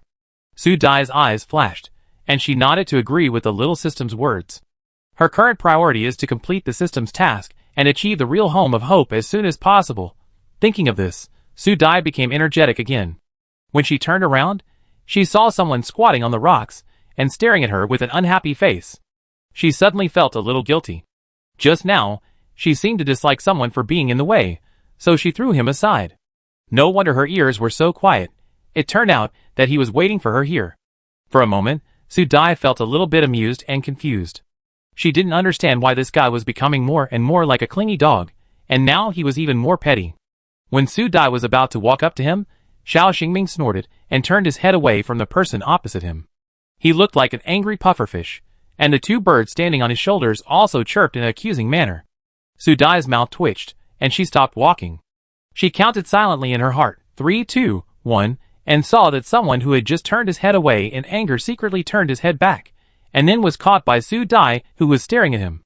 In an instant, the person blushed and turned his head away again. The beauty with the flushed face instantly touched Su Dai's eyes. She wanted to beat up this guy who was running around, but the hand she stretched out turned into a touch on his head, and her tone softened. Okay, I was wrong just now. How about you push me away too? Xiao Xingming, who was touched on the head, couldn't help but stretch his head and rubbed it twice. Hearing this, he made a vague sound in his throat, obviously not angry. This is too easy to coax. Su Dai couldn't help but smile in her eyes. She stretched out her hand and rubbed his head twice. Don't run to dangerous places easily in the future. If you have something today, our family will lose another person. The gentle tone blew away the unhappiness on Xiao Xingming's face like the wind. Finally, he couldn't hold it anymore. He stood up and lowered his head to rub Su Dai's shoulder, complaining dissatisfiedly, Su, you said you wouldn't talk to that guy behind my back. You just pushed me away and talked to him. I don't like it. Such a straightforward expression directly pierced Su Dai's heart, causing her to smile and nod. For a few seconds, she felt that such a good-looking person was pleasant to complain about, so she nodded without any bottom line. Okay, Xingming, if you don't like me, I won't talk to him next time. The innocent little system made a protesting sound, and then was directly blocked by Su Dai, which made him jump up and down in anger, performing pantomime.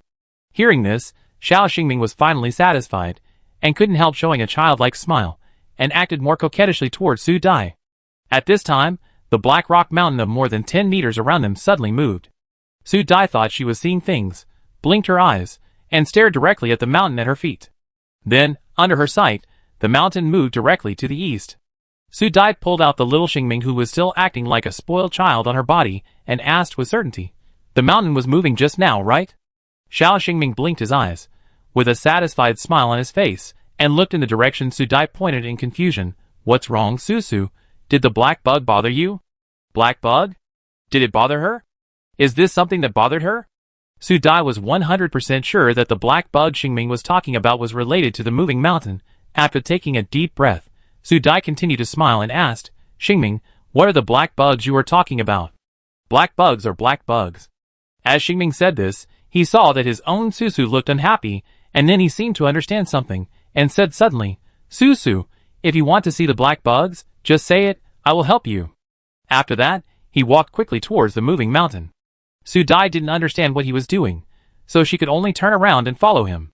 Xiao Xingming stood in front of the moving rock mountain, touching the rock wall with his fingers, and emitting strange sound waves from his mouth. Su Dai only felt that the sound waves were intermittent, and occasionally she could feel huge energy in the sound waves she caught. As Xiao Xingming's voice sounded intermittently, the whole mountain began to shake. In Su Dai's shocked eyes, a crack appeared in the middle of the mountain, until the crack was more than 10 feet long. Xingming stopped making any sound, but his figure quickly jumped into the crack. Su Dai didn't even have time to stop him, and his figure quickly disappeared in front of her. Su Dai was frightened, and was about to jump into the gap of the mountain. As soon as she reached the mountain, Xiao Xingming's voice came from inside, Su, don't come over, I'll be up soon. The echo from the bottom of the dark mountain kept coming up, successfully stopping Su Dai from moving forward. Time passed by, and when Su Dai was about to hesitate, the mountain shook again, and a voice came from inside asking her to get out of the way. As soon as her footsteps landed outside the mountain, the shaking mountain exploded from the middle in an instant, and the flying rocks and cracks were everywhere. Su Dai directly used vines to weave a strong net around her to block the flying stones of all sizes. She did not remove the vines until all the noise stopped, and immediately looked in the direction where Xiao Xingming disappeared. The black rock mountain on the ground had been broken, and no longer existed. She walked to a huge pit in 2 or 3 steps, and then met a pair of beautiful eyes with bright stars. The man smiled at her with his mouth wide open, shaking the thing in his hand, and shouting happily, Su, I found it. Give it to you. Then a shaking thing was handed to her, and a black thing on the arm was directly enlarged in front of her. As if sensing a strange breath, the twisting black object rolled up directly, and then turned its head and roared towards Su Dai. Su Dai looked at the little guy whose facial features were all black, showing his sharp teeth fiercely, and vaguely seeing his pink tongue in his mouth. If she was not mistaken, this familiar yet strange thing should be the dragon that has always existed in legends and myths, right? It has a long body, scales, horns, and 5 claws. Until this little guy sprayed a small water column at her, Su Dai was 100% sure that this was really a legendary species on the blue planet, a dragon. Hee hee. Su Dai felt that she was in a magical world. She actually saw a dragon. It was a dragon. Chapter 95. As if sensing her excitement, the pitch-black little black dragon bared its teeth even more angrily, and kept making threatening sounds in its throat. However, due to its fat body, it did not pose any threat to Su Dai. Instead, it was so cute. I don't know if it was the filter brought by the legend of the ancestors, but in Su Dai's eyes, the black dragon looked unusually black, especially handsome and cute. Look, this is a dragon, and she is the first person to see a real dragon. Thinking of this, Su Dai couldn't help but smile. She hooked her finger towards the magic vine, and then a yellow fruit fell into her hand. The fragrance spread out, and as she shook it in her hand, the fragrance rushed directly to Xiaolong. Su Dai squatted on the ground, holding the fruit and tempting Xiaolong with a smile. Dragon cub, do you want to eat it? Xiaolong's eyes were directly hooked, and the next second his saliva flowed directly from the corner of his mouth to Xiao Xingming's hand, causing Xiao Xingming to immediately protest to Su Dai. Su, I'm going to throw it away, the bug is so dirty. As if knowing that the other party was saying bad things about him, the little black dragon bit Xingming's arm angrily, and then as if it had hit its teeth, the little black dragon directly covered its mouth with its little claws, and half of its body was directly hanging on Xiao Xingming's arm, as if it was about to fall off. Su Dai directly reached out to catch the little black dragon, holding Xiao Xingming with one hand, and with one force, directly pulled the two guys out of the pit. When Xingming stood firm, Su Dai looked down, and saw the little black dragon hanging in her hand. The little guy held the small fruit tightly with its 5 claws.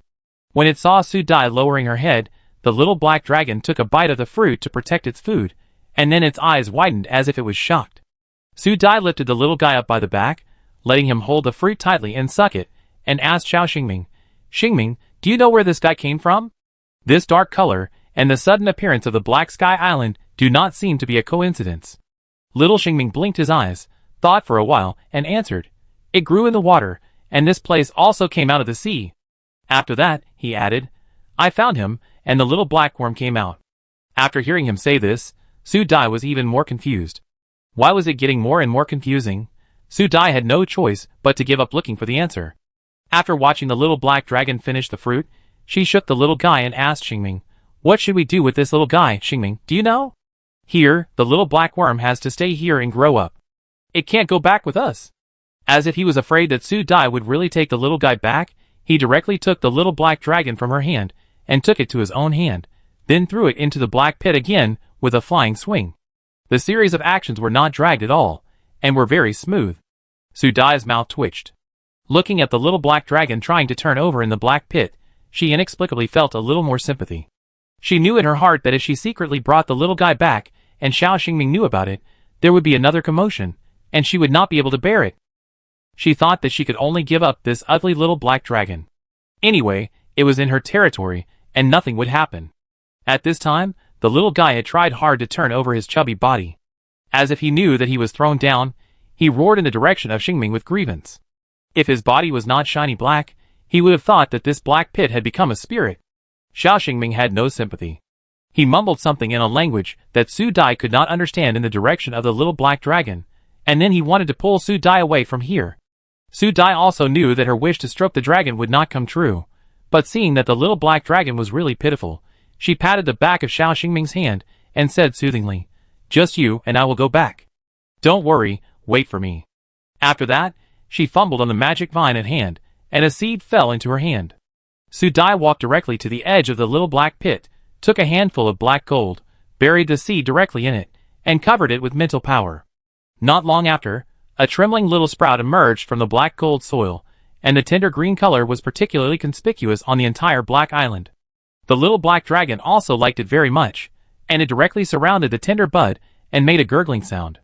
Seeing the scene, Su Dai was relieved and said to the little black dragon, You stay here obediently, and I will bring you more food next time.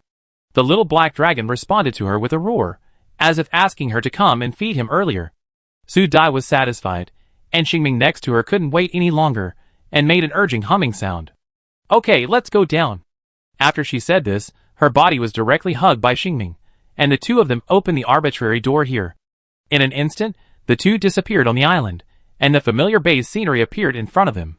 As soon as the two returned to the base, they saw someone pacing at the door in a meeting. Seeing the two people come out, Desir's eyes lit up and walked quickly to them. "Hey, where have you been? Why are you back now?" Su Dai was about to ask him what happened, but just as the words came to her lips, Desir said to herself quickly, "Forget it, it's not important. Do you know that the interstellar network is now full of information about the elves? Now all kinds of people are looking for the little cutie. If this goes on, it won't be long before your planet is exposed." Desir's expression was unusually serious. His anxious look made Su Dai a little unresponsive, and she subconsciously answered, "That's just right, don't you want to go back?" Desir's face darkened. "I don't want to go back at the cost of your safety. Little sister, you actually think of me like this, it hurts my heart." The more he spoke, the darker his face became, and he turned around and was about to leave, with an expression of sadness that could not be concealed on his face. Seeing him like this, Su Dai knew that what she said was wrong this time, so she reached out and grabbed him, saying apologetically, "Brother, I was wrong just now. I know that brother is not that kind of person, otherwise I would not have confessed everything to you. Brother, I was wrong." As she said this, she gently poked his arm, which seemed to have touched Desir's heart, and his eyes softened. After a while, she could only compromise with a helpless tone. "So what do you think? What do you think?" Su Dai looked at him with a sly smile, and said with a smile, "Brother, how about I catch the turtle in the jar here?" Desir was stunned for a moment, and then seemed to have figured something out, and directly glanced at her, thinking unhappily, "What the hell, this ghost guy has already planned it himself and asked him how it is, it's really naughty." Thinking of a brother of the Imperial Majesty, who didn't know when he had grown up, Desir squinted his eyes, and said the coldest words from his mouth, "It's a good idea to catch the turtle in the jar, but we can try harder." As he spoke, he came close to Su Dai and started to mutter. Su Dai's expression kept changing. Finally, he looked at his cheap brother with a hard-to-tell expression and said with admiration, "I didn't expect you to be such a brother. It is really lucky for our Majesty to have you." Desir smiled slightly. "My dear sister, if you grow up crooked, I, your brother, will also do the same teaching right." Su Dai's mouth twitched, as if he had just seen someone clearly today, and quickly refused, "No, my dear brother, thank you. This kind of care is still for your dear brother. Instead of being targeted, it is better to sell out Messies. After all, this guy is the ruthless usurper who murdered his brothers. If he doesn't go to hell, who will go to hell?" Desir knew what she was thinking without saying anything, and reached out to hit her head without any hesitation, but just as his finger approached, he was stopped by Xingming, who appeared out of nowhere. His blue eyes glared at him unhappily, which made Desir feel a chill. The corner of his mouth twitched, and he gritted his teeth and threatened Su Dai, "Take your big dog back home." Hearing the name Big Dog, Su Dai was speechless for a while, rolled his eyes at him, and obediently let go of Xingming's hand, but said with some gloating, "Although we are brother and sister, you can't touch me, otherwise my big dog will bite people, and I won't be responsible when the time comes. Brother, you just have to take it for granted." Desir shook his arm, speechless for a while, and his eyes turned around the two of them, as if he had discovered something and suddenly realized something, staring at the angry Xingming, and his eyes became stern. Su Dai was confused by his sudden change of expression. She thought that he was annoyed by Xingming, so she explained to him, "Brother, Xingming's brain is not well yet, don't bother with him." She did not forget to pull Xingming to make him restrain his expression. Seeing their interaction, Desir's face turned black, and he pointed at Xingming unhappily. "Elsa, he used to have a bad brain. Although your brain is good now, your eyesight is not good. You should raise him as a child. I hope you will not regret it one day. Look at the eyes of this wolf cub, with such a strong possessiveness, it is obvious that he is protecting his food." Su Dai was confused by this output, blinked in confusion, and retorted unhappily, "Why do I have bad eyesight? My eyesight is very good now." "Brother, don't look at Xingming's appearance as an adult. His brain is at most the IQ of a 7 or 8-year-old child, no more. If I don't raise him as a child, how can I treat him as an adult? People, isn't that a joke?" "Desir. Is that what he said?" After a few seconds of silence, Desir looked at Su Dai with difficulty. "You used to chase Elaine around. After all, your eyesight was not bad. Elaine is also a rare mate in the entire star field. Look at your eyes now. Never mind. A good brain always has to pay a price. Forget about bad eyesight." As he said this, he looked at Xingming and concluded in a general way, "After all, your brain is not keeping up now, And you are not considered a man. Never mind. Wait until I deal with those termites, and return to the Empire to find a high-quality partner for you, Xingming. You can't pester Elsa like this. As soon as he finished speaking, Xingming's eyes began to change color, and his whole body was tense, like a sharp sword ready to strike. He was about to attack Desir. Seeing that something was about to happen at this moment, Su Dai grabbed him directly at the critical moment and shouted in a loud voice, Xingming. Xingming, who was stopped, opened his eyes wide and turned to look at Su Dai accusingly, like a mushroom about to explode, and could lose control at any time. Su Dai felt a headache and turned her head to wink at a fearless brother who was still preparing to provoke. Please go away. She really had to thank this brother, who was not afraid of causing trouble. Desir, who was about to make a few gestures, could only take a breath when he saw Su Dai's eyes were about to blink, and he snorted unconvincingly, there is a long time to come, and what I said never counts. After that, he turned and walked away, with a posture that I would come back. Su Dai didn't breathe a sigh of relief until the other party walked away completely. She was ready to let go of her hand, but as soon as she let go of her fingers, someone pinched them back. The strength of the hand seemed a bit too strong. Su Dai could only look up at someone, and ended up facing Xingming, who had already exploded and was now full of grievances. This guy was really wronged. Thinking of this, Su Dai could only give up pulling back her hand, and patiently taught, Xingming, you can't attack him. He is on our side now, and is also my brother. He is just talking casually. No! No! This sentence seemed to anger him. Xingming seemed to be ignited all of a sudden. His face was full of anxiety, and there seemed to be countless tangled threads in his head, but he didn't know how to say it, so he could only repeat with his mouth. No, no. Su, you are mine. No. Su Dai was helpless, and finally could only attribute his anxious mood to the feelings of a fledgling. When he heard that he was going to be snatched away, this guy lost his sense of security.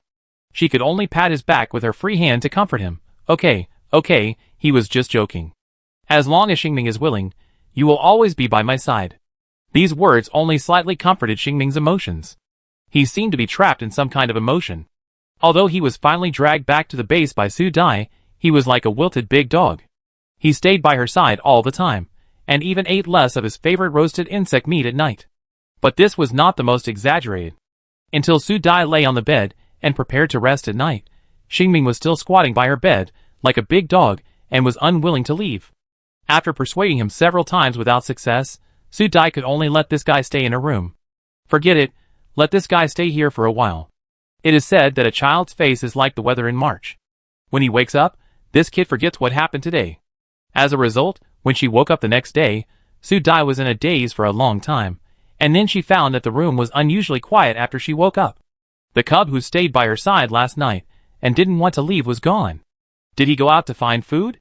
Thinking of this, Su Dai cleaned herself up, then went out for a walk and arranged the next things. Everyone was busy under Su Dai's arrangement. Until she quickly combed the entire territory with her mental power, she suddenly found that Xingming had no trace at all. Only then did she confirm that Xingming seemed to be missing again. Chapter 96.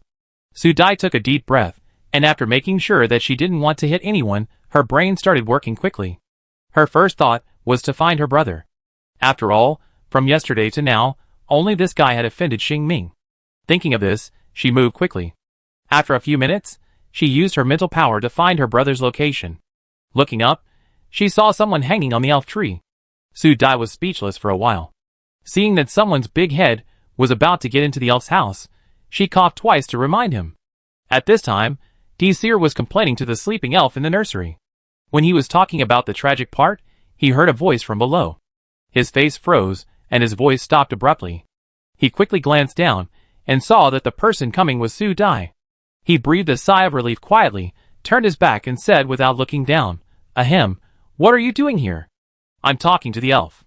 Don't worry, I'll be back soon and won't disturb him. Seeing that he was almost sticking to the nursery, Su Dai was silent for a while. Are you sure you won't disturb him? He swallowed the words that were about to come to his mouth. Thinking of the purpose of his coming here, he asked directly, Okay, brother, since you like it, I won't rush you to leave, but I'm looking for someone now. Have you seen Xiao Xingming? Hearing this, Desir, who was hanging on the tree with his hands behind his back, froze, and said in an angry voice, How do I know if you ask me? You came to me just to ask me this. It's really unreasonable. As if he thought of something, black air was visible above his head. How come he got angry while talking? Su Dai felt depressed. She felt like she was in a sandwich when she met these two people. She was bullied by both sides, just like a bullied husband who mediates the conflict between mother-in-law and daughter-in-law. Seeing that the other party's anger was about to emit black air from the top of his head, Su Dai swallowed the rebuttal words on her lips, and could only nod her head to keep it. I stand on your side. I understand your smile. Su Dai always felt that if she asked more, the other party would explode. Just when she was confused, something touched her at her feet gently. She looked down and found that it was her old friend Imotung. Her fingers touched the Imotung, and the Imotung followed her fingers and coiled around her head, moving the leaves to make a rustling sound in her ears, as if telling some little secrets. Under the rustling sound of the Imotung, Su Dai's expression gradually became shocked and shattered, and then she looked up at someone carrying him with an incredible face, her mind full of the shocking secrets that the Imotung told her. How could it be possible? This couldn't be true? She was so shocked that she didn't know what to say, but at least she had news about Xingming, which was a blessing in disguise. Thinking this way, she quietly let the magic vine lead her to the elf tree until she stood next to Seer. When he wasn't paying attention, Su Dai stretched her head out suddenly. Then she saw someone's face, which was shocked and wanted to turn away. Su Dai's eyes widened in shock. At this time, she finally understood why someone choked her as soon as he opened his mouth. It turned out that what the magic vine said to her was true. This person was really beaten. His face looked really miserable. To be precise, the magic vine told her that someone ran to complain before dawn. The reason was that when this person was sleeping well in the house, Xingming ran in and beat him up. When he fought back, he couldn't beat him. His whole face was swollen and swollen.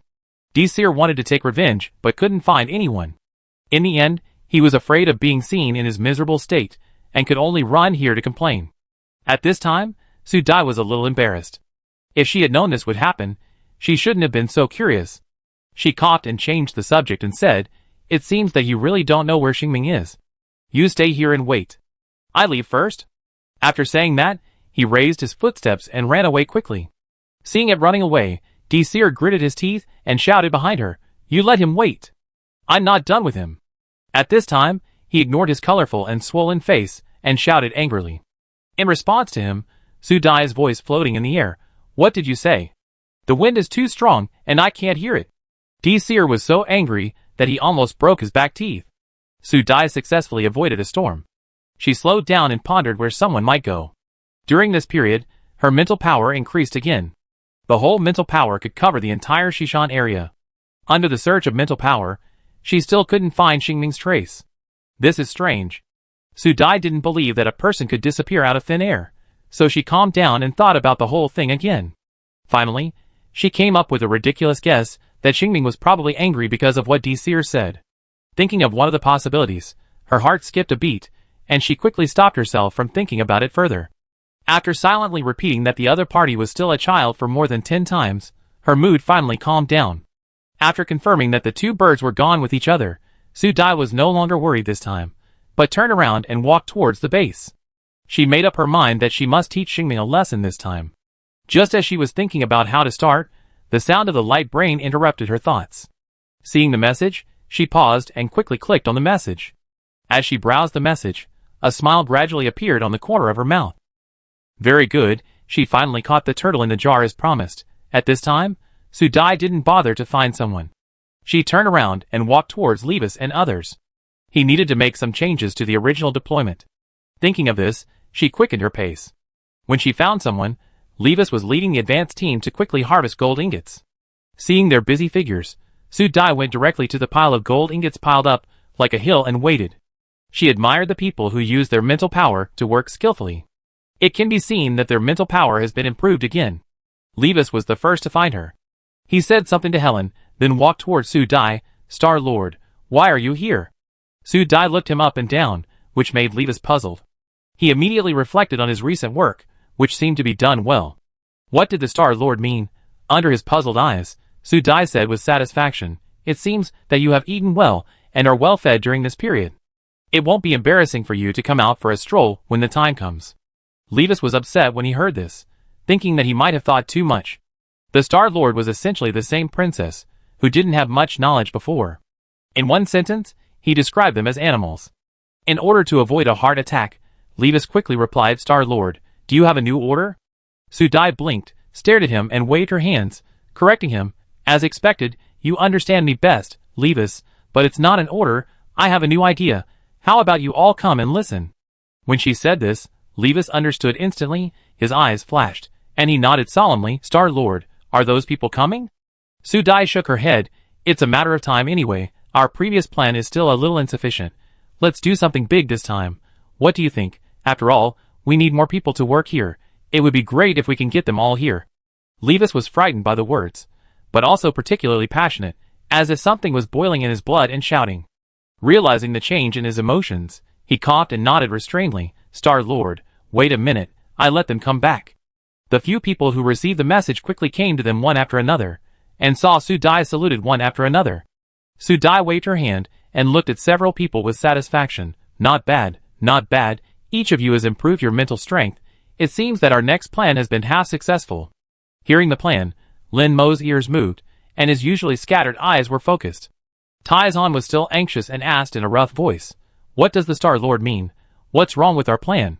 Helen rolled her eyes at Taizan, and said bluntly, your brain is really a decoration. Don't ruin the Star-Lord's plan when the time comes. Little Helen, what do you mean? How can I, Taizan, ruin the Star-Lord's plan? Tieshan's words just said halfway, and his voice became smaller and smaller, grinning at the extra arm on his arm. His face turned blue.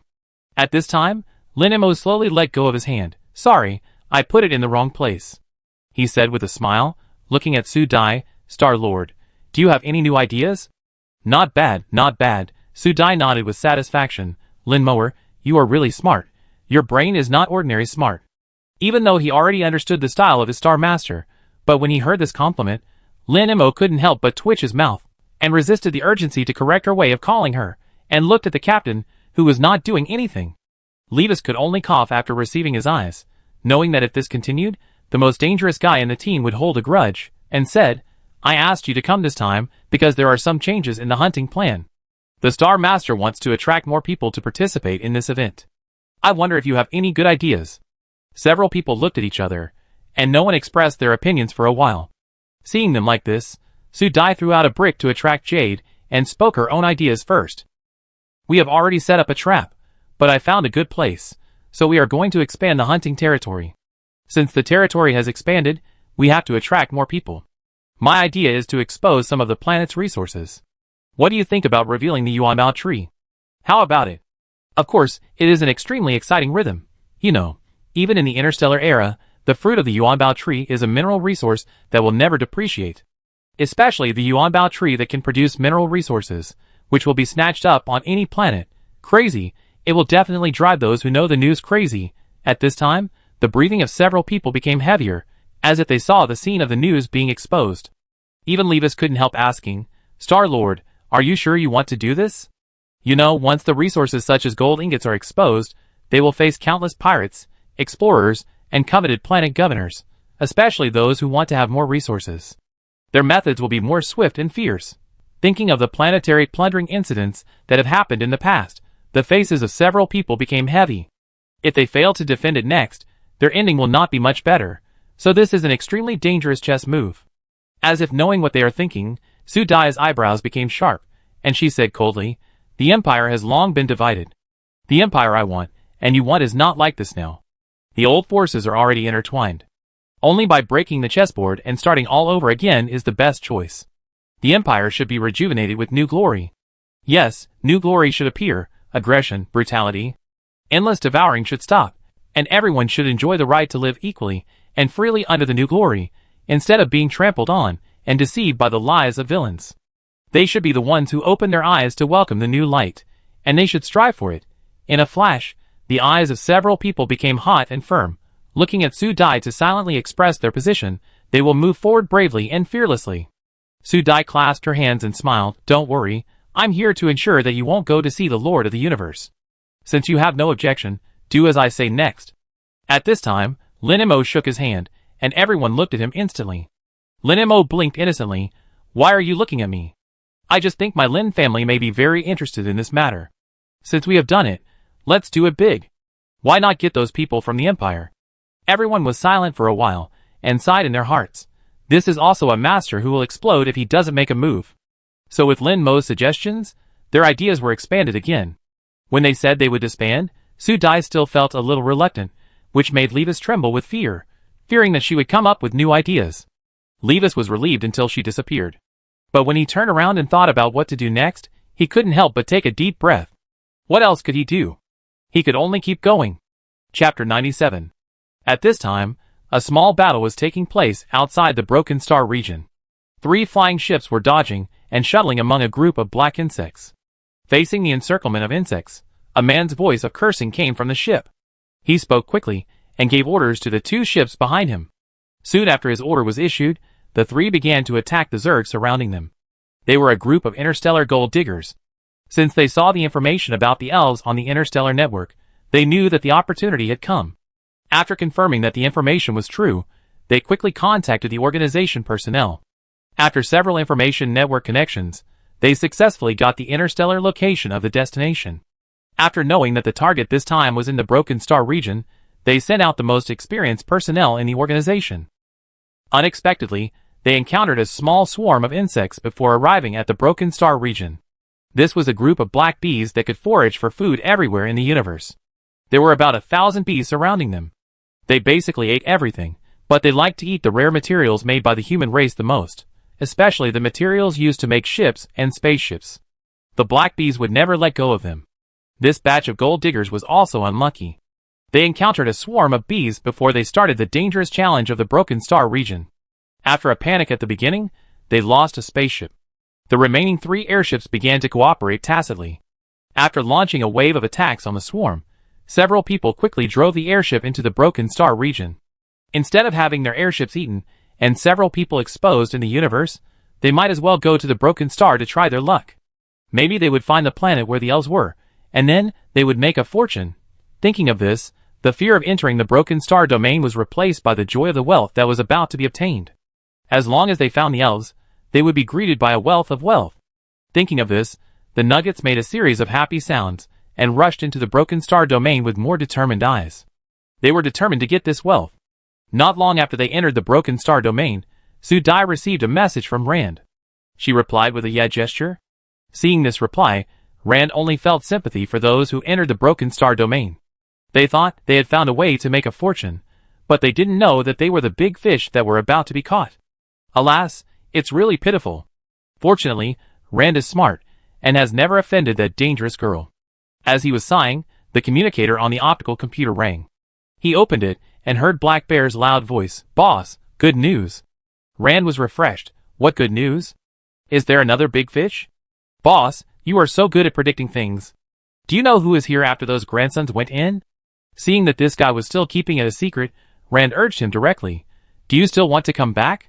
Tell me now. Black Bear's voice came from the other side.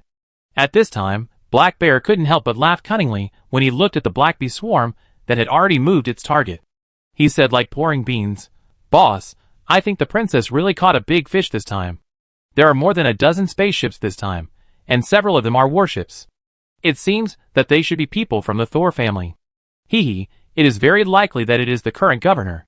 Hee hee." As he spoke, he couldn't help but want to rub his hands. It was really exciting, especially when he saw the black bee swarm was quickly killed by the warship. He whistled and excitedly reported to his boss. "Boss, they have brought a lot of people this time. They just killed the black bee swarm directly. It seems that they are about to enter the Broken Star region. It seems that the boss has known the location of Elsa's planet." Rand, who received the news, snorted, narrowed his eyes, and his brain was working quickly. It seems that the Soul family not only knows the specific location, but it is also very likely that it was Elsa Chongzi who came. Maybe Yukil Soul and others already know more. Thinking of this, Rand felt that he had to communicate with Elsa. It seemed that the big fish caught this time was bigger than expected. However, high returns also come with high risks. If you are not careful, you may not catch the fish, but capsize the boat, which is a joke. Thinking that the other party might be in danger, Rand's face became serious and walked hurriedly towards the ship. At this time on Blue Star, Su Dai had received the information provided by Rand. She had asked the system to temporarily open the planet signal.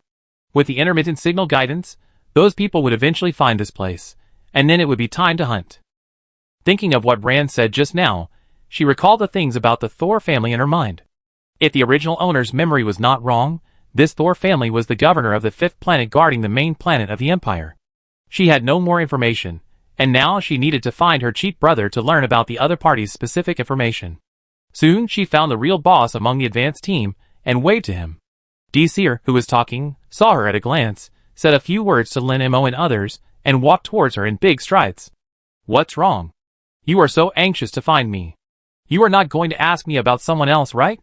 Su Dai looked at him speechlessly, and led the way forward while retorting, Brother, you are the Emperor of the Empire. Don't hold grudges. You know whether I have found him or not. Seer, whose thoughts were exposed, snorted, saying that he was narrow-minded, but seeing that the other party did not go to find someone, he reluctantly forgave him. Tell me what happened when you came to me. Su Dai smiled slightly, and her expression became serious. Brother, you are still smart. I want to ask you about someone. Oh! Hearing this, Seer looked at her in surprise, and the two quickly arrived at the base built here. Tell me who it is. Someone from the Empire? She knew that the other party was smart. Su Dai looked at him with admiration, which made Seer feel comfortable, and his tone became heroic. Tell me who it is. No one in the Empire is more familiar with it than me. You have asked the right person. Yukil Sol, do you know the elder brother of the Sol family? Hearing this name, Seer's eyes sharpened, and he frowned and looked at Su Dai. What did they do? After asking this question, his face changed as if he thought of something, and without waiting for Su Dai to answer, he quickly continued. Did they find this place? So sharp. Su Dai looked at the other party with affirmative eyes this time. As expected of my brother, you guessed it right, they are coming. Then you can still laugh? Dissel was very dissatisfied with her reaction now. He frowned and said seriously, since this place has been targeted, they will not give up. We must be prepared. The Thor family is a group of greedy vultures. All the planets they target will become their slave planets. There is also a possibility of complete destruction. Su Dai nodded as if she had expected it long ago and said, It is true. Brother, does your accident have anything to do with them? Dissel was silent for a while after hearing this. In this short silence, Su Dai knew that he guessed right. He sighed, then leaned back, rubbed his fingers, and slowly said, Since my brother is not a good guy, we have to treat them well when they come, right? Dissel was shocked by this. Air frowned, feeling quite frightened. Elsa, things are not as easy as you think. The Sol family is only the governor of the fifth guardian planet. When I was in the Empire, I checked all the forces. In my father's time, the Empire had actually been controlled by several governors. Although the Sol family is the governor of the fifth planet, there may be several other families behind him to help. What happened back then cannot be completely blamed on Messi's. He just went with the flow. So under Seer's narration, Su Dai also learned a lot of the inside story of the year. These things she had never seen in the original owner's memory, which gave her a clearer understanding of the current situation of the Empire. After understanding, she suddenly felt a little more sympathy for Messi's, who is now in power. Even if he has snatched this position, it is not easy to sit. It was really surrounded by wolves. If things went wrong, Messi's would be just a decoration, a monarch controlled by several planets. The Empire was no longer the original Empire. The current Empire was a puppet of several planetary governors.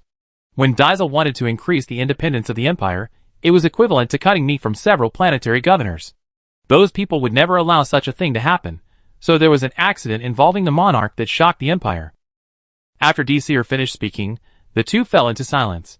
Su Dai tapped her fingers and said thoughtfully, Since my brother is rotten, we are barefoot now. Why should we be afraid of those wearing shoes? We should be afraid of them. Even if we show mercy to them now, do you believe that if we let them go back, we will be greeted by death and destruction?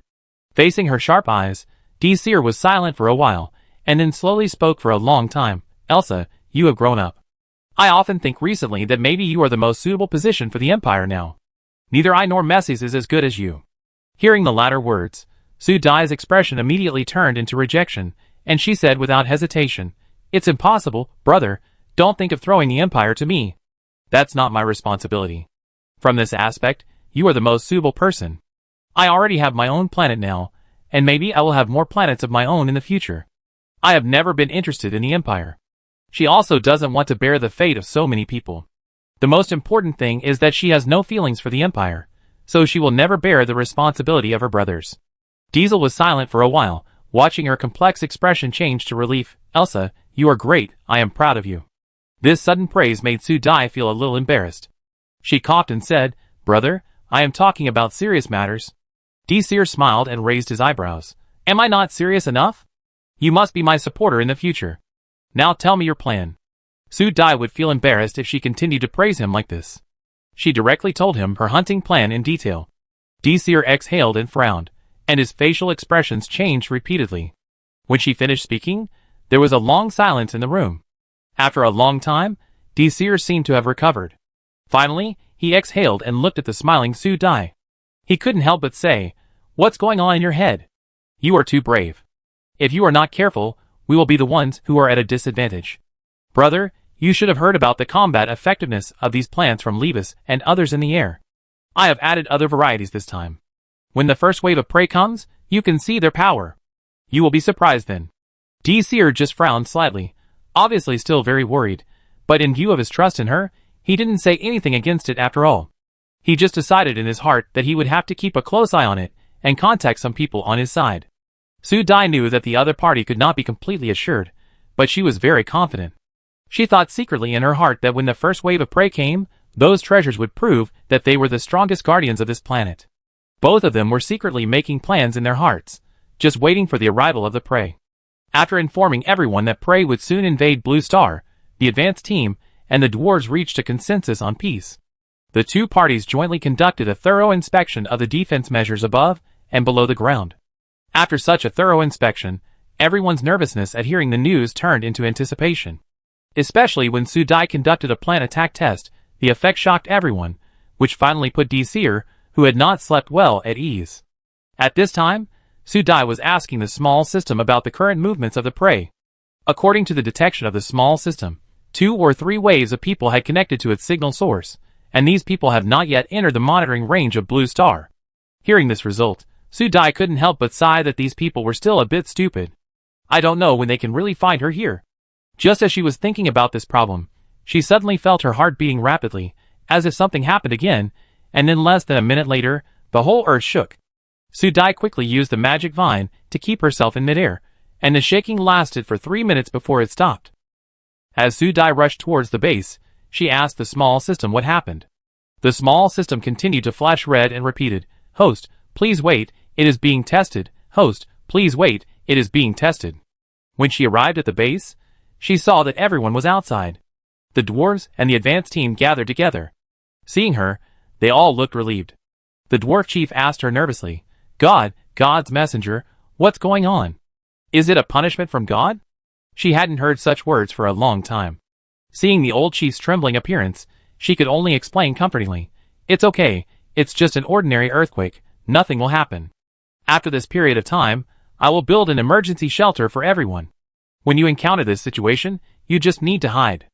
"Oh, okay, it's not a punishment from God." The old dwarf village chief breathed a sigh of relief and was supported by the dwarves, who came up. Seeing that their God's messenger was fine, all the dwarves relaxed and followed her step by step. Su Dai walked up to her brother, and the members of the advance team looked at them and said, "It's okay if you are fine. This should be just an earthquake. Everyone should check if there are any sunken places." Everyone nodded, and the members of the advance team waited patiently for the dwarves, who had just reacted. Until everyone left one after another, Seer thought for a while and reminded, "There was an earthquake, you should go find him. I'm not saying this to forgive his recklessness, it's all for your consideration." Hearing this, Su Dai couldn't help laughing, and said naturally, "I know you are kind, brother. When I find him, I will ask him to apologize to you. I leave this to you. I go find someone first." After that, she opened the random door and located the direction of the Blood Sea. Apart from here, she couldn't think of where Xingming could hide for a while. He didn't find him for such a long time, and he must be furious. But this time, the kid could hold back for so long and didn't come back, which really surprised her. Chapter 98. Su Dai followed her instinct, and went directly to the Blood Sea. As soon as she came out of the portal, she was poured with water on her face. She wiped her face, and looked at the little fat bird that was about to fly away. She frowned and threatened, "Little fat bird, try to run if you dare." The little fat bird chirped twice in the air. Seeing that it could not escape, it flew to Su Dai's hand with a wilted look, raised its little wings and looked like it was begging for mercy. Su Dai didn't fall for it. She scratched its forehead directly, picked it up and jumped from the Sky City, scaring the little fat bird to chirp. The place where they stood was the edge of the Sky City. They jumped from here and estimated the height. It was still dozens of feet away from the sea surface. The wind blew in her ears. When they were about to fall into the sea, a black shadow emerged from the sea's surface and caught them directly. After landing safely, the little fat bird made a human-like whirring sound, and chirped and cheered at the black shadow still flying under its feet. Su Dai did not trap it, but let it run wild, while she looked at the shape of the little black boy under her feet.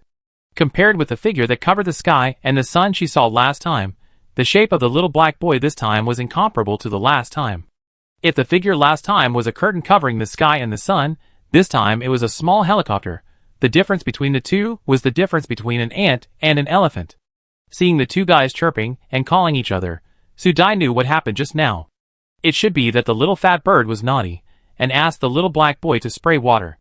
Who knew that it was a coincidence that she just came out of the arbitrary door and bumped into it head-on, which made her wet. Knowing the truth, she didn't intend to pursue it.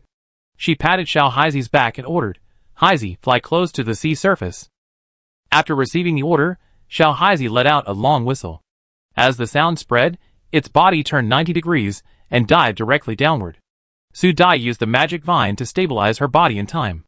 While she was still feeling the feeling of her body rapidly passing through the airflow, Xiao Haizi turned his body again.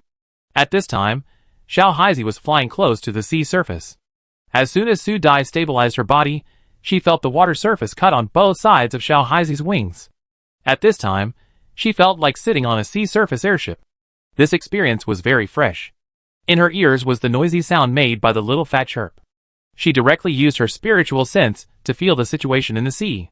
Unlike the situation above, this time she could feel that the blood sea was much clearer, and she could feel many things.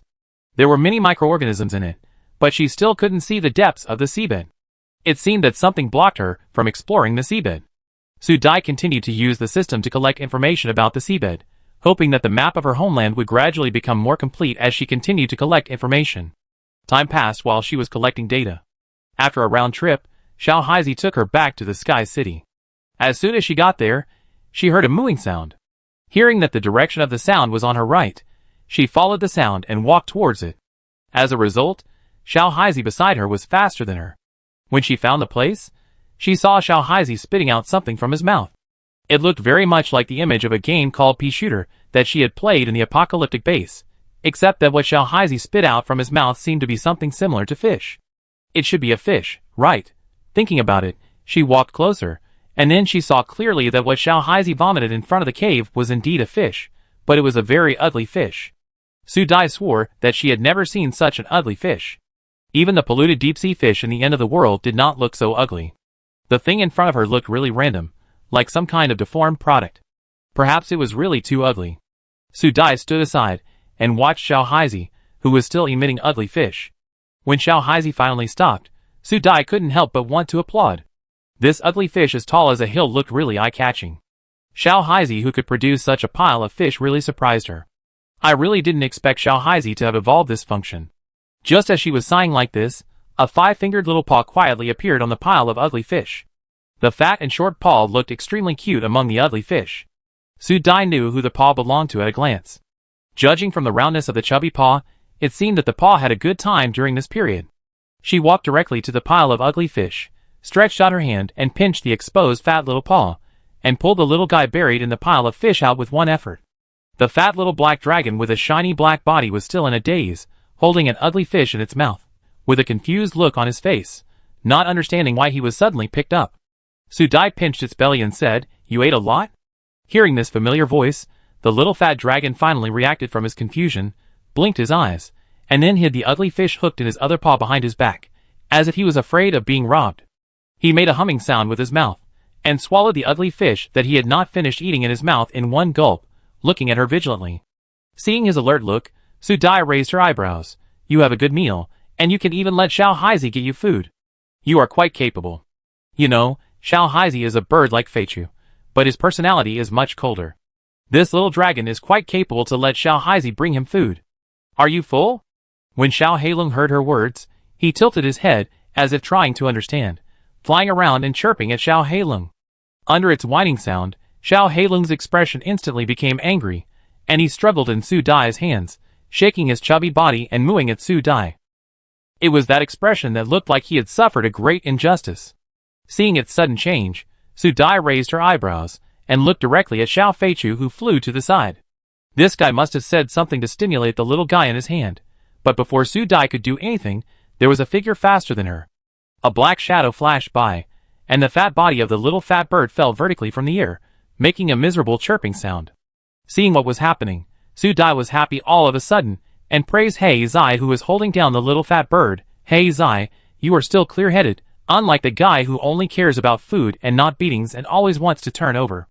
Until now, he has not seen the situation clearly. You are just too pampering him. Hearing her words, the little fat bird pressed under the little black boy made a dissatisfied cry. Su Dai knew what the little guy was saying without having to guess, and looked at the little black boy who was as steady as a mountain with some sympathy. He Zai, your hard work is in vain. The response was a chirp from Heisey. This chirp was particularly calm, and Su Dai could only wave at it. Okay, you don't have to act for me, just keep an eye on it, and don't irritate this little black dragon. The little Heisey nodded, used his claws to control the little fat chirp under him, and chirped at the little black dragon in Su Dai's hand. Under its translation, the little black dragon gradually became quiet, and finally patted its belly toward Su Dai, making a pitiful and aggrieved sound. Seeing this pitiful and cute look, Su Dai directly agreed to it. Okay, all the ugly fish here are for you. Hearing her words, the little black dragon closed its two chubby claws directly, and shook them towards her to express its gratitude. In an instant, Su Dai felt that this ugly little black dragon also became handsome, and she could not be bewitched. She directly put the little black dragon into the pile of ugly fish and asked Xiao Heisey, you just said that the little black dragon told you about this ugly fish. Are there many of these fish in the deep sea? Chirp chirp. Many, more than one kind. Chirp, chirp, chirp chirp. With the translation of Xiao Heisey, Su Dai almost understood what was going on. There were really creatures moving in the deep sea where she was blocked from exploring. This ugly fish was one of them, and there were some other fish species. Xiao Heisey also took on the responsibility of feeding them at the request of the little black dragon. At this time, Su Dai looked at Xiao Heisey's dignified bird shape, and could only sigh silently in her heart. This is really an exceptionally mature bird. Look at this awareness and temperament, which is inexplicably mature and convincing. After asking around, Su Dai still couldn't find someone. She had to give up. She had a hunch that Xiao Xingming might be at the bottom of the sea. Maybe he had encountered some opportunity. She remembered that the last time he was reborn, he also came out from the bottom of the water. This time, he might have changed. After making sure that the other party was safe, she still used her consciousness to transmit a voice to the bottom of the sea. Xingming, I'm here to find you. Do you have something to do? I wait for you for 5 minutes. If there is no response, I go back first. Time passed by minute. Su Dai watched the little black dragon eating in the ugly fish pile while waiting. When there were only a dozen seconds left, she sighed. It seemed that this trip was in vain. Just as she stood up and prepared to leave here, a wave of fluctuations came from her consciousness. Su Dai paused and carefully felt her consciousness. It was as if she was gently touched by someone.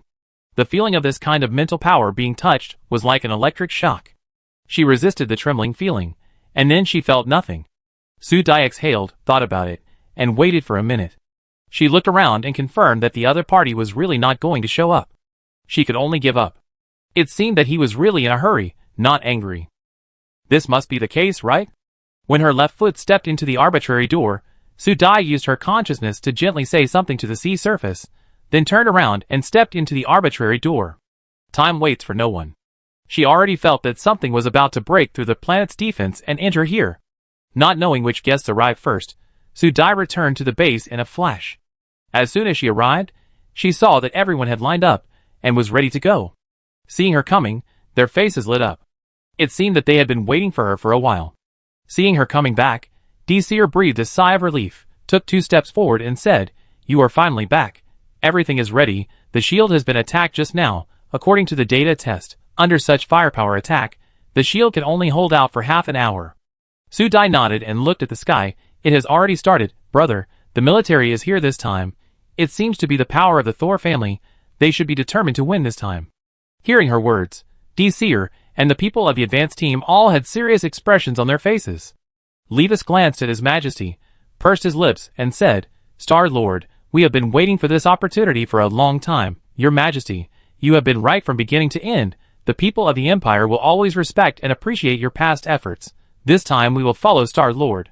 Let's work together to correct the Empire." Taizhan and others couldn't help but shout, "Correct the source." Seer moved his lips to suppress the faint moisture in his eyes. He looked forward, and Su Dai also looked at him with a smile. "Brother, this is the first time we fight side by side. I hope you won't lose to me at that time. After all, I am very brave now." Seeing her talking about her bravery with a young face, Seer couldn't help but twitch his mouth. The thousands of complicated emotions in his heart were diverted by this interruption, and his heart was filled with infinite fighting spirit. He shouted with flying eyebrows, "Elsa, just watch, your brother won't let you cry at a loss." He looked particularly good now, like the shining sun, bright and dazzling. Just standing there can attract everyone's attention. The people in the advance team seemed to see the king of the empire, who had reviewed their solemn oaths. They were always willing to follow such imperial leaders. The oaths that were constantly modified during the regime overthrow and change became clear again. Imperial Soldier Number 001 reports, "I solemnly swear here to fight for the glory of the empire, for the people, and for the light of all mankind." All the people in the advance team silently recited the oath they had taken when they entered the military academy. They are on the road to glory. This time they will do their best to protect their beliefs. Although the dwarves have been learning the imperial language, there are not many smart ones. They can only understand 3 or 4 points, but it does not affect their being seen. Affected by the solemn atmosphere, the talkative dwarves looked at the changed Seer with shining eyes, and their eyes kept switching between Seer and Su Dai. As expected of their elders of the gods, they looked very powerful. The dwarves' thoughts were simple and straightforward on their faces. Su Dai couldn't help turning her head away, fearing that these dwarves would do something impulsive. She gave orders at the right time. "Everyone, get ready for the battle. Act according to our previous plan. Dwarves, without my order, you are not allowed to stay on the ground. All activities are underground. The ground is our battlefield, and the underground is your battlefield. Do you understand?" The dwarves slapped the ground with their feet to respond to her words. Although they were still nervous, they were more excited. It seemed that the rich gains from the last battle made these timid dwarves bolder. The most fearful thing about the battle is that they are already stage fright before it starts. Su Dai was very satisfied with everyone's state and blew a whistle, which was an order to prepare. After the whistle sounded, the entire blue star entered a state of preparation for war. The flowers and lush plants that originally looked bright and beautiful also felt the call, and all changed their states. They looked the same as before, but they just felt a little more dangerous. At this time, above the blue star, a spaceship launched another attack on the blue star, and an excited voice came from the control cabin, "Captain, this protective shield is A-level, and we have launched the third wave of attacks on it. According to the data from Crocker's laboratory, as long as we concentrate our firepower and carry out the last 2 suppression strikes, a loophole can appear here."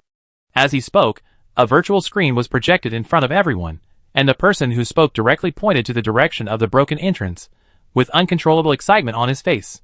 Seeing this cracking point, the captain of the spaceship secretly breathed a sigh of relief, and his face showed the same excitement. "Well done, tell the colonel this good news."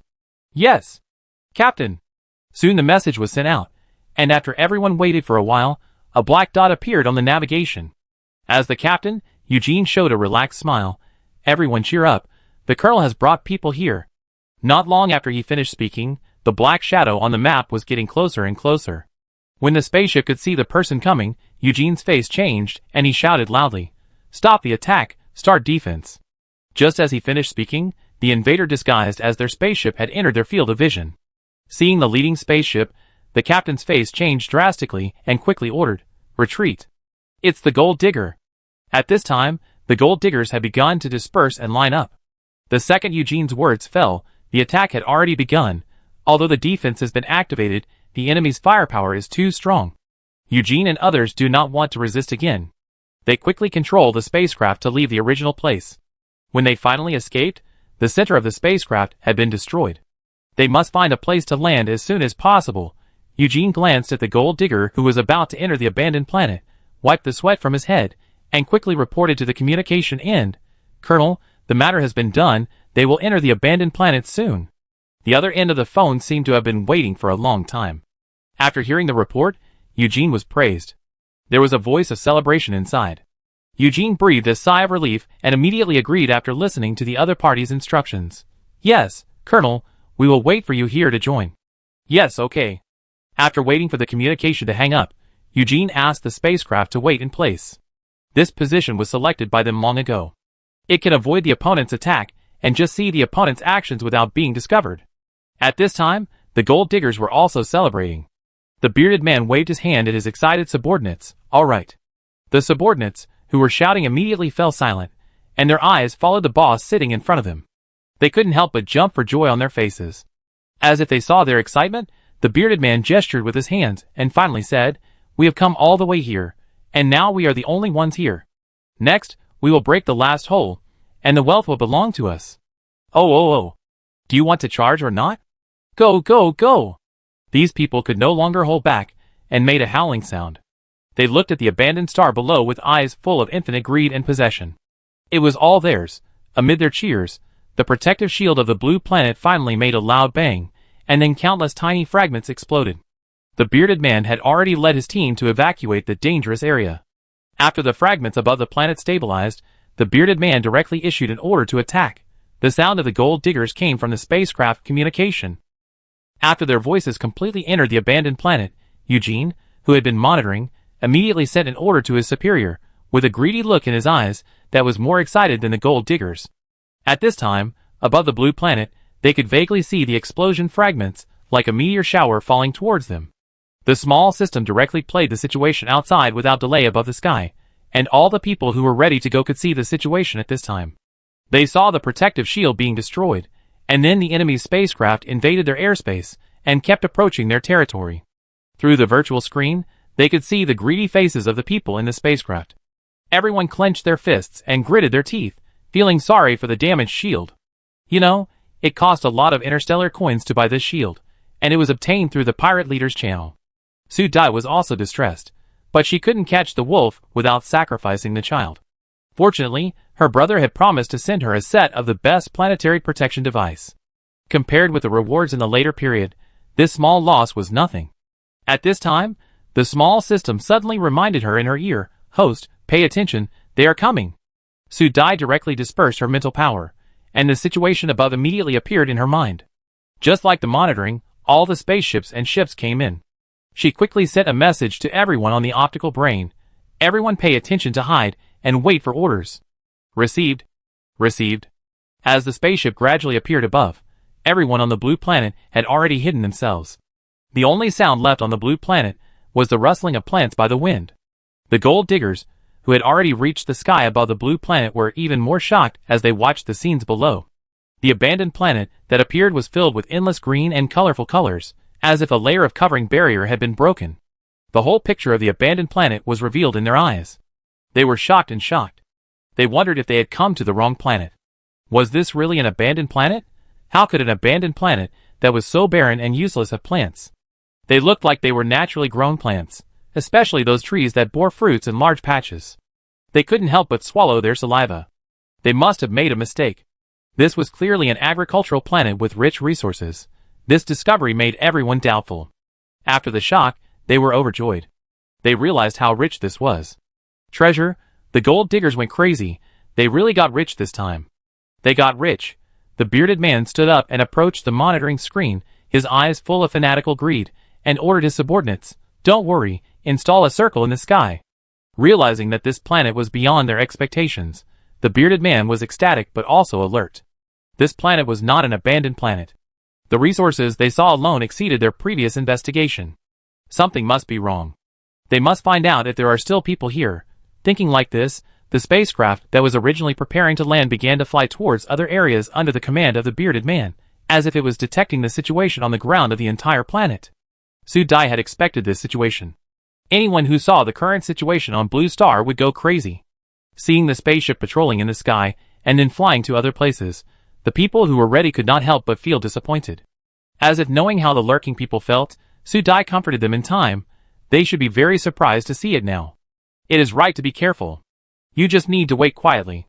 The advanced team thought the same, and Desir also interrupted and said, "When I first knew that this was an abandoned planet, I was not much better than them." As soon as these words came out, everyone relaxed. Thinking of the scene when they first saw these plants, they seemed to be shocked at the time. Thinking of this, they couldn't help but write the 3 words uninformed in their eyes when they looked at the group of invaders in the sky. While they despised the invaders, the gold diggers, who were checking the situation above, were going crazy. They had reacted from their days at this time, and their red faces were completely excited. Look at what they found. These piles of metal resources are actually metal resources. At this time, they arrived at the rocky area of the West Mountain area, where gold ingots were planted. As the gold ingots grew and adapted, some plants had mutated. These plants evolved to be more suitable for the blue planet, and the fruits they produced were also various rare metal resources. Seer once counted the metals produced here, among which more than 20 kinds were scarce resources in the entire interstellar. For this reason, Su Dai is also increasing the planting of these mutant plants, but now it is still in the investment stage. When it reaches a certain scale, it will be time for a large harvest. But even now, this scale makes these gold diggers open their eyes. They can't believe what they see. They inhale and ask their boss, "Boss, am I dazzled? Why do these metals grow on plants? Am I hallucinating?" This question spoke to everyone's mind. The bearded man was in a trance for a moment, wondering if they had found the wrong place by mistake. He secretly checked and confirmed that they had not found the wrong place. Thinking that there were healing elves in this place, it was reasonable to have so many rare plants. Roaring hard, the bearded man cursed loudly. "You are useless. What are you making a fuss about? There are elves in this place. What's so strange about these plants that can grow metal? I have seen it all. You are blind." After being scolded like this, these people seem to have taken magic medicine and laughed strangely. "It's good that it's not an illusion. Boss, we are rich." Rich, rich. There are only these two words in everyone's mind. Thinking of the huge wealth they are about to have, they just feel a little dizzy. As long as they occupy this planet, they will have inexhaustible wealth. In an instant, everyone fantasized about their future life, their faces were full of imagination, and their eyes became more greedy. Everyone be alert. The first fleet will confirm if there is any danger below. If there is no danger, prepare to land. Received. Searching, boss. Soon, a beeping sound came from the spaceship, and the captain of the first fleet quickly reported, "Boss, all tests have been completed. No danger has been found. You can start landing. The landing point has been selected. Please confirm." The bearded man looked at the selected landing point on the screen and was very satisfied. It was an open flat bottom among the metal plants below. "This place is very good. Just click OK." When they started to land, the entire blue star received the news in an instant. The plants in the West Mountain area shook their bodies, which were brighter and more attractive than usual. Su Dai looked at the real-time monitoring feedback from the small system. After seeing that the enemy spaceships had all landed on the ground, she asked the small system to broadcast the real-time situation to everyone's optical computer. Everyone is using the internal system now. Those people have been landed. The advanced team is ready to cross the area and wait for my command. Yes. The advanced team responded in unison. After that, Su Dai located the position of the arbitrary door. As soon as she stepped out, Seer's voice sounded behind her, "Elsa, wait for me."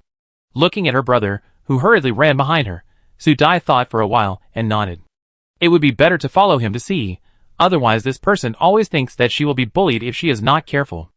As if afraid that she would regret it, Seer took her arm and walked directly into the arbitrary door. The two of them turned around and arrived at the West Mountain area. The optical computer showed that they were only 1 kilometer away from the invaders. They were in the orchard next to the yuanbao tree. The two looked at the picture displayed on the optical computer at the same time. At this time, the spaceship had been opened and the invaders had come out with weapons. Seeing their cautious look, Su Dai directly spread her spiritual power to cover the West Mountain area.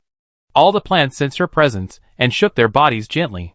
Su Dai directly whispered to all the plants with her spiritual power, and the plants that could be seen by the naked eye gently shook their branches and leaves in response. At this time, the gold digger had already checked the surroundings and reported the situation to his boss. After confirming that there was no danger around, the bearded man finally laughed out loud, looking at everything around greedily, and walked towards the piled-up gold ingots in 3 or 2 steps. He directly reached out and took the largest gold ingot in his hand, looking up and down. "Someone come and take all these to be checked." As soon as he finished speaking, his impatient subordinates came up immediately. "Boss, I'm here." Aye. I take it up now." Seeing that a group of people were about to rush up and grab it, the bearded man threw the things in his hand and shouted sternly, "What are you doing? What are you doing? Stay aside." He pointed at his confidant and shouted, "Shinda, come here, you do this." After speaking, he looked at Alala and a group of people behind him and ordered, "Everyone cheer up, now divide into several teams to survey the surroundings, and report immediately after detection." "Yes. Got it." The originally noisy people were arranged in this way, and all followed their captain to work, and a group of gold diggers instantly became well trained. When seeing them start to transport the gold ingots to the spacecraft, Seer couldn't help but say, "Little sister, are we still waiting? Are you afraid that if you wait like this, the family will be stolen by the enemy?" Sudai touched the magic vine in her hand, listened to the plant's report, and said slowly, "Wait, don't worry, it's almost there." Not long after she finished speaking, the other party laughed wildly. The excited whisper seemed to be heard by them from a kilometer away. The small system reported in her ear, "The host's test results are out, and they are celebrating. By the way, they have started to send this message out, but the message has been intercepted and modified by me." Sudai smiled instantly when she heard this. Things have developed as she and the small system predicted. Now it's their turn to act. Sudai hooked her finger at the other party. "Let's go, brother." Seeing her smile, Seer felt terrified and subconsciously kept a distance of 1 meter from her. "You are not going to do something bad again, are you?" He said this, but he felt very calm in his heart. Seeing the other party's small steps that could not help but jump for joy, Seer smiled knowingly, and his eyes became particularly gentle. He thought of his sister before her personality changed. At that time, she was also like this. When she succeeded in teasing people, she couldn't help but step happily. He missed her a little.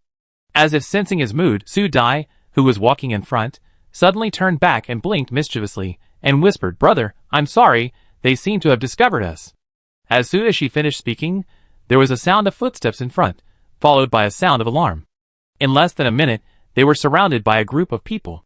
Sudai looked at a group of burly and fierce guys. Her eyes flashed, and she moved directly to Seer's body, pretending to speak with a trembling voice. "Brother, who are they? Why are they in our planting land? I'm so scared." Seer's mouth twitched. What is this saying? Why did he start to not understand? The bearded man had walked to the front. He was more than 2 meters tall, standing in front of Sudai and Seer like a wall, looking up and down at the two. Seeing Sudai's weak appearance, he directly passed by and his eyes stayed on Seer. He always felt that this person was very familiar, as if he had seen him somewhere before. The bearded man frowned and tried to think, but how could Sudai let him think slowly? She blinked at Seer, and Seer instantly received her signal, quickly took out the laser gun and shot at the bearded man. His sudden action directly disrupted the opponent's formation.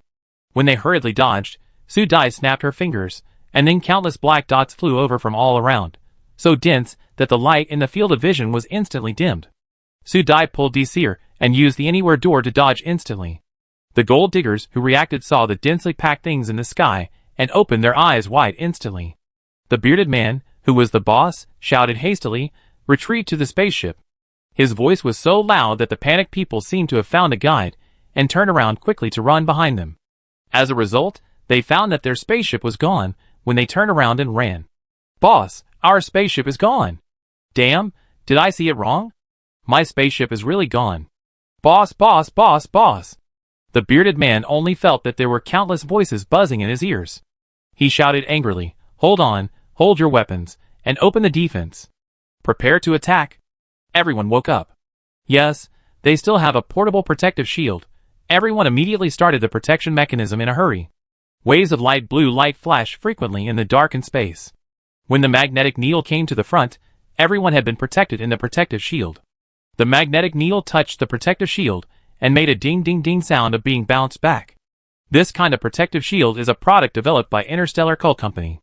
It has been updated to the 7th generation and can defend against 5 laser sword attacks. For this mission, the Alliance purchased the latest models for them. Seeing that the defense was successful, everyone breathed a sigh of relief and gathered around their boss in an orderly manner. The sound of ding-ding-ding continued in their ears. Time passed by minute, and the attack of the magnetic needle seemed endless.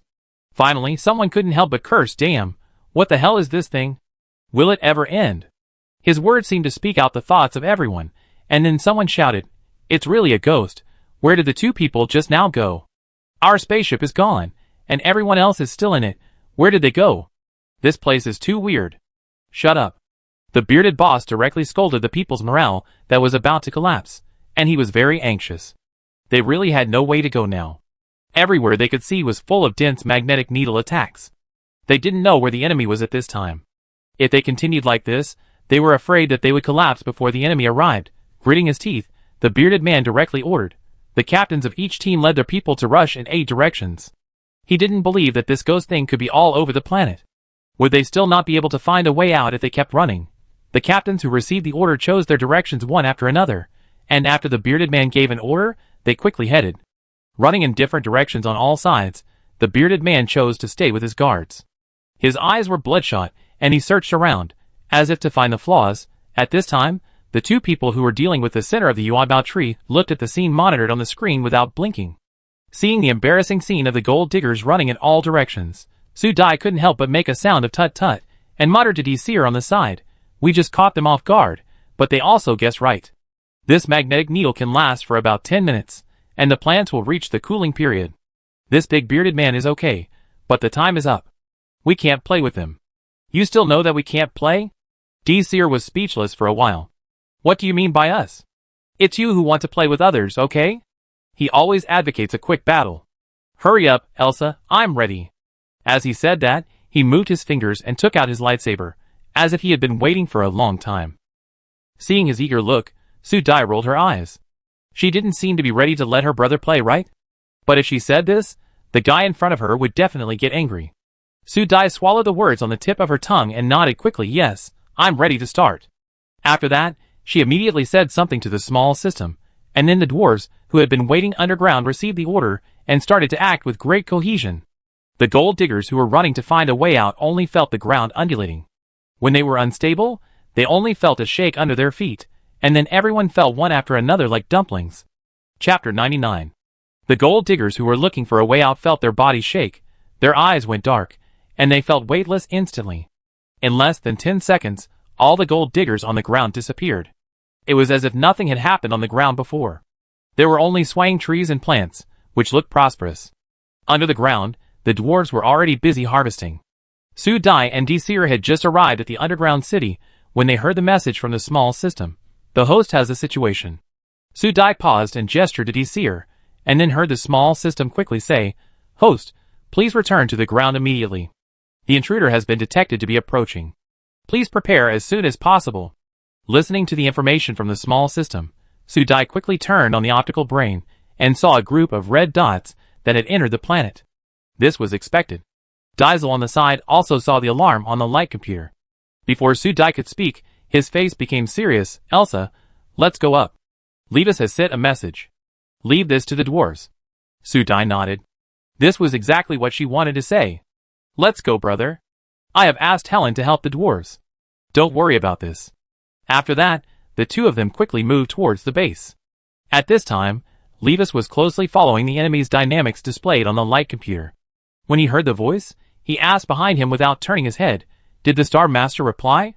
Lenemo nodded. "His Majesty has replied. He has rushed here with the Star Master." "Okay, get ready. It's our turn to play next." The light words made the advanced team behind him straighten up instantly, with uncontrollable excitement on their faces. They should also test the results of their recent training. Now these people are just in time. The Chels Corps above them also thought so. They were nominally the 8th Corps of the Empire, but they actually belonged to the Thor family. They have always been a sharp knife in the hands of the Thor family. They defended the common interests of the Empire, but if there was a disagreement in interests, the 8th Corps would always belong to the Thor family and be loyal to the Thor family. At this time, the advanced team led by Eugene took the lead. They kept reporting the situation ahead to the Corps following behind. As they entered the atmosphere and got closer and closer, the scenery on the planet gradually appeared clearly in front of them. What they saw was the increasingly lush scenery, which made the people who were still talking gradually lose their voices. Instead, they were replaced by the sound of gasps coming from their mouths, and they looked at the scenery displayed on the screen with disbelief. Is this really an abandoned planet? Why do they see a plantation that is more lush than an agricultural planet? Everyone's mind was filled with similar doubts, especially when they saw the abundant fruits on the trees and plants. Their minds were filled with questions and shock. Jethor, known as the Colonel, looked down at the coordinates, and was relieved when he confirmed that their position was correct. He then stared at the screen with burning eyes. As he got closer to the ground, he could see more clearly. He couldn't hide his surprise in his eyes, and said 3 times in a row, "Okay, okay." Originally, they just came here to look for elves, but they didn't expect there would be such a big surprise. This is really a good turn of events. These good things originally belonged to their Thor family. If he can find the elves successfully next time, his contribution will be the most outstanding in the family. He will undoubtedly be the brightest new star in the annual family evaluation. This made Jeff, who had never been in the top 3 in the family evaluation, excited instantly. Seeing that his dream was about to be within reach, he couldn't help but breathe faster. This time, God helped him win the task of leading the team. Seeing the credit delivered to his mouth, how could he not eat it? Just then, Eugene's voice came from the communicator. Report to the colonel, the land within a radius of 30,000 miles has been scanned, and no abnormalities have been found. Confirm that there are no dangerous objects. Are you going to land? This news poured into Jeff's heart like timely rain, which was particularly comfortable and pleasant to the ears. The voice was full of unstoppable pleasure, shouting, "Well done, Eugene. Notify everyone to prepare for landing." Eugene, who was praised, was overjoyed and quickly conveyed the order of the superior, which made the people who could no longer hold back burst into cheers, as if celebrating the harvest that was about to be in hand in advance. He took the lead and flew towards the selected landing site. At this time, Su Dai looked at the red dot flying on the system and flew towards them. She estimated the direction and ordered her subordinates, "Hide everything. The enemy is about to land. It is 400 meters southeast of us." Everyone who received the order quickly replied that they had received it, and then quickly hid everything according to the previous drill. Dacier looked at the spaceship getting closer and closer, and said with a smile, "Do you think my prediction is accurate? They will definitely land here. The defense and attack we have arranged here are all top-notch. I am really looking forward to seeing old friends." Hearing this gentle tone, Su Dai couldn't help but touch her arm, and she felt a little more sympathy for the people who were about to land. There is no such accurate prediction in the world. The place they chose was deliberately made by the guy next to her, just to lure them into the trap. Now seeing that these people are about to fall into the trap, she couldn't help but curl up her lips. "Brother, you are still the best." Dicier's eyes curved, as if a flame had been ignited inside. "Elsa, are you ready?" Su Dai smiled slightly, of course. The two smiled at each other, and silently hit each other's shoulders. At this time, the huge spaceship in the sky was getting closer and closer. The spaceship patrolled above the ground until the spaceship behind it caught up, and they moved together. The spaceship formed a huge shadow above the sky. As the spaceship landed, the wind and sand on the ground were blown up, and the sky was disturbed by yellow wind and sand. Su Dai looked at the unclear scene on the screen, and heard the voice of the small system. "Host, this system has an obstacle removal mode. Do you want to enable it? There is still this function? So good?" Su Dai looked skeptical. What are the conditions for activation? She had never heard of a free function. How could this guy be so proactive in providing services, as if it knew what she was thinking? The small system snorted in her mind unhappily. "Host, you think too badly of this system." What this meant was that it was really free. After taking a look at the screen, Su Dai also realized that it didn't matter whether this function was used or not. When the other party landed completely, the dust would eventually stop. They just wasted some time. The small system was also annoyed at this time. "Humph. Forget it if you don't want it." Yes, yes, yes. How could she refuse it for free? It wouldn't hurt for her to see the other party's situation in advance, so she quickly praised him. "You are still awesome. You know what we need. Start it for us, the most considerate good boy." The small system was finally happy to be called a good boy, and its tone became arrogant, humming, but the screen gradually became clear. At this time, the appearance of the other party's spaceship and the people who walked out of the spaceship appeared clearly on the screen monitored by the small system.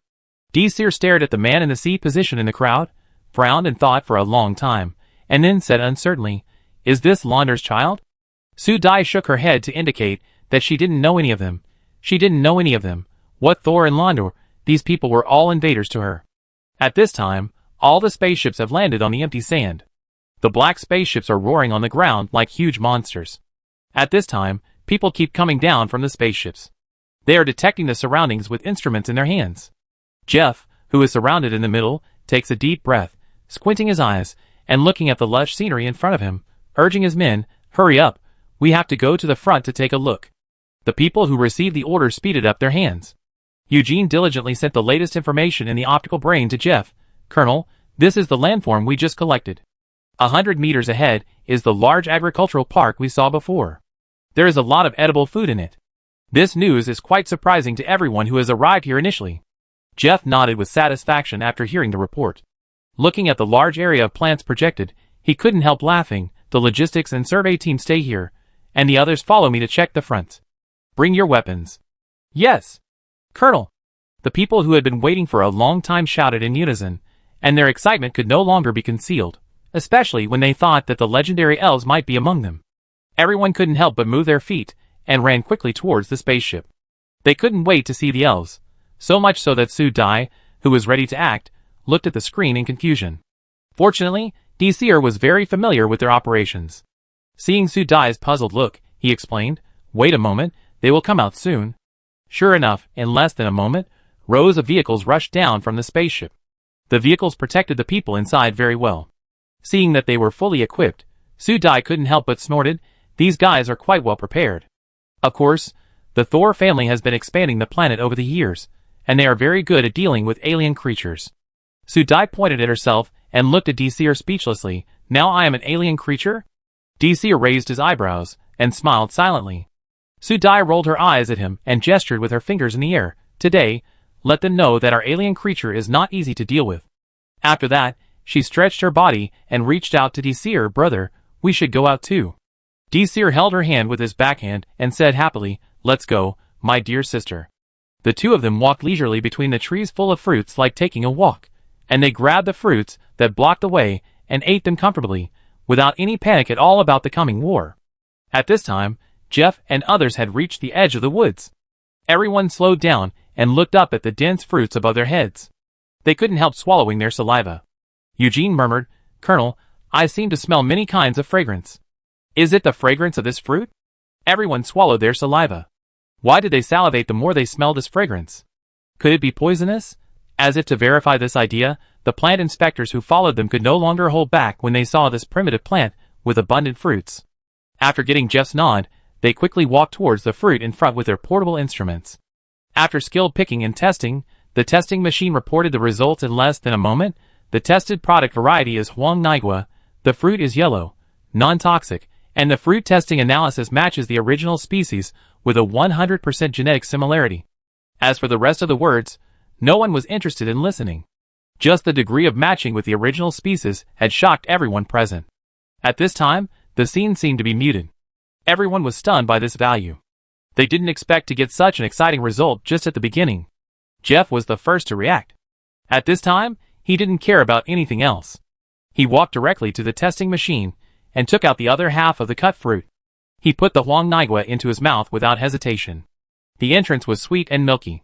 Compared with the highest level Huang Nigua in the Empire, this taste is simply many times better. Ha ha ha ha, this time is worth it. After swallowing the rich juice in his mouth, Jeff couldn't help but make a happy sound. He ate the remaining fruit in his hand in 2 or 3 bites, with an expression of enjoyment on his face. At this time, everyone had already reacted. They only felt that the fragrance of the fruit was even stronger. They couldn't help swallowing their saliva and congratulating the commander. "Congratulations, Colonel, on this great harvest."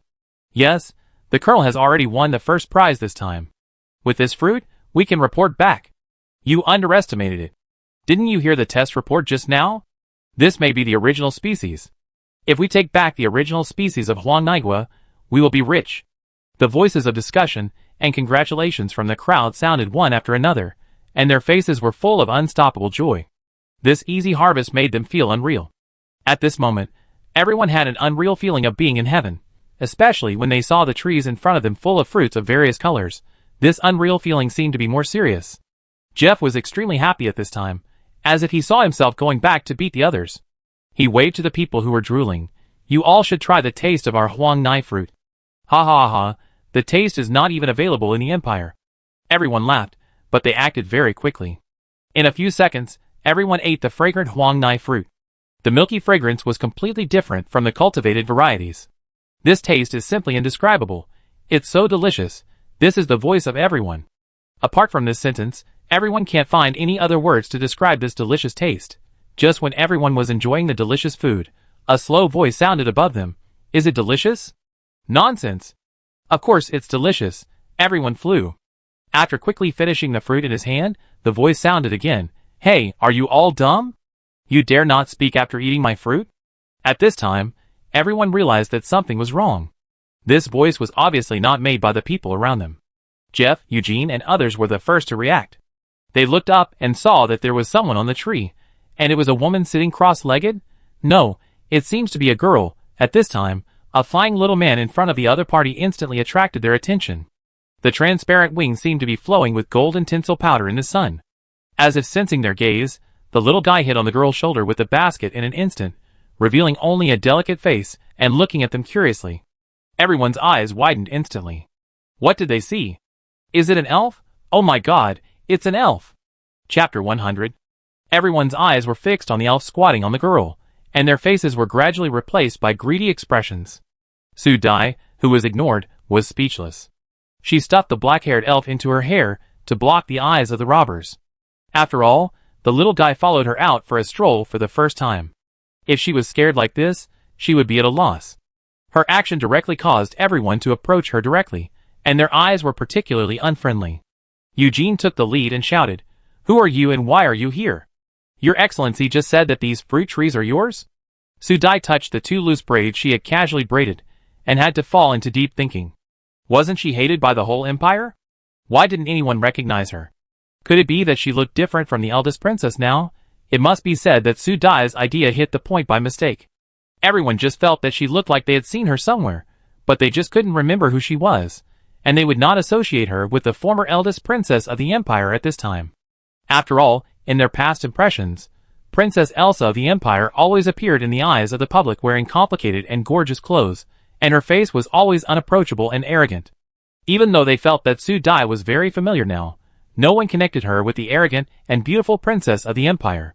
Su Dai saw their eagerness to try, and was sure that they really didn't know her, so she simply answered their questions directly. "Yes, I planted all these here, and you just ate my food, shouldn't you pay?" Everyone seemed to have heard a joke, and their eyes could not help but show a mocking smile. Obviously, they did not expect that someone would see them and ask for money. Eugene opened his mouth to scold, but was stopped by Jeff's eyes. He stepped forward and smiled kindly at Su Dai. "Sir, I wonder if you can come down to talk. We are willing to pay, but I want to discuss with your partner to buy some of this fruit. The price is negotiable." If she hadn't known that these people were robbers, she would really be led astray by this guy. Blinking her eyes, she smiled and said, "Just tell me, these are all mine, and I don't have any partners." When these words came out, Jeff's eyes flashed, and he obviously didn't believe it, but thinking that these were abandoned star fields, he had never heard of any resources. It was a magical thing that this planet had such rich resources, especially now that a girl suddenly appeared. It was suspicious no matter how you looked at it. Thinking of this, she smiled more kindly and persuaded, "Sir, don't joke. Such high-quality yellow milk fruit is not a task that can be completed by one person. We accidentally came here and want to have a good exchange with you. Money is not a problem. Oh, these guys really don't know me, otherwise they are so embarrassed to pretend to be so hypocritical." Su Dai just found it very funny. At this time, the optical brain also received the message of her brother's urging. She comforted the restless elf on her shoulder, and jumped down from the tree under the burning eyes of everyone. Her abrupt action made everyone take a step back. When they saw the girl standing opposite them, they felt that they had made too much fuss just now. This was a girl without any protection. Any one of them could crush her. With this thought, some people were eager to move forward, wanting to snatch the elf. They saw the elf hiding behind the hair on the other person's neck. However, before they could move forward, Jeff stopped them with his hand. He looked at the person in front of him in doubt, his eyes moving on the light brain flashing on her face and wrist. At this time, the face of the person in front of him overlapped with the person in his memory. He suddenly opened his eyes and blurted out in disbelief, "Are you the eldest Princess Elsa?" The tone was both shocked and unbelievable. After all, after the other party was exiled to the abandoned planet, all the imperial people had assumed that the eldest princess was dead, but this person who was originally destined to die was standing in front of you alive and well. It was impossible to accept this. That was an abandoned planet. When Jeff said this, everyone was stunned. They looked at each other left and right, and their eyes showed confusion. Did they just do something wrong? I must be hallucinating, otherwise how could I hear the commander calling the person in front of me the princess? Hey, who is their princess? Wait, it seems that there is a princess who was tried by a military court and then exiled on live broadcast. Isn't that the Princess Elsa? The memories of everyone's death seemed to be instantly activated by this sentence. Those who didn't believe in it directly opened the light brain to find the photo of the princess, then looked up at the person opposite, and then looked at the light brain again. Damn! Then everyone was shocked instantly. It was really the princess. At this time, everyone in the 8th Legion felt that there was a problem with the landing just now, otherwise how could they meet the princess who died long ago on this planet? Su Dai saw their expressions, and knew in an instant that they had recognized her. Recalling the behavior of the original owner of this body in her memory, she raised her chin and looked at the leader Jeff directly from them. "Recognize me?" Hearing her say this, Jeff's expression could not hide his surprise. He looked up and down at the person opposite him. This person was indeed the eldest princess. He didn't expect that the eldest princess would look like this after changing out of her gorgeous clothes. He almost thought it was a child here. It turned out to be the eldest princess. That would be easy. As if he had thought of something, Jeff's face was instantly filled with smiles, and his tone became casual. It turned out to be the eldest princess. Then he turned his head and asked the person next to him, "By the way, what is our eldest princess' name? Why is she here?" This sounded intentional. Eugene, who was standing aside and ready to move, heard this and instantly seemed to be injected with chicken blood. He raised his voice and shouted quickly, "Colonel, it's been too long. I almost forgot that there is an eldest princess in our empire. Let me think about it. Yes, it should be our eldest princess Elsa, the eldest princess who entangled with the admiral and finally sent herself to the trial and was exiled." As soon as this was said, he had reacted. Everyone burst into laughter. The eyes of the 8th Legion looked at Su Dai from the original reserve to the current indifference. Now this person is no longer the princess of the empire, but an exiled criminal. Moreover, the people of the empire have long believed that the exiled princess has died, so who would know if they don't say it? At this time, everyone's brain waves rarely overlap together. Jeff laughed even more and walked toward Su Dai, saying as he walked, "Since we are all old acquaintances, and we have the responsibility to take good care of the princess, I wonder if the princess can let me see the elf?" As he said that, he didn't wait for Su Dai to come back, and directly reached out his hand, which was very presumptuous. Su Dai obviously didn't expect this person to be so unrefined. After knowing who she was, she stopped pretending and showed her robbery behavior. However, she was not easy to mess with. She took a step back and threw him. Jeff didn't expect the other party to dare to resist. He turned his footsteps and barely avoided the slap on his face.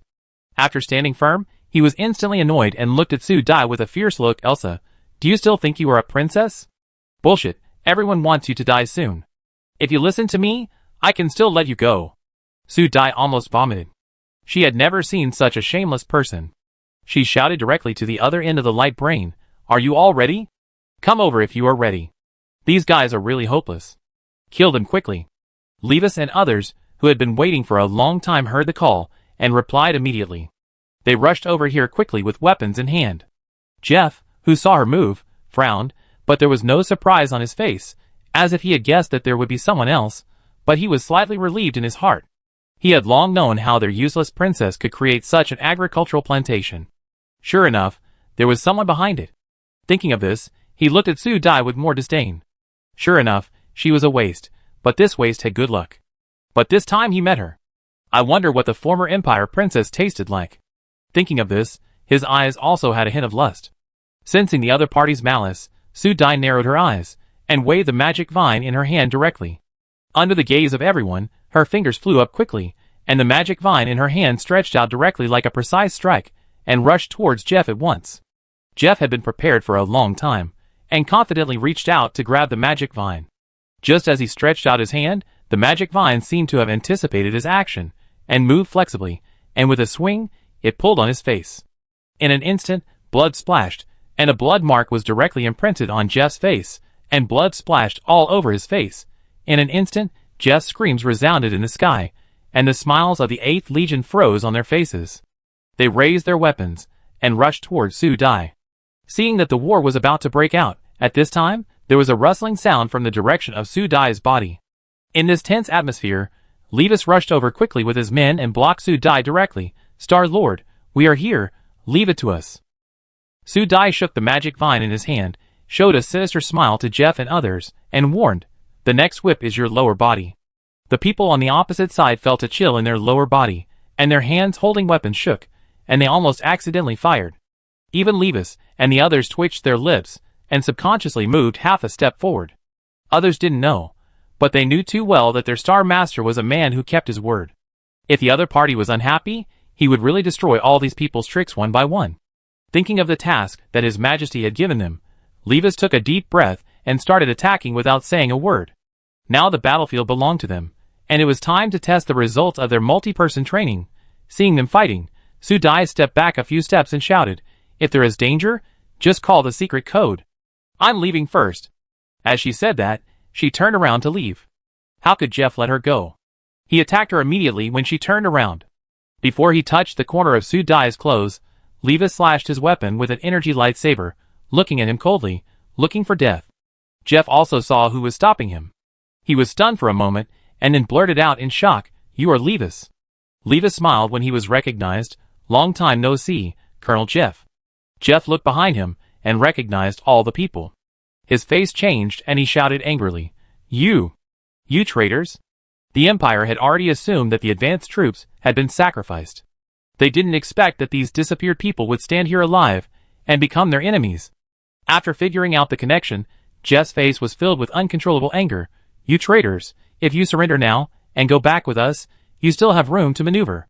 I can promise to plead for you, otherwise your only fate will be death." As soon as he finished speaking, a big hole was bombed at his feet. Jeff. He ate dust all over his face, started coughing, and glared at Levis. "Cough, who is it?" Linimo walked out from behind his captain leisurely, and blew his half-meter-long shrinking cannon with a smile. "Jeff, you talk a lot of nonsense. I want one of your legs." This threat made Jeff furious. He had recognized the other party, and laughed sinisterly. It turned out to be the bastard that the Lin family didn't want. "Today I will destroy you." Linimo sneered, looked at his teammates, who had already opened up, and tilted his head to his captain and said, "This guy talks too much, I'm going to start killing him." Without waiting for Levis to come back, he attacked Jeff directly. The two of them instantly burst into flames and smoke. Levis also threw himself into the war, and did not forget to warn his teammates, "Don't destroy the orchard of the Star Master." What responded to him was continuous flames and sand from energy explosions. The battle here was lively, and Su Dai had already moved directly in the direction of her brother. According to the announcement of the small system, the fight had already started over there. Thinking that her brother didn't seem very strong, she decided to take a look in case anything happened. In order to save time, she opened the arbitrary door halfway. The moment she took a step, she smelled the smell of fighting in the air. At this time, an energy light blade just flew towards her. Su Dai's mental power spread out and gathered directly, and the light blade was instantly destroyed on the spot. Looking in the direction of the instant attack, she saw her brother making an apology gesture towards her. Daizel wiped the blood that splashed on his face, and his eyes were full of uncontrollable excitement. "Elsa, you are finally here." As he said that, he took the energy lightsaber and slashed at the person who attacked him. This lightsaber went down and directly penetrated the protective layer on the opponent's body. The cracking sound was like broken glass. When the opponent was caught off guard, he directly took down the opponent's head. This is an extremely barbaric and primitive fighting mode. Su Dai glanced around and saw many dead bodies lying around. The team that originally surrounded Daisir had been broken. These people kept retreating and obviously lost the will to fight. Facing a group of troops without the will to fight, the winner was obvious, and Daisir continued to harvest the lives of the enemy in this way. Finally, someone couldn't help shouting, "This man is a devil. He can't be the missing majesty. This man's brain has been eaten away by the Zerg." As soon as this was said, everyone agreed. They were wearing the latest protective layer. Even the latest lightsaber 103 of the Empire could not easily penetrate the protective layer. However, the person in front of them, who looked exactly like the former majesty, easily cut through their protective layer with a lightsaber.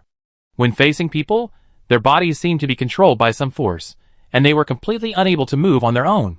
This uncontrolled horror made them think of the evolution of the Zerg in the border. Some Zerg could already invade their brains and control their behavior. Many warriors of the same race had been hunted by their own people in the border. Now the whole border was in panic.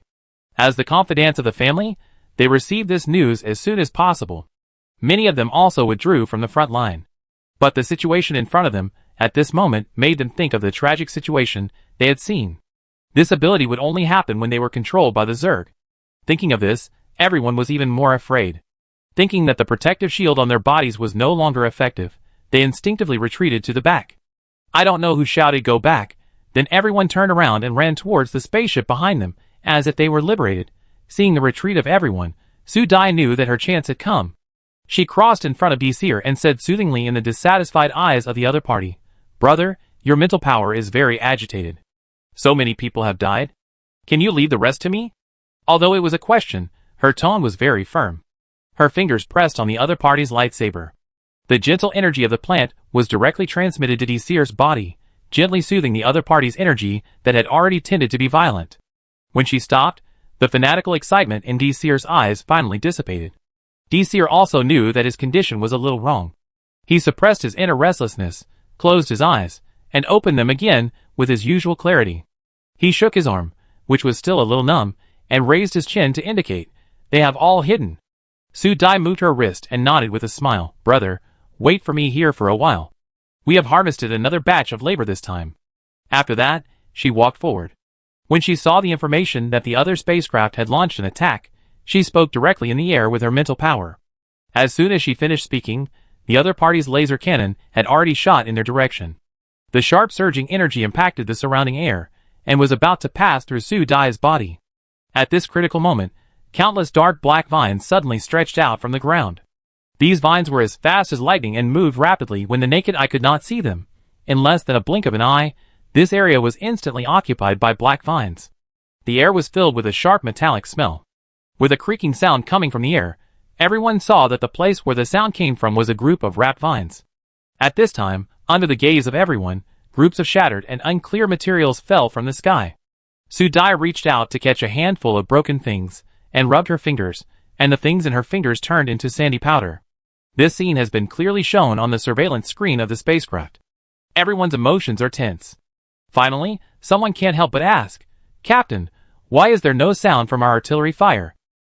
Others stared at the captain, as if they didn't understand why the other side was still standing well when they saw that the other side was about to be crushed, but their weapons disappeared inexplicably. The captain also wanted to curse at this time, and couldn't help but yell at the subordinates, who were still in a daze. "What are you still in a daze? Keep attacking." "Ah, yes, it's the captain." The team member who was yelled at started to move in a hurry. Under the captain's command, they quickly started the attack again. This time, the attack was a continuous high-intensity attack. Under such an attack, this piece of land would completely lose its vitality. "Captain, do you really want to start?" "Start." The captain gritted his teeth. At this time, saving his life was the most important thing. What happened to this planet was nothing compared to his own life. When the spaceship started, the entire spaceship began to move slowly upwards.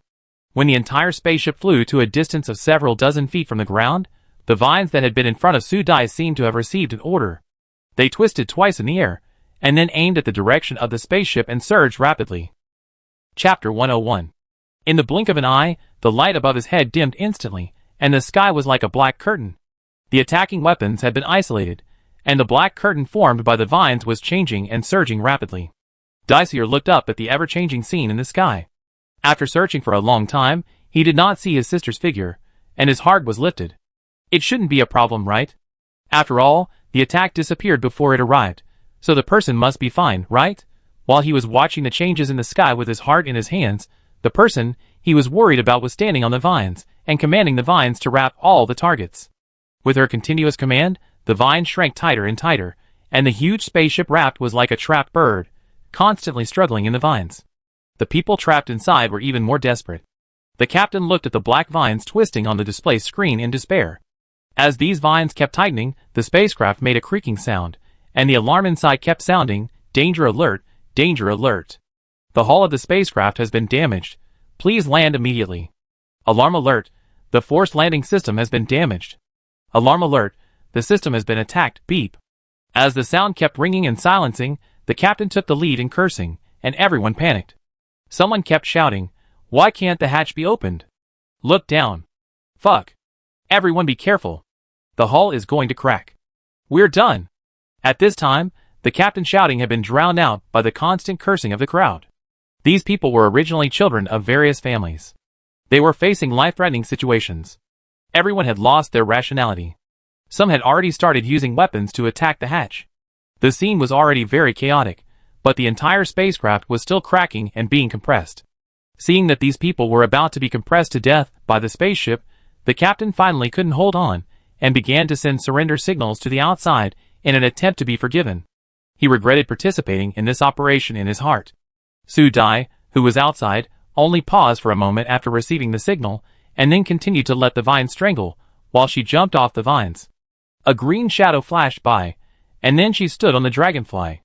The vines in the sky had dispersed into blocks, each wrapped up the spaceship, and weapons in the sky.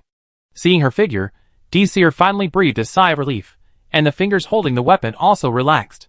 As if sensing his worry, Dai looked down and moved her lips silently. Seeing Seer was confused. What did this mean? Before he could think about it, there was a violent sound of breaking the ground around him.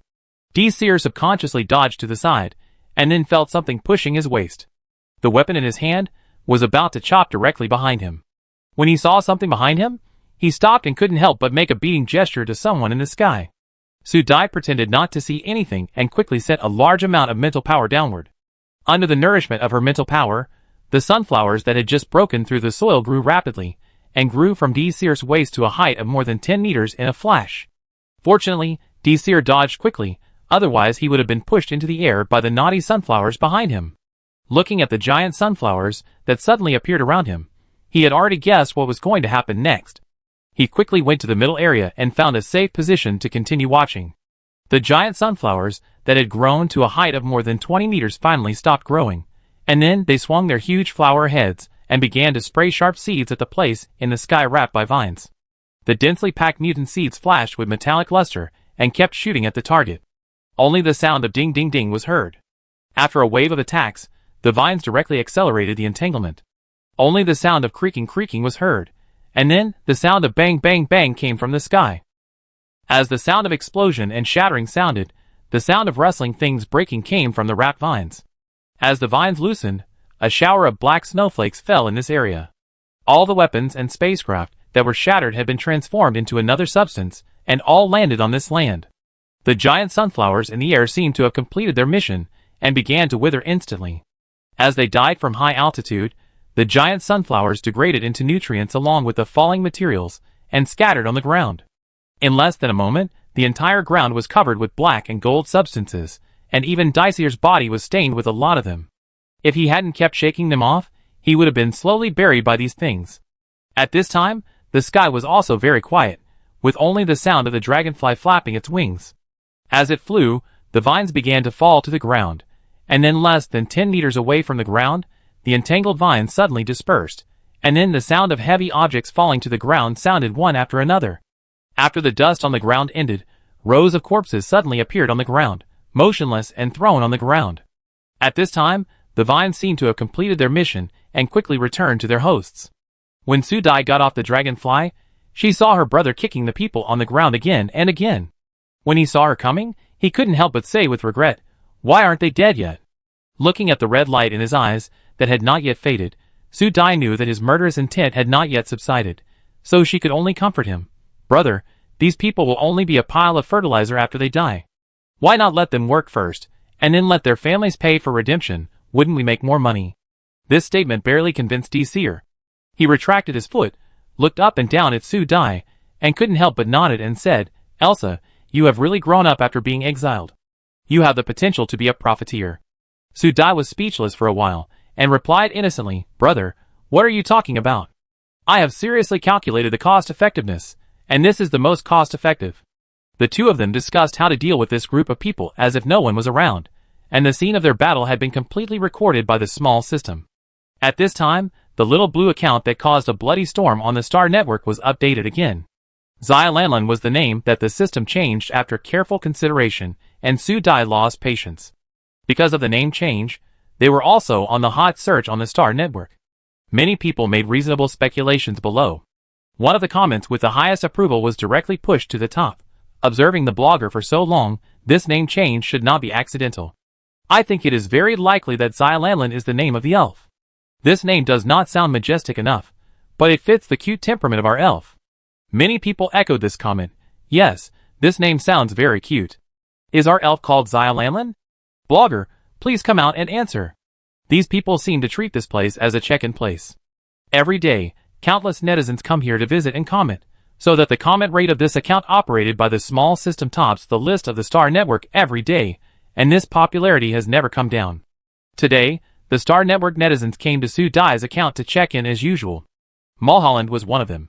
He was a freshman in the mecha department. Today, he was going to take a mecha theory class. He came to the classroom early. There were not many people, so he opened the Star Network as usual and started to listen to the healing voice of the elves. While listening to the song, he browsed the Star Network about the elves. At this time, some people began to come in one after another. When he was about to close the Star Network out of boredom, a special attention reminder suddenly lit up. Mulholland was ready to ignore it, but when he saw who the special attention was, he was refreshed, his fingers were faster than his brain, and he clicked directly, and then a video appeared in front of him. The beginning is a scene of a spaceship landing on a strange planet. Mulholland was confused, and looked at the name of the account suspiciously. He continued to read after confirming that it was correct. At this time, it just switched to the scene where the spaceship people discovered a large area of fruit plants on this planet. When he saw such rich and strange plants, Mulholland was attracted at once, and couldn't help but put a small screen on his desk. He wanted to take a closer look at what these beautiful plants were, especially when he saw some of them stuffing one after another into their mouths. He couldn't help swallowing his saliva. This thing looks delicious. Then he felt that his swallowing sound was a little loud, otherwise why did he feel that his ears were echoing with his swallowing sound? As a result, the sound of swallowing saliva seemed endless, constantly echoing in his ears. He twisted his body suspiciously, then snorted, and was almost frightened and fell backwards. Damn, why are all these people around him? Seeing his fussing appearance, the virtual screen was shaking. Someone pressed his shoulder in dissatisfaction. Brother, don't move, turn up the screen a little bit. Mulholland's face was full of question marks. He didn't understand why so many people suddenly surrounded him. Seeing that he was still in a daze, someone couldn't help it and directly reached out to the virtual screen. The screen was enlarged, and then he did not forget to remind him, Brother, why are you in a daze? Look, damn. Look, it's. The person who spoke was so excited that he was incomplete, and someone next to him also excitedly replied, It's the little elf. This voice instantly attracted everyone in the classroom, and they all looked in their direction. I don't know who was quick, and directly changed the virtual screen that Mulholland projected on the table. This time it was directly projected vertically in front of everyone, and everyone could clearly see the scene in the video. At this time, the scene in the screen happened to be playing the scene where these people spoiled the fruit and were caught by Sue Dai, but Sue Dai's face in the screen was adjusted, looking like her but not so much. When everyone saw it, they just felt that this person was very familiar, but they couldn't remember where they had seen it. At this time, some students watching couldn't help but say, I was wondering which military department these people were from. When I saw this person, I understood what their bandit style was. As he said that, everyone looked in the direction he was pointing. At this time, the screen just switched to the man coaxing Sue Dai. Someone couldn't help but shout, I know who this person is. Isn't this Jeff from the Thor family? As he finished speaking, many people suddenly realized and pointed, Isn't this the Share's core? Damn, have they found the planet where the elves are? You just reacted? Look, the elves are coming out. Damn, this person is not the blogger Xiaolan, right? At this time, the screen just showed the elves standing on Sue Dai's shoulders. Everyone couldn't help but cheer, but when they saw the Share's core start to capture the elves, everyone couldn't help but get angry. These people are still using the usual bandit methods. So disgusting. Yes, it's really hateful, they want to hurt the elves, it's simply unforgivable. This resonated with everyone. These military academy students, who came out of the Imperial Royal Academy, were very disgusted with the Soul family, who wanted to split the empire every day, especially the way their family behaved on the fifth planet was really outraged by the people. If the former prince was still there, the Soul family would have been dealt with long ago. What a pity! Everyone was indignant, and someone couldn't help but cursed, these imperial termites. When I go to the army, I will definitely deal with these guys. The students were young and passionate, and they were led by this, and they all echoed this sentence. They believed that when they entered the imperial army, they would definitely fulfill the wishes of the late majesty, and make the empire a real empire. Good. Very good. At that moment, there was a sound of applause behind them. When they saw who was standing behind them and talking, everyone looked at each other, and suddenly felt embarrassed, and stood up and shouted, Professor Yuar. The person who came was the professor of this mecha theory class, Professor Yuar of the Imperial Royal Academy. Seeing his students' embarrassed look, he smiled knowingly, walked to Mulholland's side, and looked at the screen. Seeing the professor standing beside him, Mulholland was a little flustered, and wanted to turn off the light computer. He apologized to the other party and explained, I'm sorry, Professor, I was so engrossed that I didn't notice that it was time for class. Seeing him reaching out to turn off the projection screen of the light computer, Professor Yuar interrupted him, and waved his hand, and said, Student Mulholland, wait a minute. If you don't mind, you can put the screen on the podium. He looked around at the students around him, and said with praise, "My students' speeches just now made me very happy. It is also my honor to be your teacher. In this class, we will see how the share's core destroys and plunders on a planet. These behaviors have violated the laws of the empire. Professor UR is an upright professor. Every class of students he has taught knows that their teacher's lifelong ideal is to restore the great prosperity of the empire. The great prosperity of the empire should be the ideal of mankind leaving the mother, a public, classless and highly prosperous empire. People should focus on upgrading the spiritual body, rather than disorderly expansion and invasion like a virus." His words caused the students in the audience to nod continuously. Mulholland felt even more recognized. His cheeks were slightly flushed under his calm appearance. He looked at the professor on the stage with bright eyes. At this time, a chase was happening on the screen. The Chelsea Legion began to attack an innocent aboriginal. This shameless behavior further highlighted the professor's words. The students who watched the video were even more angry, and decided to condemn the Chelsea family on Starnet after the video ended. Then, just when everyone thought that the innocent girl in the video was going to be brutally killed, the picture changed at this moment, and the entire Chelsea Corps seemed to have encountered a crushing monster. The people in the Chelsea Corps in the picture kept wailing and running. Everyone changed their previous arrogant appearance and ran away in a hurry. Everyone's face was puzzled. Some people looked at the picture and couldn't help muttering, "Is there something wrong? Mulholland, did you switch to another live broadcast?" The students sitting around him nodded, making Mulholland wonder if he had accidentally touched something just now. He hurriedly lowered his head to check, and then the expression on his face changed again and again. Finally, under the gaze of everyone, he swallowed his breath and shook his head violently. No, I have this side." Nothing moved. At this time, other students had already opened their optical computers and found the same live broadcast, and echoed, "Mulholland is right, this is the picture now, oh! Look!" As this classmate spoke, his voice rose straight up, like a split, which stimulated everyone's scalp to explode. They subconsciously looked at the screen in front of his finger, and saw that the picture had been switched again without knowing when. At this time, the spaceship rose, and then two people appeared in it. One of them was the aboriginal girl, who was attacked before. At this time, in their eyes, this girl seemed to have become a different person. I don't know what means she used. The spaceship was tied up. As the picture continued to play, everyone was shocked by the scene in the picture. All of them opened their mouths wide, and couldn't close them for a long time. At this time, they had only one thought in their minds. Is what they are watching real or fake? Could these videos be synthesized by someone? As the impact scene of the spacecraft being crushed into fertilizer was played, the entire video ended. There was a moment of silence in the classroom. Everyone felt their brains swollen, as if their brains were not enough. At this moment, Professor UR was even more worried. At this moment, he thought of a lot of things, and more guessed that this was a civilization higher than the Empire. Thinking of this, he shuddered. No, he must report this matter. After reacting, he didn't care about the students who were still in a daze below. He directly said that the class was over, and then hurriedly took the things and left quickly. This scene not only appeared in Professor UR's classroom. At this time, Professor UR just walked into the corridor and met his old rival Jill. In the past, the two of them always mocked each other when they met. At this time, the two looked at each other and ran quickly in the same direction. In the Imperial Palace, Mises was sitting on the throne, lazily listening to the reports of the governors on the virtual seats. When the meeting was in progress, Londor, the governor of the Thor family, seemed to have received some news. His face changed only for a moment, and then he suddenly interrupted the progress of the meeting and saluted to Mises on the throne, saying, "Your Majesty, I'm sorry to bother you. I have urgent matters to deal with now. Please allow me to leave first." Mises was cold, and instantly returned to his usual lazy look, waving to Londor, "Governor, you have a lot of things to do, you go first." Londor stroked his beard and nodded, his eyes were full of indifference, and then he closed the connection, and his virtual figure disappeared on the seat in an instant. Seeing the empty seats and other people with different expressions, Mises sneered, yawned directly, and waved to others, "Our meeting today ends here, let's all go." After saying that, he stretched his back on the throne first.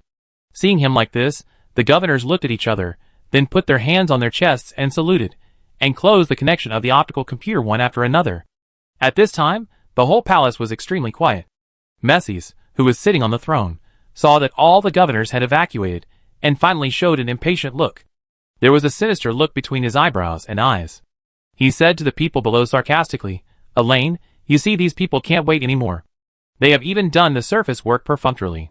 I really want to twist their heads off with my own hands. The gentle tone was full of sinisterness, and with his gorgeous eyebrows, it seemed like a beautiful and dangerous dahlia, ready to swallow up the target bit by bit at any time. Hearing his voice, Elaine did not reply. At this time, he did not need to respond to anything from His Majesty. At this time, his optical brain sounded, and he quickly browsed the content on it. His expression gradually became serious, and the face that seemed to be on the top of the snowy mountain also changed slightly.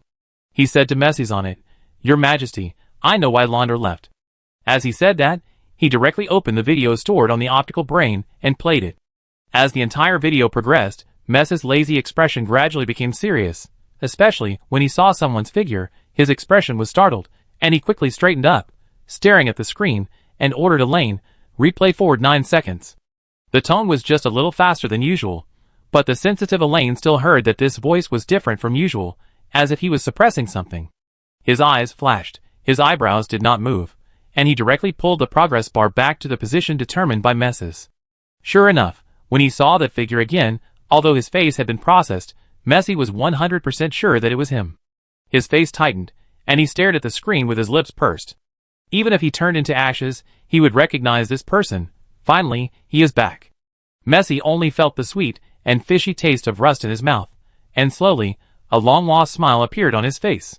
"I have been waiting for you for a long time, my dear brother." Chapter 102. The battle on Blue Star was almost a crushing victory. The remaining cleanup work was all handed over to the dwarves. The dwarves who had been waiting for a long time were immediately excited when they heard the order from their god's messenger. They were really a little uncomfortable after staying underground for a long time.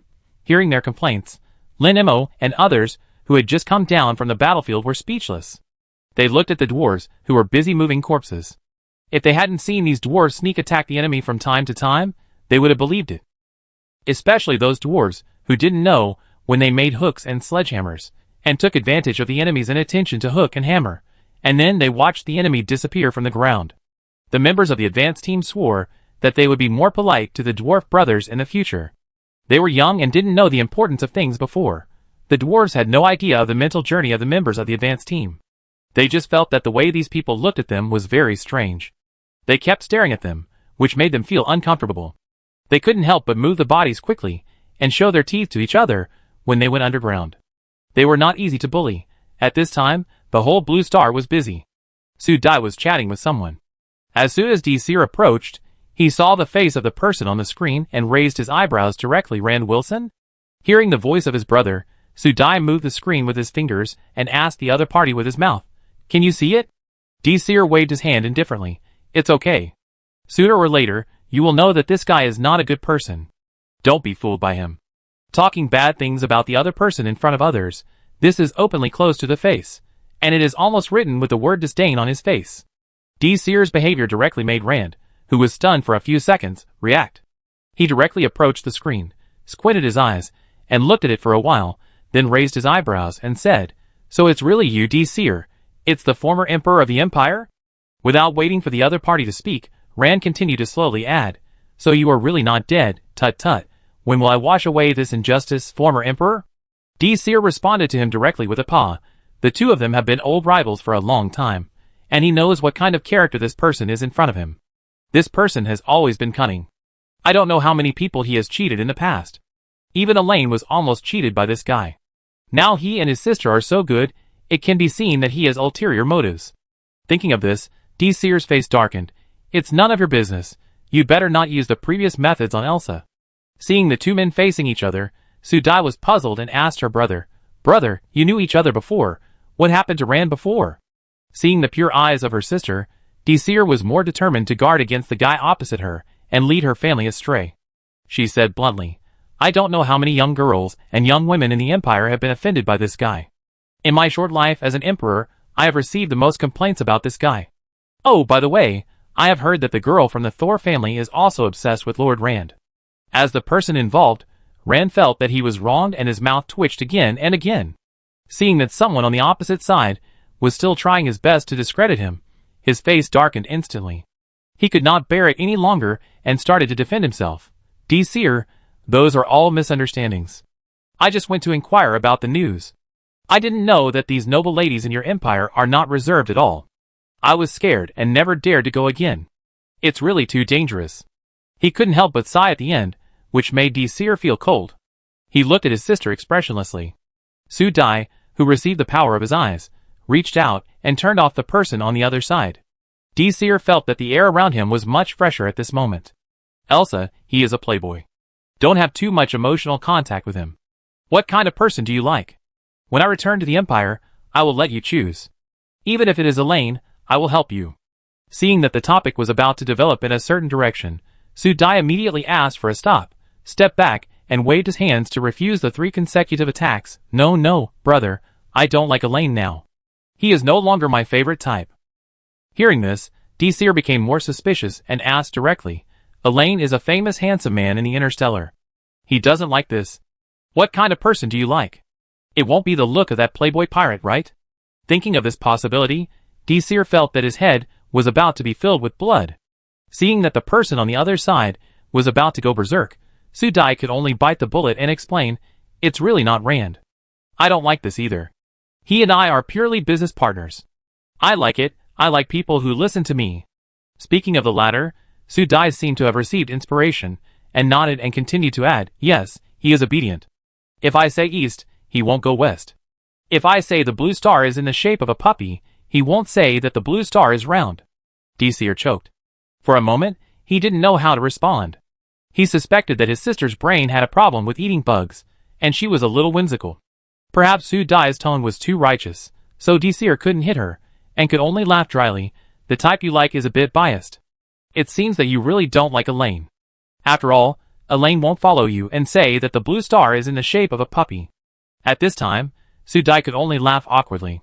She suspected that she had just lost her mind and said such nonsense. Judging from the expression of her elder brother, he should think that there was something wrong with his brain. The two were silent.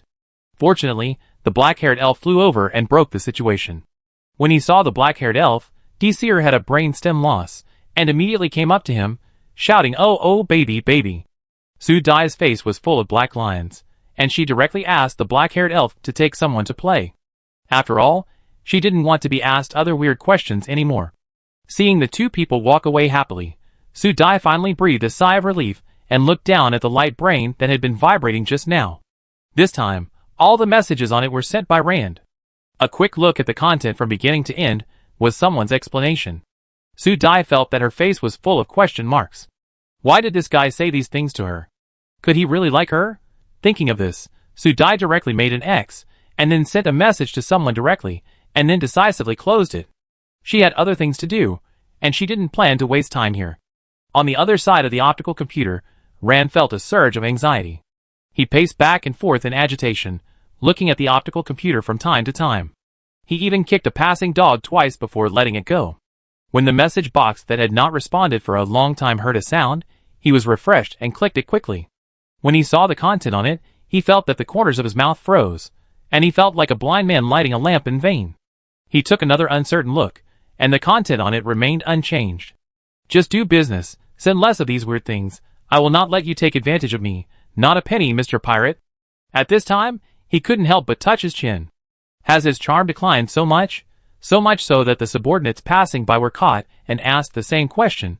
Do you think I'm handsome? The result was that a rumor quickly spread on the Pirate Star. Have you heard it? Have you heard it?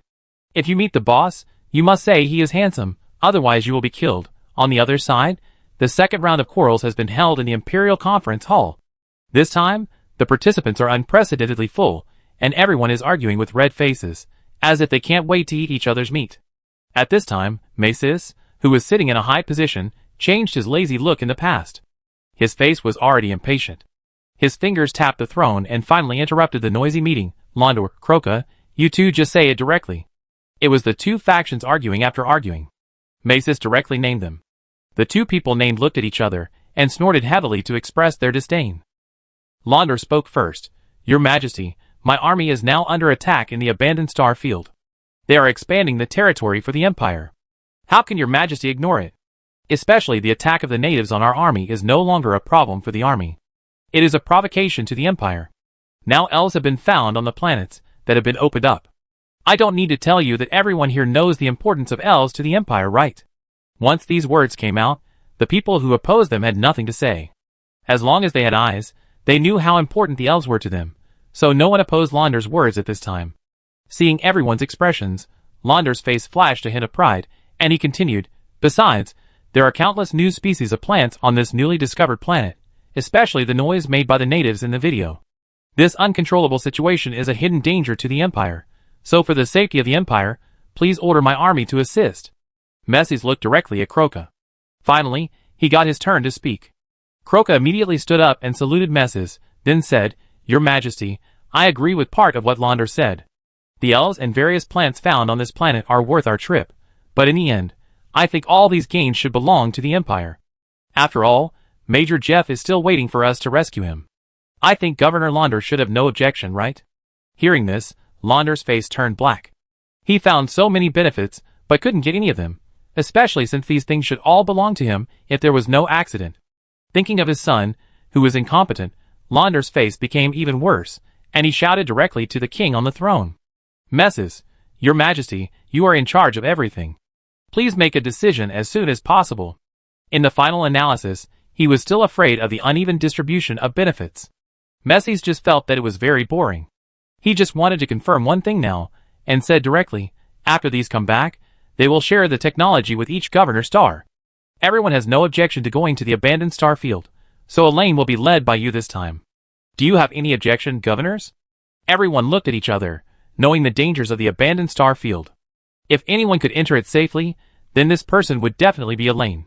Even if everyone had their own plans in mind, they all agreed to Elaine's decision to lead the team. No one objected in the Parliament Hall, and Elaine went forward to salute and accept the appointment. After the Imperial government made the decision to head to the abandoned star field, the video on Sue Dai's account on the other side of the Star Network has been spread wildly throughout the Star Network, and everyone knows about it. Compared with the shocking scene of the annihilation of the Chelsea Legion, the magical plants and the elves that flashed by in the video have been crazily sought after by countless interstellar netizens, who can't wait to know more about this planet. As a result, the top 10 hot spots on the Star Network are all about abandoned star fields. For a time, abandoned stars that were ignored by everyone have become the first choice of some interstellar explorers. Some airlines that can seize the opportunity have begun to plan the possibility of routes to abandoned stars. Some agronomists and ancient plant researchers seem to have discovered a new continent. The reason is that a netizen named Skundog compared the plants in the video with the ancient plants on the mother planet after watching the video. He found that these plants on the abandoned stars are largely like the ancient plants on the mother planet. In order to prove the authenticity of his discovery, Skundog directly put the video plant interception and the ancient plants on the mother planet together, so that the majority of netizens can have an intuitive comparison to prove his discovery. After he posted these on the Star Network, they were quickly spread, especially after being forwarded and stamped by the Royal Academy Ancient Planet Research Institute. This post quickly became popular. For a time, search terms such as ancient planets and mother planets rose rapidly. The Star Network was like a pot of hot oil. Any news about abandoned stars was like water drops. As long as it touched the big oil pot of the Star Network, it would immediately boil. Mulholland, who was watching the entire live broadcast, had been watching the Star Network for the past few days. He felt like he had gone insane, searching for all kinds of information about the abandoned star. Until he saw the announcement on the Empire's official website, he instantly became excited and couldn't help shouting to his roommate, "Look! Look!" It was the time for rest at night, and his shouting woke up his roommate, who was about to fall asleep. He was in a double room, and his roommate, who had just stepped into the sleeping cabin, almost stumbled and fell. "What's wrong with you?" "Look! Look at the Star Network. The Empire's official website has posted a message." My roommate's scalp was numb by this shout, and he subconsciously did what he shouted, until he saw the content on the official website, and my roommate also shouted, "Is this true? Is it true? Oh my god, Lady Elaine is going to lead a team to the abandoned star field." Mulholland's madness was directly transmitted to the roommate, and the same thing was constantly happening in various parts of the Empire. With the announcement of the news in the Empire, this night became a boiling night, and sleepless people came one after another. Even many netizens asked the official website to open a live broadcast. They wanted to follow Lady Elaine on a dangerous and exciting adventure. That is the magical abandoned star field. There are magical plants and elves in it. Everyone wants to see these magical scenes with their own eyes as soon as possible, and they really can't wait to watch it. So the messages under the Empire's official website quickly rose, like snowflakes. Compared to the bustle of the Empire, the Blue Star was no less lively. In a strange fragrance, Jeff and others slowly woke up. Their first reaction was that the sky was so familiar. Where was he? When he heard moans and calls from his side, he realized something was wrong. He moved his body suddenly, and then found that his body seemed unable to move. Only his eyes could move freely.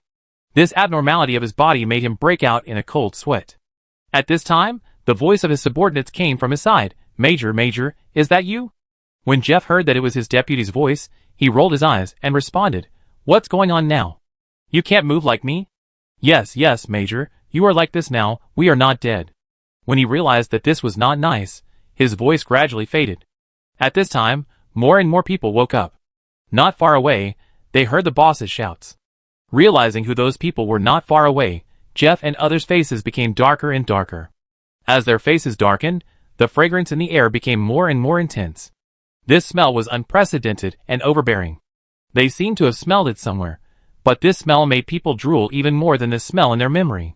At this time, the group of people who were knocked down on the opposite side also found out who the group of people with the same unlucky ears were. The two deadly enemies met.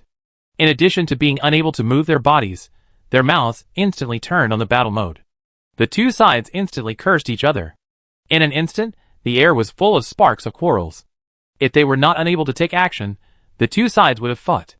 Just when the two sides were getting angry, a surprised voice sounded above their heads. "Oh, these thieves are awake, so noisy, I wish they had been poisoned and silenced."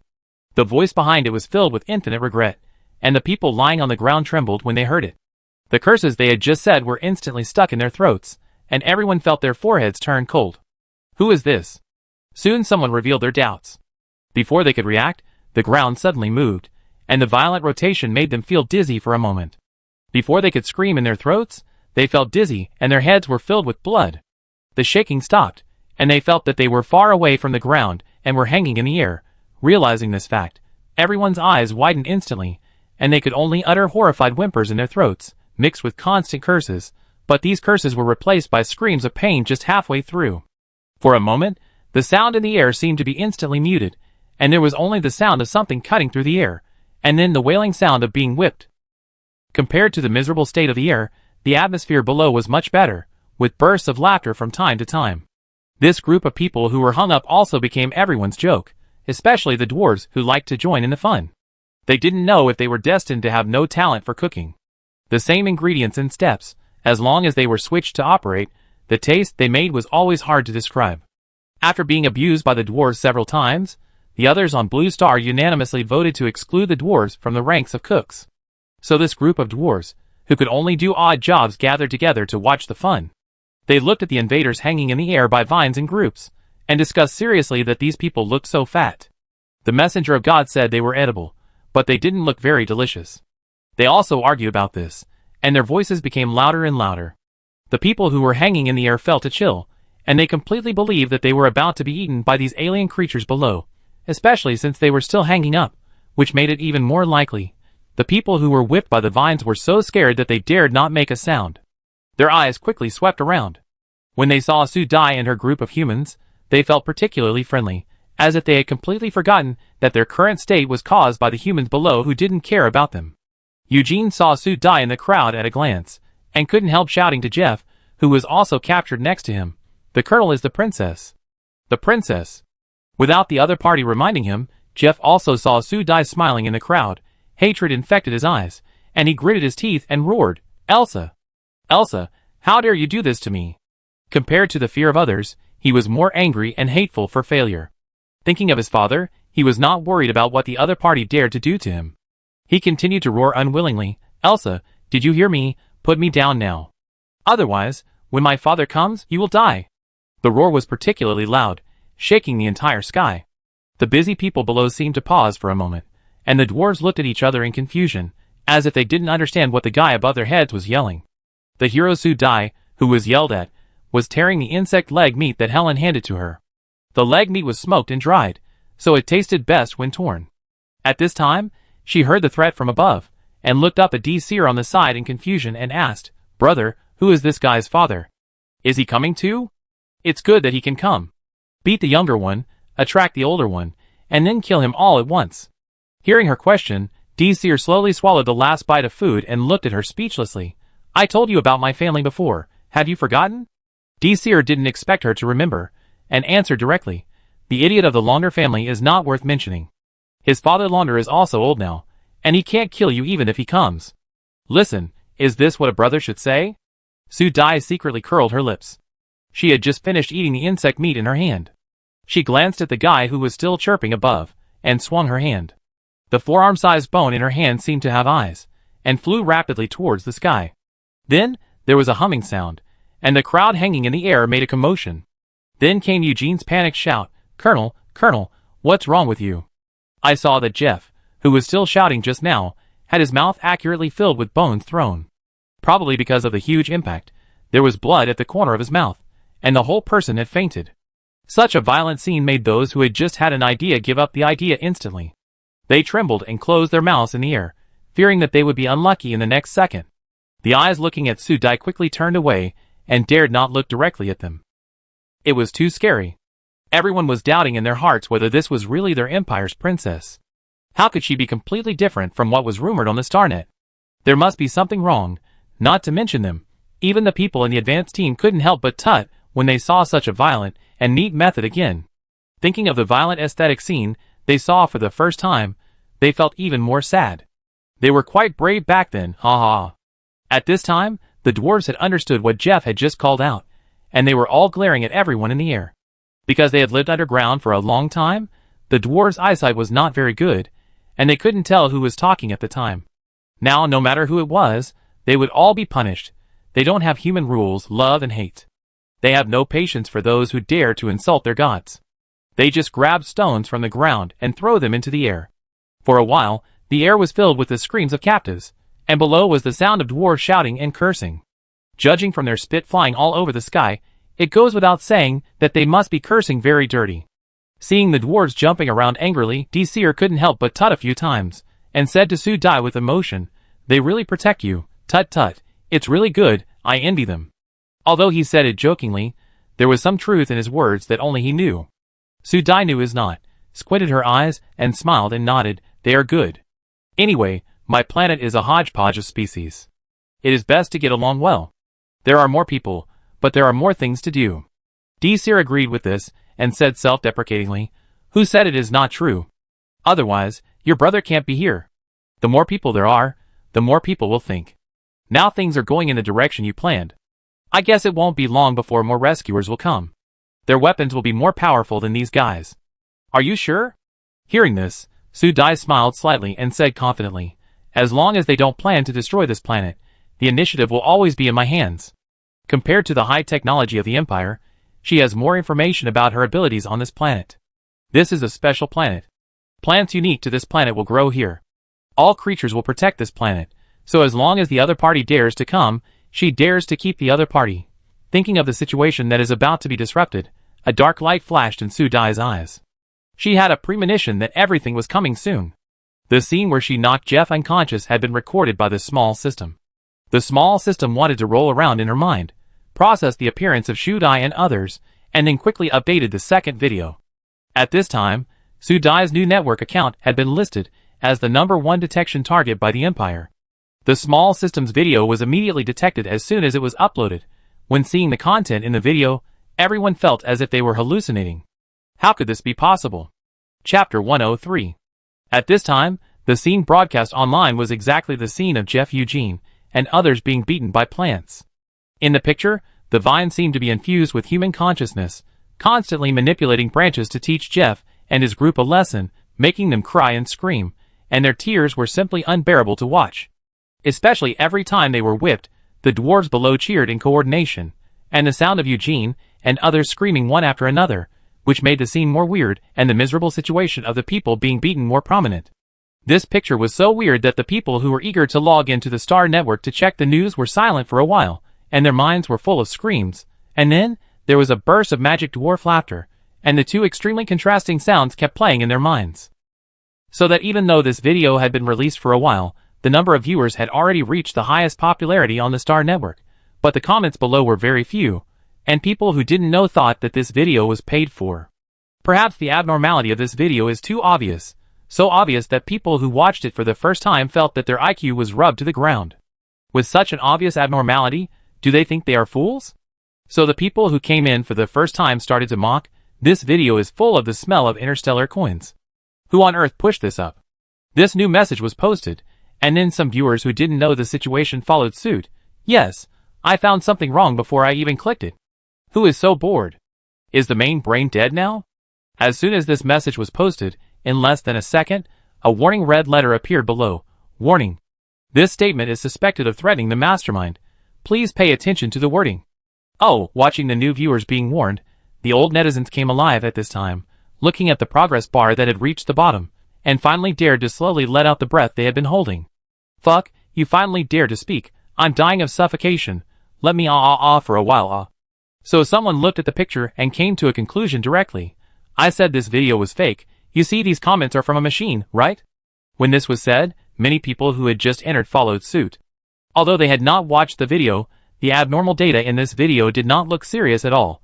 Seeing that these people's comments were about to become distorted again, someone finally couldn't stand it anymore. Brothers and sisters, please watch the video first, and then see who is in the video. If it is not obvious, I recommend these past hot videos to you, and you will come back to apologize. Smile. The host is a good person. I didn't have such a good treatment back then, so after I learned the truth, I almost smashed my head, smile in tears. Brother above, your words warm my heart. Finally, I am not the only one who feels this way. Smile. What are you doing? My knees were almost broken. What did I say? It turns out that we are all wanderers in the world. Finally, I feel a lot of comfort. Ha ha ha. As more and more people left messages, the entire comment area was in a state of madness, and the topic even deviated to the neighboring galaxy. Compared with the situation here, the faces of the people on the Empire side were much more solemn, especially Lonkoto, whose face was as black as the bottom of a pot. Especially the screams of his son were trampling on his face little by little. Others also looked at their noses and mouths, and pretended to be calm, as if they had not seen anything just now. Only the mortal enemy Croca laughed out loud without courtesy, and the sound penetrated the hall, which was particularly abrupt. Lonkoto was so angry that his face trembled. His face was grim for a few seconds before he returned to normal. He said in a cold voice, "Your Majesty, we are ready? Since there is no problem, our ship will go first." Messes nodded, and the corners of his mouth rarely raised a little arc. He said in a very gentle tone, "The governor prepares himself. We are waiting for you to win the first battle." After Lonkoto left, Messes waved to the others and ordered, "You also disperse, Elaine stay." After a while, there were only 2 people left in the whole space. Messes put away his lazy posture and looked at Elaine. "Are you all ready? When will you set off? Have you received any news?" Elaine thought of the smile said by someone in the light brain, and was silent for a while. She looked at Messes with blue eyes, and said seriously, "Your Majesty, please consider this trip carefully. The risk is too high. It is too dangerous for you to leave the Empire." Hearing this, Messes seemed to have touched some mechanism, and couldn't help but let out a few laughs, as if he heard a joke. "Elaine, are you talking about a joke? Do you think anyone expects me to be safe? Don't you also want my dead brother to come back?" This seemed to touch some taboo, and Elaine interrupted expressionlessly, "Your Majesty, His Majesty Desir has left. I need to protect your safety." Messes laughed with an ambiguous meaning, turned his eyes to another direction, and said in a cold voice, "Since I am the king of the Empire, everything should be prepared as I said. I should go to see the princess of our empire. After all, I promised my brother to take good care of her." Elaine glanced at him, knowing that things could not be changed, so she could only nod and accept the order.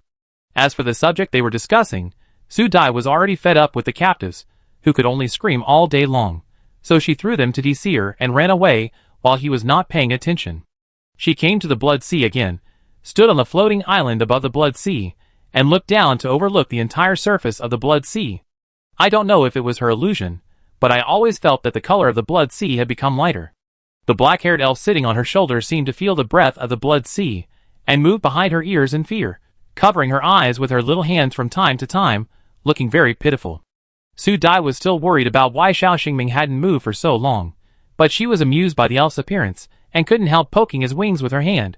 "I told you not to follow me, but you were afraid when you came. How can you be the leader of the elves in the future if you are so timid?" If all the elves bred on the Tree of Life woke up, Su Dai would doubt that the position of the black-haired elf as the eldest son would be lost. Sooner or later, he would be challenged by his younger brothers and sisters, and then lose his position as the eldest brother in tears. Thinking of that scene, she couldn't help laughing.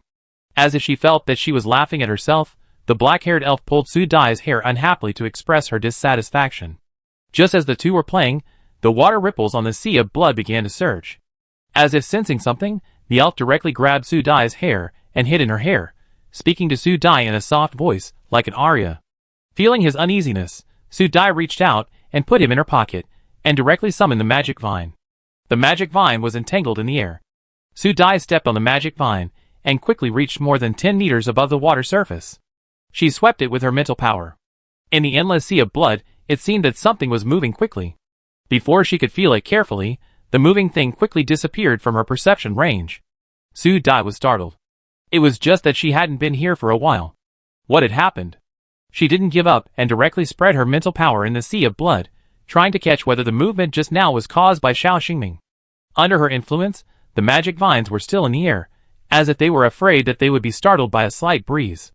In this moment, Su Dai seemed to sense something. Her eyes were brightened and she directly activated her latent mental power, accurately locking the location of the movement. In an instant, she sensed a huge thing shrouded in a black fog.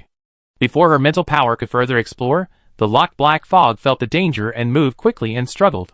This force was too strong, and the speed was very fast. Before Su Dai could react, the opponent had already broken free from the shackles. Su Dai secretly said that it was not good. She flew and caught the elf that was scared and fell down, and urged the magic vine to move away from the sea. Her directness told her that she had to leave here. The moment she turned around and left, a huge vortex quickly surged on the sea below. The color of the blood sea in the center quickly turned dark, like a thick blood color, which could not be dissolved by drops, and kept stirring on the sea surface. In just a few seconds, the stirring range of the entire sea surface in the center quickly expanded. A huge storm suddenly surged on the windless sea surface.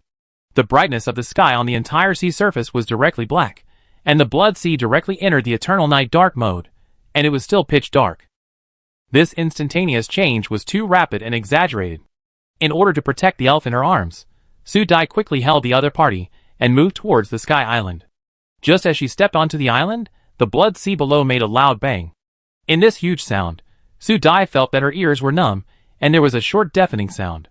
Although it was so far away, there was still a lot of water splashing around her. Su Dai pressed her ears, and couldn't imagine what kind of behemoth it was. Then the next moment, a change occurred. The whistling wind sounded like a rushing river rushing beside her, and a huge pressure was approaching her. In just a few seconds, she was directly locked here. In the darkness, she could only use her mental power to see that it was a huge black fog, which was the guy flying out of the sea, wrapped in layers of black fog. Su Dai couldn't see the basic appearance of the creature coming, but the noise and aggressive posture were obviously unfriendly to her. After confirming this information, Su Dai did not hesitate to open the teleportation gate and quickly threw the frightened elf over. She could no longer care about anything else. As soon as she threw the elf into the space gate, a huge force rushed towards her and was about to affect her. For this reason, she turned around and threw out the magic vine and took the opportunity to close the space gate. At the moment the door was retracted, there was a roar and a sizzling sound behind her, and she could faintly hear a small scream inside. Hearing this movement, Su Dai's face changed, and she turned around and used her mental power to attack the location of the sound. She was directly wrapped in this boundless darkness. Relying on the gap between mental power and the tearing of black fog, she quickly retracted her magic vine. Then she felt distressed. The front of her magic vine was all burnt. Before she could continue to check, the hot air rushed towards her. As if being attacked by the heat of a raging fire, Su Dai jumped down from the island and jumped in the air. The hot fireball mist directly hit the sea of blood. The sea surface immediately made a sizzling sound, like the hot oil splashing in a hot pot. This scene made Su Dai tense her nerves. The whole mental power quickly wove into a net under her feet. At this time, she had a feeling that if she continued to extend her mental power, she would only make wedding clothes for the other party. Facts have proved that her intuition has always been very accurate. At the moment, when her mental power contracted, the things in the black fog seemed very dissatisfied and chased her directly, oil boiling in a raging fire. If she had to describe the feeling, Su Dai felt that there was no other adjective more appropriate than the current situation. In order to prevent herself from being burned to death, when the other party approached, she could only turn around and approach the entire blood sea. She had a very strange feeling that the things in the black fog gave her a familiar power, but the black fog behind her was chasing too fast, and she couldn't continue to think. So a very strange phenomenon appeared above the entire blood sea. Su Dai moved quickly in front of the blood sea, and a group of black fog chased her closely behind. Every time it was about to get close, it was thrown away by Su Dai. As the two continued to chase, the sea surface kept making the sound of boiling water, and the entire blood sea was filled with steam and smoke because of this chase. It's almost there.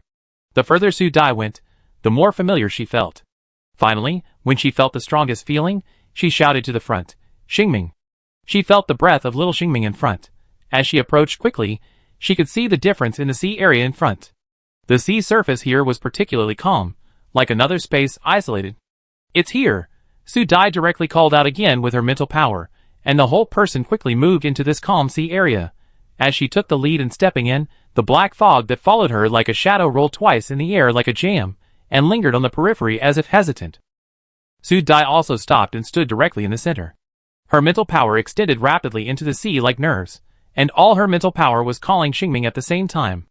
The name spread out as sound waves in the sea, causing slight ripples on the entire sea surface.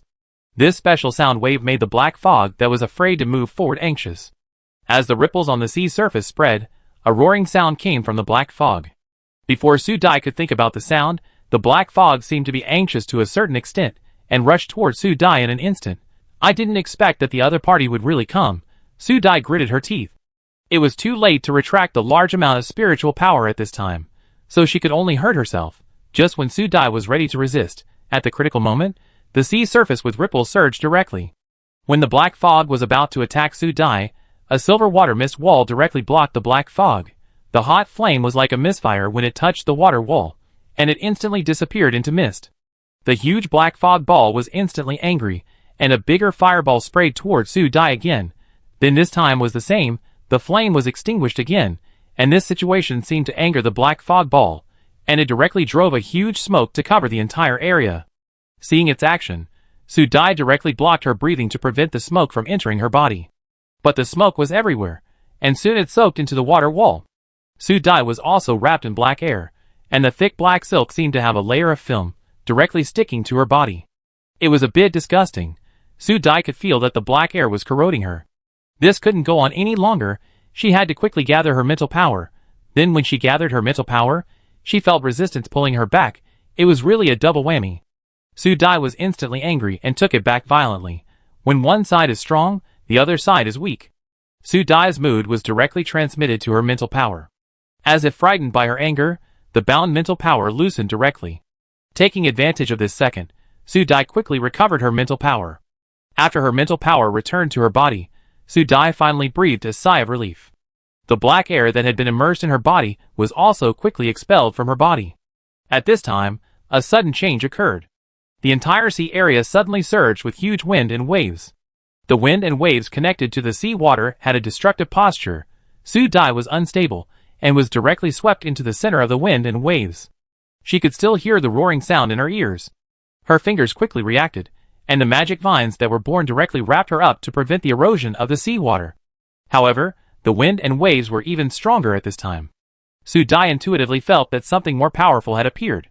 Before she could sense it again, the huge wind and waves directly threw her up, and then she fell at a very fast speed.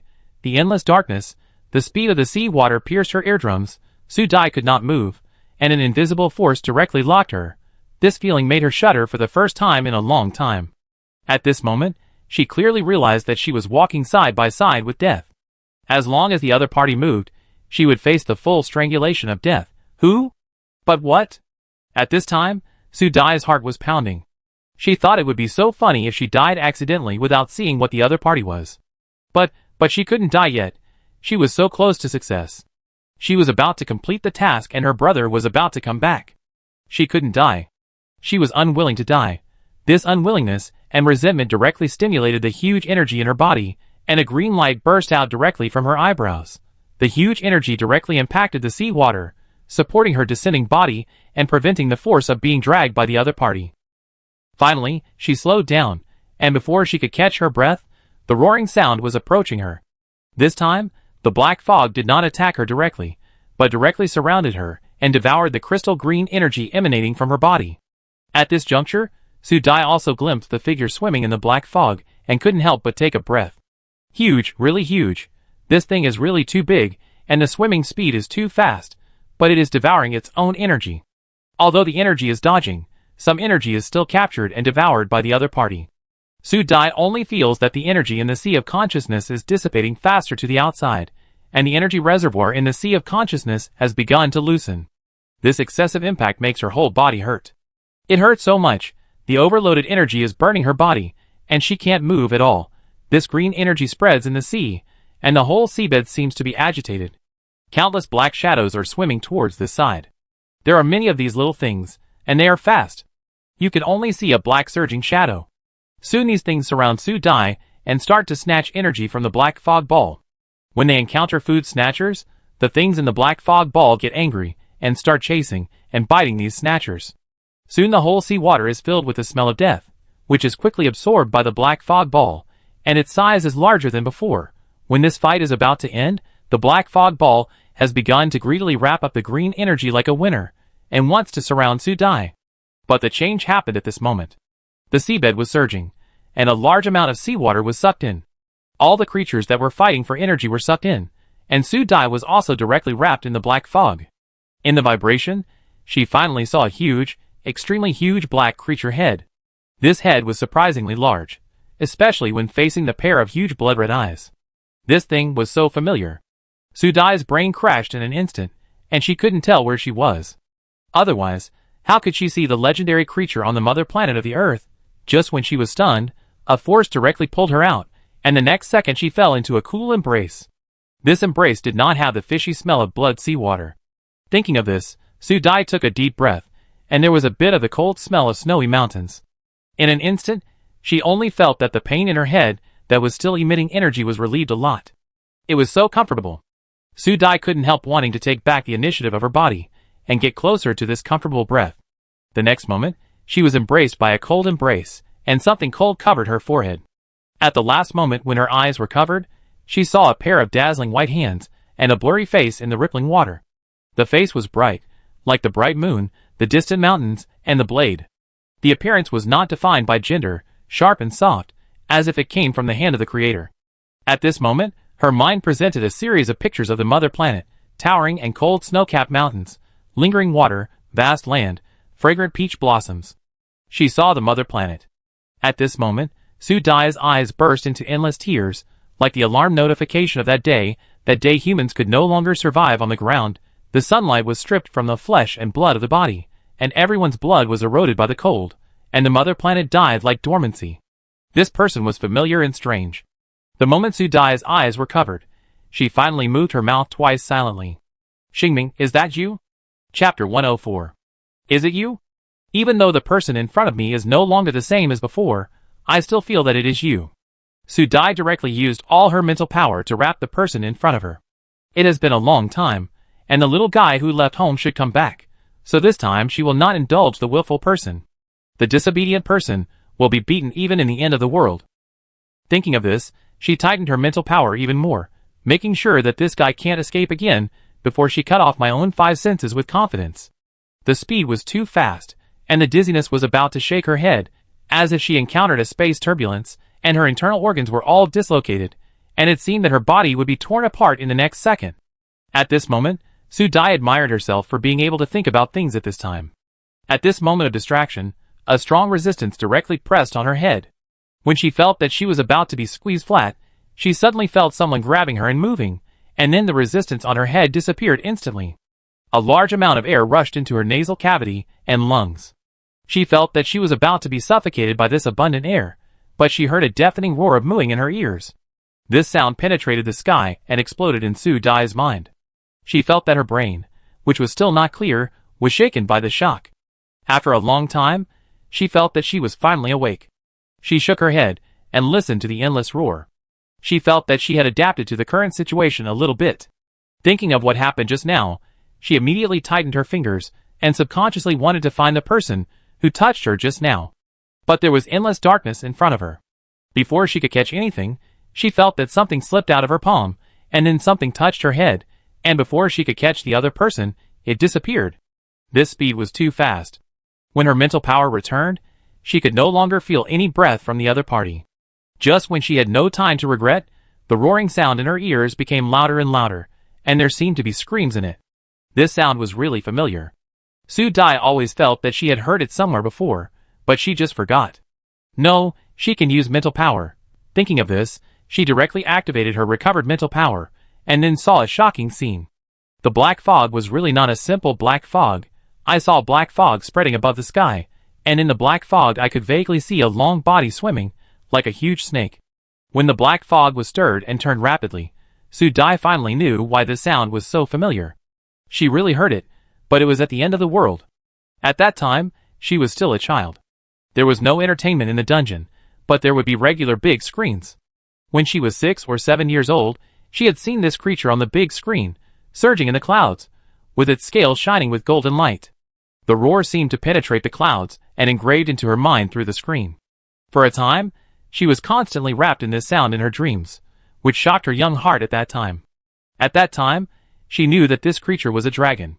Before the end of the world, the official had confirmed the existence of this atmospheric creature, but when it came, these creatures never appeared again. No matter what kind of extreme weather appeared, this creature that had existed from the legendary era to the end of mankind completely disappeared, and many humans desperately speculated that the dragon, the totem spiritual guardian from ancient times to the present, had abandoned humans, and humans were really finished. The series of events that followed seemed to verify this direction. At this moment, she actually saw a creature like a dragon here. Its head was really the same as the one she had seen before. It was really big and huge. The memory of her childhood seemed to be awakened. Su Dai couldn't help but be shocked by this scene again.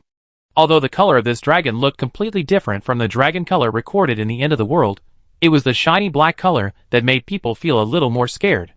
Yes, it was fear. The roaring creature in front of her looked very fierce and fierce. This voice controlled her soul.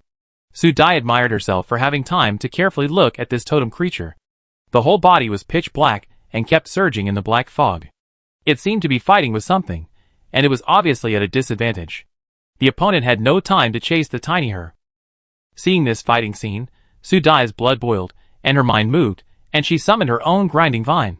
With a whoosh, the magic vine sprang out, shaking its branches around Su Dai. She was surprised to find that the magic vine that was damaged in the previous fight had actually recovered. Su Dai was surprised, and couldn't help but measure it with her fingers. Then she could be sure that it was not her illusion.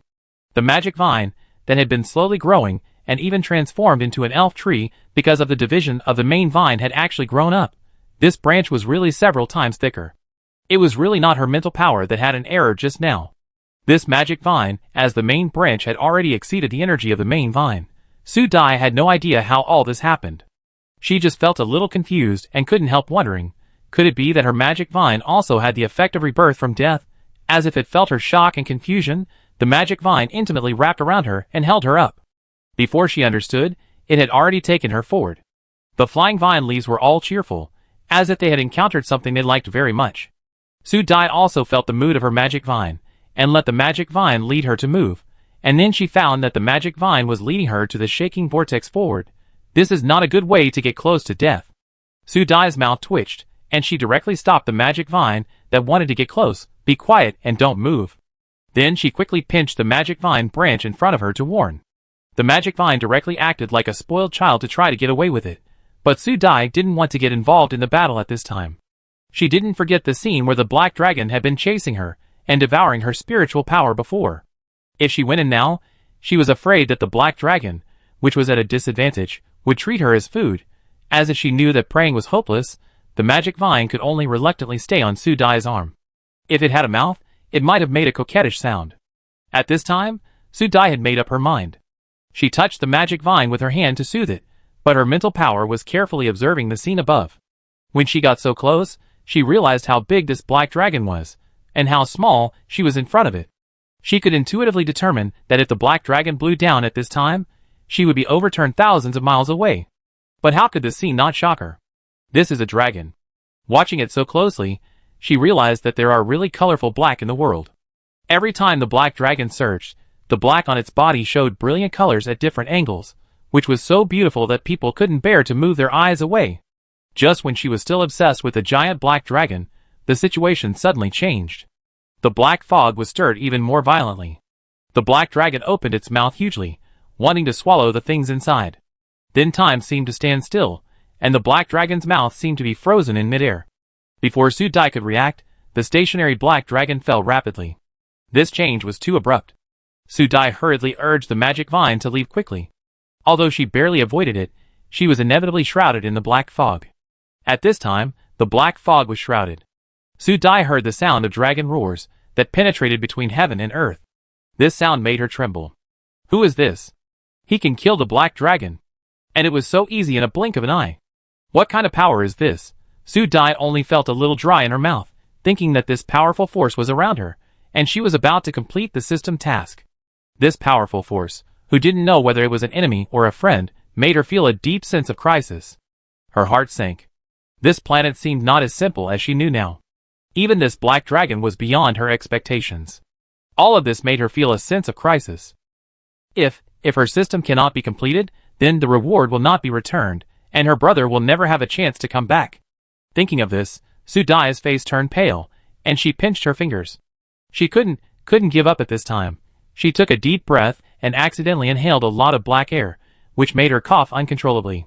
This black air was so poisonous that it began to devour her body as soon as it came in. The sound of coughing and coughing continued to ring. She quickly retracted her spirit and prepared to force the black air out. But this black air seemed to have attached mucous membranes, and it was difficult to remove it after entering the body. Realizing this, Su Dai's face almost turned black.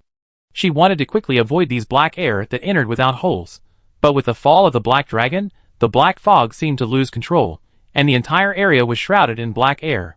At this time, the system also issued a warning, host, danger alert. Danger alert. According to detection, a large amount of unknown substances are spreading, and it is calculated that it will reach the planting area in a quarter of an hour. Please host to stop the situation from getting worse as soon as possible. Su Dai. Is she a powerful person? There is still black energy in her body. What can she think of in such a short time?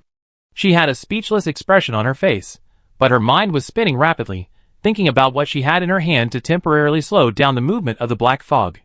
While dodging the black fog, she urged the magic vine to fly towards the front filled with black fog. At this time, she finally thought of a plant in her hand that might be able to block it. Whether it would work or not would depend on the actual effect. She did it as soon as she thought of it. Su Dai's fingers directly touched the hollow position of the magic vine. Her hands moved as she wished. Soon, several seeds appeared in her hands. She quickly urged the seeds to take root and sprout. With the input of green energy, the seeds quickly grew leaves, petals, and rhizomes. Seeing the plants growing, Su Dai did not hesitate. She directly lowered her height, and quickly placed the seeds above the sea of blood. Green energy continued to flow into the plant, and soon a plant with the shape of a shower head grew up. This is the grown-up version of the puffy beast. It is obviously a plant, but the researchers called it a beast. In the final analysis, this plant is like an enlarged version of a huge water-spraying shower head, about 5 meters in diameter, covered with countless small holes, which are specially used to absorb dirt in the air, and occasionally swallow some strange creatures in the air. This plant is also a species cultivated by scientific researchers after the end of the world. Scientific researchers use it to purify the air in the end of the world. In the past few years, puffy beasts were planted on the ground. The air in the end of the world really got better for a period of time, but this plant has a shortcoming, that is, it can only be raised in water, and it cannot survive on the ground that is too dry. Until all humans move underground, researchers are still studying the evolutionary direction of this plant. This was a good opportunity for Su Dai. She kept ripening the puff beast, and then the seeds were quickly bred. The cycle continued, and small black spots began to appear on the blood sea, and the small black spots continued to spread on the sea surface. Her mental power and the energy in her body were used quickly.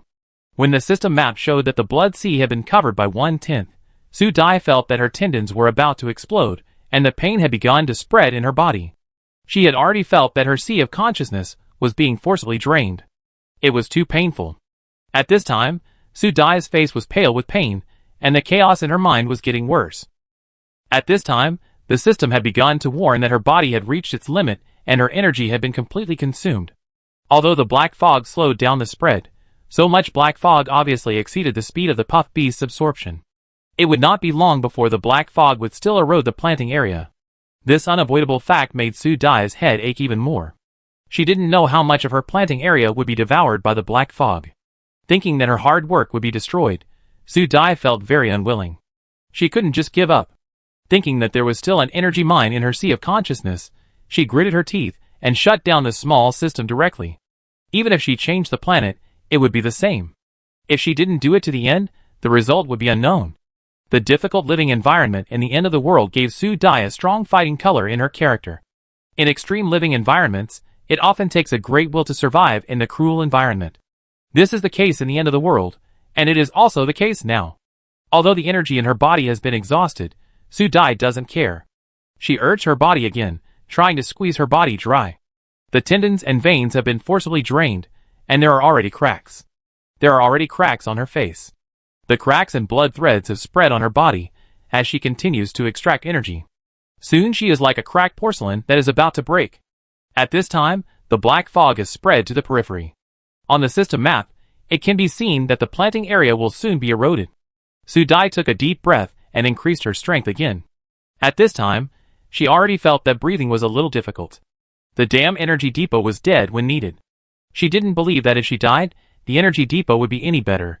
Su Dai was furious and used all her energy to extract. She was gambling. At this time, the puff beast on the blood sea was rapidly absorbing the black fog. Countless tiny storm eyes appeared on the entire blood sea. The black fog was constantly absorbed by the puff beast. The color of the puff beast on the blood sea changed from the original green to red and black. As the black fog was absorbed, the color became darker, and Su Dai's whole body had been oozing blood beads, and tiny snow beads were constantly gathering. She had become a bloody person, with a smile on her face. The whole person looked extremely terrifying. Just when Su Dai felt that her bones were about to break, something strange happened. The black fog that had already crossed the boundary seemed to be pulled and turned around, surging in the opposite direction. The black fog that filled the entire sea area was pulled and rushed in one direction. The change was too fast. Su Dai could only feel that the black fog was surging towards the Sky Island. Realizing that the crisis had been resolved, she relaxed her mental power and fell onto the vines. But the bad thing was that her energy was still being drawn out, and the puff beast continued to greedily devour her energy for growth and division. At this time, Su Dai, who was unable to resist, had become the raw material for them to compete for nutrients. Su Dai wanted to curse, but she didn't expect that she would also capsize one day. Before closing her eyes, she couldn't help but laugh at herself. But just after she lost consciousness and fell asleep, the vines carried her whole body and moved rapidly towards the direction of the black fog. The vines swung their branches and leaves, as if asking for help, and then the vines quickly took Su Dai, and the black fog wrapped her up, and she could not see her trace. The unconscious Su Dai did not see that the entire black fog was constantly being swallowed and disappeared. When all the black fog disappeared, a figure gradually appeared in the vortex of the black fog. The silver hair jumped and flashed, and the side profile seemed to be carved out of the most beautiful angle. At this time, he was looking down at the person in his arms. The green energy between the two people kept entangled together, and the vines were entangled on the man's shoulders, like a spoiled child, like a long-lost friend. Looking at the person in his arms, the man seemed to remember something, and the confused expression on his face became a little confused. He stretched out his hand, and wiped the blood on Su Dai's body. Then he looked at his hands in confusion, as if he didn't understand why he did this. He seemed to have been sleeping for a long time. He heard someone calling him. He heard it. He wanted to wake up. Someone was looking for him, and needed him. Listening to the person in his arms again, the silver-haired man opened his mouth and imitated the syllables he had heard before. He could vaguely hear, Xing Ming. The silver-haired man looked down at the unconscious Su Dai in confusion. He heard this person call him like this. Is this his name? Why didn't he answer? Why didn't he come over when he saw him? Wasn't she the one who woke him up? Why is this person ignoring him now? He didn't like the other person not talking. Thinking of this, he stretched out his hand to cover Su Dai's eyebrows. The familiar power made him sigh. It was indeed his. He had felt something familiar. As he moved, a green gem the size of a pigeon egg was taken out from Su Dai's pineal gland. As the energy was taken out, he sensed a smell on the other person that he didn't like very much. When he reached out to explore, he couldn't sense anything again. He could only reach out and pinch it, directly crushing the black gas sticking to Su Dai's body. This confused the man for a while, and he stuffed the green stone that emitted a soft light into his chest.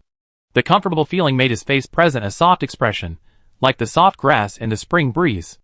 As he moved, the vines also greedily scratched his chest, as if they wanted to take a bite. Silver-haired Xingming was not stingy either, and directly fiddled with a strong green energy to cover the vines.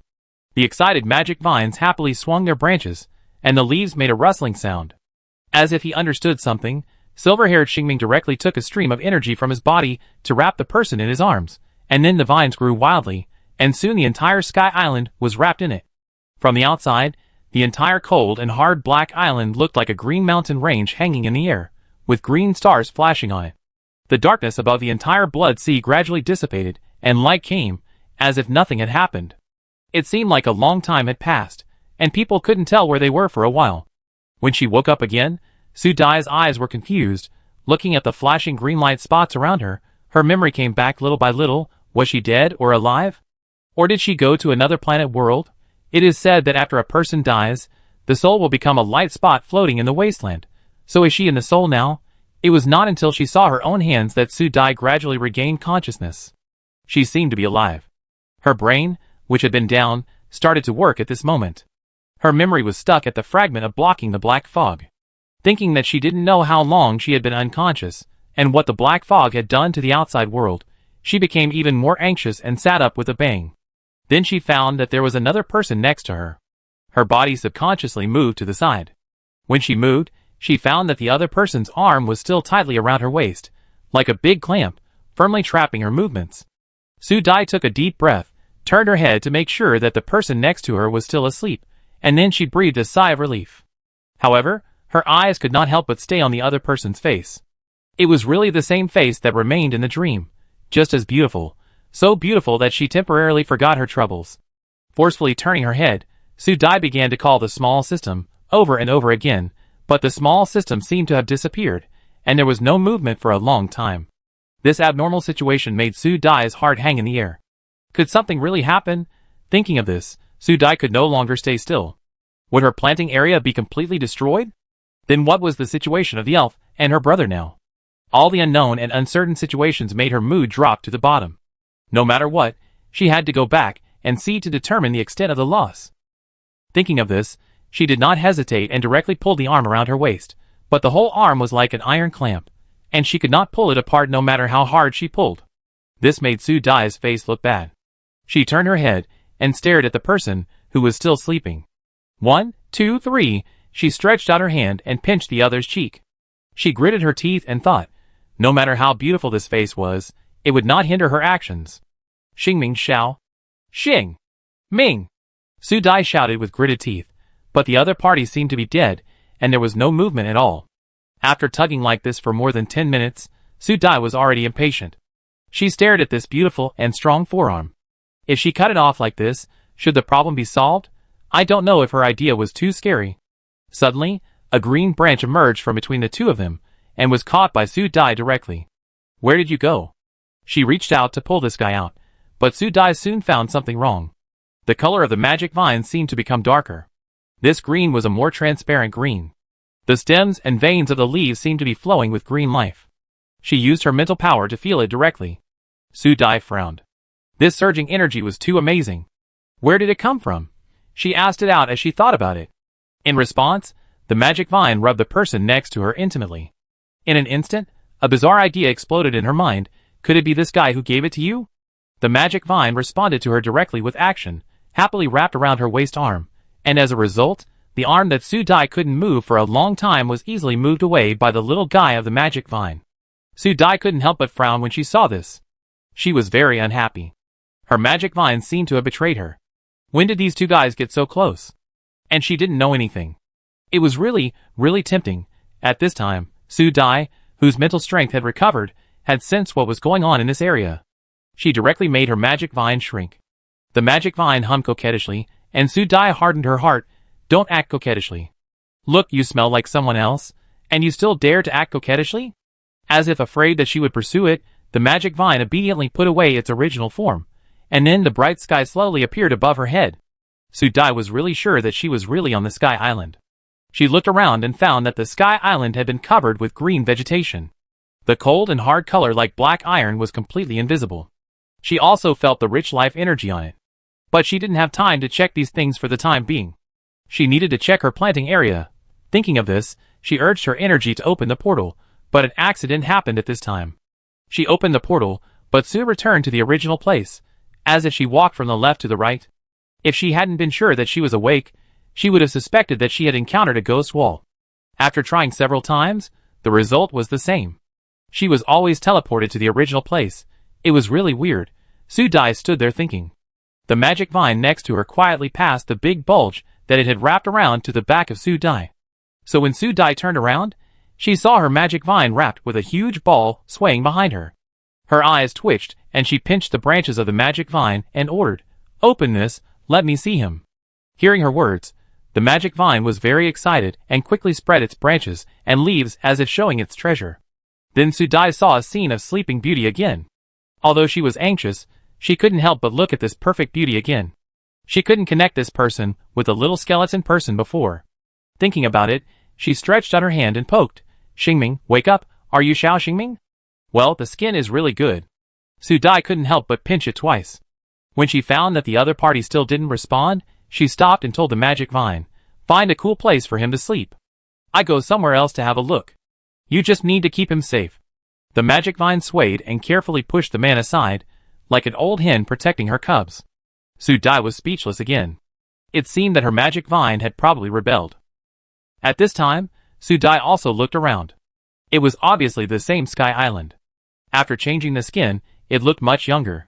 There were green and bright flowers everywhere, which were particularly vibrant. But she was not in the mood to appreciate it. After a circle, she finally stopped at the top of the highest mountain. She seemed to feel something just now. Standing quietly on the top of the mountain, Su Dai closed her eyes and reached out to touch it. Soon, she touched a layer of something like a barrier. It was indeed here. After finding the crux of the problem, Su Dai finally breathed a sigh of relief and began to activate her mental power with her eyes closed. Time passed by minute by minute. When she was about to succeed, there was a click and her mental power collapsed. After failing, Su Dai did not lose heart and continued to condense energy to break through. However, every time at the critical moment, there was always a force that seemed to be removed. After doing this several times, Su Dai's brows wrinkled. What is going on? Could something really happen outside? Thinking of this, Su Dai's heart sank, and she began to summon the small system directly. She didn't believe that the system was not there. After a few calls, she still didn't respond.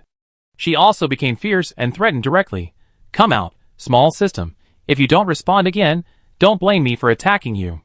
As she spoke, she began to draw back her outward mental power, which began to spread in her sea of consciousness. Feeling the danger, she heard a series of beeping sounds in her mind. As soon as the sound sounded, Su Dai slowed down. Sure enough, after a while, she heard the beeping sound of the small system in her mind. "Host, please give me your orders." Su Dai stopped binding her mental power and said in a short sentence, "I need your last help. Open this interface for me at the last moment." The mechanical voice of the small system sounded after a while. "Received, host, please act as soon as possible. The surrounding detection of danger is increasing. Please act immediately." Su Dai also knew that time was urgent, so she stopped talking and started to act quickly again. At the last moment, she really felt the trend of energy leaking out again and shouted to the small system, "Hurry, it's time." A stream of energy. The energy directly supported her energy and quickly rushed towards the boundary point. Sure enough, a bang sounded, and the interface rippled. Taking advantage of this time, Su Dai rushed up quickly.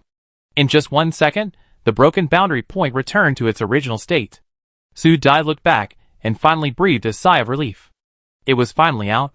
It was her little traitor, the magic vine, who was still happy in there. Thinking of this, Su Dai was depressed. She really didn't know what benefits the other party gave to her magic vine, which made her companion vine begin to betray her. For the time being, she couldn't take care of so much, and turned around anxiously, and began to move towards the planting area. Just as she turned around, a few wisps of light green smoke chased behind her, and soon dissipated on her body. At this time, Su Dai opened her system while moving. Sure enough, after leaving the boundary point, the system began to stop the alarm. At this time, she could also see the situation of the green area and the reclaimed area displayed on the system. At this time, the system also began to broadcast to her, "The host's request has been received. A comprehensive test is being carried out. The plants in planting area A are growing well. Planting area B is being tested. The test results are excellent. The planting area is being tested. So in the following time, Su Dai heard the broadcast of each planting area until the system broadcast ended. She couldn't help but frown. Little system, are you sure you don't have any problems? Otherwise, how come all the planting areas are in good to excellent conditions? Is the black fog she stopped before fake? What went wrong? Su Dai has arrived at the planting area of Jin Yuanbao at this time. Contrary to what she expected, the plants here are growing lushly. It will be mature and harvested in a few days. They are not affected by the black fog at all. I don't know if it's her illusion. Instead, I think these plants are growing better. At this time, the system's voice sounded again. This voice switched to the usual little boy's voice. Host, what are you kidding? This system is fine. Don't curse the system. Hearing this familiar voice, Su Dai breathed a sigh of relief. You're back? Ahem, host, I just fell asleep, and now I'm fully revived. As he said that, he clenched his fist in Su Dai's sea of consciousness, looking very imposing. Su Dai always felt that something was wrong. His mind turned around in his mind, suppressed his sudden idea, pointed to the planting area in front and asked the small system, check this area again, is there really no problem? The small system said unhappily, what are you talking about, host? Don't you believe me?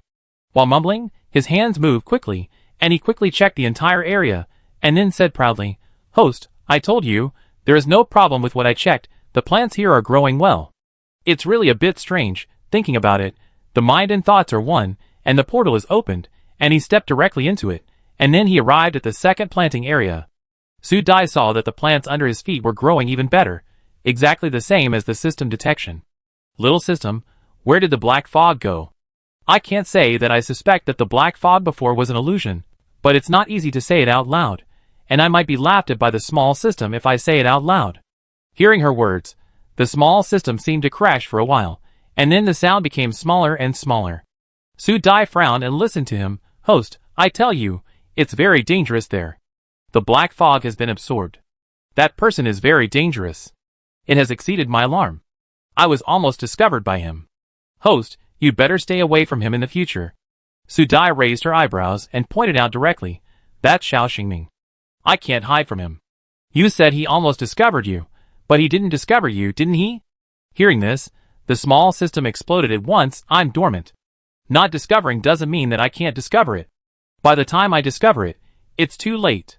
After the small system finished speaking, it looked at its host without any movement and shouted unhappily, Host, don't take it seriously. That scary guy may not be Xingming. Hearing this, Su Dai finally took it seriously. What do you mean, he's not Xingming, what is it? As a result, the small system seemed to have triggered a mute, and suddenly stopped talking. Anyway, I don't think so. You will know in the future. Host, you'd better stay away from him. He is very dangerous. Su Dai snorted in her heart, went through these words in her mind, and then changed the subject and said, since the portal is normal, I want to go back and take a look. Without waiting for the small system to persuade her, she directly used the portal to teleport in the direction of the base. As a result, as soon as she stepped onto the base, she saw a sea of spaceships and warships in front of her, and there was a sky full of fire in front of her. Su Dai's body tensed up, and she ran forward quickly, gritting her teeth and scolding the small system. Didn't you check and say that everything was fine? This is your check? Your system is really good.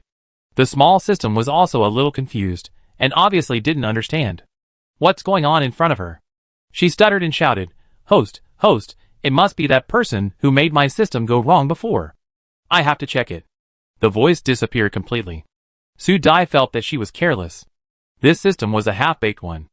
It was also her fault that she had consumed all her mental power before, which caused the mental network she had laid out to disappear. That's why she didn't realize that these invaders had entered the planet. Seeing the fire in front of her, and the plants she planted were damaged a lot, she was furious. Damn it! Her optical brain was gone. Soon she arrived at the area of the fire, and finally breathed a sigh of relief when she saw the situation in the field. The protective shield she made was still above the base.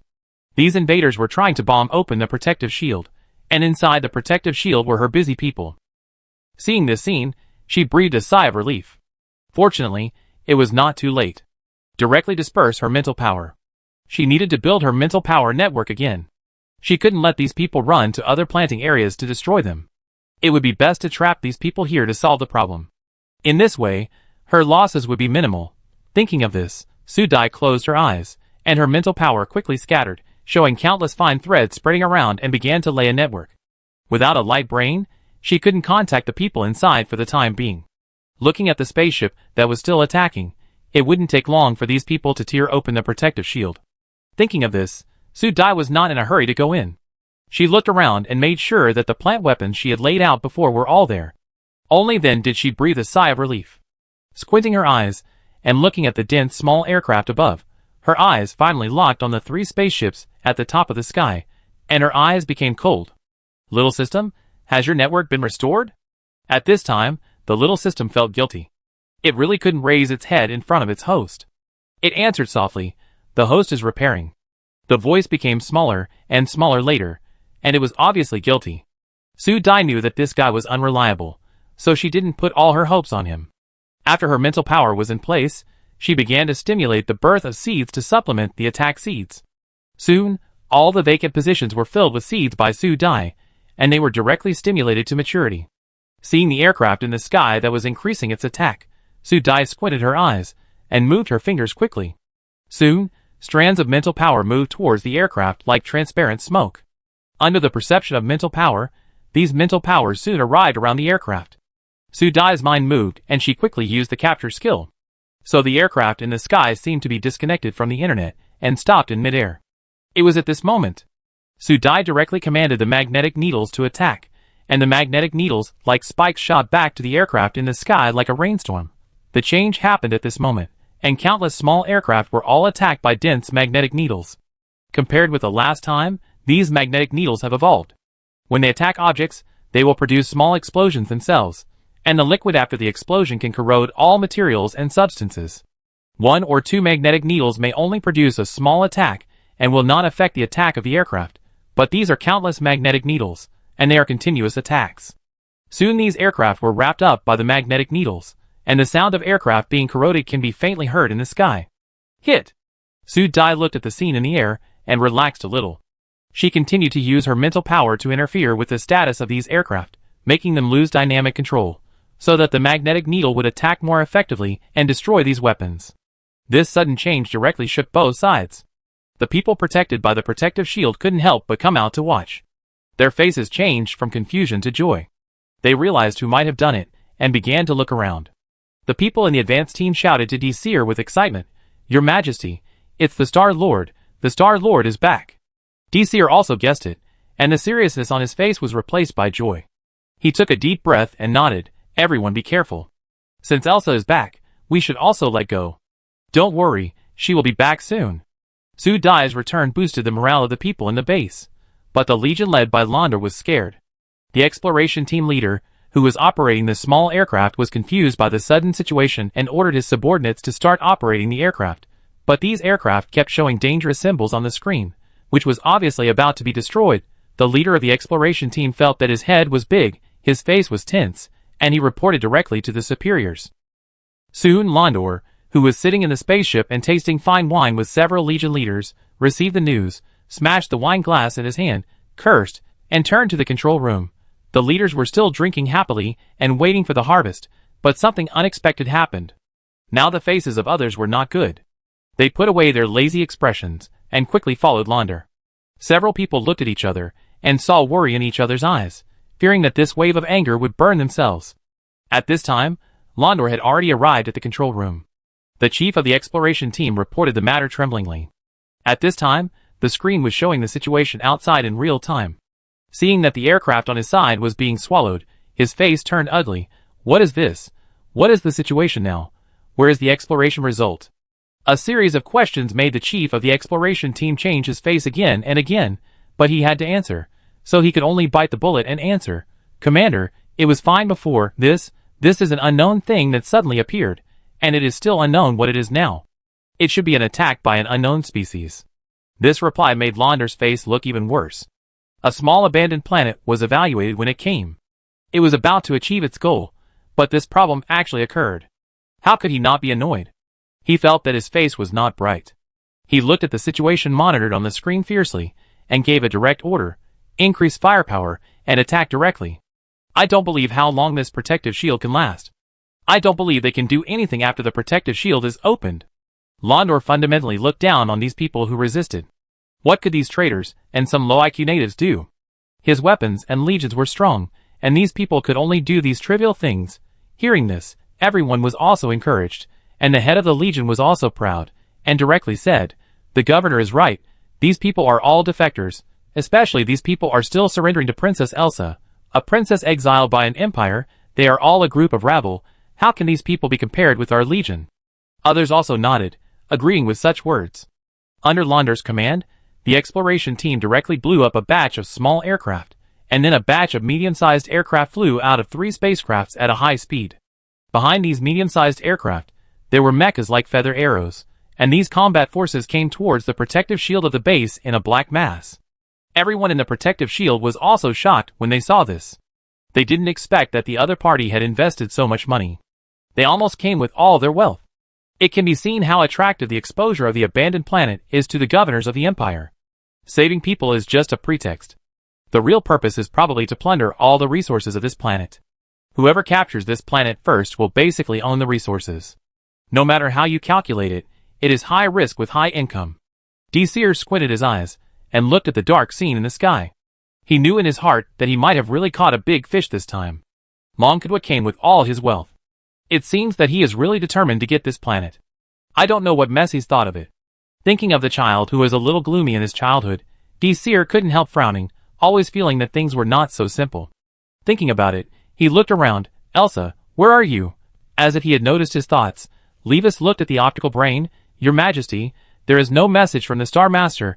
Maybe there is something wrong with the optical brain. This guess is the most reliable one at present. After all, there has been no news since the elf came back to find someone." After going through this anxious period, they once again felt that the Sudai people might be outside. The mood of the people has calmed down a lot, and they began to concentrate on thinking about how to deal with the current situation. The current situation is very unfavorable for them. During the time when Sudai disappeared, their planetary defense system was also breached, which was far less than the last time. This also led to many of their countermeasures not being taken. Seer was also a little anxious at this time. If these people only targeted them, it would be fine. If they went to other areas now, I am afraid they could only remove the protective shield for a head-on battle. In terms of number and weapons alone, they are obviously at a great disadvantage, which is really worrying. For the first time, Seer regretted that he did not contact his personal soldiers to rush over immediately. Even if they were exposed, it would be better than the current situation. Sudai was in the same trouble at this time. She had to get in touch with others. After seeing the battle force in the sky, a spaceship began to fly to other places. Her face suddenly became bad. The other party really started to think about other places. Thinking that her other planting areas would be exposed, Sudai frowned. She could only quickly contact her main branch of the magic vine, and ask this guy to take the elves and hide. At this time, the ground at her feet loosened, and a small head popped out with a puff. Sudai instantly retracted her hand in the air, and whispered in surprise, "Little translator, why are you here?" The dwarf Tata shouted God's messenger happily, and quickly transmitted the situation inside. It turned out that after the elf said that she was in danger, the entire dwarf tribe began to search for people. When they received the news from the base that she was around, they rushed over quickly. He was the first to find a God's messenger. At this point, Ta looked proud. Sudai was also very happy. "I'm fine. Now I have another task for you. You talk to your tribe leader." So the dwarf Tata was immediately excited, and while listening, he nodded repeatedly, promising that he would complete the task. Watching the dwarves quickly drill into the land, Sudai was slightly relieved. At least the elves would not have any problems for the time being. Thinking of the purpose of these people, her planting area would not suffer from extinction. As long as there was a trace of vitality, she would always have a way to restore all the plants to life. Thinking of this, she was no longer anxious. When things came, they would be solved. If there was anything to blame, it could only be blamed on the coincidence of things. But generally speaking, they were all big fish. Her original purpose was to catch big fish, but this time the fish was bigger. The greater the risk, the more fish there were. Besides, she felt that her mental power had been improved to a certain level again. As a sharp knife, she would have to be sharpened sooner or later. After thinking about everything, Sudai felt that her mind was open. She used her mental power to send a voice directly into the protective shield. "Everyone, get ready and follow the previous training. Brother, you have to protect yourself. Levis, remember our previous training. Everything is based on protecting your own life. After repeatedly emphasizing that life is paramount, she stopped sending the voice. Everyone who heard her speak suddenly was stunned for a moment, and then they were filled with endless joy. They were happy that Su Dai had returned safely. After hearing her arrangement, everyone was even more excited, as if they had found a backbone. Seer breathed a sigh of relief and said to the outside, "You are finally back, Elsa. Don't worry. We can't win against these guys directly. Don't let people find you this time." Her voice became obviously higher at the end, and it was obvious that her disappearance this time made people worried. Su Dai whistled in their direction to show that she heard it. At this moment, all the medium-sized aircraft in the sky activated their protective shields, which directly blocked the attacking magnetic needles outside. Although these magnetic needles corroded the protective shields, it still took time, and the protected aircraft could still attack intact. In a blink of an eye, these aircraft began to attack the protective shield of the base, and the people driving the mechas came soon. This wave of attacks was too strong, and the protective shield of the base soon had cracks, and it looked like it would soon break. Everyone silently counted 3, 2, 1, and with a bang, the self-destruct device was activated. At the moment of activation, everyone quickly left the base. The sound of explosions rang out one after another, and the first row of aircraft in the front line fell directly into the sea of fire, and was instantly engulfed by the flames. Su Dai was slightly satisfied, and was sure that the explosive wax apple and fire were really a powerful combination. Taking this opportunity, she commanded another batch of explosive wax apples to be thrown into the sea of fire, and then a stronger explosion sounded, and the flames rolled up to the sky, and half of the sky was dyed red by the flames. Kroll, who temporarily took over the commander's duties, had a bad expression on his face. He wanted to perform well in front of the governor, but he was slapped before he started. This made him unbearable. He immediately asked the medium-sized aircraft that were not affected to retreat, and the mecha team rushed to the front. The two sides exchanged positions, and the mecha's initiative would be better adapted to the changing battlefield. With a change of position, the combat power increased. The mechas in the front began to search like a swarm of bees.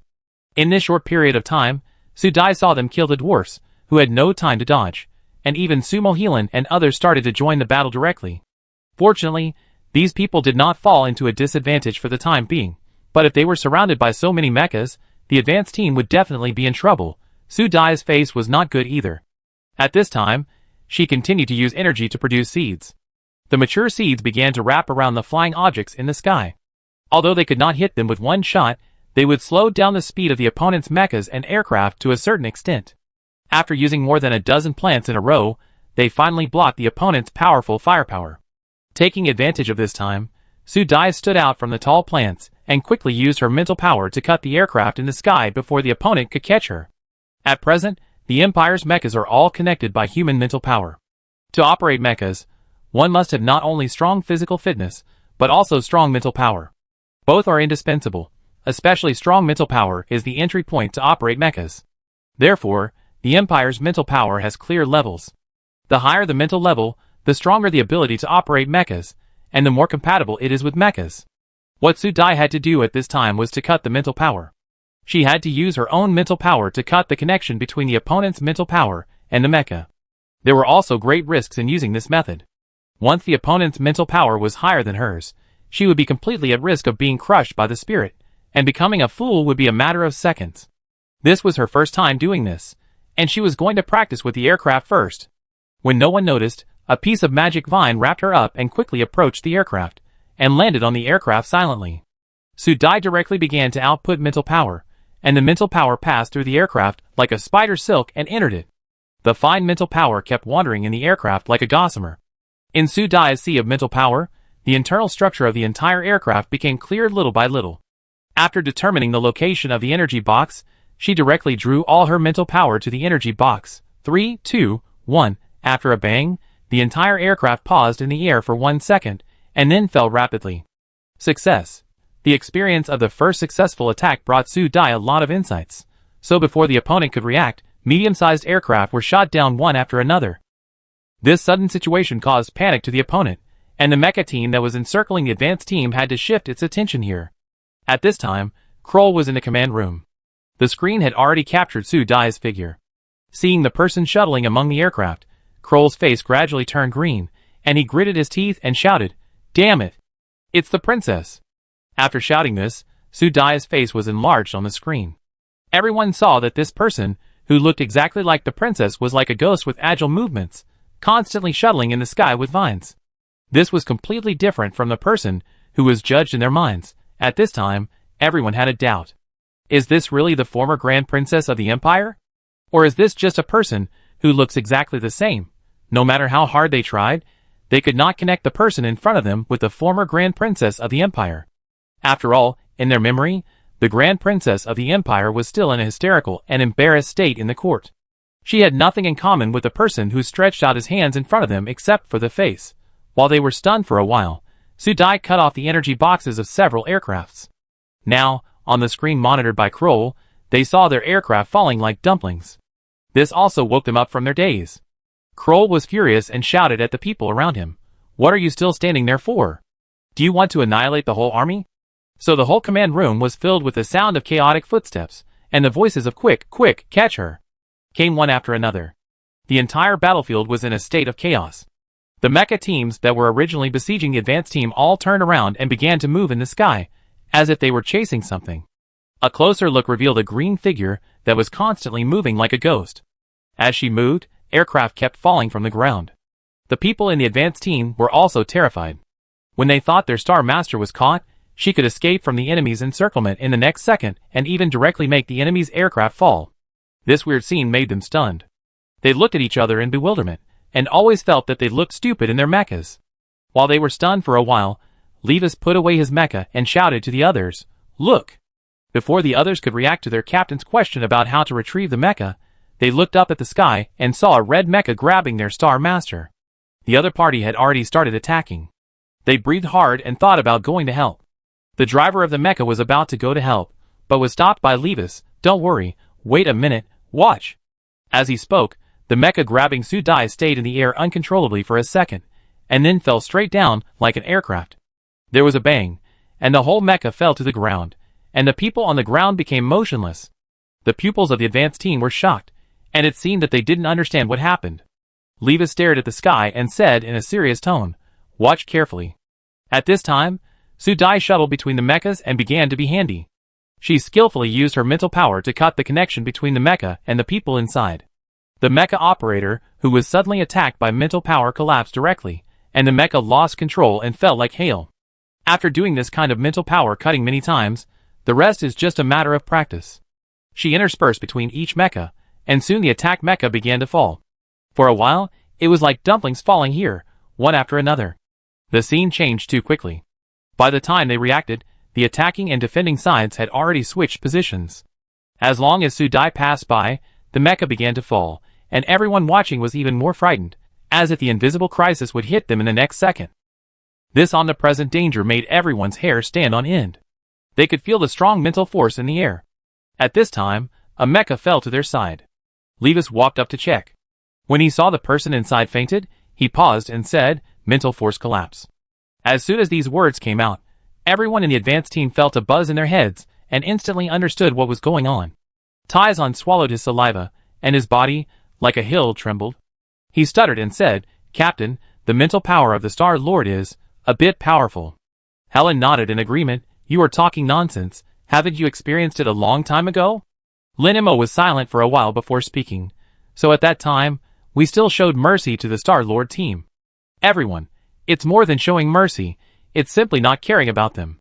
If they had used this instant cutting at that time, they should be fools now, right?" Thinking of that scene, everyone shuddered. It was simply unimaginable. In fact, they were overthinking. If it was the situation at that time, Su Dai's mental power was far from the current level, and it was a bit difficult to cut them off instantly. Otherwise, Su Dai would not let them live, and there would be no fate later. But this move also gave them an idea. During this period of time living on the planet, their mental power was being exercised every day. Seeing the method of their own Star Master, a new idea was vaguely stirring in their hearts. Can they do the same? Looking at the mecha battle that had already retreated, the faces of the advanced team were full of uncontrollable fighting spirit. Their mental power has been rising during this period. Thinking of this, several people looked at each other and began to learn Su Dai's method. They first started to practice with the flying machine. Since the Star Master can do it, how can they fall behind? On the other side, Su Dai continued to shuttle between the mechas. Her ghostly method had made everyone in the mecha team uneasy. Seeing their teammates falling continuously, they began to retreat. This made Kroll in the command room tremble with anger. He felt bad in his heart. He gritted his teeth and ordered the mecha team to keep up and not retreat. Faced with this weird situation, everyone in the mecha team was timid. Looking at the teammates who were still falling around them, some people couldn't help but retreat and wanted to leave here. After all, no one wanted to die first. Although the weapon attack had been turned on to the maximum, and the firepower was already full of sweeps, the people who shuttled between them were like undead ghosts. They couldn't be killed no matter what, and they also accidentally injured their teammates. This weird situation had made them almost crazy. Especially after seeing the teammate in front fall again, the unstable people had given up the attack and turned around to escape in the mecha. However, how could Su Dai, who had already mastered it, let them escape? Her strong mental power spread directly, and all the mechas began to become disordered. The people operating the mechas felt that something had forced its way into their brains, and then it exploded in their heads with a bang. At this moment, a huge energy wave seemed to appear in the sky. Everyone felt a whitening in front of their eyes, and the buzzing sound in their heads stung their minds, and then all perceptions disappeared. The most affected were the mechas in Su Dai's encirclement range. After she increased her mental power attack again, the mechas that had stopped firing fell down one after another. This time they were really wiped out. On the other side, several people in the advanced team had successfully shot down the aircraft. They started the battle directly with mechas and mental power. Although they were not as strong as their own Star Master, they also achieved the effect they wanted. However, when they looked back and saw the scene of the mechas falling together, they still had a huge shock in their hearts. Once again, they had a new understanding of the mental power of their Star Master. Commander Kroll, who was wiped out in a blink of an eye, was stunned. After a moment of confusion, he realized what happened. His face turned pale, and his body couldn't help shaking. It was over, but what was waiting for him was still behind. Su Dai looked at the mechas that had fallen to the ground, and gestured to the members of the advanced team, indicating that the remaining aircraft should be left to them to deal with. She turned around and headed for the spacecraft.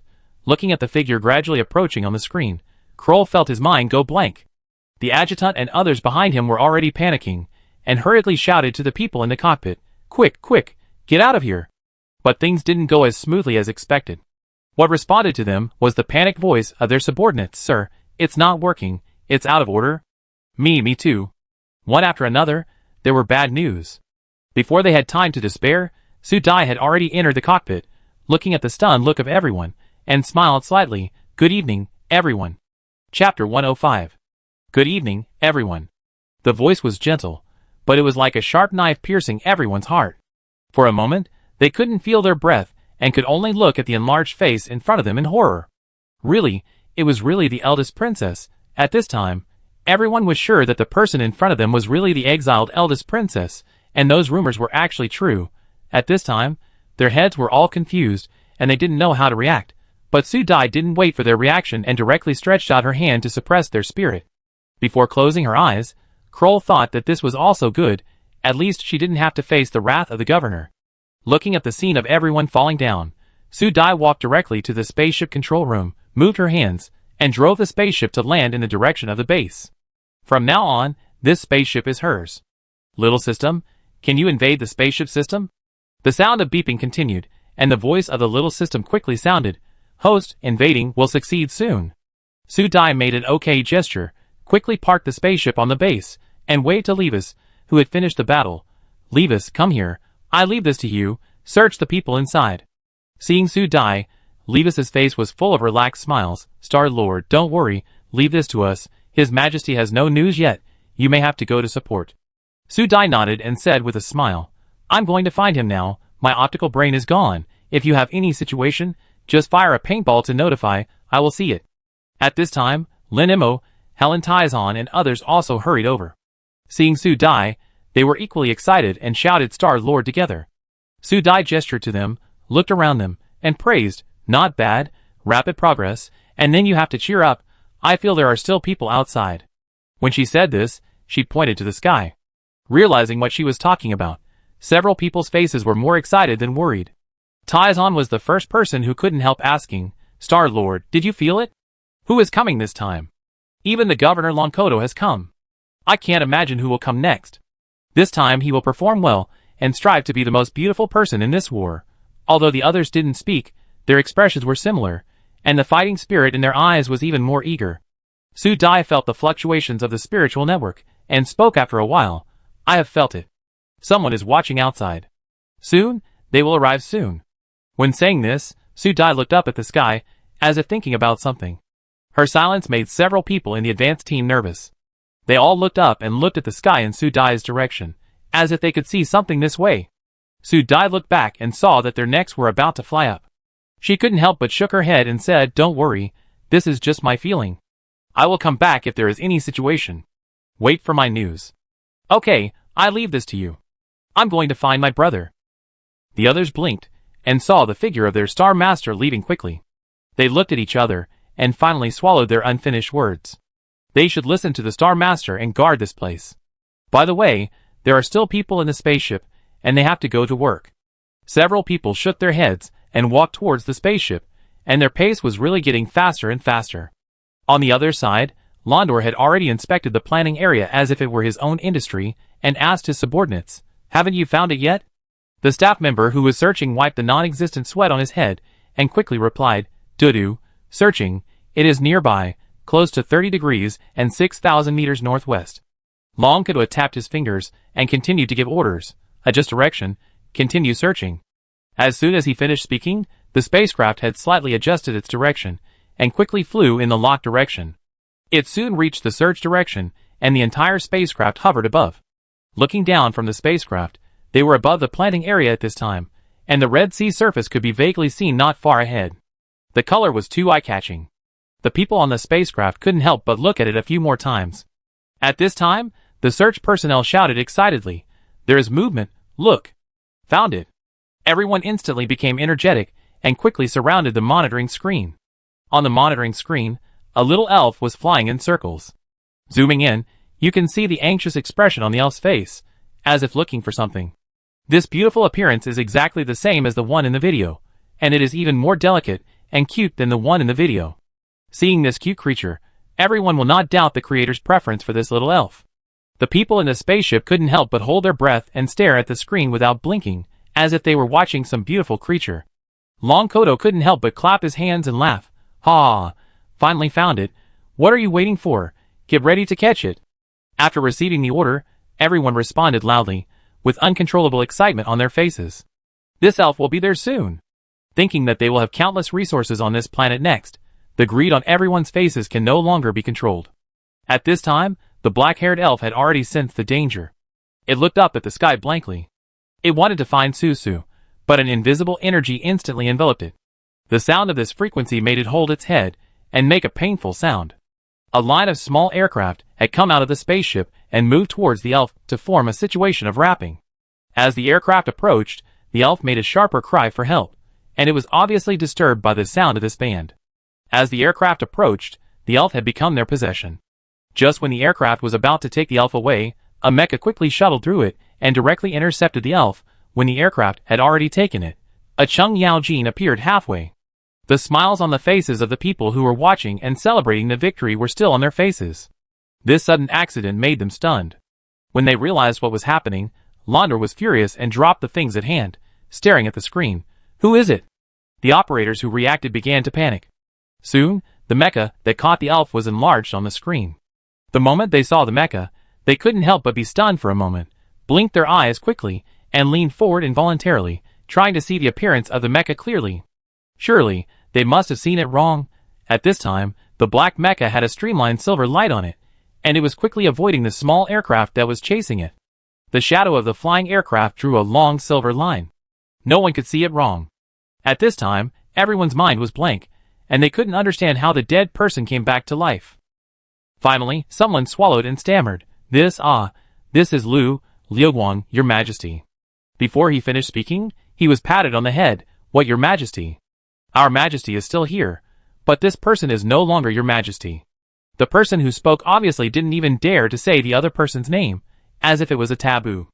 Once something was said, it would go in an uncontrollable direction, but in his heart, he chewed the words Your Majesty Seer to pieces. The spaceship was terribly silent for a while, and everyone controlled their breathing, fearing that whoever spoke first would become cannon fodder. Seeing the other party constantly avoiding the capture aircraft, Longkoto's voice became gloomy. Not dead is good. Why are you still standing there? Why don't you catch them? At this time, Desir, who was avoiding capture, just barely avoided the capture of the aircraft. Seeing that there were more capture devices, each evasion became more and more difficult. At this time, the black-haired elf beside his ear began to chirp. Following the direction pointed by the elf, Desir gritted his teeth. Listen to you, let's run there first. At this time, the explosion sounded beside him, and he was almost hit. Seeing that the other party had already made a fatal move, he would be at a disadvantage if he continued here, so he might as well take this opportunity to fight. The body was superior to the brain, and made a decision for him first. He took the elf, and flew low to avoid the aircraft above his head, and quickly flew towards the direction of the sea of blood. Seeing them run away, Londor stared at the screen with a flushed face, and suppressed his excitement and ordered, "Keep going. Chase!" Then Diesel flew in front, followed by a group of chasers, and artillery fire flew around him. The surface of the streamer was burned by laser flames several times, and even his nerves began to ache. Fortunately, they had already seen the blood sea. With a leap, he led his men to fly above the blood sea. His nose was instantly filled with a strong fishy smell. He immediately turned off the synchronized olfactory function of the mecha, fearing that inhaling 2 more breaths would affect his actions. As he entered the blood sea, the aircraft and the army of Londor followed behind. Without time to think, Desir accelerated and flew forward quickly. Soon he heard the elves screaming. A huge sky city appeared in front of him. Desir looked around, and only this place could be used to dodge a wave. He added strength and flew quickly towards the sky island. After experiencing several dangers of being hit, Desir finally rushed to the sky island in one go. The moment he entered, he felt that the connection between him and the mecha was being cut off. He only felt that his brain was down for a while. When he reacted, he had already left the mecha and rolled down on the rocks. He couldn't help but take a breath, and the elf fell on him dizzily. At this time, there was a buzzing sound above his head. Obviously, the aircraft that was tracking them also came in. Seeing that the other party was still able to fly, Desir couldn't help but want to curse that it was unfair. Before he could say anything, the aircraft hovering above their heads lost weight and fell down like rain. Seeing that they were about to hit their heads, Desir took the elf and jumped quickly on the mountain. At this time, the people in the other mecha had woken up from the weightlessness and attacked Desir directly, so Desir dodged even more awkwardly. He hadn't adapted to this hellhole yet. His mecha couldn't be used, but the opponent's weapons could still be used. If he was accidentally chopped, he would die in a matter of minutes. Damn it! He used his mental power in a hurry, but there were too many people on the other side. He really reached a dead end this time. At this moment, Desir regretted running here. Thinking of this, he shouted to the sky, "Elsa, if you don't come over, you will really be an orphan." The gnashing of teeth echoed in the air, which attracted the opponent's more violent attack. The opponent's momentum was strong. Soon Desir was forced into a corner and retreated step by step. He was surrounded by the opponent's people. He had been surrounded. At this time, a man in a protective suit holding a lightsaber in the other crowd slowly walked up to him, looking at the person on the ground with pity.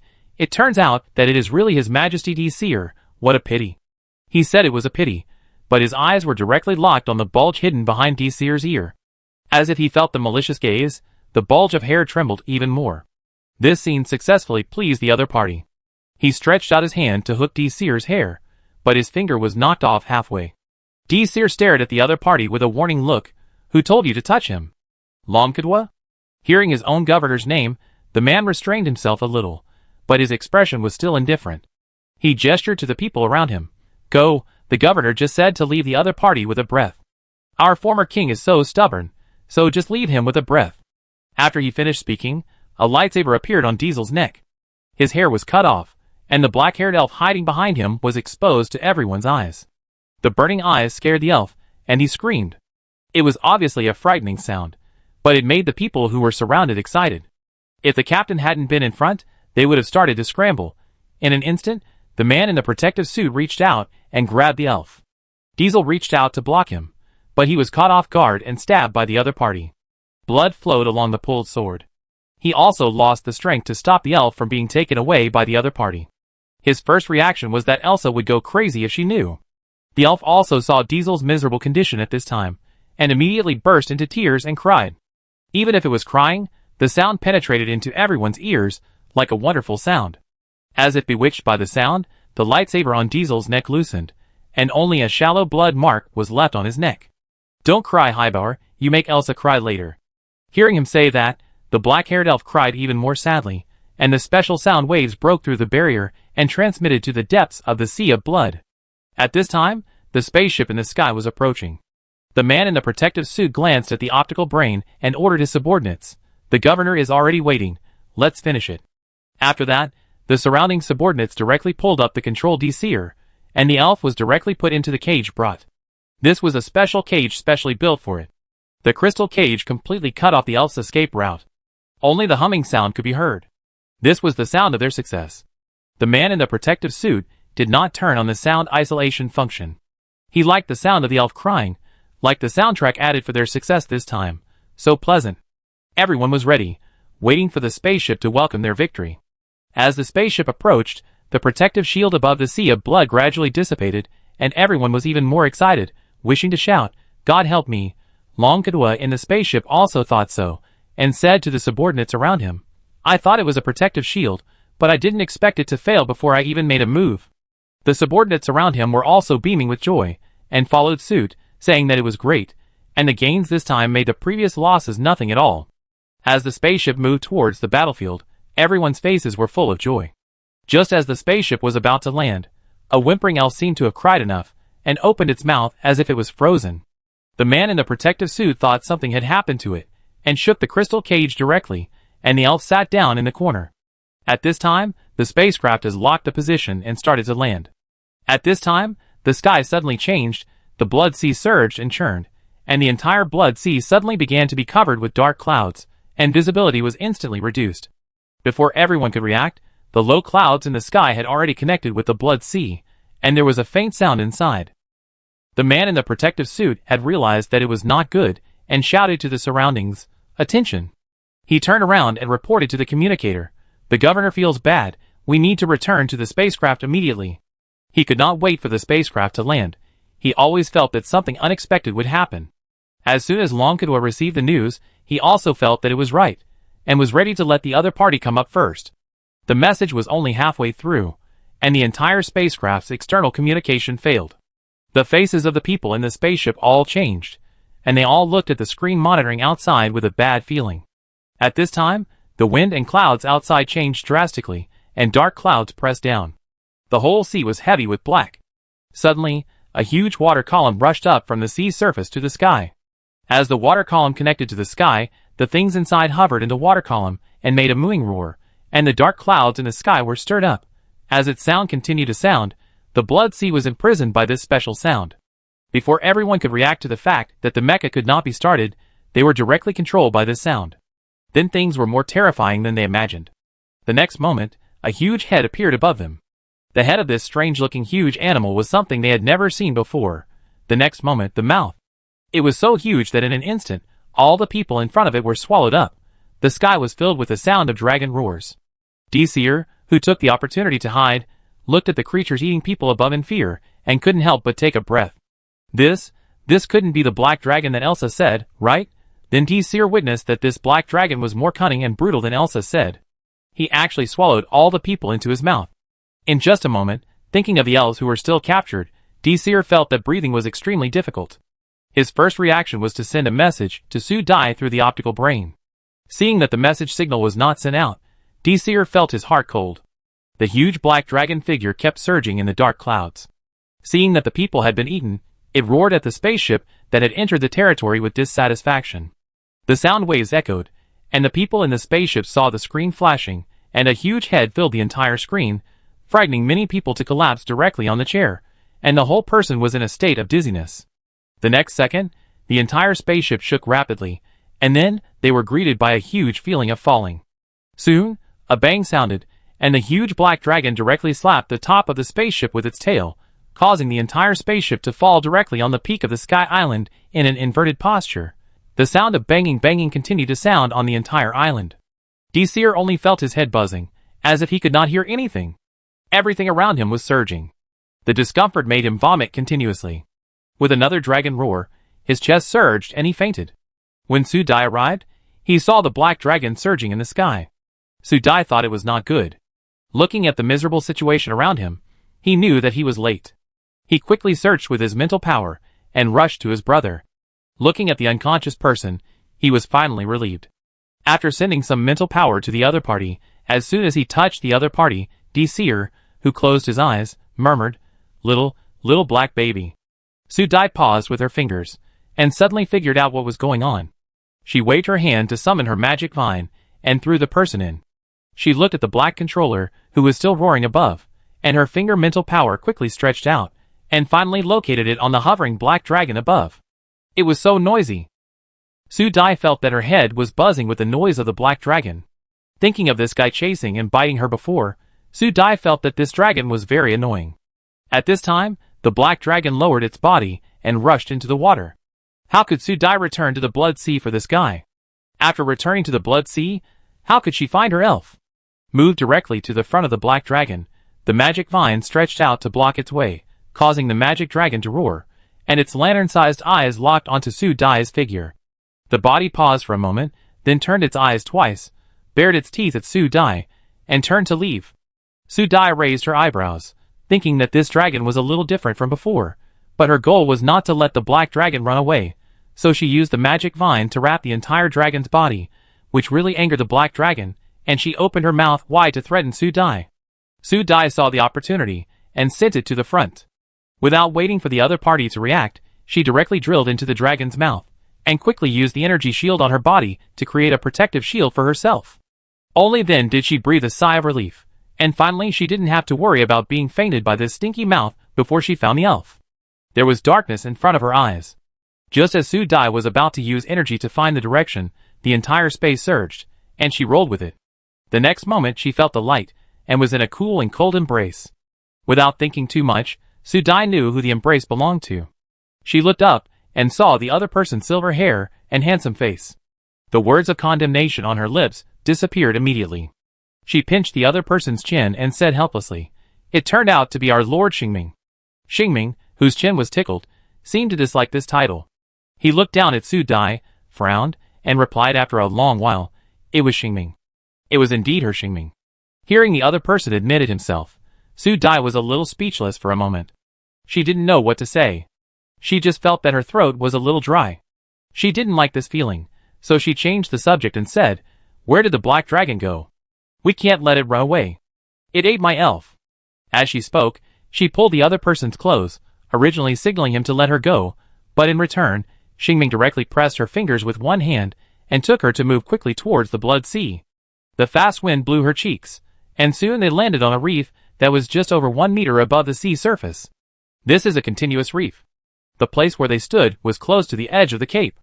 The Blood Sea was more than 10 meters in front of them, and a big dragon head was tilted a few meters in front of her. This was the little black dragon that had just disappeared. At this time, it was lying on the reef dying, with its head and front paws weakly scratching the reef, and most of its body fell into the sea. At first glance, it looked like an artificial sculpture. Seeing the two of them, especially when seeing Xingming next to Su Dai, it was obvious that the whole dragon shook and made a humming sound, as if begging for mercy and complaining. Su Dai didn't care what it was crying about. It was a fact that this guy swallowed her elf, right? So it was normal for him to be beaten. She felt happy when she thought of this. It was their little Xingming who was protecting her. How could she say that he was destroying her plan? Her previous thoughts were really inappropriate.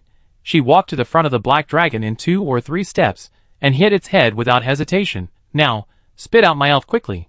She stretched out her hand to pry open the dragon's mouth without thinking twice. The huge dragon's mouth opened, and Su Dai immediately wrapped herself up with her mental power, stretching her head to drill in. Her action scared the whole dragon.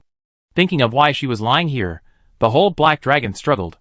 The dragon was in a hurry and barked directly in the direction of Xingming. The sound seemed to say, "I didn't want to eat her, she drilled into my mouth herself, so she can't hit me this time." Then things often happen unfairly. Xingming picked up Su Dai, who was trying to get into the dragon's mouth, and knocked on the black dragon twice, then twisted the black dragon's head, and the black dragon vomited. Fortunately, the evacuation was fast. Su Dai looked at the pile of people that were vomited out quickly, which was as high as a small mountain, covered with mucus. She couldn't help rubbing her arms and pinching Xingming's strong arms in appreciation. "Fortunately you ran fast, otherwise these things would have hit me." Xingming touched his mouth and nodded seriously, But Su Dai was concentrating on the pile of people and didn't notice his expression. When the black dragon stopped vomiting, it had already stuck out its tongue and looked like it was going to die. Su Dai didn't care about this unconscious dragon and walked straight to the pile of people. Before she started to search, a small crystal cage floated out from the pile of people and broke directly, and the sleeping elf fell directly into her hands. Su Dai knew that these were all helped by someone. She smiled back and summoned her magic vine to wrap up the elf. She felt relieved. Fortunately, it's okay, otherwise I would have to kill this dragon. As she spoke, she pinched her fingers towards the black dragon on the ground, making a crackling sound, which scared the black dragon's beard so much that it curled up. I didn't eat it. I didn't dare to eat yours. Someone's voice came to her ears. Su Dai smacked her lips. She wondered if the person's language system hadn't been converted yet, and was a little confused. Thinking of this, she laughed and nodded in response. You are Lord Xingming. You saved the elf from the evil dragon. You are right. She thought happily that her child had grown up and knew how to protect others and could work. She was wrong to say that he was making trouble before. She was wrong. At this time, Xingming had frowned and spoke slowly. It's not Master Xingming, it's Xingming. At this time, Su Dai hadn't reacted yet. Xingming had already reached out and touched her cheek, just wiping off the blood splashed on her face. He pursed his lips and said unhappily, I don't like it. Su Dai, ? What does this mean? Is this guy saying that he doesn't like me? At this time, Su Dai was instantly unhappy. What does this mean? This is her child growing up, and then saying that he doesn't like me? I felt like I had a heart attack instantly, and I patted the other person's arm directly. What do you mean you don't like? You don't like me? I remember Xiao Xingming likes me very much, and he said he wants to be with me forever. The moment she finished speaking, Su Dai regretted it a little. What was she doing? Her face became uncertain, and she suddenly felt angry and wanted to beat someone up.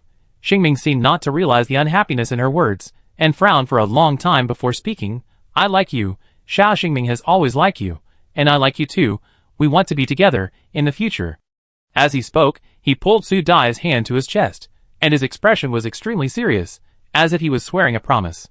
Su Dai felt uncomfortable instantly. Her mouth stiffened, her eyes became a little unnatural. She coughed twice, and quickly pulled out her fingers with her backhand. Okay, I know.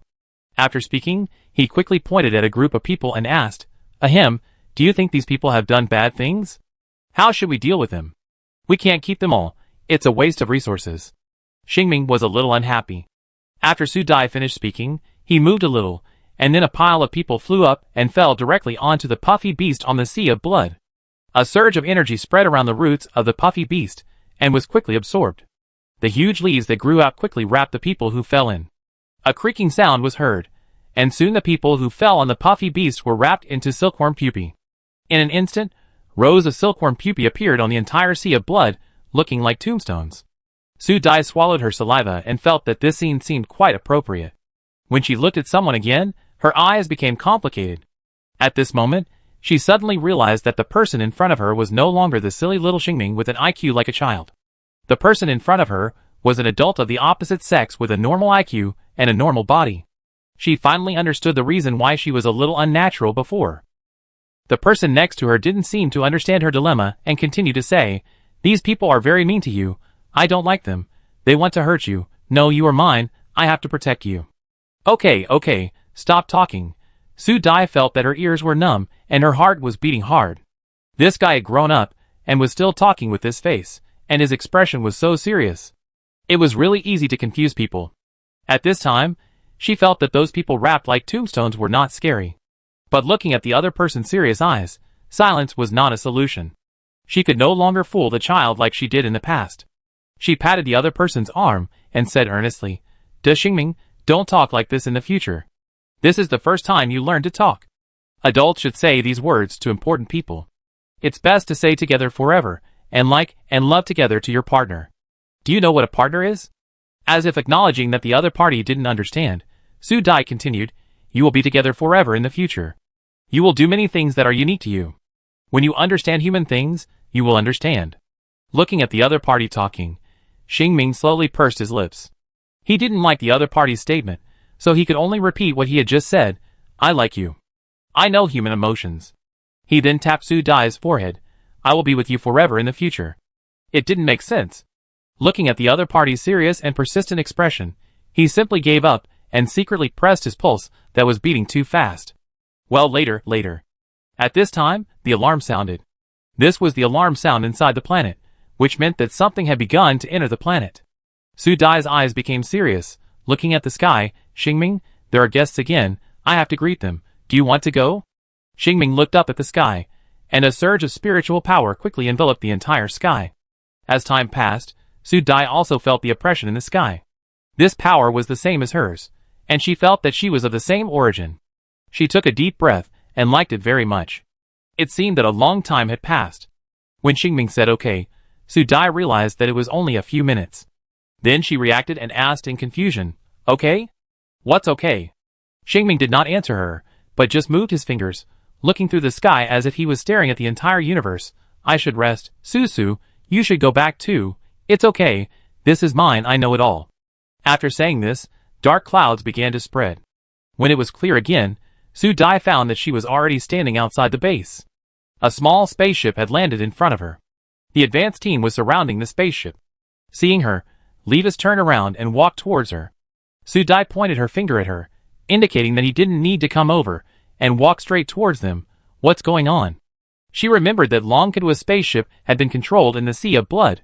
What's going on with the spaceship here? Star-Lord, this is the spaceship that landed after the alarm. It was forced to land in the sky by something. We just came to check it out. Su Dai nodded and walked to the spaceship. As soon as her finger with spiritual power touched the door of the spaceship that had been closed opened towards her. Su Dai paused and instantly understood what was going on. Thinking of what Xingming said just now, her mood suddenly became complicated, and she also understood that all this should be done by Xingming. When she saw the people in the spaceship, Su Dai didn't know what to say. She patted the red-haired man lying on his back in front, pulled his hair, and asked Levis behind her, Captain, do you think this man is Moss? It's this guy, Star-Lord. The one who answered was Lin Mo. He didn't know when he had passed his captain and walked up to Moss. He slapped the sleeping man on the forehead twice. He didn't wake up even after hitting him. Lin Mo showed a satisfied look on his face. Star-Lord, it's the real Mo idiot. The people around him watched him operate, and there was a moment of silence. Su Dai and Levis looked at each other. Is this the scene of mortal enemies meeting? So cruel. Levis walked directly into the command room and quickly shouted to Su Dai, Star-Lord, Lady Elaine and the others, and His Majesty.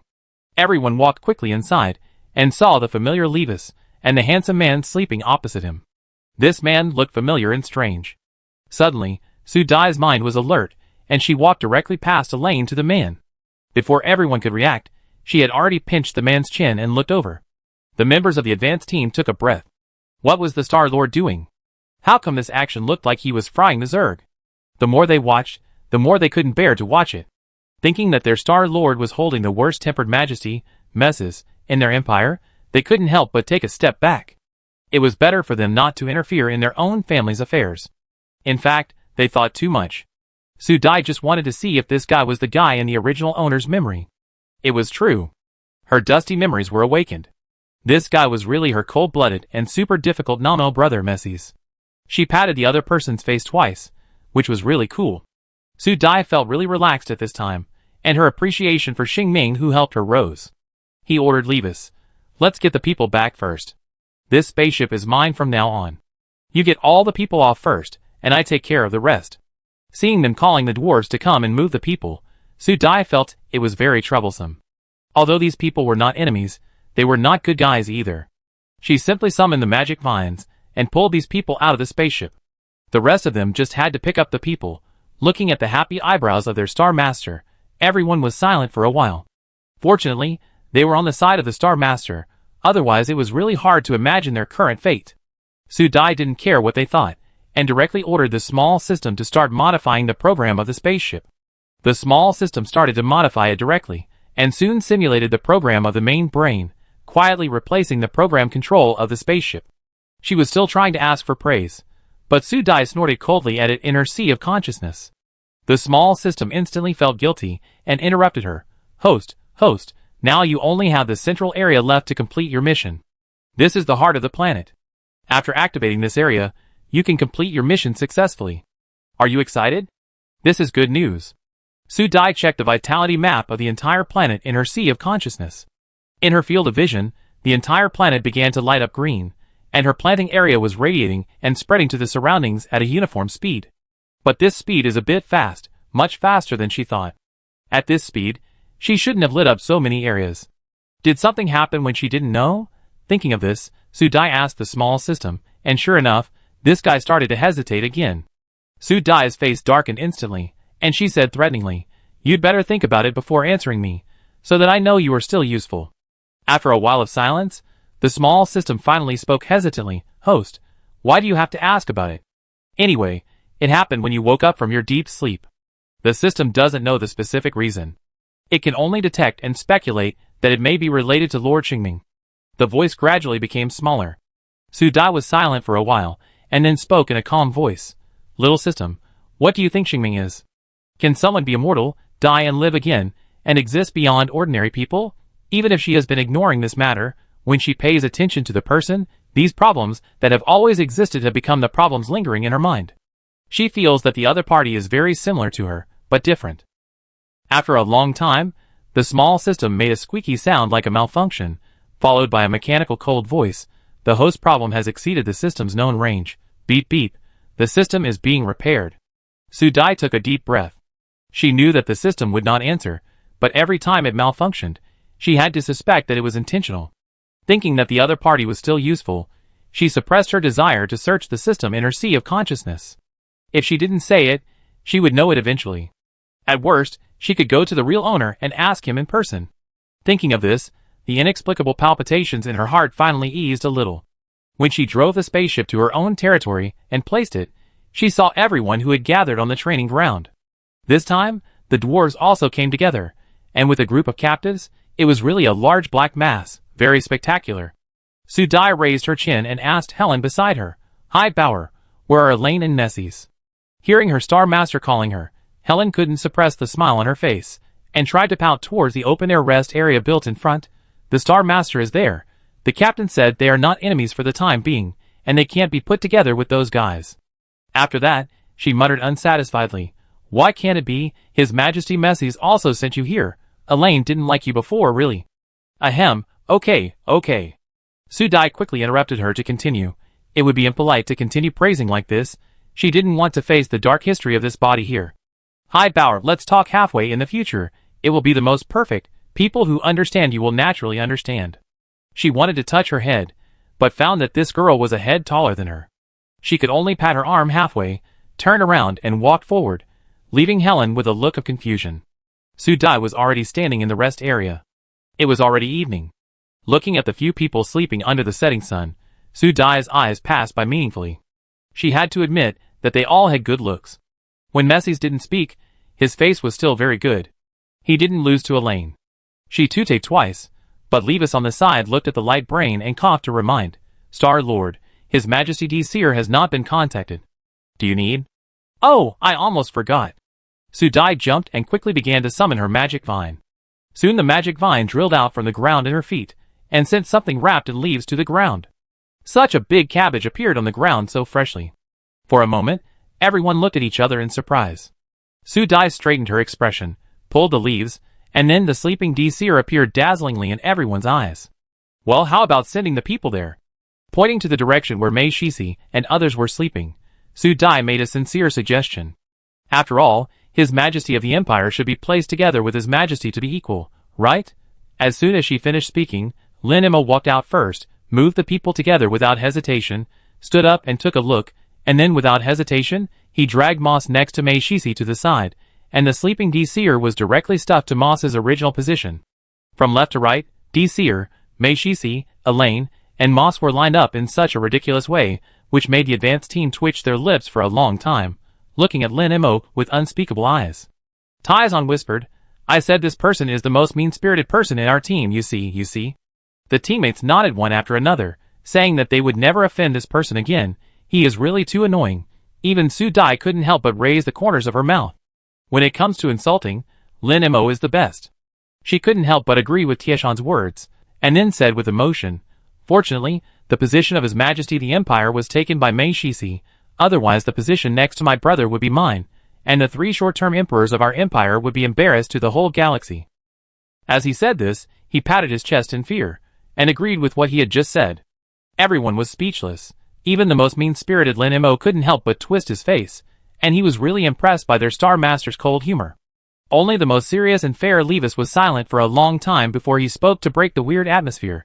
Star Lord, leave this to us, you take a good rest first, and when they wake up, I will send someone to inform you. Su Dai nodded. This place has been covered by her mental power. Even if she is not here for the time being, she can still detect what happened here. There is really no need to worry.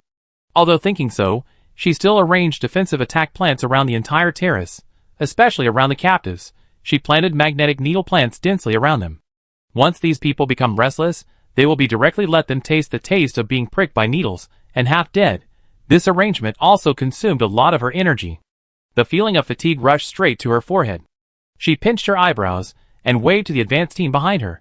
No need to follow me, I need to recover my health. I leave this to you.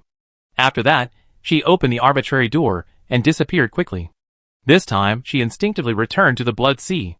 As soon as she landed on the Sky Island, the magic vine wrapped her inside. A strong sense of fatigue invaded her, and she was in darkness in an instant.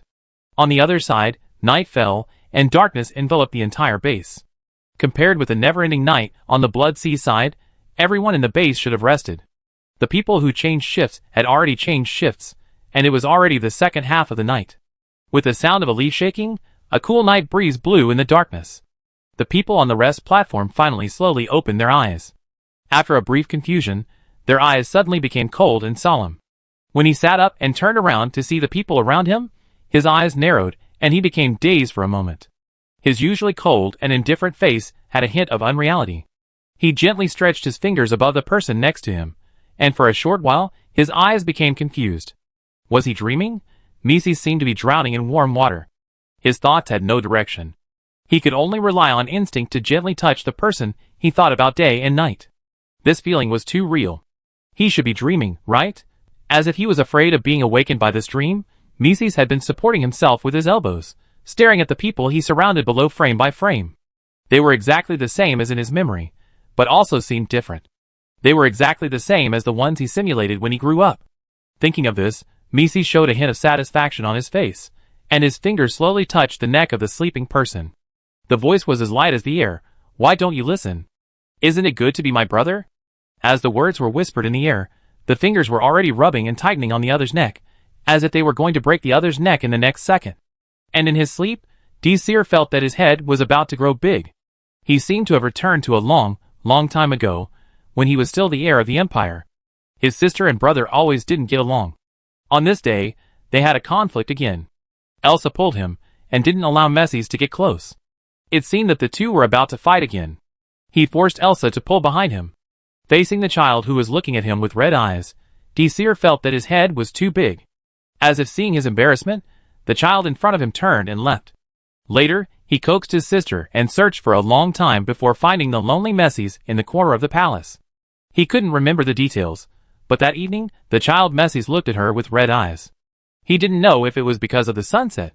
He asked, "Brother, can't you be mine alone?" What did he answer at that time? DC wanted to knock her head.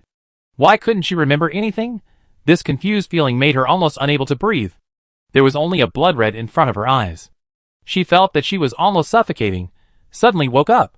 Desir opened her eyes suddenly, and then looked at the enlarged face above with doubt. She was stunned for a moment, until she felt a sense of oppression on her neck, which made her feel the feeling of being unable to breathe in her dream again.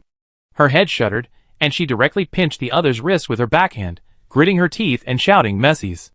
This sound seemed to have traveled through time and space, breaking a certain unbalanced tranquility, and it was also like a thunder in the night before the storm, finally awakening the person above who was in a certain mood. The dark eyes slowly focused on the person below, and the eyes of the two intersected together. It was a long time since they met again. The two seemed to have gone through many years, and their eyes overlapped again. Silence spread between the two, and finally a low and hoarse voice sounded in her ears, "Brother, I finally caught you." As he said this, a happy smile appeared on his face, and his fingers tightened more and more. As a result, this smile did not last for more than a few seconds before it was slapped away.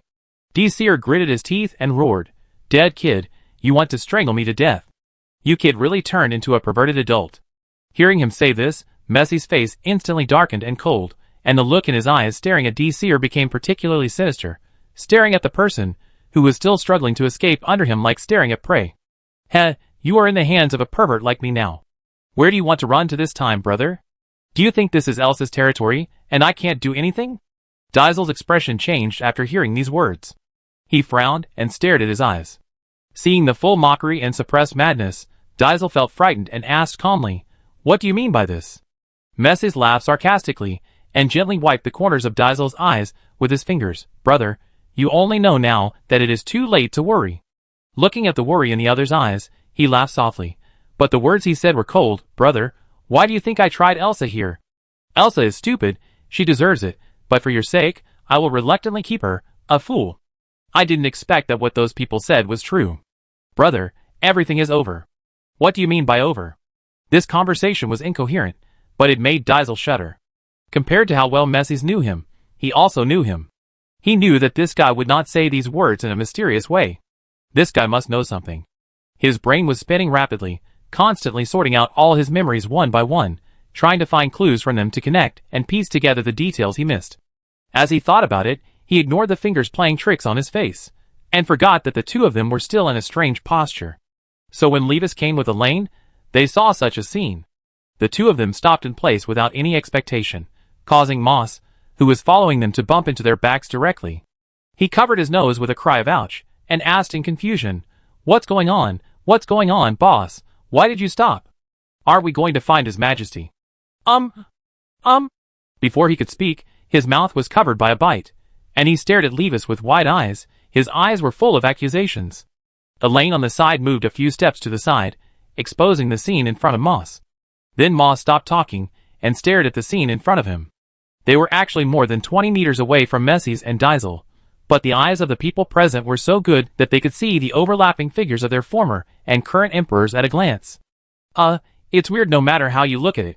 Fighting is not like this. Is this a new way to communicate feelings? After a long time, Moss swallowed and said, "Should we leave first?" After a while, Elaine nodded and said to Levis on the side, "Your Majesty already knows we are here. Let's go back now." Levis nodded, holding Moss's red fur collar that was peeking out. "Let's go." Hey. What does that mean? Moss looked at the two of them in confusion, his mouth faster than his head. "What do you mean, His Majesty didn't see us? Why haven't we gone over? Hey, why don't you say anything?" Unfortunately, neither of them spoke to him. On the other side, Su Dai had woken up from a deep dream, recalling the scene in the dream. The dream seemed to be the moment of the final extinction of mankind. The entire planet had entered the countdown of life, and mankind finally started the final immigration plan at this time. As the last batch of humans boarded the cabin, the huge spaceship flew towards the sky, passed through the dirty clouds, and disappeared from sight. As her vision turned, she felt that she was in a green area. She saw her body sleeping on the ice bed, surrounded by a green plant space, which was incompatible with the end-of-the-world scene of the entire planet, like another space of this planet. The sound of footsteps rang out. From the third-person perspective, she saw the person who walked in.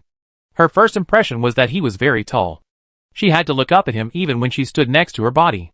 He was wearing simple clothes, and his slightly long hair was tied into a small braid behind his head. He just stood quietly 1 meter away from her, looking at her body without saying a word. Yes, a body. Su Dai knew clearly that she was dead. She thought that the planet would be destroyed after her death, but she didn't expect to see her dead appearance in this dream. Why didn't she rot? She looked at the man standing in front of her, and then she saw his face clearly. It seemed a little familiar. She should have seen such a good-looking man somewhere. Where exactly? Before she could remember, the silent man suddenly spoke, breaking the silence of this space. "Su, the planet is about to be destroyed. They finally left you behind. You can be free now." At this point, the man laughed softly, and his long legs casually draped forward. "Look, we won in the end." They didn't get what they wanted in the end. "What does the fate of mankind have to do with you and me?" The last voice was like a sigh. Su Dai listened to these inexplicable words in a daze. She always felt that she had forgotten something. When she reacted, the man had already stood in front of her. She subconsciously took a step back, and then found that she was just a soul, and the other party was only looking at her body. Then she barely stopped, and the soul still retreated a little. Even if she was a soul, She was not used to approaching strangers face to face. At this time, the man bent down and approached Su Dai. Even though it was her own body, Su Dai's soul felt offended. It was too close. She couldn't help but want to summon her vines to beat this person, but the vines couldn't respond to her soul at all. She could only watch the man's face stop a few fists away from her body. As a soul, she finally felt a little more comfortable. The man's gentle voice came to her ears. "I'm sorry, I brought you here just now. Do you like it here? This is the best place I can find."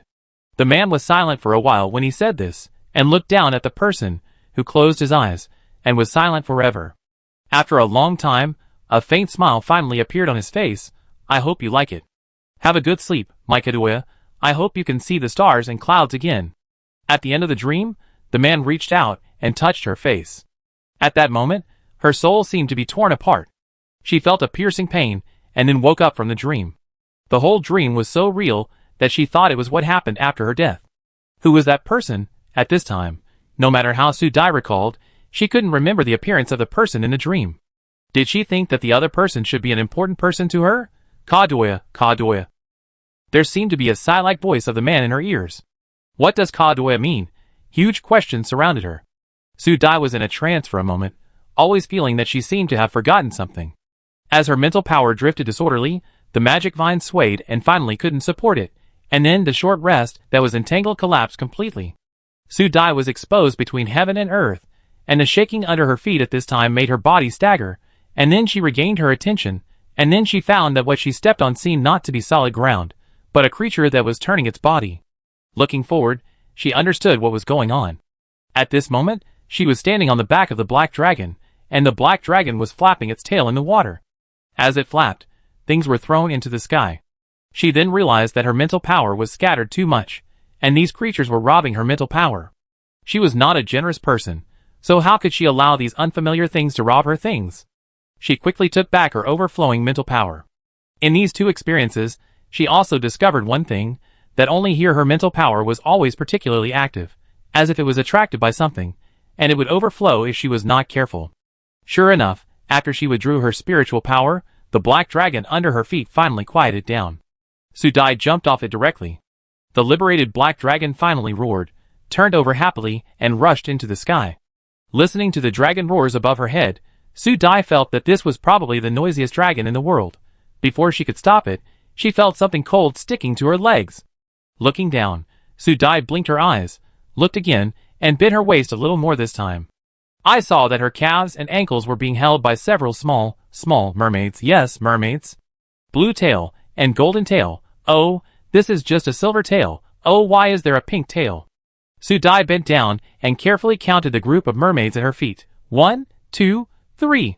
And searched around. There were 7 little mermaids in total.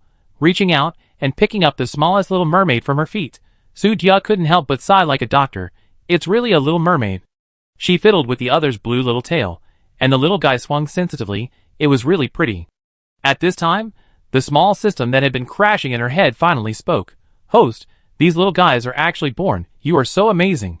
This sudden voice content made Su Dai stunned, and she asked puzzledly, What do you mean by this? What does it have to do with me? The small system was asked back, and then raised its voice to answer. Host, you forgot the bottle you drew at the beginning, and then you scattered it in this sea of blood. They are already alive. After this reminder, Su Dai remembered that she had indeed released the sea creature sent by the system in the sea of blood a long time ago, and she didn't expect that this blind box was actually this mermaid. Mermaid is really good. She thought about it for a while, and felt a slight pain on her finger. She looked down, and saw the little mermaid with blue tail and black hair holding her finger and biting it. Su Dai pressed the little mermaid's head, and pulled her finger out of its mouth. Sure enough, she saw rows of fine and dense tooth marks on her finger, and some of them had a little blood. The teeth are quite sharp. Su Dai stretched out her hand, and opened the little guy's mouth. As the little guy hummed and called, she saw rows of sharp teeth in the mouth of such a small guy. When he grows up, I don't know how strong the lethality of these teeth will be. It is worthy of being recorded in the Doomsday Archives as the overlord of the ocean. Not necessarily. The host now has the black dragon. Even if these mermaids grow up, they are no match for the black dragon alone, not to mention that they are still so young. If the black dragon is in a bad mood, these guys are also food. Looking at the black dragon still screaming above her head, Su Dai directly let the magic vine take it down. This time it was particularly easy, as if the black dragon had been privately educated and would listen to her very much. Su Dai understood what was going on in an instant. It was probably because Xing Ming was afraid of the lesson. But this was just right. She asked the system, "Do you speak dragon language?" The system was silent for a while, and replied in a low voice, "Ahem, the host's interstellar function has not developed the dragon language function." Okay, she understood, knocked her arm. Su Dai looked up and stared at the big dragon's head in front of her, stretched out her hand and pulled his beard. "Little dragon, you can understand human language, right? Look at the little fish in my hand, you can't eat them." As she spoke, she shook the small fish in front of the dragon's head, and then moved it to its eyes. "Remember this, little dragon, or I let Xingming beat you."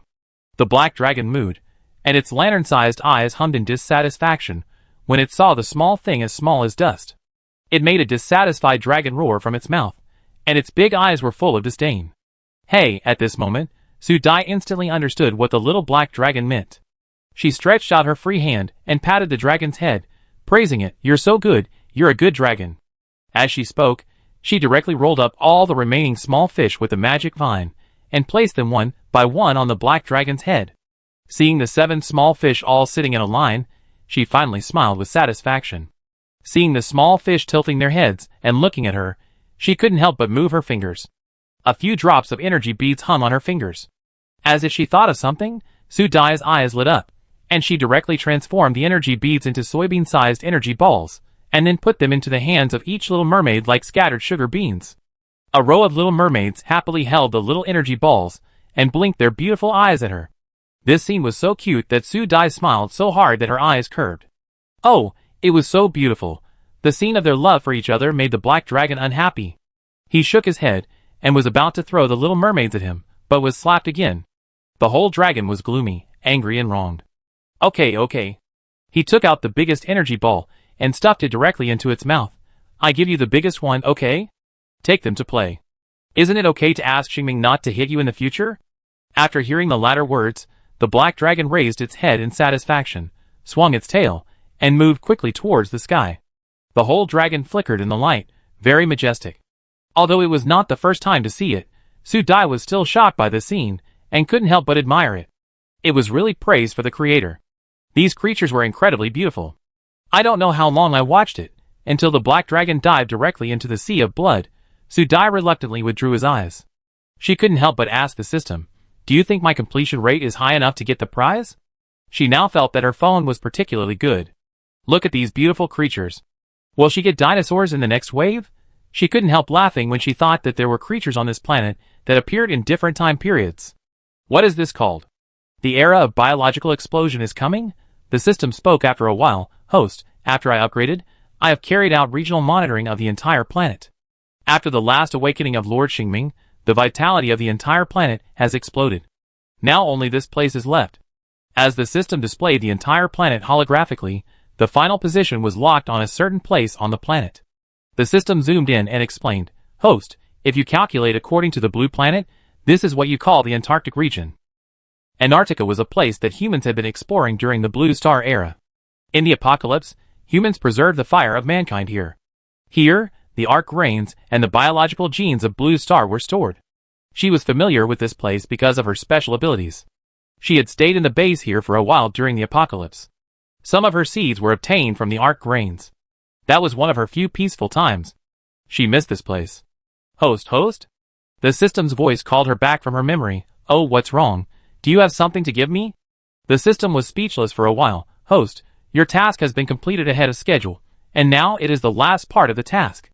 After you complete it, the system will give you a big gift package." Hearing this, Su Dai became suspicious. "You are so generous? You won't hide anything from me, right?" The system was completely offline in response to her. Su Dai shrugged her shoulders. "Okay, still so funny." Looking at the small area displayed on the system, it seems that she has to take some time to go there. At this time, her optical brain received a message. Seeing the message, Su Dai waved in the direction of the sea of blood. "Xingming, I'm leaving, see you later." As she said that, she opened the arbitrary door and teleported directly to the base. As soon as she arrived at the base, Su Dai was controlled by the hot scene in front of her. Looking at the two people who were about to have after images, she couldn't help but make a sound of oh. Her arrival made the surrounding people look at her directly. Su Dai waved at them, and walked to the place that the crowd had vacated for her while watching. She reached out and pulled someone's red hair. Little Moss, long time no see, you look even cuter. Moss's face fell after being praised. Princess, are you praising me? She didn't forget to poke Elaine next to her. Admiral, don't you think so? Elaine glanced at Su Dai, who hadn't seen her for a long time, and her eyes paused, then she retracted her eyes, and said with a hum, cute. Moss was stunned for a moment when he heard Elaine's reply, until the laughter around him rang out. He blushed in anger, and hit Lenimo, who laughed the most wantonly. What are you laughing at? So the two started to quarrel again. Helen kicked them aside and gestured to Su Dai with a smile. Star-Lord, come over here. Su Dai nodded to Elaine on the side, and said hello, long time no see, Admiral. As she said this, she walked past him and walked towards Helen, so she missed Elaine's eyes on her. What's going on? He pointed at the two people who were fighting so hard, and didn't understand why they started fighting. Was it a fight for the throne? Levis coughed. They were already fighting when we came. His Majesty D.C.er seemed very angry. Su Dai nodded. She saw it, and shouted to the two of them, Brother, kill him. Both of you have been the Emperor of the Empire. After you kill Mei Shi, it's just right for me to be the Emperor of the Empire. After she finished shouting, D.C.er, who was fighting, seemed to be frozen for 2 seconds. At this time, he was directly held in the arms of Mei Shi, and he could no longer move. Seeing her brother lose a hand, Su Dai hissed and walked towards the two of them first. When she was a few meters away from the two, she finally stopped, looked at them from top to bottom, and said with a sigh, Brother, you should exercise more. You lost. D.C.er was already blushing from being suppressed like this, and now her sister was close to her face and attacked her. Her face turned black instantly, and she gritted her teeth and said, It's all because of you shouting. Su Dai clicked her tongue twice, thinking that your opponent has been letting you win, and you are the one who will suffer if you really get angry. Her pure kindness was resented. It's really hard to be a good person. Thinking in her heart, her eyes were on Masis. Seeing a living person now, Su Dai scanned him up and down. She had to admit that this person was the most outstanding among the three of them, and also the most badass among them. She didn't have any dislike for him, at most she was unhappy. She raised the magic vine that turned into a magic wand, and knocked on his arm. Xiaomei, you should let go of your brother. It's impolite to keep pressing like this. The name Xiaomei silenced everyone present, especially the advanced team members. They couldn't help but quietly move back, thinking that their star master looked like he deserved a beating. They pretended that they didn't hear anything Xiaomei said, haha. Even Elaine, who was always silent, twitched her mouth. A smile flashed in her eyes, and she tilted her head slightly, as if she was looking at the scenery just now. Only D.C.er laughed out loud. He poked the person who was holding him. Xiaomei, did you hear me? Why don't you let me go? The person called Xiaomei had a cold face, and stared at Su Dai gloomily. Looking at the person who was laughing happily in his arms, he narrowed his eyes, pinched the wrist in his hand, and finally let go with satisfaction when he saw the other person staring at him. D.C.er quickly cursed the bastard, turned around and ran to Su Dai's side, and said carefully, Elsa, the bastard has fallen here, you should teach him a lesson, ahem, at least keep his life. Hearing this, Su Dai squinted her eyes, and looked between the two of them, and then made a meaningful oh. D.C.er was already guilty, and he felt even more guilty when he heard this voice. He stared at Su Dai and explained, I know you are angry, but Xiaomei is not going to kill him. If you don't want to see him, hand Xiaomei to me, and I will teach him a lesson. Ha! Su Dai's humming sound became heavier, and she looked at the silent Mei Shi with a sarcasm. This makes someone very happy. This is not like a mouse falling into a rice jar. It's so cool, right? The crowd was silent for a while. Elaine looked at Her Majesty's twisted face, turned her head away, and pretended not to hear anything. The others were not so calm, trying to hold back their laughter. Only Moss, who was still young and lively by nature, was shocked. His eyes rolled around in disbelief, and finally put his eyes on Su Dai, trembling and shouting to the people around him. Is this a mockery? Right? When saying this, Moss's voice was about to split. Obviously, he didn't believe that His Majesty and the former Majesty were mocked so loudly. D.C.er was already feeling guilty, and was going to pretend that he didn't understand anything, but Moss, the idiot, was so close to him and said something, which really made him lose face. Thinking of this, he immediately looked at Masis with dissatisfaction and snorted, Xiaomei, is it because I'm dead that there's no one left? This kid is so angry. Why didn't his brother come with you? Apart from anything else, Dawson's calmness is unspeakable. Everyone present didn't know that Dawson was once Dicier's man. Since he disappeared, Dawson has been at the border with his subordinates, under the pretext of looking for His Majesty, and has not returned. As soon as these words came out, Moss shrank his head instantly, holding back the words in his stomach, and was very depressed. Especially when he saw the dark expression on His Majesty Mises's face. He shrank his head even more, and pretended to be a quail. Only Messie's face was uncertain. She had a pretty face, but she forced herself to look like someone who could avoid her. She stared at Dicir gloomily, but her voice was pleasant in contrast. Oh, every one of my brother's people is loyal. I like them very much, but as long as they are from my brother, I like them all. Dicir's face turned black. Su Dai laughed out loud and gave him a thumbs up. What a pervert. I knew you were a pervert. She turned around and clapped her hands at her brother. Brother, you are really amazing. You raised a pervert. He really likes you. Brother, you like me so much. Won't this little pervert like me too? You are dreaming. He is dreaming. The two voices sounded at the same time, looking at each other. Dicir quickly turned his head away. Su Dai snorted, hugged her arms, and spoke in a more yin-yang tone. You said it didn't matter, now you are in sync. She is still dreaming. Don't think she doesn't know that this guy Meishi wants to kill her, and her brother is still dreaming of loving each other. He really deserves to be taken away from the throne by that guy. As if he knew what his sister was saying about him, Dicir looked a little unhappy, feeling that he had lost face in front of his sister. He glared at Messies unhappily and said threateningly, Be honest, you bastard, this is Elsa's territory. You should apologize seriously. He turned around and blinked at Su Dai. Don't worry, if he doesn't listen, I will lock him up myself. As if he was afraid that she would say something strange again, he quickly added, Lock him up now. Su Dai snorted and laughed, and finally said slowly, Forget it, this is my territory. Even if he runs here, I can find him and break his legs. I will break his legs every time I catch him. After saying that, his eyes turned around, and Moss raised his hands directly. Don't worry, princess, I am the most obedient, and I will never run around. You are obedient, you little dog. Moss chuckled twice, and quickly moved to follow his admiral. After a while, he had discovered that among their group, only the admiral had not been targeted, so it was safest to follow the admiral. Sure enough, after hiding behind a lane, no one was targeting him. Moss almost burst into tears, and couldn't help thinking silently in his heart, could it be that the princess still has feelings for Elaine?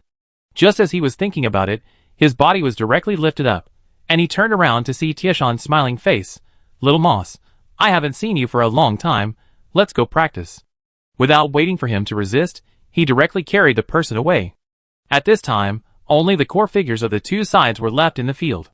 Su Dai walked directly into the base, and the other members of the advance team followed directly behind. Elaine glanced at the remaining two people, paused for a second, and stepped forward to follow. Seeing that he was left behind, Dicir was furious and took a step to catch up. After walking a few steps, he saw that the person behind him had not moved. His face turned black with anger. He turned around and kicked Messies, who was still standing there. What are you still doing here? Picking up money, or waiting to be locked up? Messies' cold expression was stiff for a moment. His fingers moved twice, and then loosened. When Dicir was about to explode again, his footsteps finally moved twice. Dicir snorted and walked forward first. After a while, he heard familiar footsteps behind him. He saw a silent tall figure at a glance.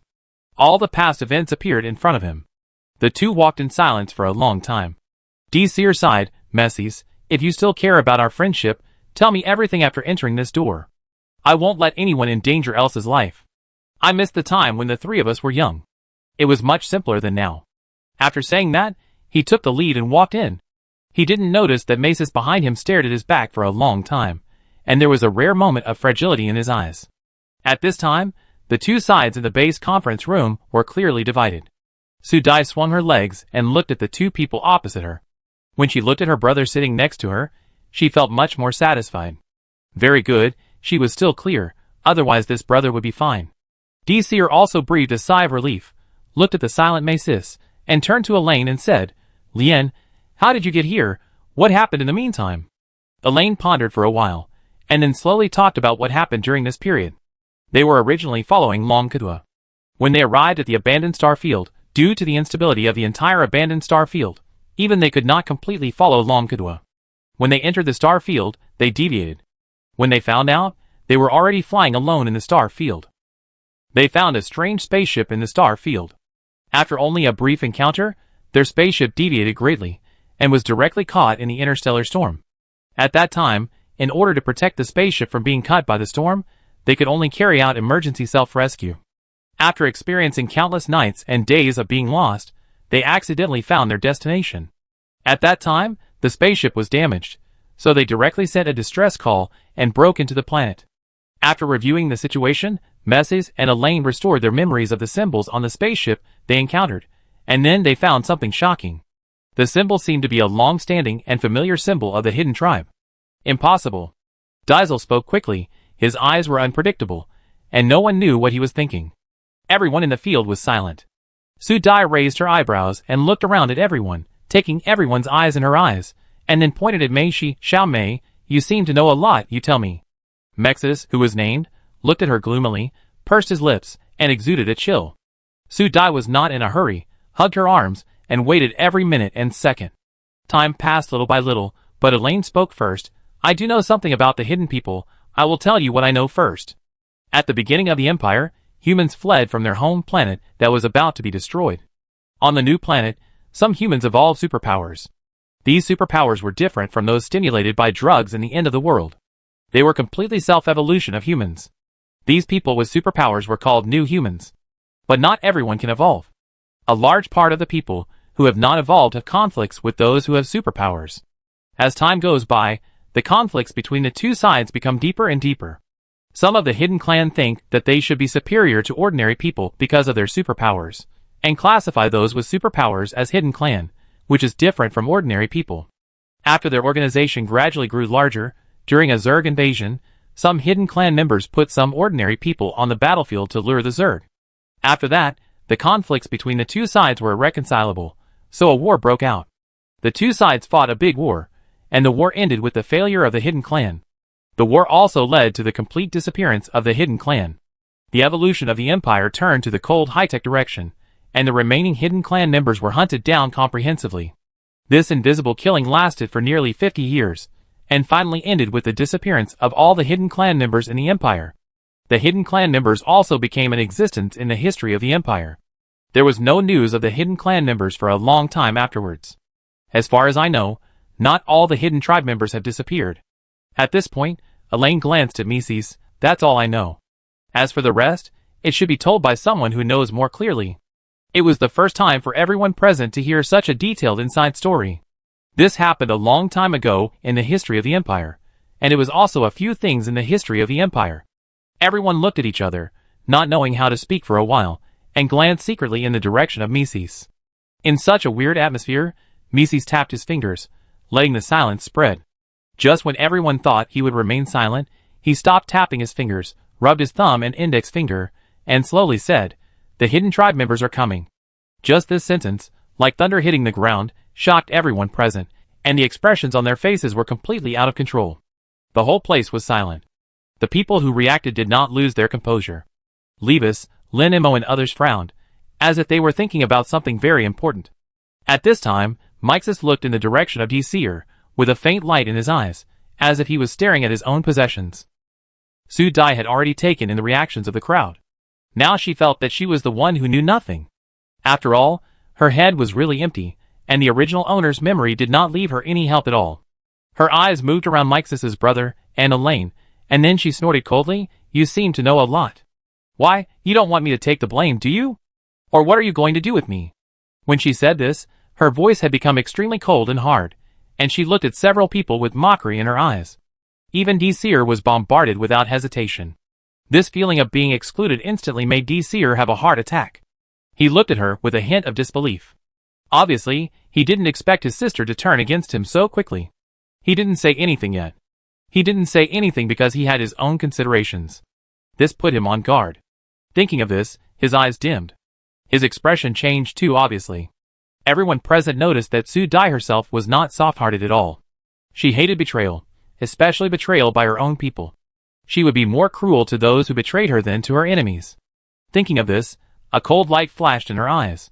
She met Seer's eyes directly and said bluntly, "Don't look at me like this. Even if you are my brother, if you want to stand on the opposite side of me, I will not be polite to you. In my territory, I need to have absolute initiative. The words have been made so clear. As for what the other party does, her attitude will change in the future. For a moment, the atmosphere in the conference room became very subtle, and the people present began to split into opposing parties. Seer, who was sitting in the middle, felt the most uncomfortable. He felt that he had been excluded without doing or saying anything. This discovery gave him a heart attack. Taking a deep breath, in this deadly atmosphere, Seer's eyes flashed a trace of hesitation, but when he glanced, he accidentally saw someone's seemingly happy eyes. Even though it was fleeting, it also made him find an outlet to vent. He slapped someone on the back and said in a sinister tone, "You bastard, are you still happy?" The slapping sound hit Messis, and it directly attracted everyone's attention. Even Messis himself was stunned. But Seer didn't wait for their other reactions, and looked directly at Su Dai, with a firm look in his eyes and a calm voice. "Elsa, or Su Dai, no matter who you are my sister. I will always protect my sister.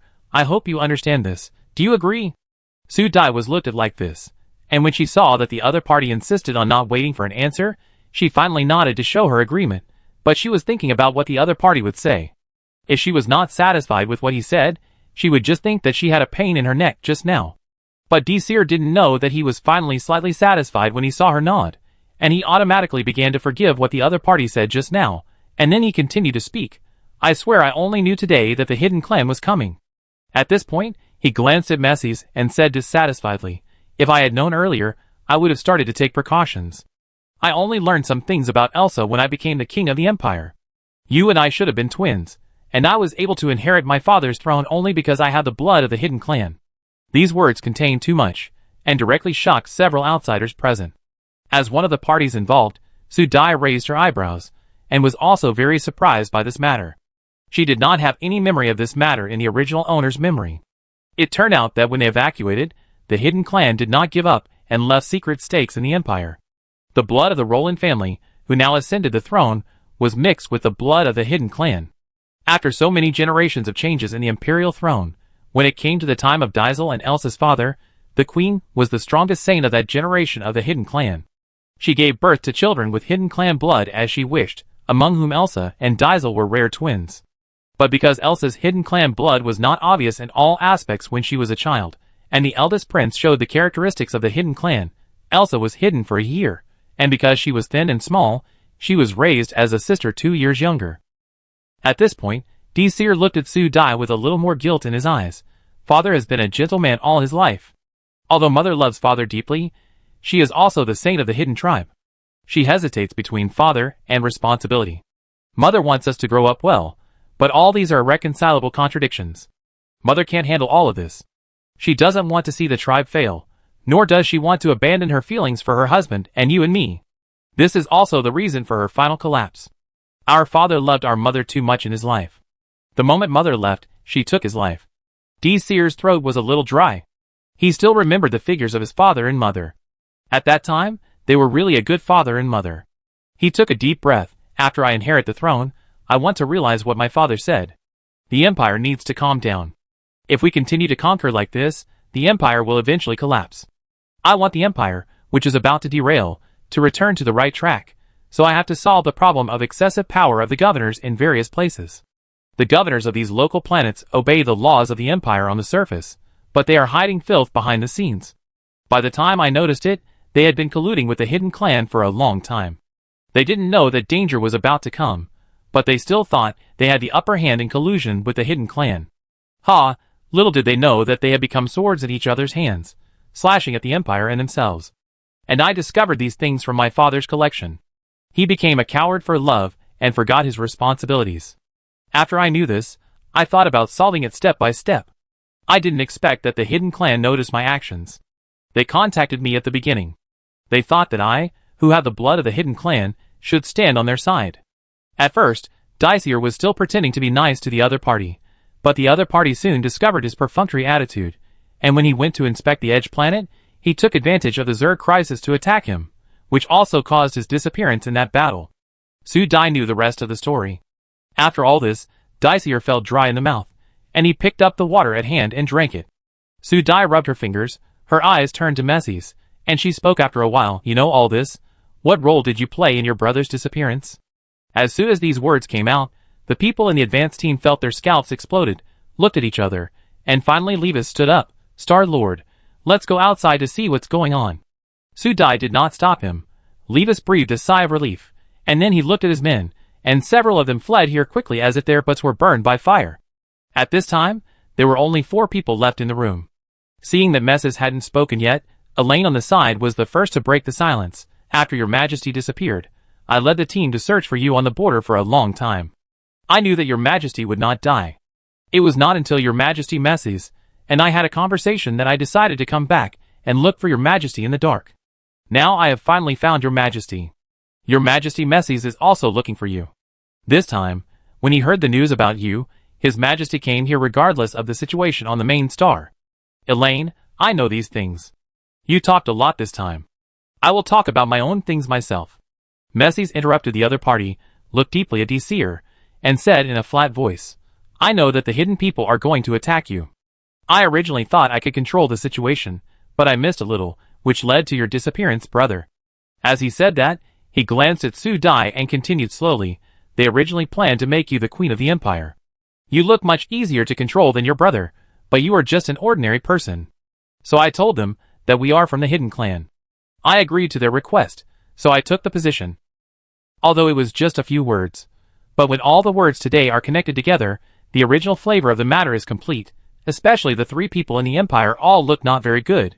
Only the outsider Su-Dai shook her legs, as if thinking about something. After a while, she sighed. The hidden clan and you imperial people really love and hate each other. When will they come? Is there any news? Touching his chin, Su-Dai's thoughts also diverged, and his eyes turned around Desir and Mrs. Didn't you two say that you awakened the hidden clan? Ability, what are your abilities? At the end of the world, she was very familiar with superpowers, and wanted to see what the superpowers of the naturally evolved hidden people in the empire were, whether they were the same as hers. Although her superpowers were initially stimulated by laboratory experiments, she was on a different planet, and her abilities were still there. Could she barely be considered a natural superpower? The superpowers of the hidden people. The two looked at each other. Desir looked at Su-Dai and hesitated, then gathered a ball of flame in his palm, and said a little embarrassedly, It's a fire ability. My body is damaged, and my ability will be weaker than before. Su-Dai blinked, touched the flame with her hand, and then her fingers turned black. She rubbed them with her ability, and her fingers returned to their original color again, and nodded in agreement. Not bad, pretty good. After saying that, the two of them looked at the other person. Meishi, who was stared at, felt that his cold face was no longer effective. Seeing that he still didn't react, Desir became impatient, and threw the flame in his hand directly onto the other's table. Hurry up, Xiaomei, aren't you a member of the hidden clan? What is your superpower? As soon as he finished speaking, a sharp blade directly cut off the flame on the table, and a trace of the blade cutting appeared on the table. Su-Dai directly used superpowers to recover, which avoided the tragedy of the table breaking directly. The hidden clan is just like this. Mexi sneered, his expression was cold and arrogant, and he looked like someone who wanted to beat him up. Su-Dai looked at him speechlessly. It's nothing great, but you two fell into their hands one by one, you are even worse. As she said that, she used her energy to trap several people present before the two of them spoke. Seeing their faces change color instantly, Su-Dai slowly withdrew her own mental power, and said slowly, Superpowers are also divided into levels. The real superpowers can destroy people's mental power instantly like me. Just now I just let you feel it. After so many years, does the hidden clan have many superpowers? Several people have not recovered from the fatal threat just now. When they heard her words, their faces changed. Obviously, they didn't know the specific strength of the opponent. If they didn't use high technology and fought against the hidden clan with bare hands, they would be in an absolute disadvantageous position. After a long while, Messi spoke slowly, You don't have to worry too much. From what I know now, there should be something wrong with the hidden tribe. They seem to be looking for something through us. I feel that we are not their real target. It's a pity that I almost knew the hidden purpose. What a pity. Thinking of the manpower he had lost, Mice's eyes darkened. Su-Dai couldn't stand the way he changed his face faster than turning the pages of a book, and couldn't help but complain, I can't believe you are my father's child, Xiaomei, you weren't picked up, were you? After all, who made them have a bad relationship since childhood? No matter how you look at it, they don't look like relatives. In terms of appearance, this guy is obviously too gorgeous, and his temperament is too gloomy. making a face like a peony flower look like a ghost. She was just joking, but no one responded for a while. Seeing the gloomy look on Mixus's face, Sudai turned around and saw that her brother was hesitant to speak, and looked at her with reproach. Realizing something, Sudai cursed in an instant, and looked at her brother speechlessly. You didn't say it earlier that it's not your biological child. It's really not your biological child. Sudai swore that there was absolutely no memory of the original owner about this period in her mind. If she knew that Mixus was not her biological child, the original owner would definitely not have done such a stupid thing.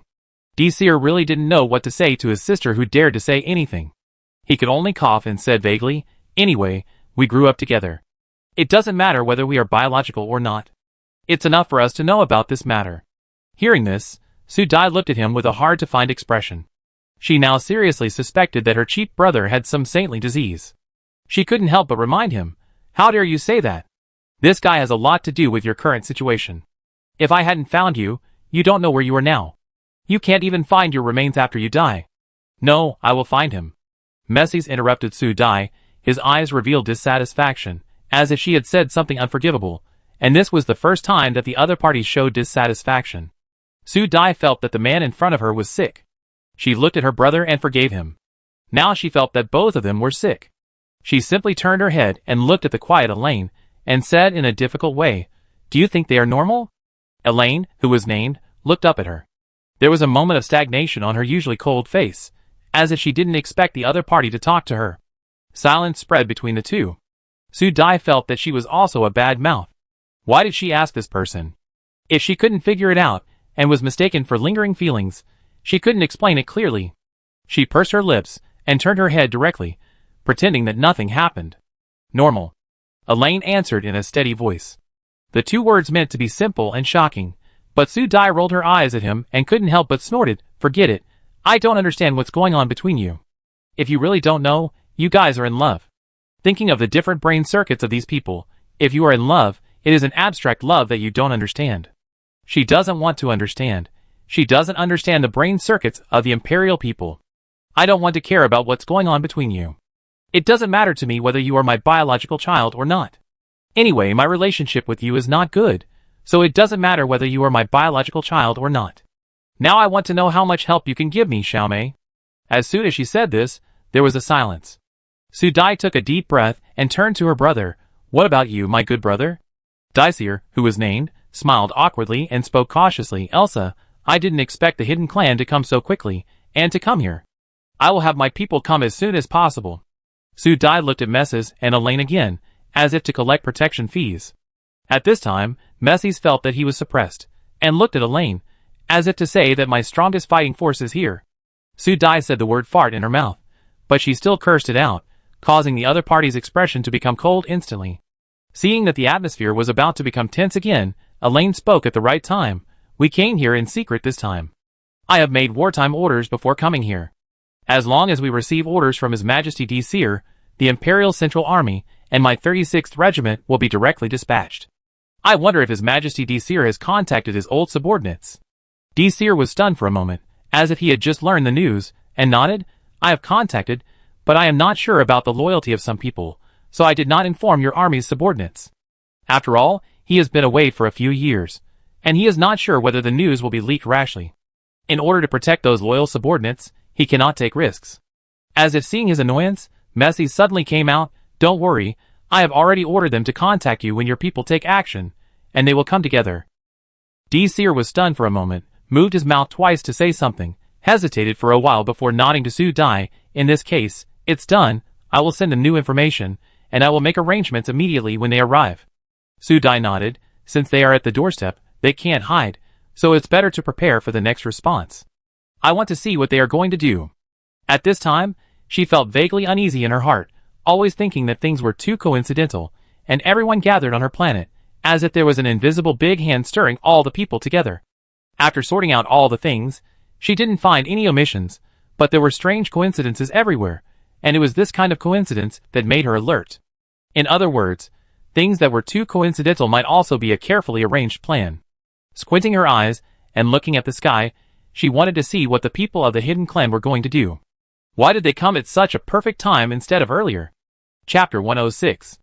The entire blue star has entered the defensive stage. All those who know the situation are waiting for the arrival of the hidden clan.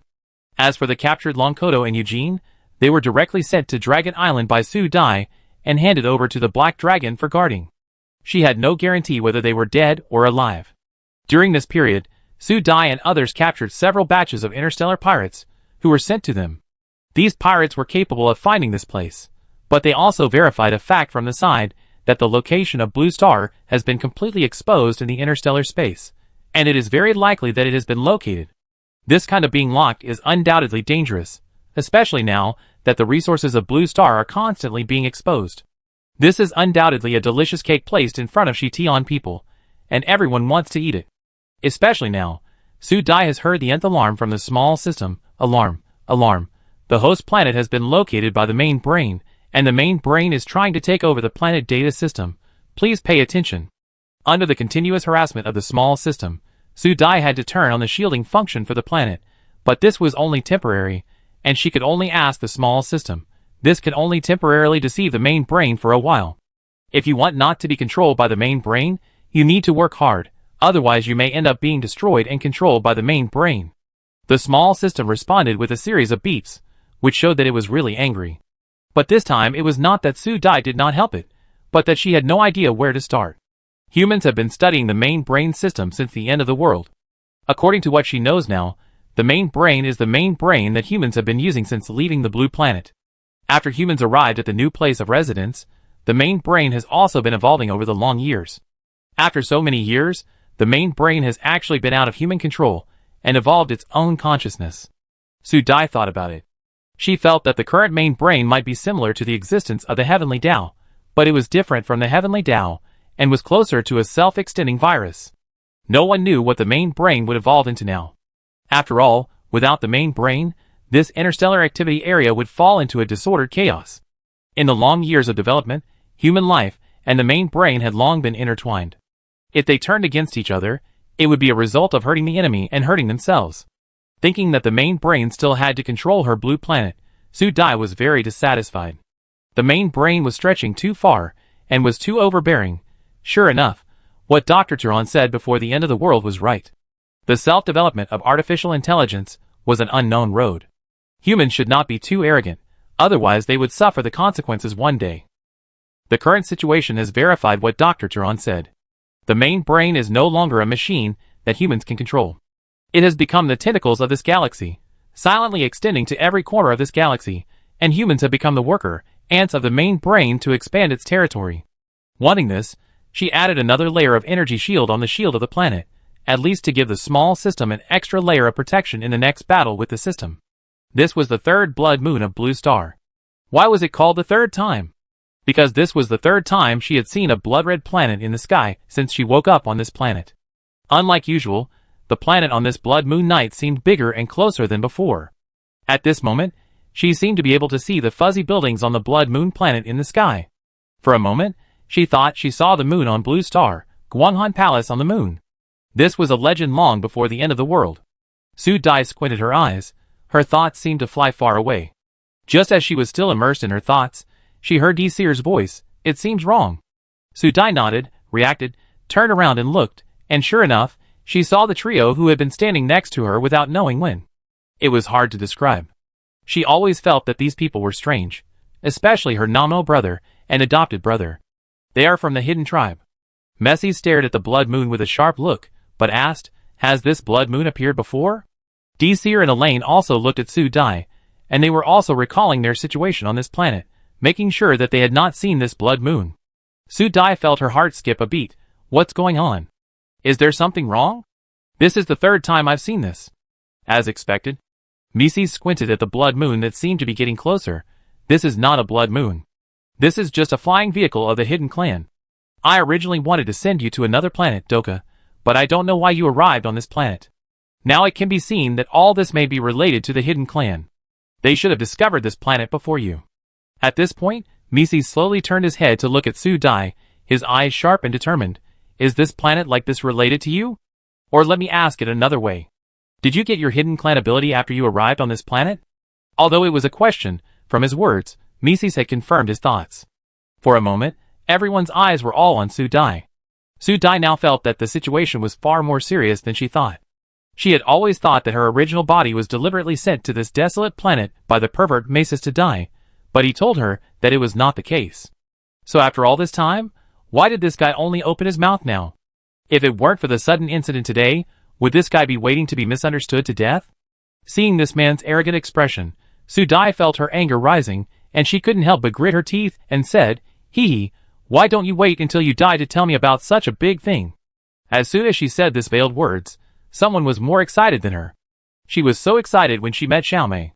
The brother, who was full of lechery, said in a more anxious tone than her, "So that's the case. I said that Xiaomei has been a good child who is taciturn and kind since childhood." Then he pulled Su Dai's arm and said with relief, "Elsa, you see Xiaomei is not what you think. He is not going to do anything to you. We all know about Carl Planet. Exile there will not make you lose your life. I was not there at the time. It was the best choice for you to go to Carl Planet."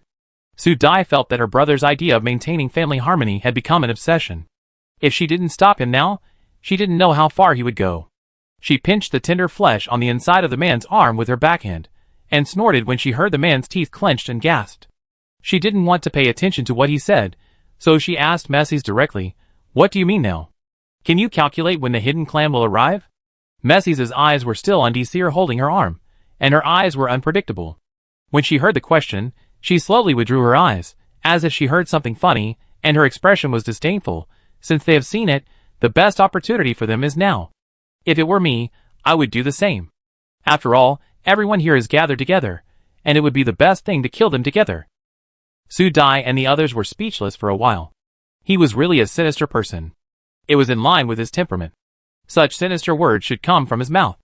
Elaine, who had not come out, suddenly spoke, "I have always been confused about one thing. Today, seeing this blood moon, I seem to understand it a little.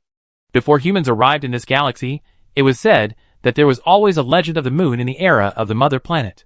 At the beginning of the establishment of the empire, the early imperial people also created an artificial moon to commemorate the mother planet. Now seeing this, are the hidden people looking for the mother planet, or have they found something they have been looking for?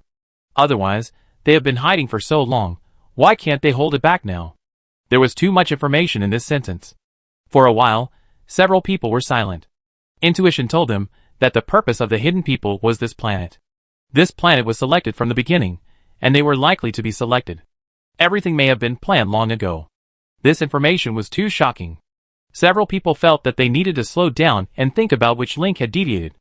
At this time, Su Dai didn't know if it was an illusion, but she always felt that the blood moon in the sky seemed to be getting closer and closer, much closer than before. Thinking of this, she called the small system. But at this time, the small system was busy dealing with the main brain, and only responded to her with a series of emergency symbols.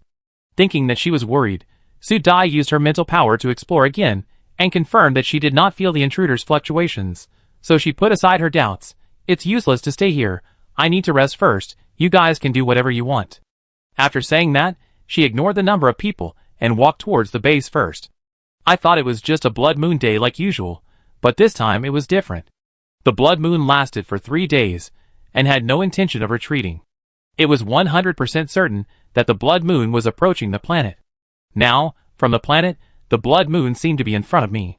Everyone could see a layer of silver light fog surrounding the blood moon, and on it, there were elliptical things spreading and standing on the blood moon planet. At this time, Su Dai had already taken people to continue to take defensive measures on the planet. In the past few days, she kept speculating on the possible landing position of the other party, and arranged a large number of defensive plants at the predicted position. Everyone was on edge, and kept observing the movement of the blood moon. This continued until the 7th day, when the sky was dark red, and the blood moon became bigger. Standing on the ground, you could see what the elliptical things on the blood moon were. Those things were dark gray buildings like cocoons, arranged in an orderly manner, and they were all artificial buildings.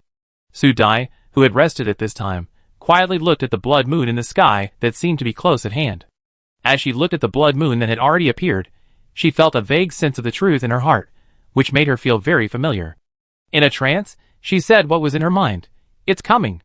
As if to confirm her thoughts, as soon as she finished speaking, she felt the fluctuation of the spiritual power surrounding the planet. Something came in. Su Dai woke up and sent this message to the people below. Soon, the people in the entire base hid according to the previous training, while Elaine, DeSilms, and the other three gathered directly around her. Su Dai frowned and wanted to say something, but thinking that these people were not under control at all, it was better not to waste words.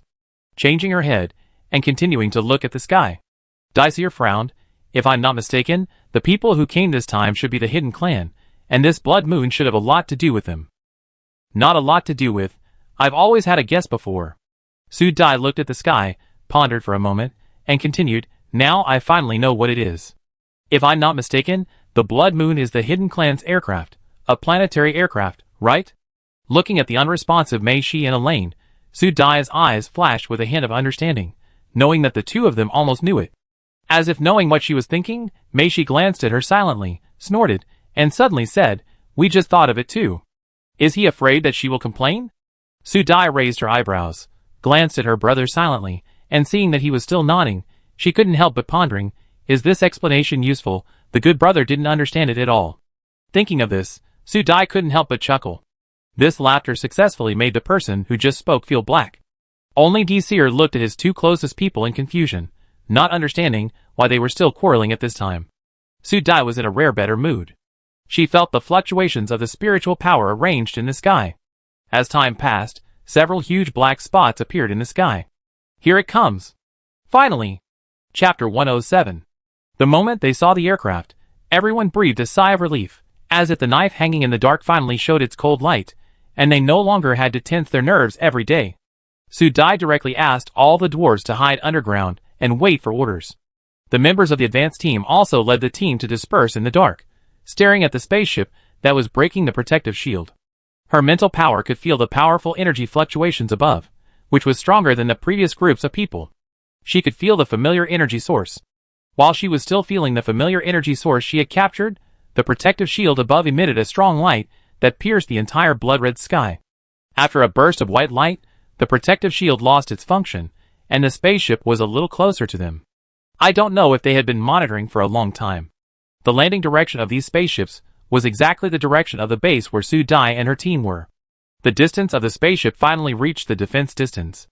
The plants arranged around them began to start quickly. The huge plants seemed to have awakened. The magnetic needles began to shoot towards the sky continuously. The flower girl fruit as big as a cannonball hit the sky like a missile.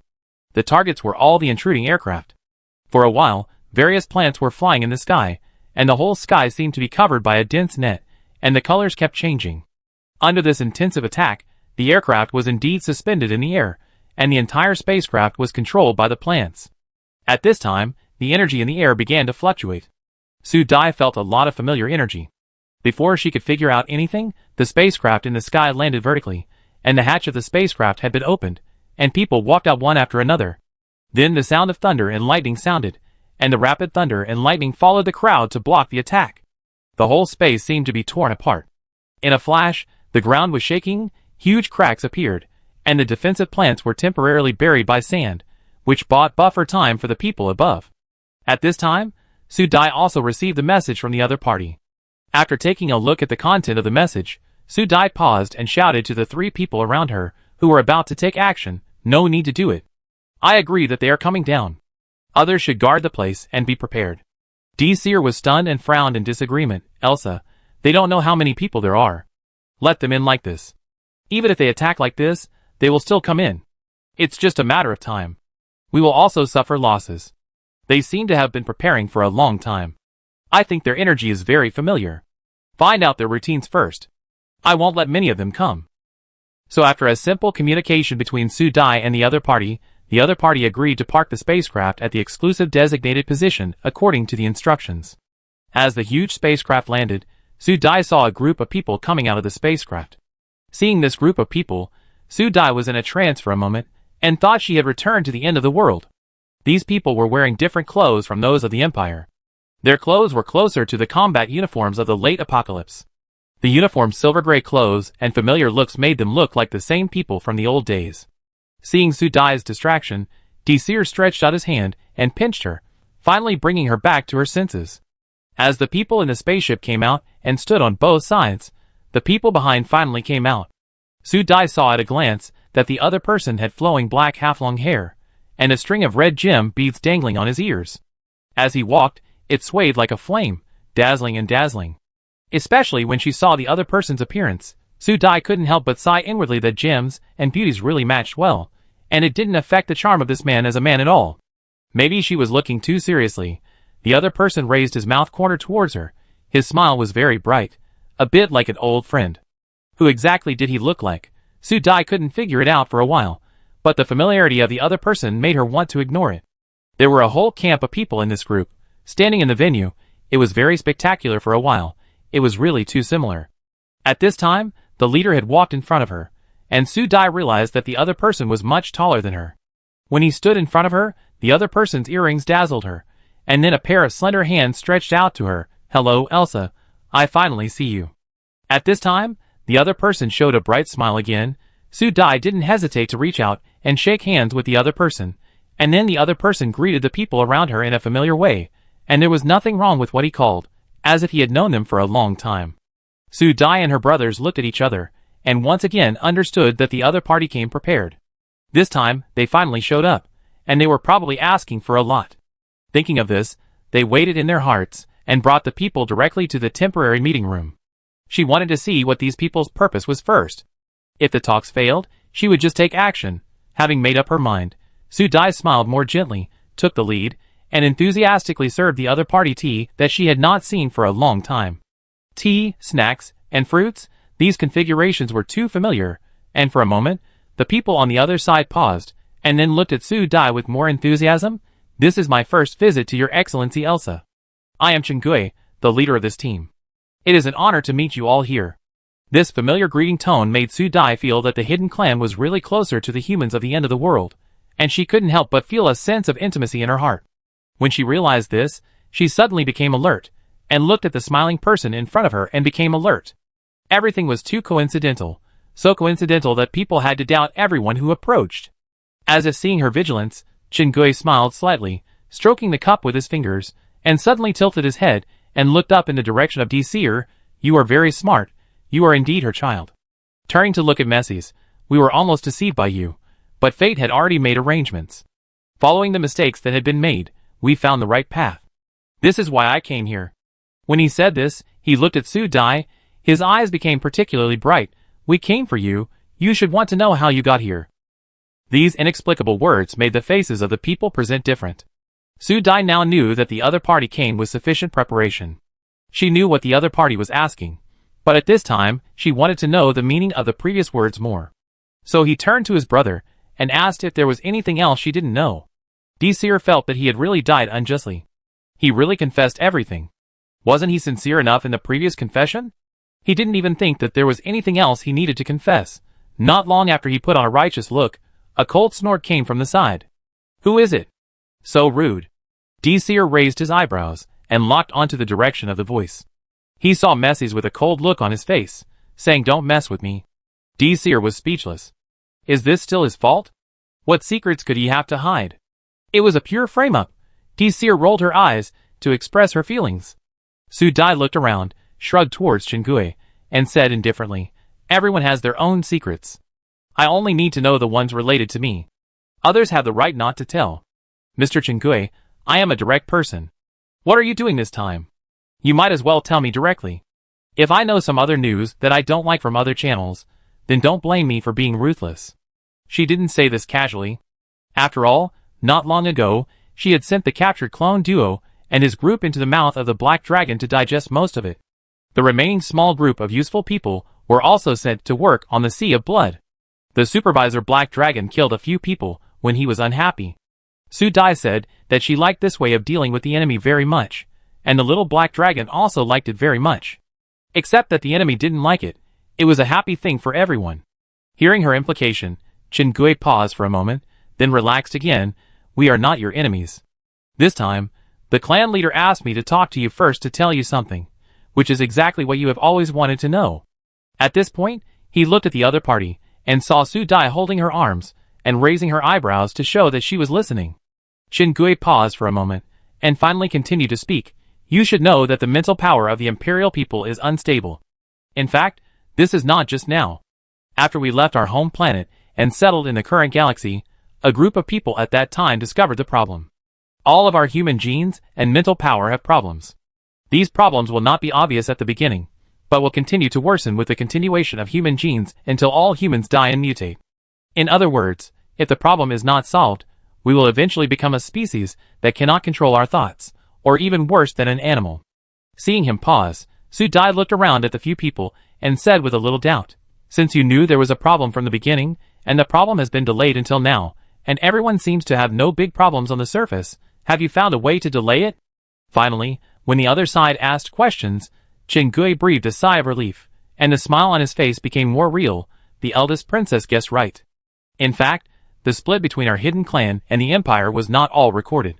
Many of these things must have been heard by His Majesty Daisir and Mrs. When our ancestors realized this problem, they were looking for solutions. After many experiments failed, when everyone thought they could only wait for destruction, our hidden clan appeared. Hearing this, several people showed shocked expressions on their faces, but they quickly hid them. Su Dai tapped the table and pondered for a while before speaking. "If I heard correctly, you hidden clan members are actually experimental subjects, right? If I guess correctly, you hidden clan members also have problems, or you are not perfect experimental subjects." This was said in a rather euphemistic way, and Chen Gui couldn't help but smile bitterly. "It is indeed the same as you guessed, princess. At the beginning, we all thought it was successful, and the experiment was proceeding in an orderly manner, but later we found that not everyone could successfully undergo the experimental transformation. This is the beginning of the split between the hidden clan members and those who failed the experiment as you know it now. But the incident was completely irreversible when Dr. Reina discovered that for those who did not succeed in the experiment, as long as the blood of the successful people injected was continuously optimized, the probability of success would increase. You should all know what happened later." Su Dai was speechless for a while, and finally couldn't help but said, "Can't you finish your words at once? How come you are not dead? Have you found a temporary solution?" Chen Gui was speechless for a while, and her beautiful earrings didn't even shake. She explained awkwardly, "I can't speak alone." Several people almost rolled their eyes after hearing this. Su Dai responded bluntly, "I want to know the inside story. Do I need you to talk endlessly? Okay, stop talking nonsense, and tell me what you are going to do now." After being scolded, Chen Gui could only take back the words of resistance on his lips. "After our two sides split up, our mental strength had problems. Later, we found that our blood could slow down the rate of decay. The use of our blood. The serum of the new humans can also be used on us, so we are now cooperating with the Empire. We will regularly provide blood to the Empire for use on newborns, and they will also give us what we need." At this point, Chen Gui took a breath and his tone became heavy. "I originally thought that we would just hold each other back, but in the past 100 years, the effect of the blood of both sides has been declining. I don't know if it's because the mental disorder of the Empire people is getting more and more serious, and the abilities of our hidden clan are also constantly going out of control. Because of the out of control of abilities, deaths have occurred, and our number has been increasing in recent years. If this continues, when we are no longer useful to each other, it is very likely that we will return to the state when humans first landed on the planet, and will die sooner or later." Chapter 108. There was a silence in the room, with only the sound of knocking on the table. The sound was particularly obvious in this deadly atmosphere. After a long time, Su Dai looked up at Chen Gui, who was staring at her eagerly. "Can you represent everything?" Chen Gui paused, and hesitated under Su Dai's gaze before speaking. "Our elders are in the back. If you want to see them, I can talk to the elders now, and they will be here soon." Su Dai nodded, acquiesced to this, then looked around at the people present, and finally said to Daisir, "Anyway, we can't discuss anything for the time being, brother. I leave it to you, and just notify me if there is anything." After saying that, without waiting for the other party to react, he just threw his hand away, leaving someone staring blankly. As Su Dai walked out of the door, she immediately put away the careless expression on her face, and quickly asked the system in her mind, "Where did you just say? Locate the location now, and we go there now." Soon a location appeared in his mind. According to the location, Su Dai quickly opened the portal, and disappeared in the blink of an eye. In the blink of an eye, she appeared on the puffy leaves on the Blood Sea. At this angle, she looked up and saw the black dragon and the golden dragon circling together above the sea. The two guys roared at each other, and the sound waves blew Su Dai's hair directly up, and colorful shadows were turning on the sea. As the roars of the two dragons became louder, those guys who were still half hidden in the sea finally couldn't stand it and surfaced. The beautiful fish tails flapped anxiously on the sea, obviously affected by the sound of the dragon's roar. The sea creatures that had grown up were also constantly surging on the sea surface. The huge shells were directly lifted up in the air by the big fish on the seabed, and then fell heavily into the sea, creating huge waves. This scene was particularly spectacular, as if entering a magnificent world. Su Dai, standing on the puffy leaves, felt that she was as small as dust. She watched quietly for a long time, until the black dragon and the black dragon could not do anything to each other, and gradually stopped fighting. Then she said to the small system, "Let's go, there is no problem here. Let's go to the Eye of the Storm." The Eye of the Storm was the name Su Dai gave to the last polluted land. When she saw the white land, Su Dai felt that this place was related to her. At this time, the snow was blown up by the wind and swept directly onto Su Dai's face. The sand-like snowflakes hit her cheeks and hurt her. She was particularly familiar with this feeling, as if she had instantly returned to a certain period of time on Blue Star, but she clearly died in the laboratory. This abnormal memory deviation made Su Dai frown, and she always felt that she seemed to have forgotten something. Thinking about it, she asked, "System, did you tamper with my memory?" Since she suspected it, she would assume that it was the system that did it. Anyway, she had to cheat, and maybe she would make money if she cheated something. The system seemed to have fallen into a short circuit. In just a moment, Su Dai directly caught something wrong and grabbed the system with her mental power. "System, if you don't tell the truth, I will strangle you now. You know I can do it." The system certainly knew who its host was. It cried out twice and said, "Host, host, you have to calm down. It's not that I don't tell you, but I don't have the authority now. As long as the last piece on my map is lit up, all the permissions can be opened. At that time, you will know everything about me." Su Dai doubted and increased her mental strength. "Really? Of course it's true." The system shouted loudly, and the voice was much more sincere. Su Dai then slowly let go of the system that was suffocating, and disappeared in a whoosh. Su Dai pouted her lips, and directly activated her mental power. Soon, there was a surge underground, as if something was constantly moving towards her. Following her intuition, Su Dai quickly led the underground things to the center of the Eye of the Storm. Standing in the center of the Eye of the Storm, it was different from the outside. There was only a shallow layer of snow here, and the temperature formed a huge contrast with the outside. Shallow land could be seen on the ground. Su Dai took a deep breath and felt the fluctuations in her sea of consciousness. It was her vine. After communicating for a while, she finally understood what it meant. Although she was confused, she agreed and spread her mental power towards the ground. Soon, the center of the Eye of the Storm was wrapped up by her mental power. She was still spreading her mental power to the surroundings, while the conference room on the other side had fallen into a deadlock. When it was silent, a noisy sound came from outside. The people in the conference room didn't want to waste time here. Messes stood up and followed Diesel to the outside. Seeing this situation, the others realized that there was no point in staying here, so they simply followed him out. As soon as they walked outside, they were startled by the dwarves' calls. Before they asked, they understood why the dwarves were so excited. They couldn't help but take a breath when they saw it. They saw a huge tree moving a few hundred meters away. As its lush leaves swayed, the light blocked by the sky began to flicker. The most shocking thing is that there are a group of elves flying around the tree.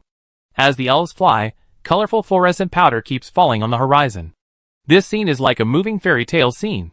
As the elves sing, the dwarves stop cheering and listen quietly to the elves singing from afar. At this moment, everyone is still, quietly watching the extremely shocking scene in front of them, until the big tree and the elves gradually go away and disappear in their sight. Finally, someone is the first to react.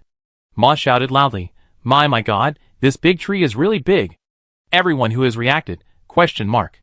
Then he will be heard shouting, "Where is this big tree taking the elves to run to the king? Where is it going? Who knows? Do you know Daddy Shan? This is not your territory. You can't not know. Is it Levis who doesn't want you to say?" Everyone pricked up their ears, and also wanted to know the answer to this question, but in the end Moss was beaten. The most excited person was Chingui. The moment he saw the big tree, he knew that the opportunity they had been looking for was here. He finally found it. He believed that the elders had seen that their planet was saved. Thinking of this, he tapped his forehead, and a green light flashed. Daisir and Messes beside him obviously noticed his movements. Daisir shouted seriously, "What are you doing?" Looking at Chingui with a serious expression, her hands were already on guard, as if the other party did something in the next second, she would immediately take action.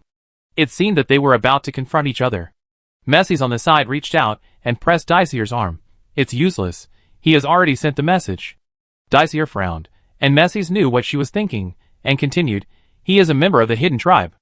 All the powerful people in their tribe use this secret method to transmit messages, which is difficult to stop. Hearing this, Daisier's face had completely turned black, and he glared at Shingue with gritted teeth. This is your sincerity. I think you have other intentions. Since I don't know what you are going to do, don't leave. Shingue had returned to normal at this time. He was still calm when he heard such an accusation. He looked at Daisier with a slightly apologetic look, which was more of a superficial act. Sorry, Your Majesty Daisier, I didn't send anything, but this scene was too shocking, and I couldn't help but send it to our people. After sharing, the elders will definitely come to cooperate with sincerity. Hearing this, Daisel's face darkened, and he was about to take action, but the person who was standing in front of him and apologizing fell straight down. I don't know when Messies has been standing behind him lazily, and he directly lifted the other person with his foot, then put away the things in his hand, and smiled at Daisel. Okay, don't be angry, brother, I have already told him to shut up. Daisel frowned, and didn't know what expression to use for a while. What did you do? Messies rubbed his fingers and looked at Daisel innocently. He touched a little technology. I don't like him talking to you. One sentence can make people choke, unable to move forward or backward. So he simply ignored this abnormal guy and said to Levis, who had already arrived, Weiss, keep an eye on this guy. If he makes any unusual moves, pay close attention to see what he wants to do. Levis nodded, and dragged the man down with his men. The place was finally quiet. At this time, Su Dai had already felt the breath of the vine getting closer and closer, so she simply opened a portal for it through the air. Soon she felt that the main vine had reached the stormland. Sure enough, she didn't wait long before a huge tree appeared in her field of vision. As if it felt her sight, the whole tree ran faster, and the snow particles around the eye of the storm were shaken and flew up. As a result, the first one to run to her side was a black-haired elf. It had been a long time since they had seen each other. The black-haired elf touched her hair by her ears affectionately. When Su Dai looked at her, her eyes were full of tears, which made her particularly likable. Su Dai couldn't help but feel soft-hearted. She touched the little guy's head and comforted him. Before they could get too close for long, the huge elf tree rumbled and ran a few dozen meters ahead. Seeing that it was about to hit her in the next second, Su Dai quickly used her mental power to form a protective shield. Sure enough, the tree hit the protective shield a few seconds later. Boom, boom, boom. The sound of the collision stopped several times in a row. Su Dai then took off the protective shield and pushed her palm forward to stabilize the tree of life in front of her, which was also her main vine. Since this guy became the tree of life, they haven't been so intimate for a long time. She stretched out her hand to feed this guy a trace of mental power. The majestic mental power made the elves on the tree of life jump happily. The little guys turned and danced around her, but none of them dared to get close to Su Dai. As she spoke, a red elf took advantage of Su Dai's outstretched hand and flew directly to Su Dai's hand. As soon as it landed, the black-haired elf standing on her shoulder seemed to be provoked, and a string of elven language came out. Before Su Dai could react, the black-haired elf flew towards the red elf angrily, scaring the red elf away quickly, and then a string of elves appeared, chasing each other. Su Dai couldn't help laughing. It was the first time she saw an elf fighting for her. It was really funny. Seeing that these little guys wouldn't break anything, Su Dai communicated with her vines. Only then did she understand what they meant. After understanding what they meant, Su Dai fell into deep thought. Thinking that the main vine was about to merge with the planet completely, she felt very reluctant. She didn't expect that things would end up here. Fortunately, she still had vines to use.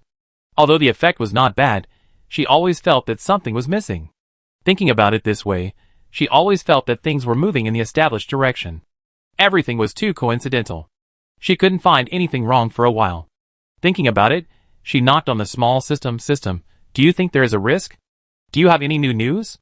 The sound of Zizi sounded, and the voice of the small system sounded. Host, I just calculated it. According to the energy of you and Mr. Vine, you will unlock the gray here by merging here. This place will be rejuvenated. Host, you are about to complete the system task. So fast? In the end, it was completed so easily. Su Dai couldn't help but ask doubtfully. Of course it's true. At this time, the tone of the small system became particularly firm. Host, don't you want to know the rewards after completion? When you complete it, you will unlock all the secrets of a planet. Of course she knew. Thinking of the purpose of coming to a planet, Su Dai took a deep breath. Yes, her brother is about to be resurrected. Maybe it's all about to be realized, which makes it particularly unreal. Thinking of this, she asked, "How is Xiao Xingming now?" It has been a long time.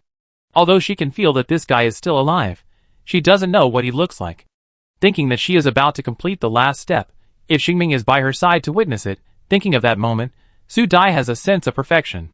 Hearing her question, the small system paused for a while before speaking. "Host, Lord Xingming will wake up soon.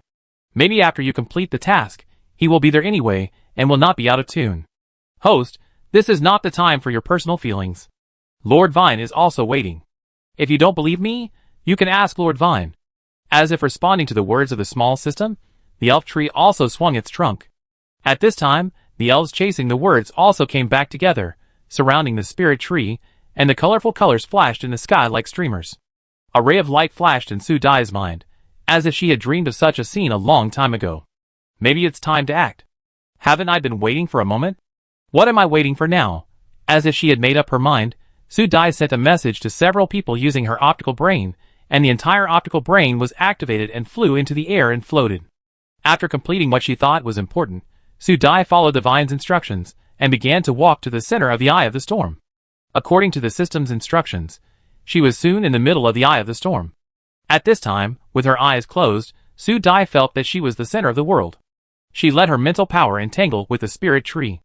As a large amount of mental power in her body was released, the entire eye of the storm began to be surrounded by green-colored light.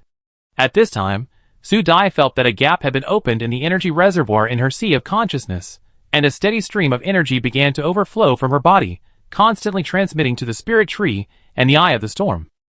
As the energy drifted, the elf tree had moved to the center of the eye of the storm, and the huge roots continued to grow and take root in the frozen ground.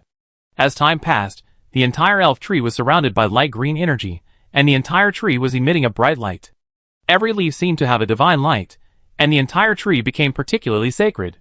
The elves born from the tree seemed to feel the changes in the mother tree, flying between the leaves, and the sound of nature came out from each elf's mouth one after another, surrounding the tree, constantly floating in the air, and drifting to a farther direction. With too much energy overflowing, Su Dai had unknowingly entered a state of meditation. She closed her eyes, and the energy of her body slowly floated above the elf tree with her, and her scattered hair flew in the air, and the elves began to sing around her. At this moment, Su Dai felt that she had entered a very mysterious realm. She had the same dream again. In the dream, the sky was covered with ice and snow, and the whole world was white. All creatures seemed to be covered by this endless snow. This world was dead. But in the blink of an eye, she was in a place with 4 seasons and early spring. It was surrounded by green, and there were purple flowers blooming. Su Dai looked at the scenery in front of her curiously until she heard a low call in her ear, "Kadua. Kadua." As if attracted by the voice, Su Dai followed the direction of the voice, and the world in her dream seemed to become particularly clear. She was like an outsider, overlooking all the scenes here. Soon, she caught the source of the sound, and switched several perspectives. In an instant, she saw the voice of the call. Seeing the scene below, Su Dai couldn't help but be stunned for a moment. In the picture, a man in military uniform put a flower in the girl's hand, and the girl seemed to be asleep, with her eyes closed and her hands folded in front of her chest, as peaceful as if she was asleep. The man put the flowers on the side of her slender neck, which made the girl more quiet. And seeing the girl's face clearly, Su Dai felt like being struck by lightning, just because this man looked exactly like her. It was unknown how much time had passed. Every time the young man came back, he would pick fresh flowers and put them next to the girl. The last time he came back, he gently placed the flowers on the girl's chest. This time, he did not get up immediately, but stared at the sleeping girl, and a gentle kiss fell on her forehead for a long time.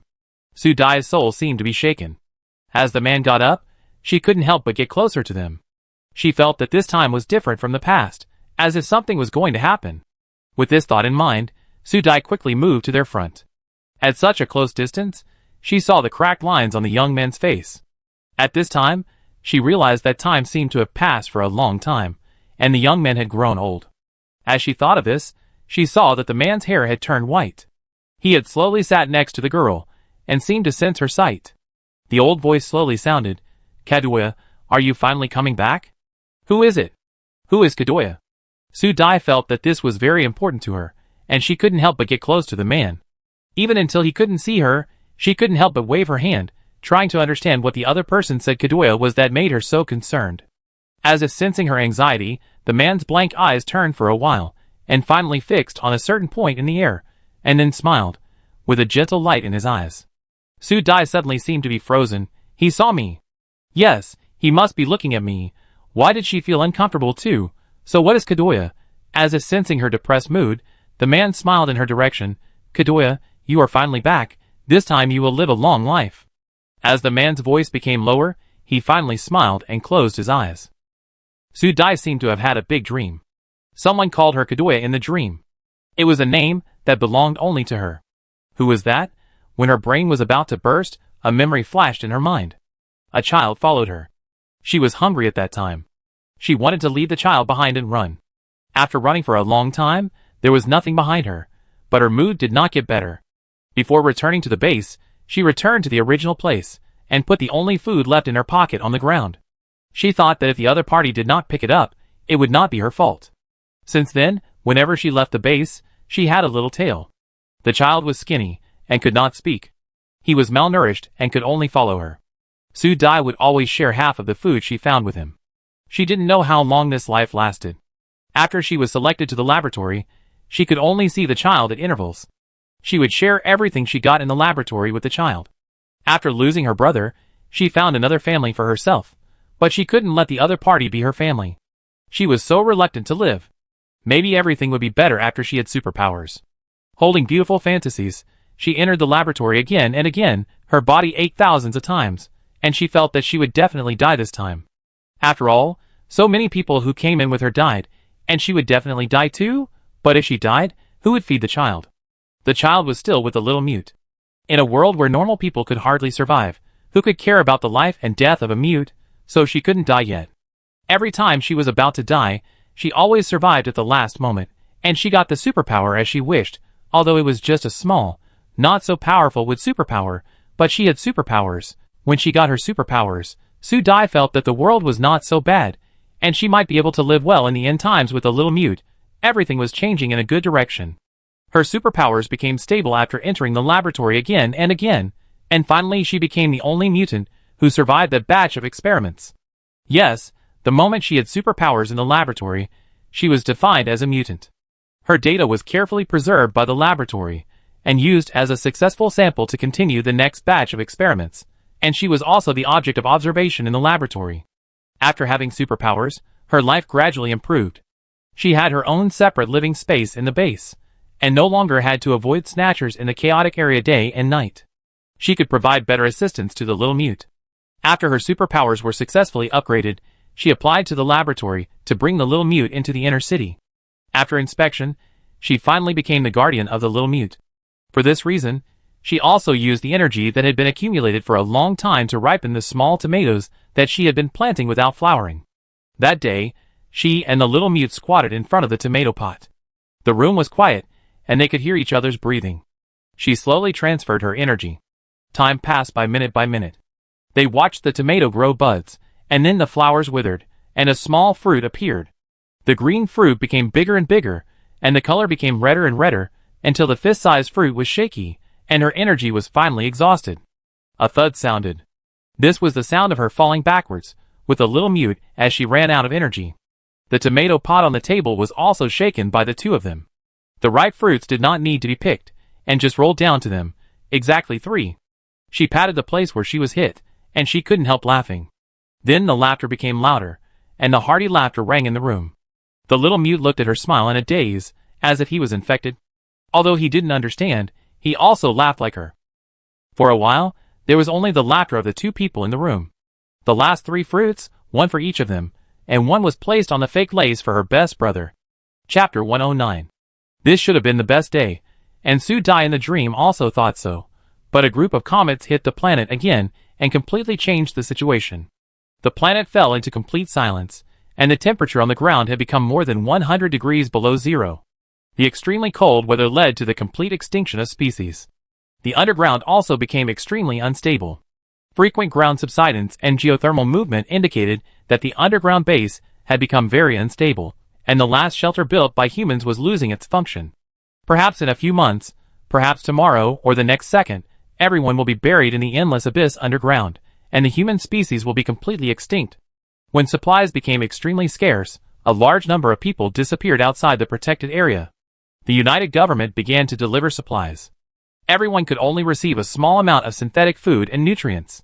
These amounts could only maintain a small amount of heat activity, but at this time, the species on the ground had become extinct, and no one needed to go out to find food. All human beings fell into unprecedented anxiety. A TV kept broadcasting the latest news from the United Government, but no one ever said when such days would get better. Waiting makes people anxious. Sue Dai also had some free time. She was glad that she brought the little mute into the base before the bad day came, otherwise, he would have been buried on the night of the comet group. She often received a fixed amount of nutrients from the laboratory. Although it was not much, it was enough for her and the little mute to survive. She could use her own energy to produce some fruits and vegetables, which was enough luxury for people living in the end of the world. Occasionally, she could use these things to exchange some supplies with the people in the laboratory. She took the little mute with her like a little hamster, accumulating things bit by bit in this end of the world. Seeing things getting more and more, she can happily talk to the little mute for a long time. At this time, the little mute always listens to her talking quietly with his eyes focused, and occasionally puts the bean sprouts next to him straight, indicating that her brother is also listening to her. Sue Dai is always very happy at this time. With the shortage of materials, people outside the underground base have started to attack the base several times. Such days are getting more and more dangerous, and the news spreads one day. Humans are about to open Noah's Arkansas. It has reached the final power stage of Noah's Arkansas. All human scientists are uniformly arranged by the United Government to carry out the final action on the Arkansas. As the news spreads, everyone seems to see hope, and then there is the quota for the spacecraft. Although the United Government said that it will not give up every human, but without getting the exact quota, everyone is still uneasy and keeps asking for news. Then a large number of people with special powers received the notice that they would enter the spacecraft to work. As a mutant, Sue Dai also received the notice, but her ability was not very useful in other directions. She was arranged in the logistics team, and she and many people with wood and water energy prepared supplies. Every day when she returned home, she always exhausted all her energy and fell asleep immediately. Sometimes she even fell asleep when she talked to the little mute. Under such intensive preparations, the Noah's Ark project has reached the final stage, which is the most important stage. After humans entered the end of the world, they have been looking for solutions to the problem. Generations of new and old scientists are working hard for the final stage, which is unlimited nuclear power. This theory was proposed by scientists in the 18th year of the end of the world. At that time, a huge base had been built underground. As they continued to go deeper underground, scientists discovered a kind of energy that was difficult to capture. After exchanges among scientists from many countries, they began to capture this energy.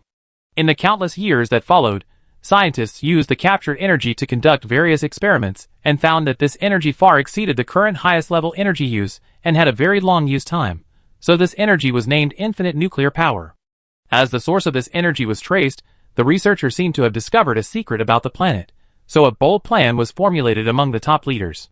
This time, all the superpowers were summoned, and everyone moved forward in the dark underground. As the depth of the descent became deeper, the light became particularly dim. As they fell drowsily, the fire superpower used energy to create light. When the continuous sound of dong dong dong sounded, Sue Dai, who was in a daze, was awakened. Everyone was asked to take the distributed pills, and their minds gradually became clear. Under the leadership of the team leader, they jumped carefully on the rocks on the flowing magma. Fortunately, they were all superpowered people, and they always had their own ways to save their lives at critical moments. After they had adapted to the dark light, a burst of light suddenly appeared in front of them. From the special protective glasses she was wearing, Sue Dai saw countless tiny green particles flying in the air. Everyone was startled, but it was the leader's voice that pulled them back. Sue Dai then realized that they were almost at their destination. Everyone was excited and knew that the purpose of their visit this time was unusual. They didn't expect it to be so unusual. They couldn't help but speed up. As they kept getting closer, the particles around them became more and more, and they were already wrapped in the back. Sue Dai had a hunch that they were about to arrive. Sure enough, in the green world they saw something almost wrapped in green light in front of them. The moment they saw it, everyone stopped.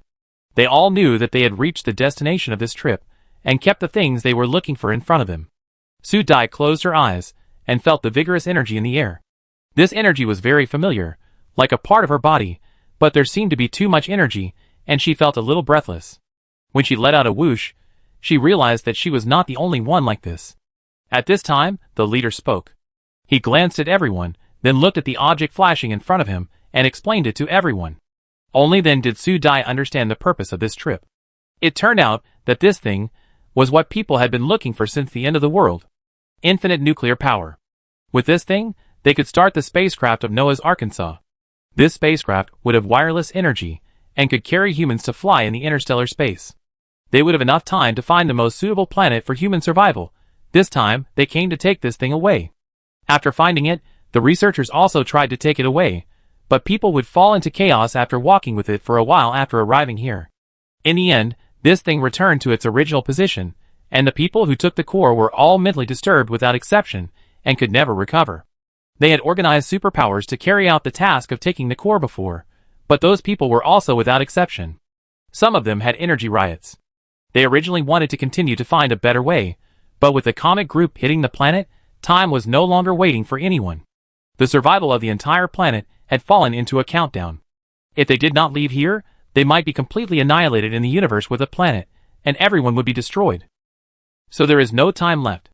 They have to take away the nuclear energy at any cost, start the spacecraft, and leave the planet to find a new home. This time, all the superpowers participated in this plan. After the leader finished talking about everything, everyone present fell into silence. Su Dai blinked her eyes.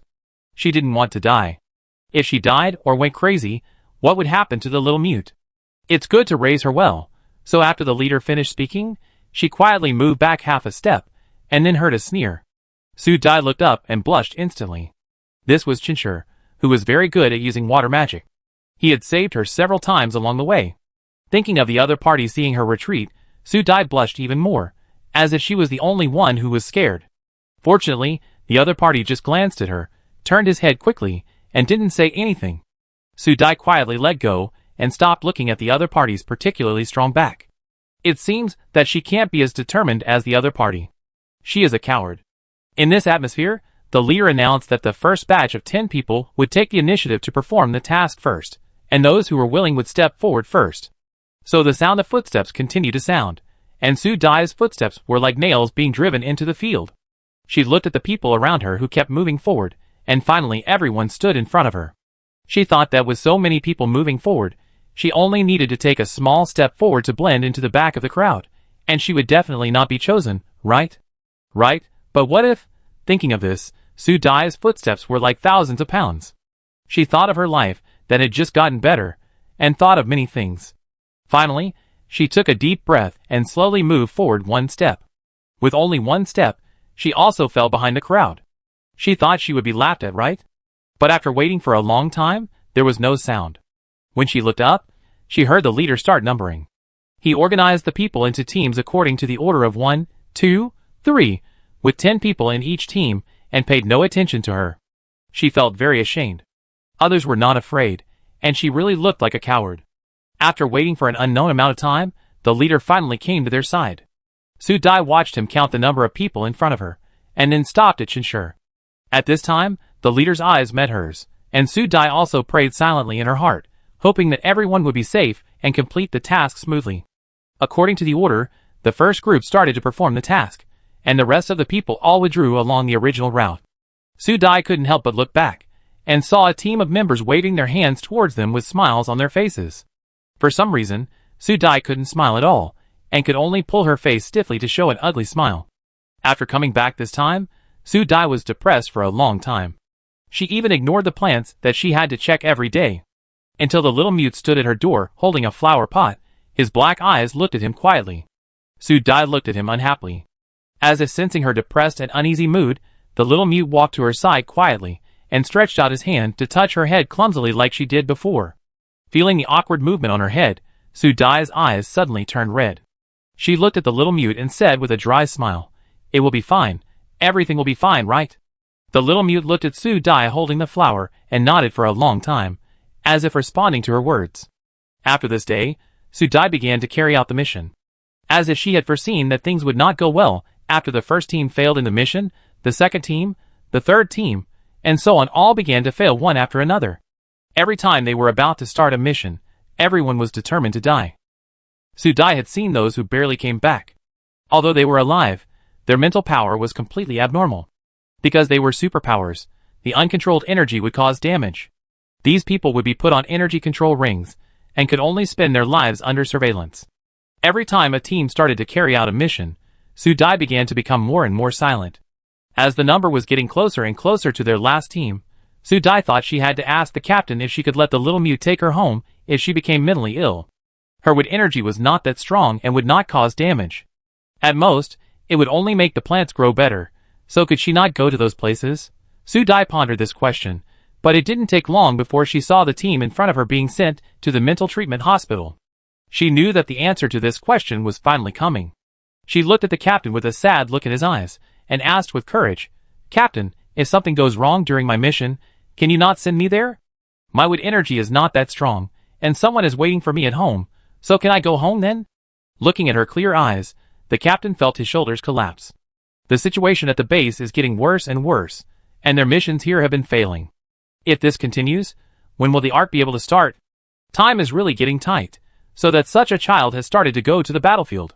Thinking of this, the team leader closed his eyes, and said with some difficulty, "Xiao Su, you and Qinshu are just two people, you don't have to go, I will report to the higher-ups and think of a solution." "No, Captain, everyone is gone, I must go too, but I have a request." He turned to look at Su Dai. "Don't let her go, she has just become an adult. It doesn't matter if I go alone, she has a family." The team leader nodded without hesitation. "I will go with you on the last trip. Xiao Su, I didn't want to let her go." After the two finished talking, Su Dai's stay or departure was decided, and the only one left was Su Dai, who was decided. She looked at the two people who had reached a tacit understanding, and moved her mouth to interrupt their discussion. "I haven't spoken yet." As if she was afraid that the two would reject her, she quickly said, "I want to go too, I have to watch you. I have already told my family that he will come to pick me up, no matter what happens, so I want to go." This was still the longest sentence she said, and Qinshu rejected her without thinking, but when the two were ready to act the next day, Su Dai put on her protective clothing, and stood at the door waiting for them. Seeing her, Qinshu immediately frowned and said seriously, "Who asked you to come? Go back now." Su Dai blinked, then turned to the leader's side, pretending not to hear this and said, "Captain, let's go, can I walk behind you?" As she said that, she did not forget to glance at Qinshu, with a pitiful look in her eyes, and whispered, "Today is a mission, you must keep a good mood, everything will go smoothly, don't be angry, smile." Qinshu was speechless when he heard what she was saying. He stretched out his hand to pick her up, but Su Dai was so agile that she flashed behind the leader and grabbed his clothes. The leader laughed and patted the excited Qinshu. "Okay, since Xiao Su is here, let her stay behind. We just don't let her touch anything. You should smile too. Like Xiao Su said, a smile will improve your luck. We've done it this time." Although Qinshu was reluctant, he finally stopped carrying Su Dai back, but he also repeatedly emphasized that Su Dai must be far away from them when performing the mission. Su Dai nodded quickly.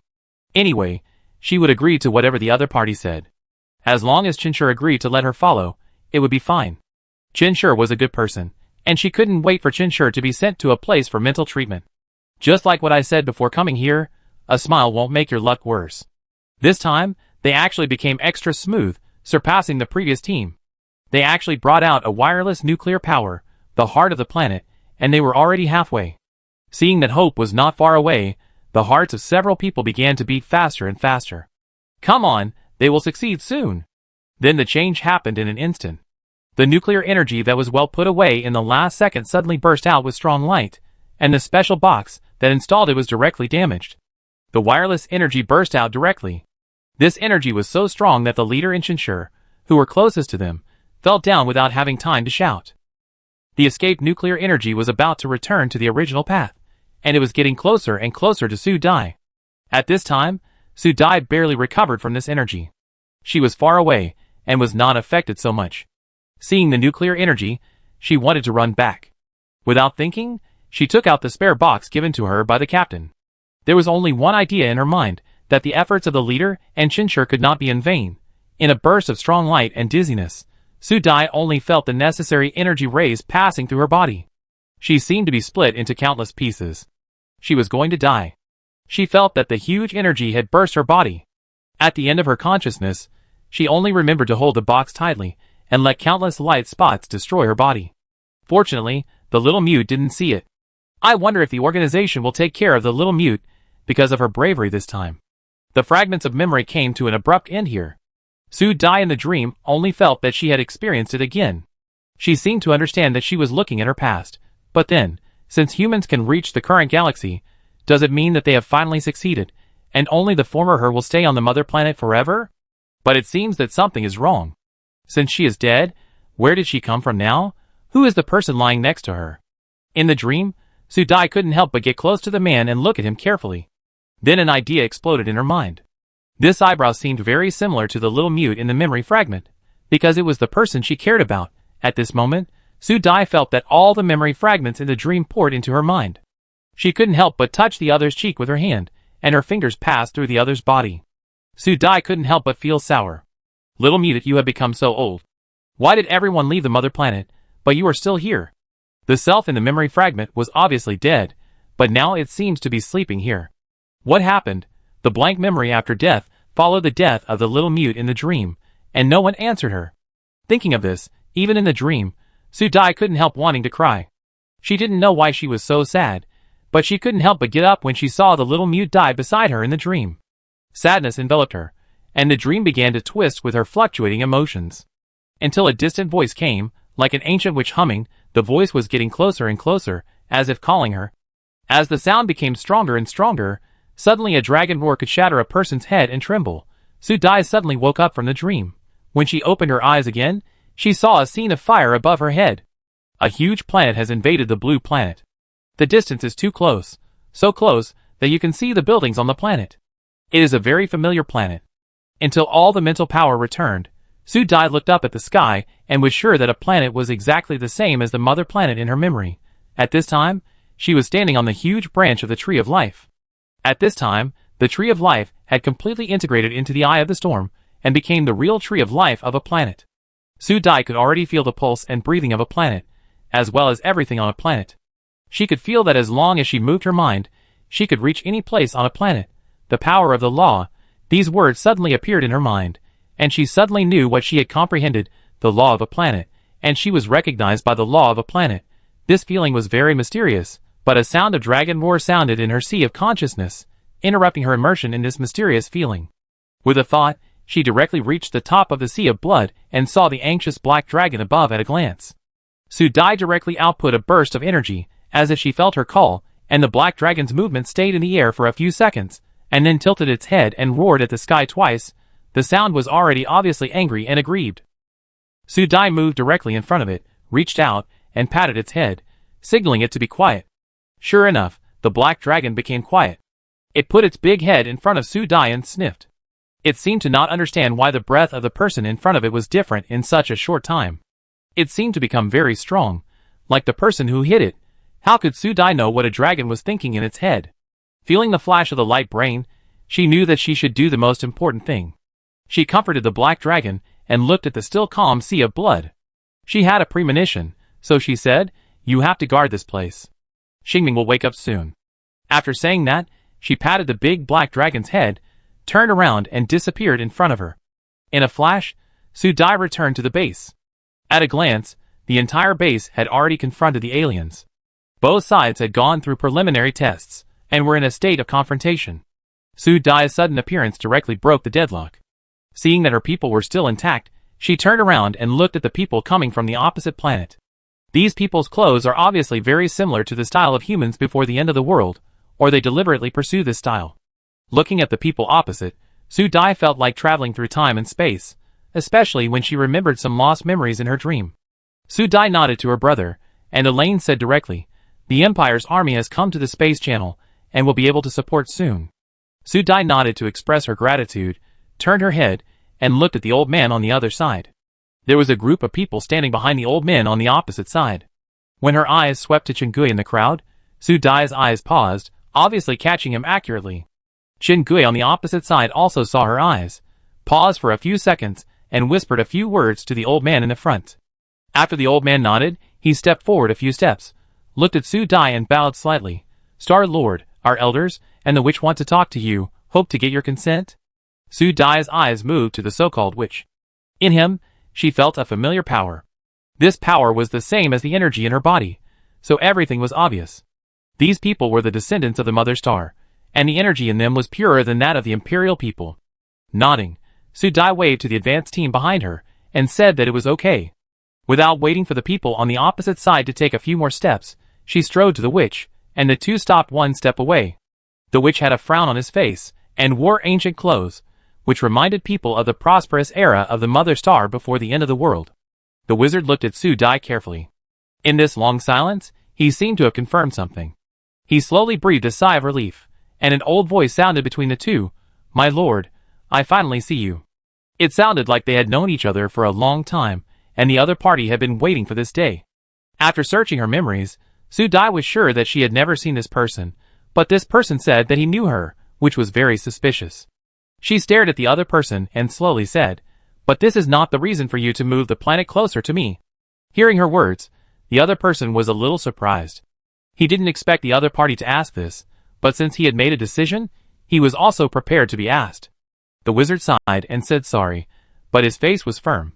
"My lord, this is the purpose of our coming here, and the meaning of your return. We, the Hidden Clan, have been waiting for this day. You have indeed returned with half of the Mother Planet. It is time to combine the energy of the Mother Planet. We have no ill intentions, but just want everything to return to normal. This is what we, the Hidden Clan, have been pursuing for generations." It turned out that after humans escaped from the Mother Planet, they went to the planet Way 13, which humans have always determined to be habitable. Humans had already established a base on it, but the sudden earthquake caused the appearance of deadly gases on the planet. Long-term inhalation of this gas will directly lead to mental disorder in humans. Later, humans once again started Noah's Ark to move forward in the universe to find a new home. Fortunately, the spacecraft was integrated with the infinite nuclear power of the Mother Planet, so humans started looking for a new home again. After wandering in the universe for an unknown period of time, they found a new home again, which is the galaxy where the current empire is located. This place seems to be a miracle specially created for humans, and is extremely suitable for human survival. Happiness came too suddenly, but after experiencing what happened on the planet Mushur-san, all the top leaders became cautious. However, this time they were really blessed by the god of luck. This time humans finally found their home, so they began construction in full swing. After a long period of time, humans have completely adapted to life on the planet, but if human genes want to adapt to the new planet, they must integrate the nuclear energy of the Mother Planet so that the planet can fully adapt to the long-term survival of humans. However, when humans were about to integrate unlimited nuclear power, they found that the heart of the Earth was incomplete and could not be fully integrated into the new planet. The senior executives who participated in this activity panicked and began to trace the source. The final trace back was to the three people who performed the last mission. The team leader and Chinchur at that time had been living under the care of the military. It was impossible from beginning to end. Moreover, if they had this ability, they would not have been mentally disordered when performing the mission and never woke up for the rest of their lives. The final trace back was to Su Dai, who was unconscious with the box at that time. Although because of her, humans obtained the unlimited nuclear power that had been planned for a long time. But where did the missing half go? According to official records, 2 of the 3 people who participated in the last mission had mental disorders and lived under the care of the military. Only Miss Su, who had been in a coma and was sentenced to brain death, was finally taken away by her family. After Noah's Ark was launched, there was no news of taking away Miss Su's family. So the biggest suspect is Miss Su. Later, with the development of science and technology, the Empire began to use space wormholes to try to go back to the past to find answers, but it happened to experience the dark moment of the Empire's division. In the end, the Hidden Clan, which was composed of superpowers, escaped from the Empire with the infinite nuclear power of the Mother Planet. In the end, the Hidden Clan hid in the universe and began to build a new home. This time, they built a simulated planet, which is the planet in front of them now. Or it can be called a planetary spaceship. The energy inside is all provided by the infinite nuclear power of the original Mother Planet. The Hidden Clan will continue to add new energy to the spaceship from the outside, but after so many years of operation, if they can't find the missing energy, this artificial planet will eventually be destroyed, especially now that the energy is weakening, their genes have problems, so they must find the other half of the energy. The wizard glanced at Su Dai and continued to tell the shocking news. Your arrival is not accidental. We have been looking for you for a long time. When the Empire gave up time and space research, we did it. We woke you up, and you woke up at the right time. You didn't just arrive at this planet. You should have discovered the similarities between this planet And your mother planet, right? Su Dai didn't say anything, obviously acquiescing to this matter. The wizard smiled slightly. You guessed right. This planet is not an abandoned planet, but the planet you have been living on, our mother planet. As soon as these words fell, the most shocked were the group of people behind Su Dai. Even Daisir and Messies, who were royal families, never knew that things could develop in this direction. These news shocked them so much that they couldn't say a word. Daisir murmured that it was impossible, and immediately looked at Messies, saying in a bad tone, You didn't know about this a long time ago? Messies' lazy expression had disappeared at this time. There was no smile in his eyes at this time, and his whole body was extremely tense. Daisir, if I knew, I would not come here, but be a yellow bird behind them. It's very dangerous here now. If you have to go with me. After saying that, without waiting for his answer, he directly said to Elaine beside him, Are our people here? Wait a minute, these people are not normal. We have to evacuate here as soon as possible. Elaine's face was also serious. He didn't expect things to develop in such an unpredictable direction. Combined with what the other party said, it was obvious that he also thought of what the other party was going to do.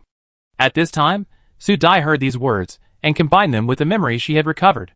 He already knew what the other party was going to do, and couldn't help but want to applaud the other party. This plan could be executed so perfectly after such a long time. Even if she was on the opposite side, she had to praise the other party's perseverance and execution. But at this moment, she was the one who was going to be sacrificed again, so she didn't want to.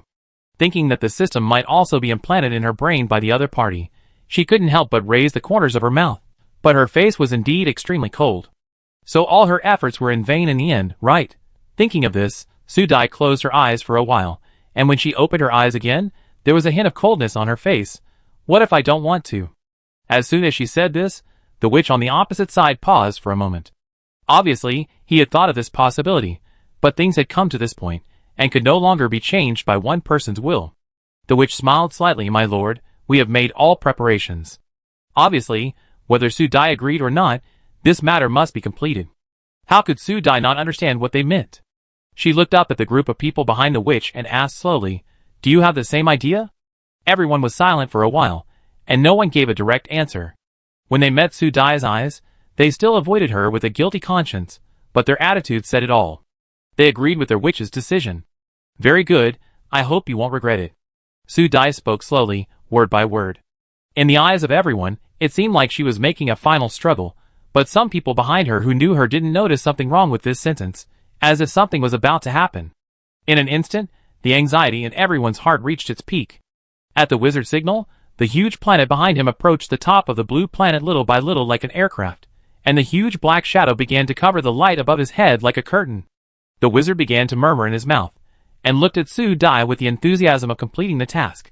Soon, countless aircraft could be seen on the planet above his head starting to land on the blue planet, making people suspect that everyone on the invading planet began to land on the blue planet.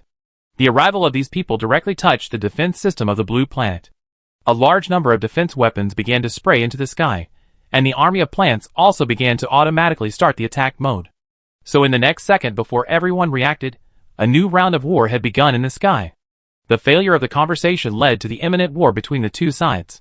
Su Dai did not waste time talking to them, and directly used her supernatural power to separate them with a large number of plants. At this time, only their own people were left in the base. Su Dai had a premonition. She glanced ahead, then turned back to look at everyone, and then said, What the old man said is true. Now he wants to merge the planets and merge the initial nuclear energy brought from the mother planet, or it can become a nuclear seed, the heart of the mother planet. It has become very dangerous here. You better leave here. How can we leave? Daisel refuted without thinking, frowned at Su Dai, and explained, I knew you were different a long time ago, but you have always been my sister. Some actions and habits are not deceptive. You are the same as Elsa before she lost her mind.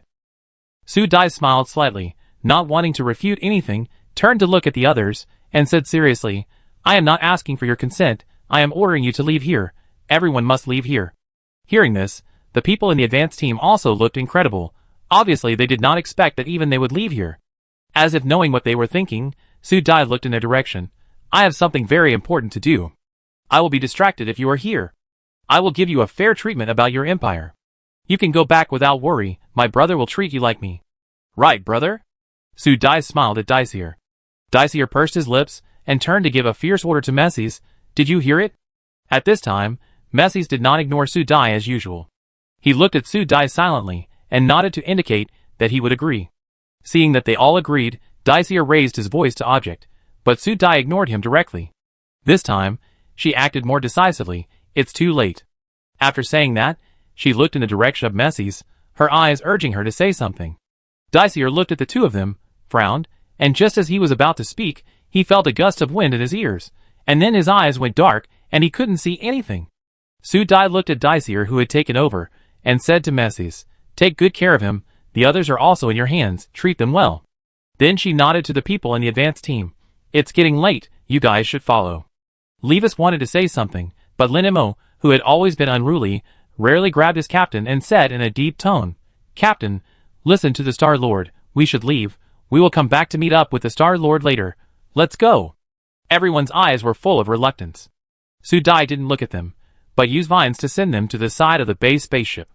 She didn't open the door until she felt that the spaceship had left the danger range. She then opened the door and positioned herself in the direction of the eye of the storm. At this time, the huge planetary aircraft of the Hidden Clan had slowly begun to land on the planet. The entire blue planet seemed to be the end of the world, and the direction blocked by the planet was as dark as before the night. As the center of the eye of the storm was where the planetary spaceship would hover, Su Dai stood in front of the Tree of Life. Above her head was the planetary spaceship that had already hovered. The light was dim. Su Dai's mental power could see the people on the spaceship clearly, and clearly heard that they were performing some kind of ritual to the Tree of Life. Everyone's face was full of enthusiasm for what they were about to do. Her mental power passed through everyone's body, and it was the same for everyone. Su Dai finally laughed. This was good, so she wouldn't have any psychological burden. The wizard seemed to sense her gaze, and soon the wizard's spaceship hovered in front of the Tree of Life, facing Su Dai from a distance. The wizard saluted in her direction and said apologetically, "My lord, please have mercy on us for the fate of human beings to continue to live, just like you did 10,000 years ago." Su Dai said nothing. The Tree of Life emitted a bright green light, and the leaves intertwined and made a rustling sound. The elves sang this song anxiously, as if they were singing a dirge for this. At this time, Su Dai closed her eyes and felt her sea of consciousness. Suddenly, a sizzling sound sounded, a mental bondage, and she finally caught the system in the sea of consciousness. "I caught you." The system was locked in a strong mental power, and wailed as if it was going to break down. The sizzling sound kept ringing, "Host, host, host." Su Dai no longer wanted to listen to it. Everything was a lie. In the wailing of the small system, the implanted mental power of the system was completely shattered. Opening her eyes again, Su Dai's eyes were cold. She just wanted everyone in front of her to die. She watched the spaceships flying out of the other planet finally stop. The spaceships began to change their forms, like a huge box that began to reveal the most precious contents inside. At this time, all the hidden people were already on the spaceship. They seemed to have been arranged in advance and lined up in order behind the wizard's spaceship. The densely packed hidden people overlooked the planet and the Tree of Life, with desire and excitement for what they were about to have. Under the wizard's command, their planet was like a huge, shelled nut. Slowly, a huge spherical flame, like a dark blue flame, appeared under the prayers of everyone. As if sensing a familiar breath, some weak blue flames became vigorous. The other half of the heart. Su Dai felt her body was familiar with this energy, which reminded her of the end of the world when she and her teammates went to get the infinite nuclear power. The energy passed through her body, and every inch of her skin felt torn and burned. This long-lost feeling also reminded her of many people, who flashed through her mind one by one like slides. Soon, she felt a force of energy forcibly attracting her. Following the direction, she saw that the wizard had already started the fusion, and she, as a fusion container, was inevitably sucked by the nuclear power. This is an irresistible energy, which comes from the will of the mother planet 10,000 years ago. No one can stop it. Su Dai has been attracted by the energy, and she can't control it, and moves towards the energy source of the other planet. The blue flame energy passed through her body again after a long time, fiercely and scorchingly. She seemed to hear the voices of prayer around her, and she could feel the piety of these people. They sincerely hoped that this fusion would be successful, and that they would have a bright future. As for sacrificing her, no one mentioned a word, as if she should do so, or her meaning should be like this: for the sake of all human beings, sacrificing everything she has, isn't this the highest glory? But are these people still the human beings 10,000 years ago? Are these people still worth it? Does she want it? Su Dai was in a rare trance. Before the end of the world, she just wanted to live a stable life with her family. After the end of the world, she lived with her only remaining brother. After her brother died, she also tried to live. After picking up the little mute, she also wanted to take the little mute to grow up and survive. She has been trying to live from beginning to end, just wanting to survive, and there is hope only if she survives. She never wanted to die, no matter how difficult the day was. So how could she die? These people were no longer the humans she was familiar with. She had no obligation or responsibility. The trance lasted only a moment, and when she was about to be wrapped by nuclear energy, she cut off all her hesitation and indecision. Her eyes were clear, and she had only one firm belief. She wanted to survive. At this time, all the people in the hidden clan were looking at the planetary spaceship that had moved above the life. At this time, the entire planet had been completely destroyed by half of the nuclear energy released. The huge energy ball hovered above the tree of life like a fire, and the energy emitted was intertwined with the green light of the tree of life, emitting a dazzling light. Led by the black-haired elf, the elves have all flown towards the light circle that envelopes Su Dai. Their voices sound like the sadness of losing their loved ones. In the hearts of all the elves, their mothers who exist like the tree of life are facing danger, and they all let out waves of wailing. Under the wailing of the elves, the prayers of the hidden people were also tinged with a layer of mourning music. The fusion ceremony has officially begun. All things seem to feel this atmosphere, and the entire blue planet begins to be filled with a layer of low plant wailing. Energy fusion, blue energy groups have begun to flash around the tree of life. This is the energy that has begun to merge. As the fusion time goes on, the color of this fused energy will become more and more. At this time, Su Dai only felt that the nuclear energy in front of her was constantly absorbing the energy in her body, but she did not show weakness and began to absorb the other party's energy. The entry of the original energy caused her skin surface to begin to crack, and then with the emergence of her own energy, it began to recover. She began the repeated process of breaking and gluing. As time went on, the ceremony was halfway through, and Su Dai began to break several times, revealing the bones under the skin. At this moment, she felt the energy fluctuations in her body, and she seemed to hear the dragon's roar. Soon she felt a familiar energy wrapped around her body, and she knew who it was without turning around. The bones in her hands grew new flesh and blood again, and she finally woke up a little. "Xingming, you are here." As she called, silver hair wrapped around her hair and entangled in front of her. She knew she was right without turning around. "Kaduya?" After a long time, a sighing voice sounded behind her. Su Dai was stunned for a moment, thinking of the memory in the dream, until a pair of cold fingers touched her forehead. Before she could react, the other party's forehead came up, and many memories began to emerge at this moment. After a long time, she finally smiled, as if she had figured out everything. She spoke in a dry tone. "Little Mute, are you okay?" Just now, she saw everything that happened when the little Mute took her away after she was diagnosed with brain death in a coma. She saw everything that happened when the little Mute grew from a teenager to a young man, and finally died in front of her. After all humans left the mother planet, the little Mute took her to the heart of the mother planet, which was the last place she slept in her memory.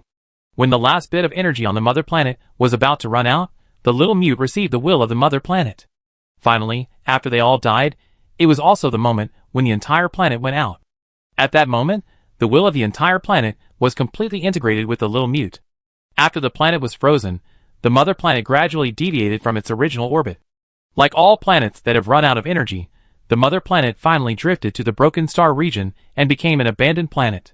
Her soul awakened completely only after the call of the hidden clan. Her mother, who was nurturing her body, was also a participant in this secret. The hidden clan had already found the lifeless mother planet in the broken star region at that time. After years of exploration, they found her frozen intact on the mother planet, took her genes, and created an identical her again. Therefore, as the mother hidden clan saint who nurtured her, her death was doomed when she wanted to get rid of the control and responsibility of the hidden clan. Although Elsa was created, her memory has never been opened. The hidden clan opened the soul summoning, but her soul could not wake up. Finally, until the disappearance of Diesel, Elsa's soul was also caused by the secret actions of the hidden clan, which made her soul unstable, and she did many incredible things. Until she was exiled, the hidden clan implanted a system in her to wake her up from the ice, and also implanted Elsa's memory in her.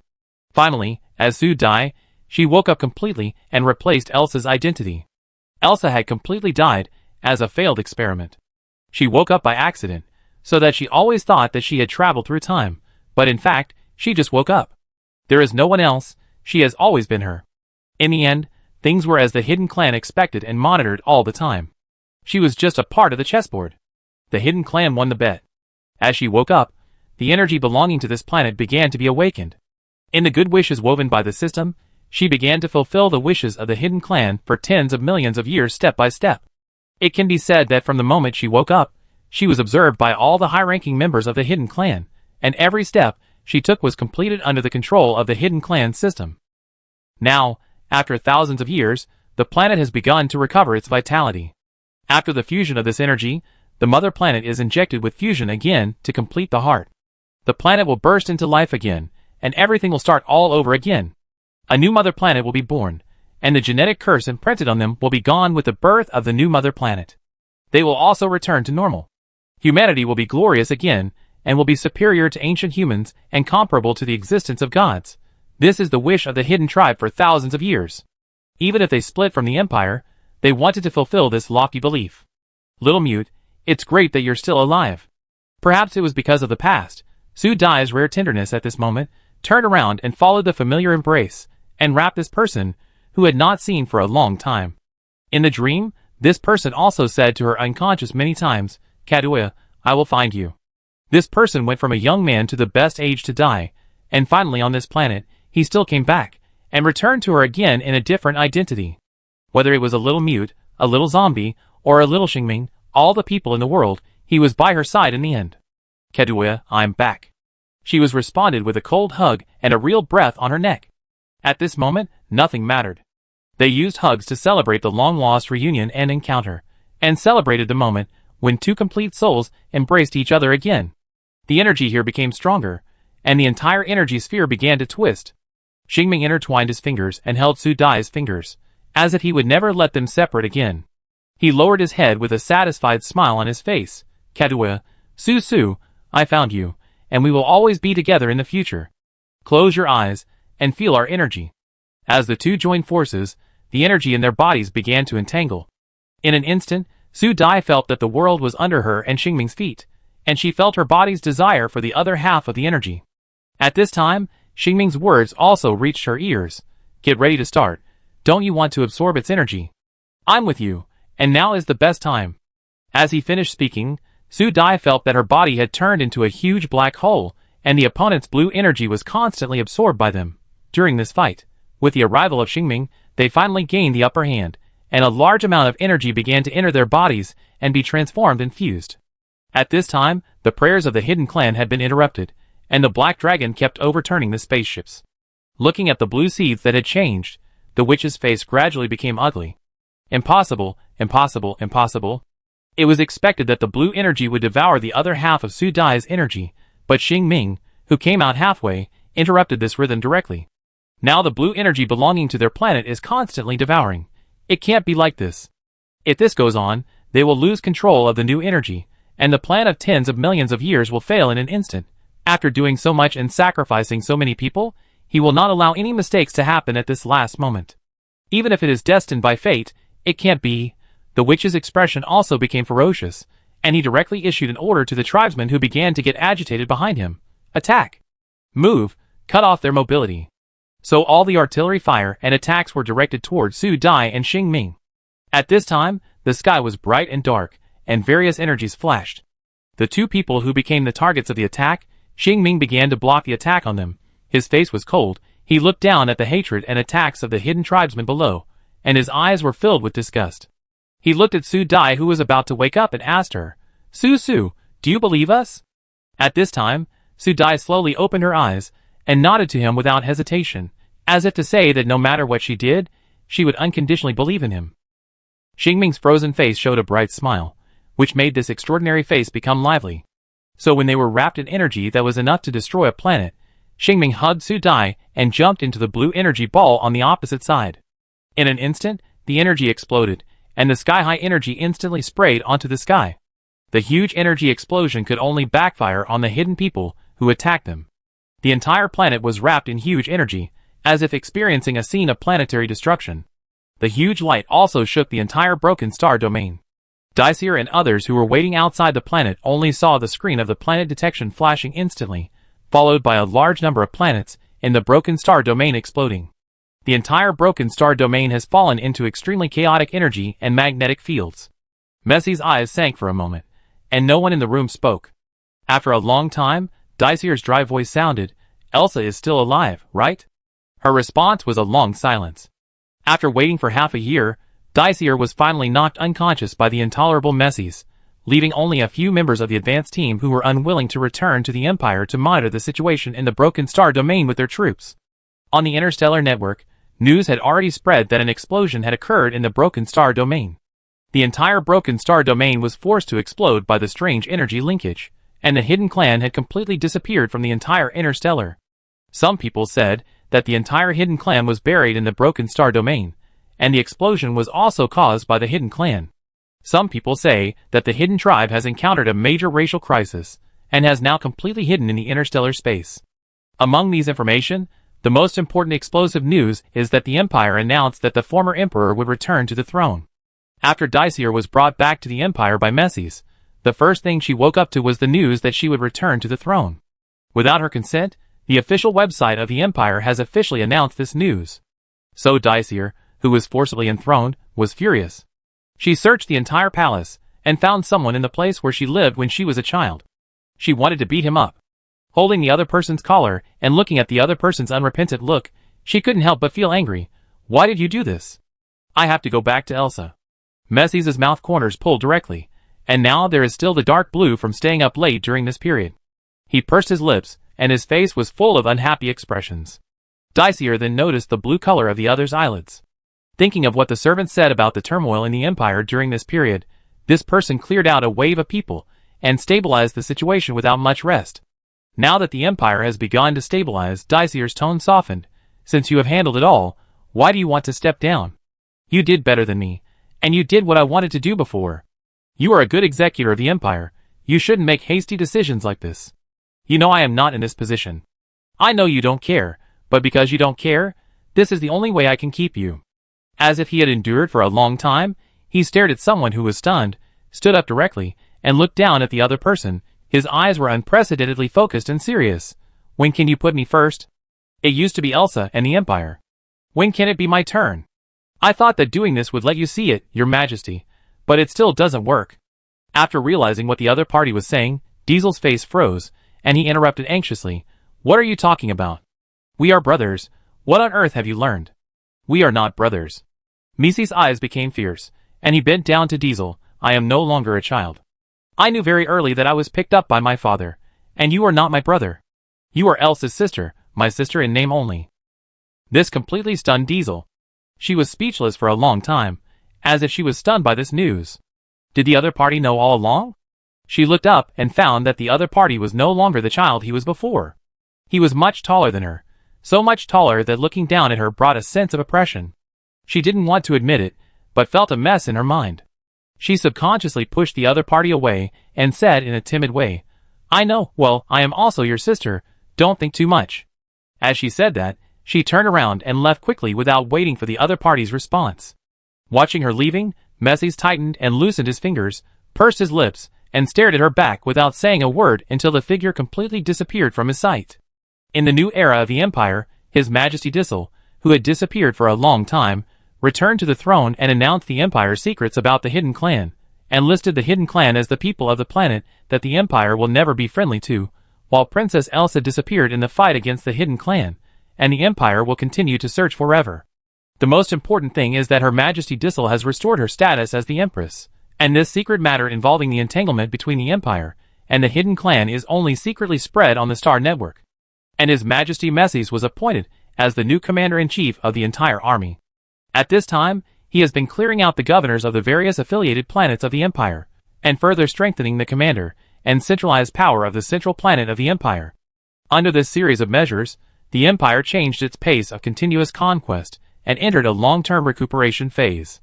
It has been a year since the last explosion of the Broken Star domain, and there is still no news about Elsa, as if she completely disappeared from this interstellar space with the explosion. This year, they did find the damaged spacecraft and some corpses of the Hidden Clan. The advance team that had been searching near the Broken Star domain sent news that it can be inferred that the Hidden Clan also disappeared, and it may be that the entire Hidden Clan was completely dead with the explosion. According to the video at that time, the Empire's technical department has simulated a complete state of the incident. At that time, Princess Elsa may have activated the energy of the entire planet and exploded with the hidden clan. The huge planetary explosion energy implicated the planets around the Broken Star domain and exploded, so that the entire Broken Star domain no longer exists. Diesel was rarely silent. On this day, the Imperial Research Institute brought good news, which was about the breakthrough in the treatment of human mental disorders. Listening to the old dean excitedly talking about the progress, the Imperial people will completely break through the spiritual shackles in the near future. Diesel felt excited and silent. This is what the hidden people want to get by any means, but it is realized here. Thinking of the seed she found on her body when she woke up, she knew that this was something Elsa gave her, but she didn't expect it to be so precious. From now on, the Empire only needs to cultivate this plant on a large scale, and use the plant as medicine. In the near future, the Imperial people will be rejuvenated, and the people who brought these disappeared in the eternal universe. Diesel was silent for a long time, and before leaving, he gently said, "This plant is called Zadiah." Zadiah. At the end of darkness, never give up hope. A glimmer of crystal flashed in Dysir's eyes. May the hope of mankind last forever, and the stars shine in the universe. In the new era of the Empire celebrates the rebirth of mankind, and may the light of mankind shine in the universe and galaxy, shining brightly. When the people of the Empire celebrated the new era, in a corner of the universe, the planets were scattered and spread into a beautiful galaxy. In the brilliant galaxy, countless colors formed a dreamy color, and one of the planets had a wave of energy fluctuations, and the gray color on the surface of the planet fluctuated in waves. After a few seconds, a cyan light broke through the planet like a drop of sparks. A spark can start a prairie fire. The next second, the whole planet lit up a layer of cyan light, and the color of the light merged into the gorgeous galaxy. The planet was lit up, and a cyan planet slowly flashed its own independent light in the galaxy. At this time, on the planet, a huge tree ran through the sky and the earth, and the leaves emitted a glittering light, tall, mysterious, and exuding a strong vitality. In the middle of the tree, two people were sleeping, hugging each other as if in a deep sleep.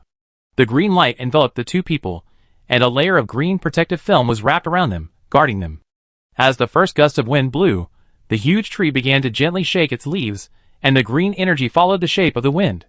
Slowly, green seedlings began to grow on the ground, and life began to brew in the land. The wind passed through a depression, the ground fluctuated, the water vapor surged, and the stream began to seep out from the ground. A huge stream of water rushed out of the huge peak of the rosy clouds, rushing straight to the sky. Thunder sounded, shaking the world, and the night began to alternate rapidly. The clouds rose and fell, and the water surface began to move in tandem, passing over the new buds and embracing the huge trees that penetrated the sky and the earth. Life began to breathe. In the early morning of one day, the sun rose from the water for the first time, the rosy clouds surged, the ground rumbled, and the huge tree of life burst out a layer of faint light. The two people sleeping in the middle seemed to be summoned, their eyelids trembled slightly, and slowly began to open. The moment the two opened their eyes, everything was silent, the earth returned to peace, and a red sun slowly broke away from the sea and rushed to the east. It was dawn. All things grew, life awakened, and a new cycle began. Outside the planet, a familiar planet seemed to be attracted by the energy of the blue planet, slowly began to move closer, and after reaching a certain position, it began to revolve around the blue planet. At the same time, the two people who woke up on the tree of life began to do it. A bloody full moon appeared in the sky above their heads. With the appearance of the blood moon, the water surface began to surge, and all the water began to awaken. Holding hands, the two sat on the tree of life, overlooking the fluctuating water surface below. The nutrients were enough, and the old place was already under their feet. They began to wait for the birth of a new round of life. It was dawn, and one day, we will return in the vast universe.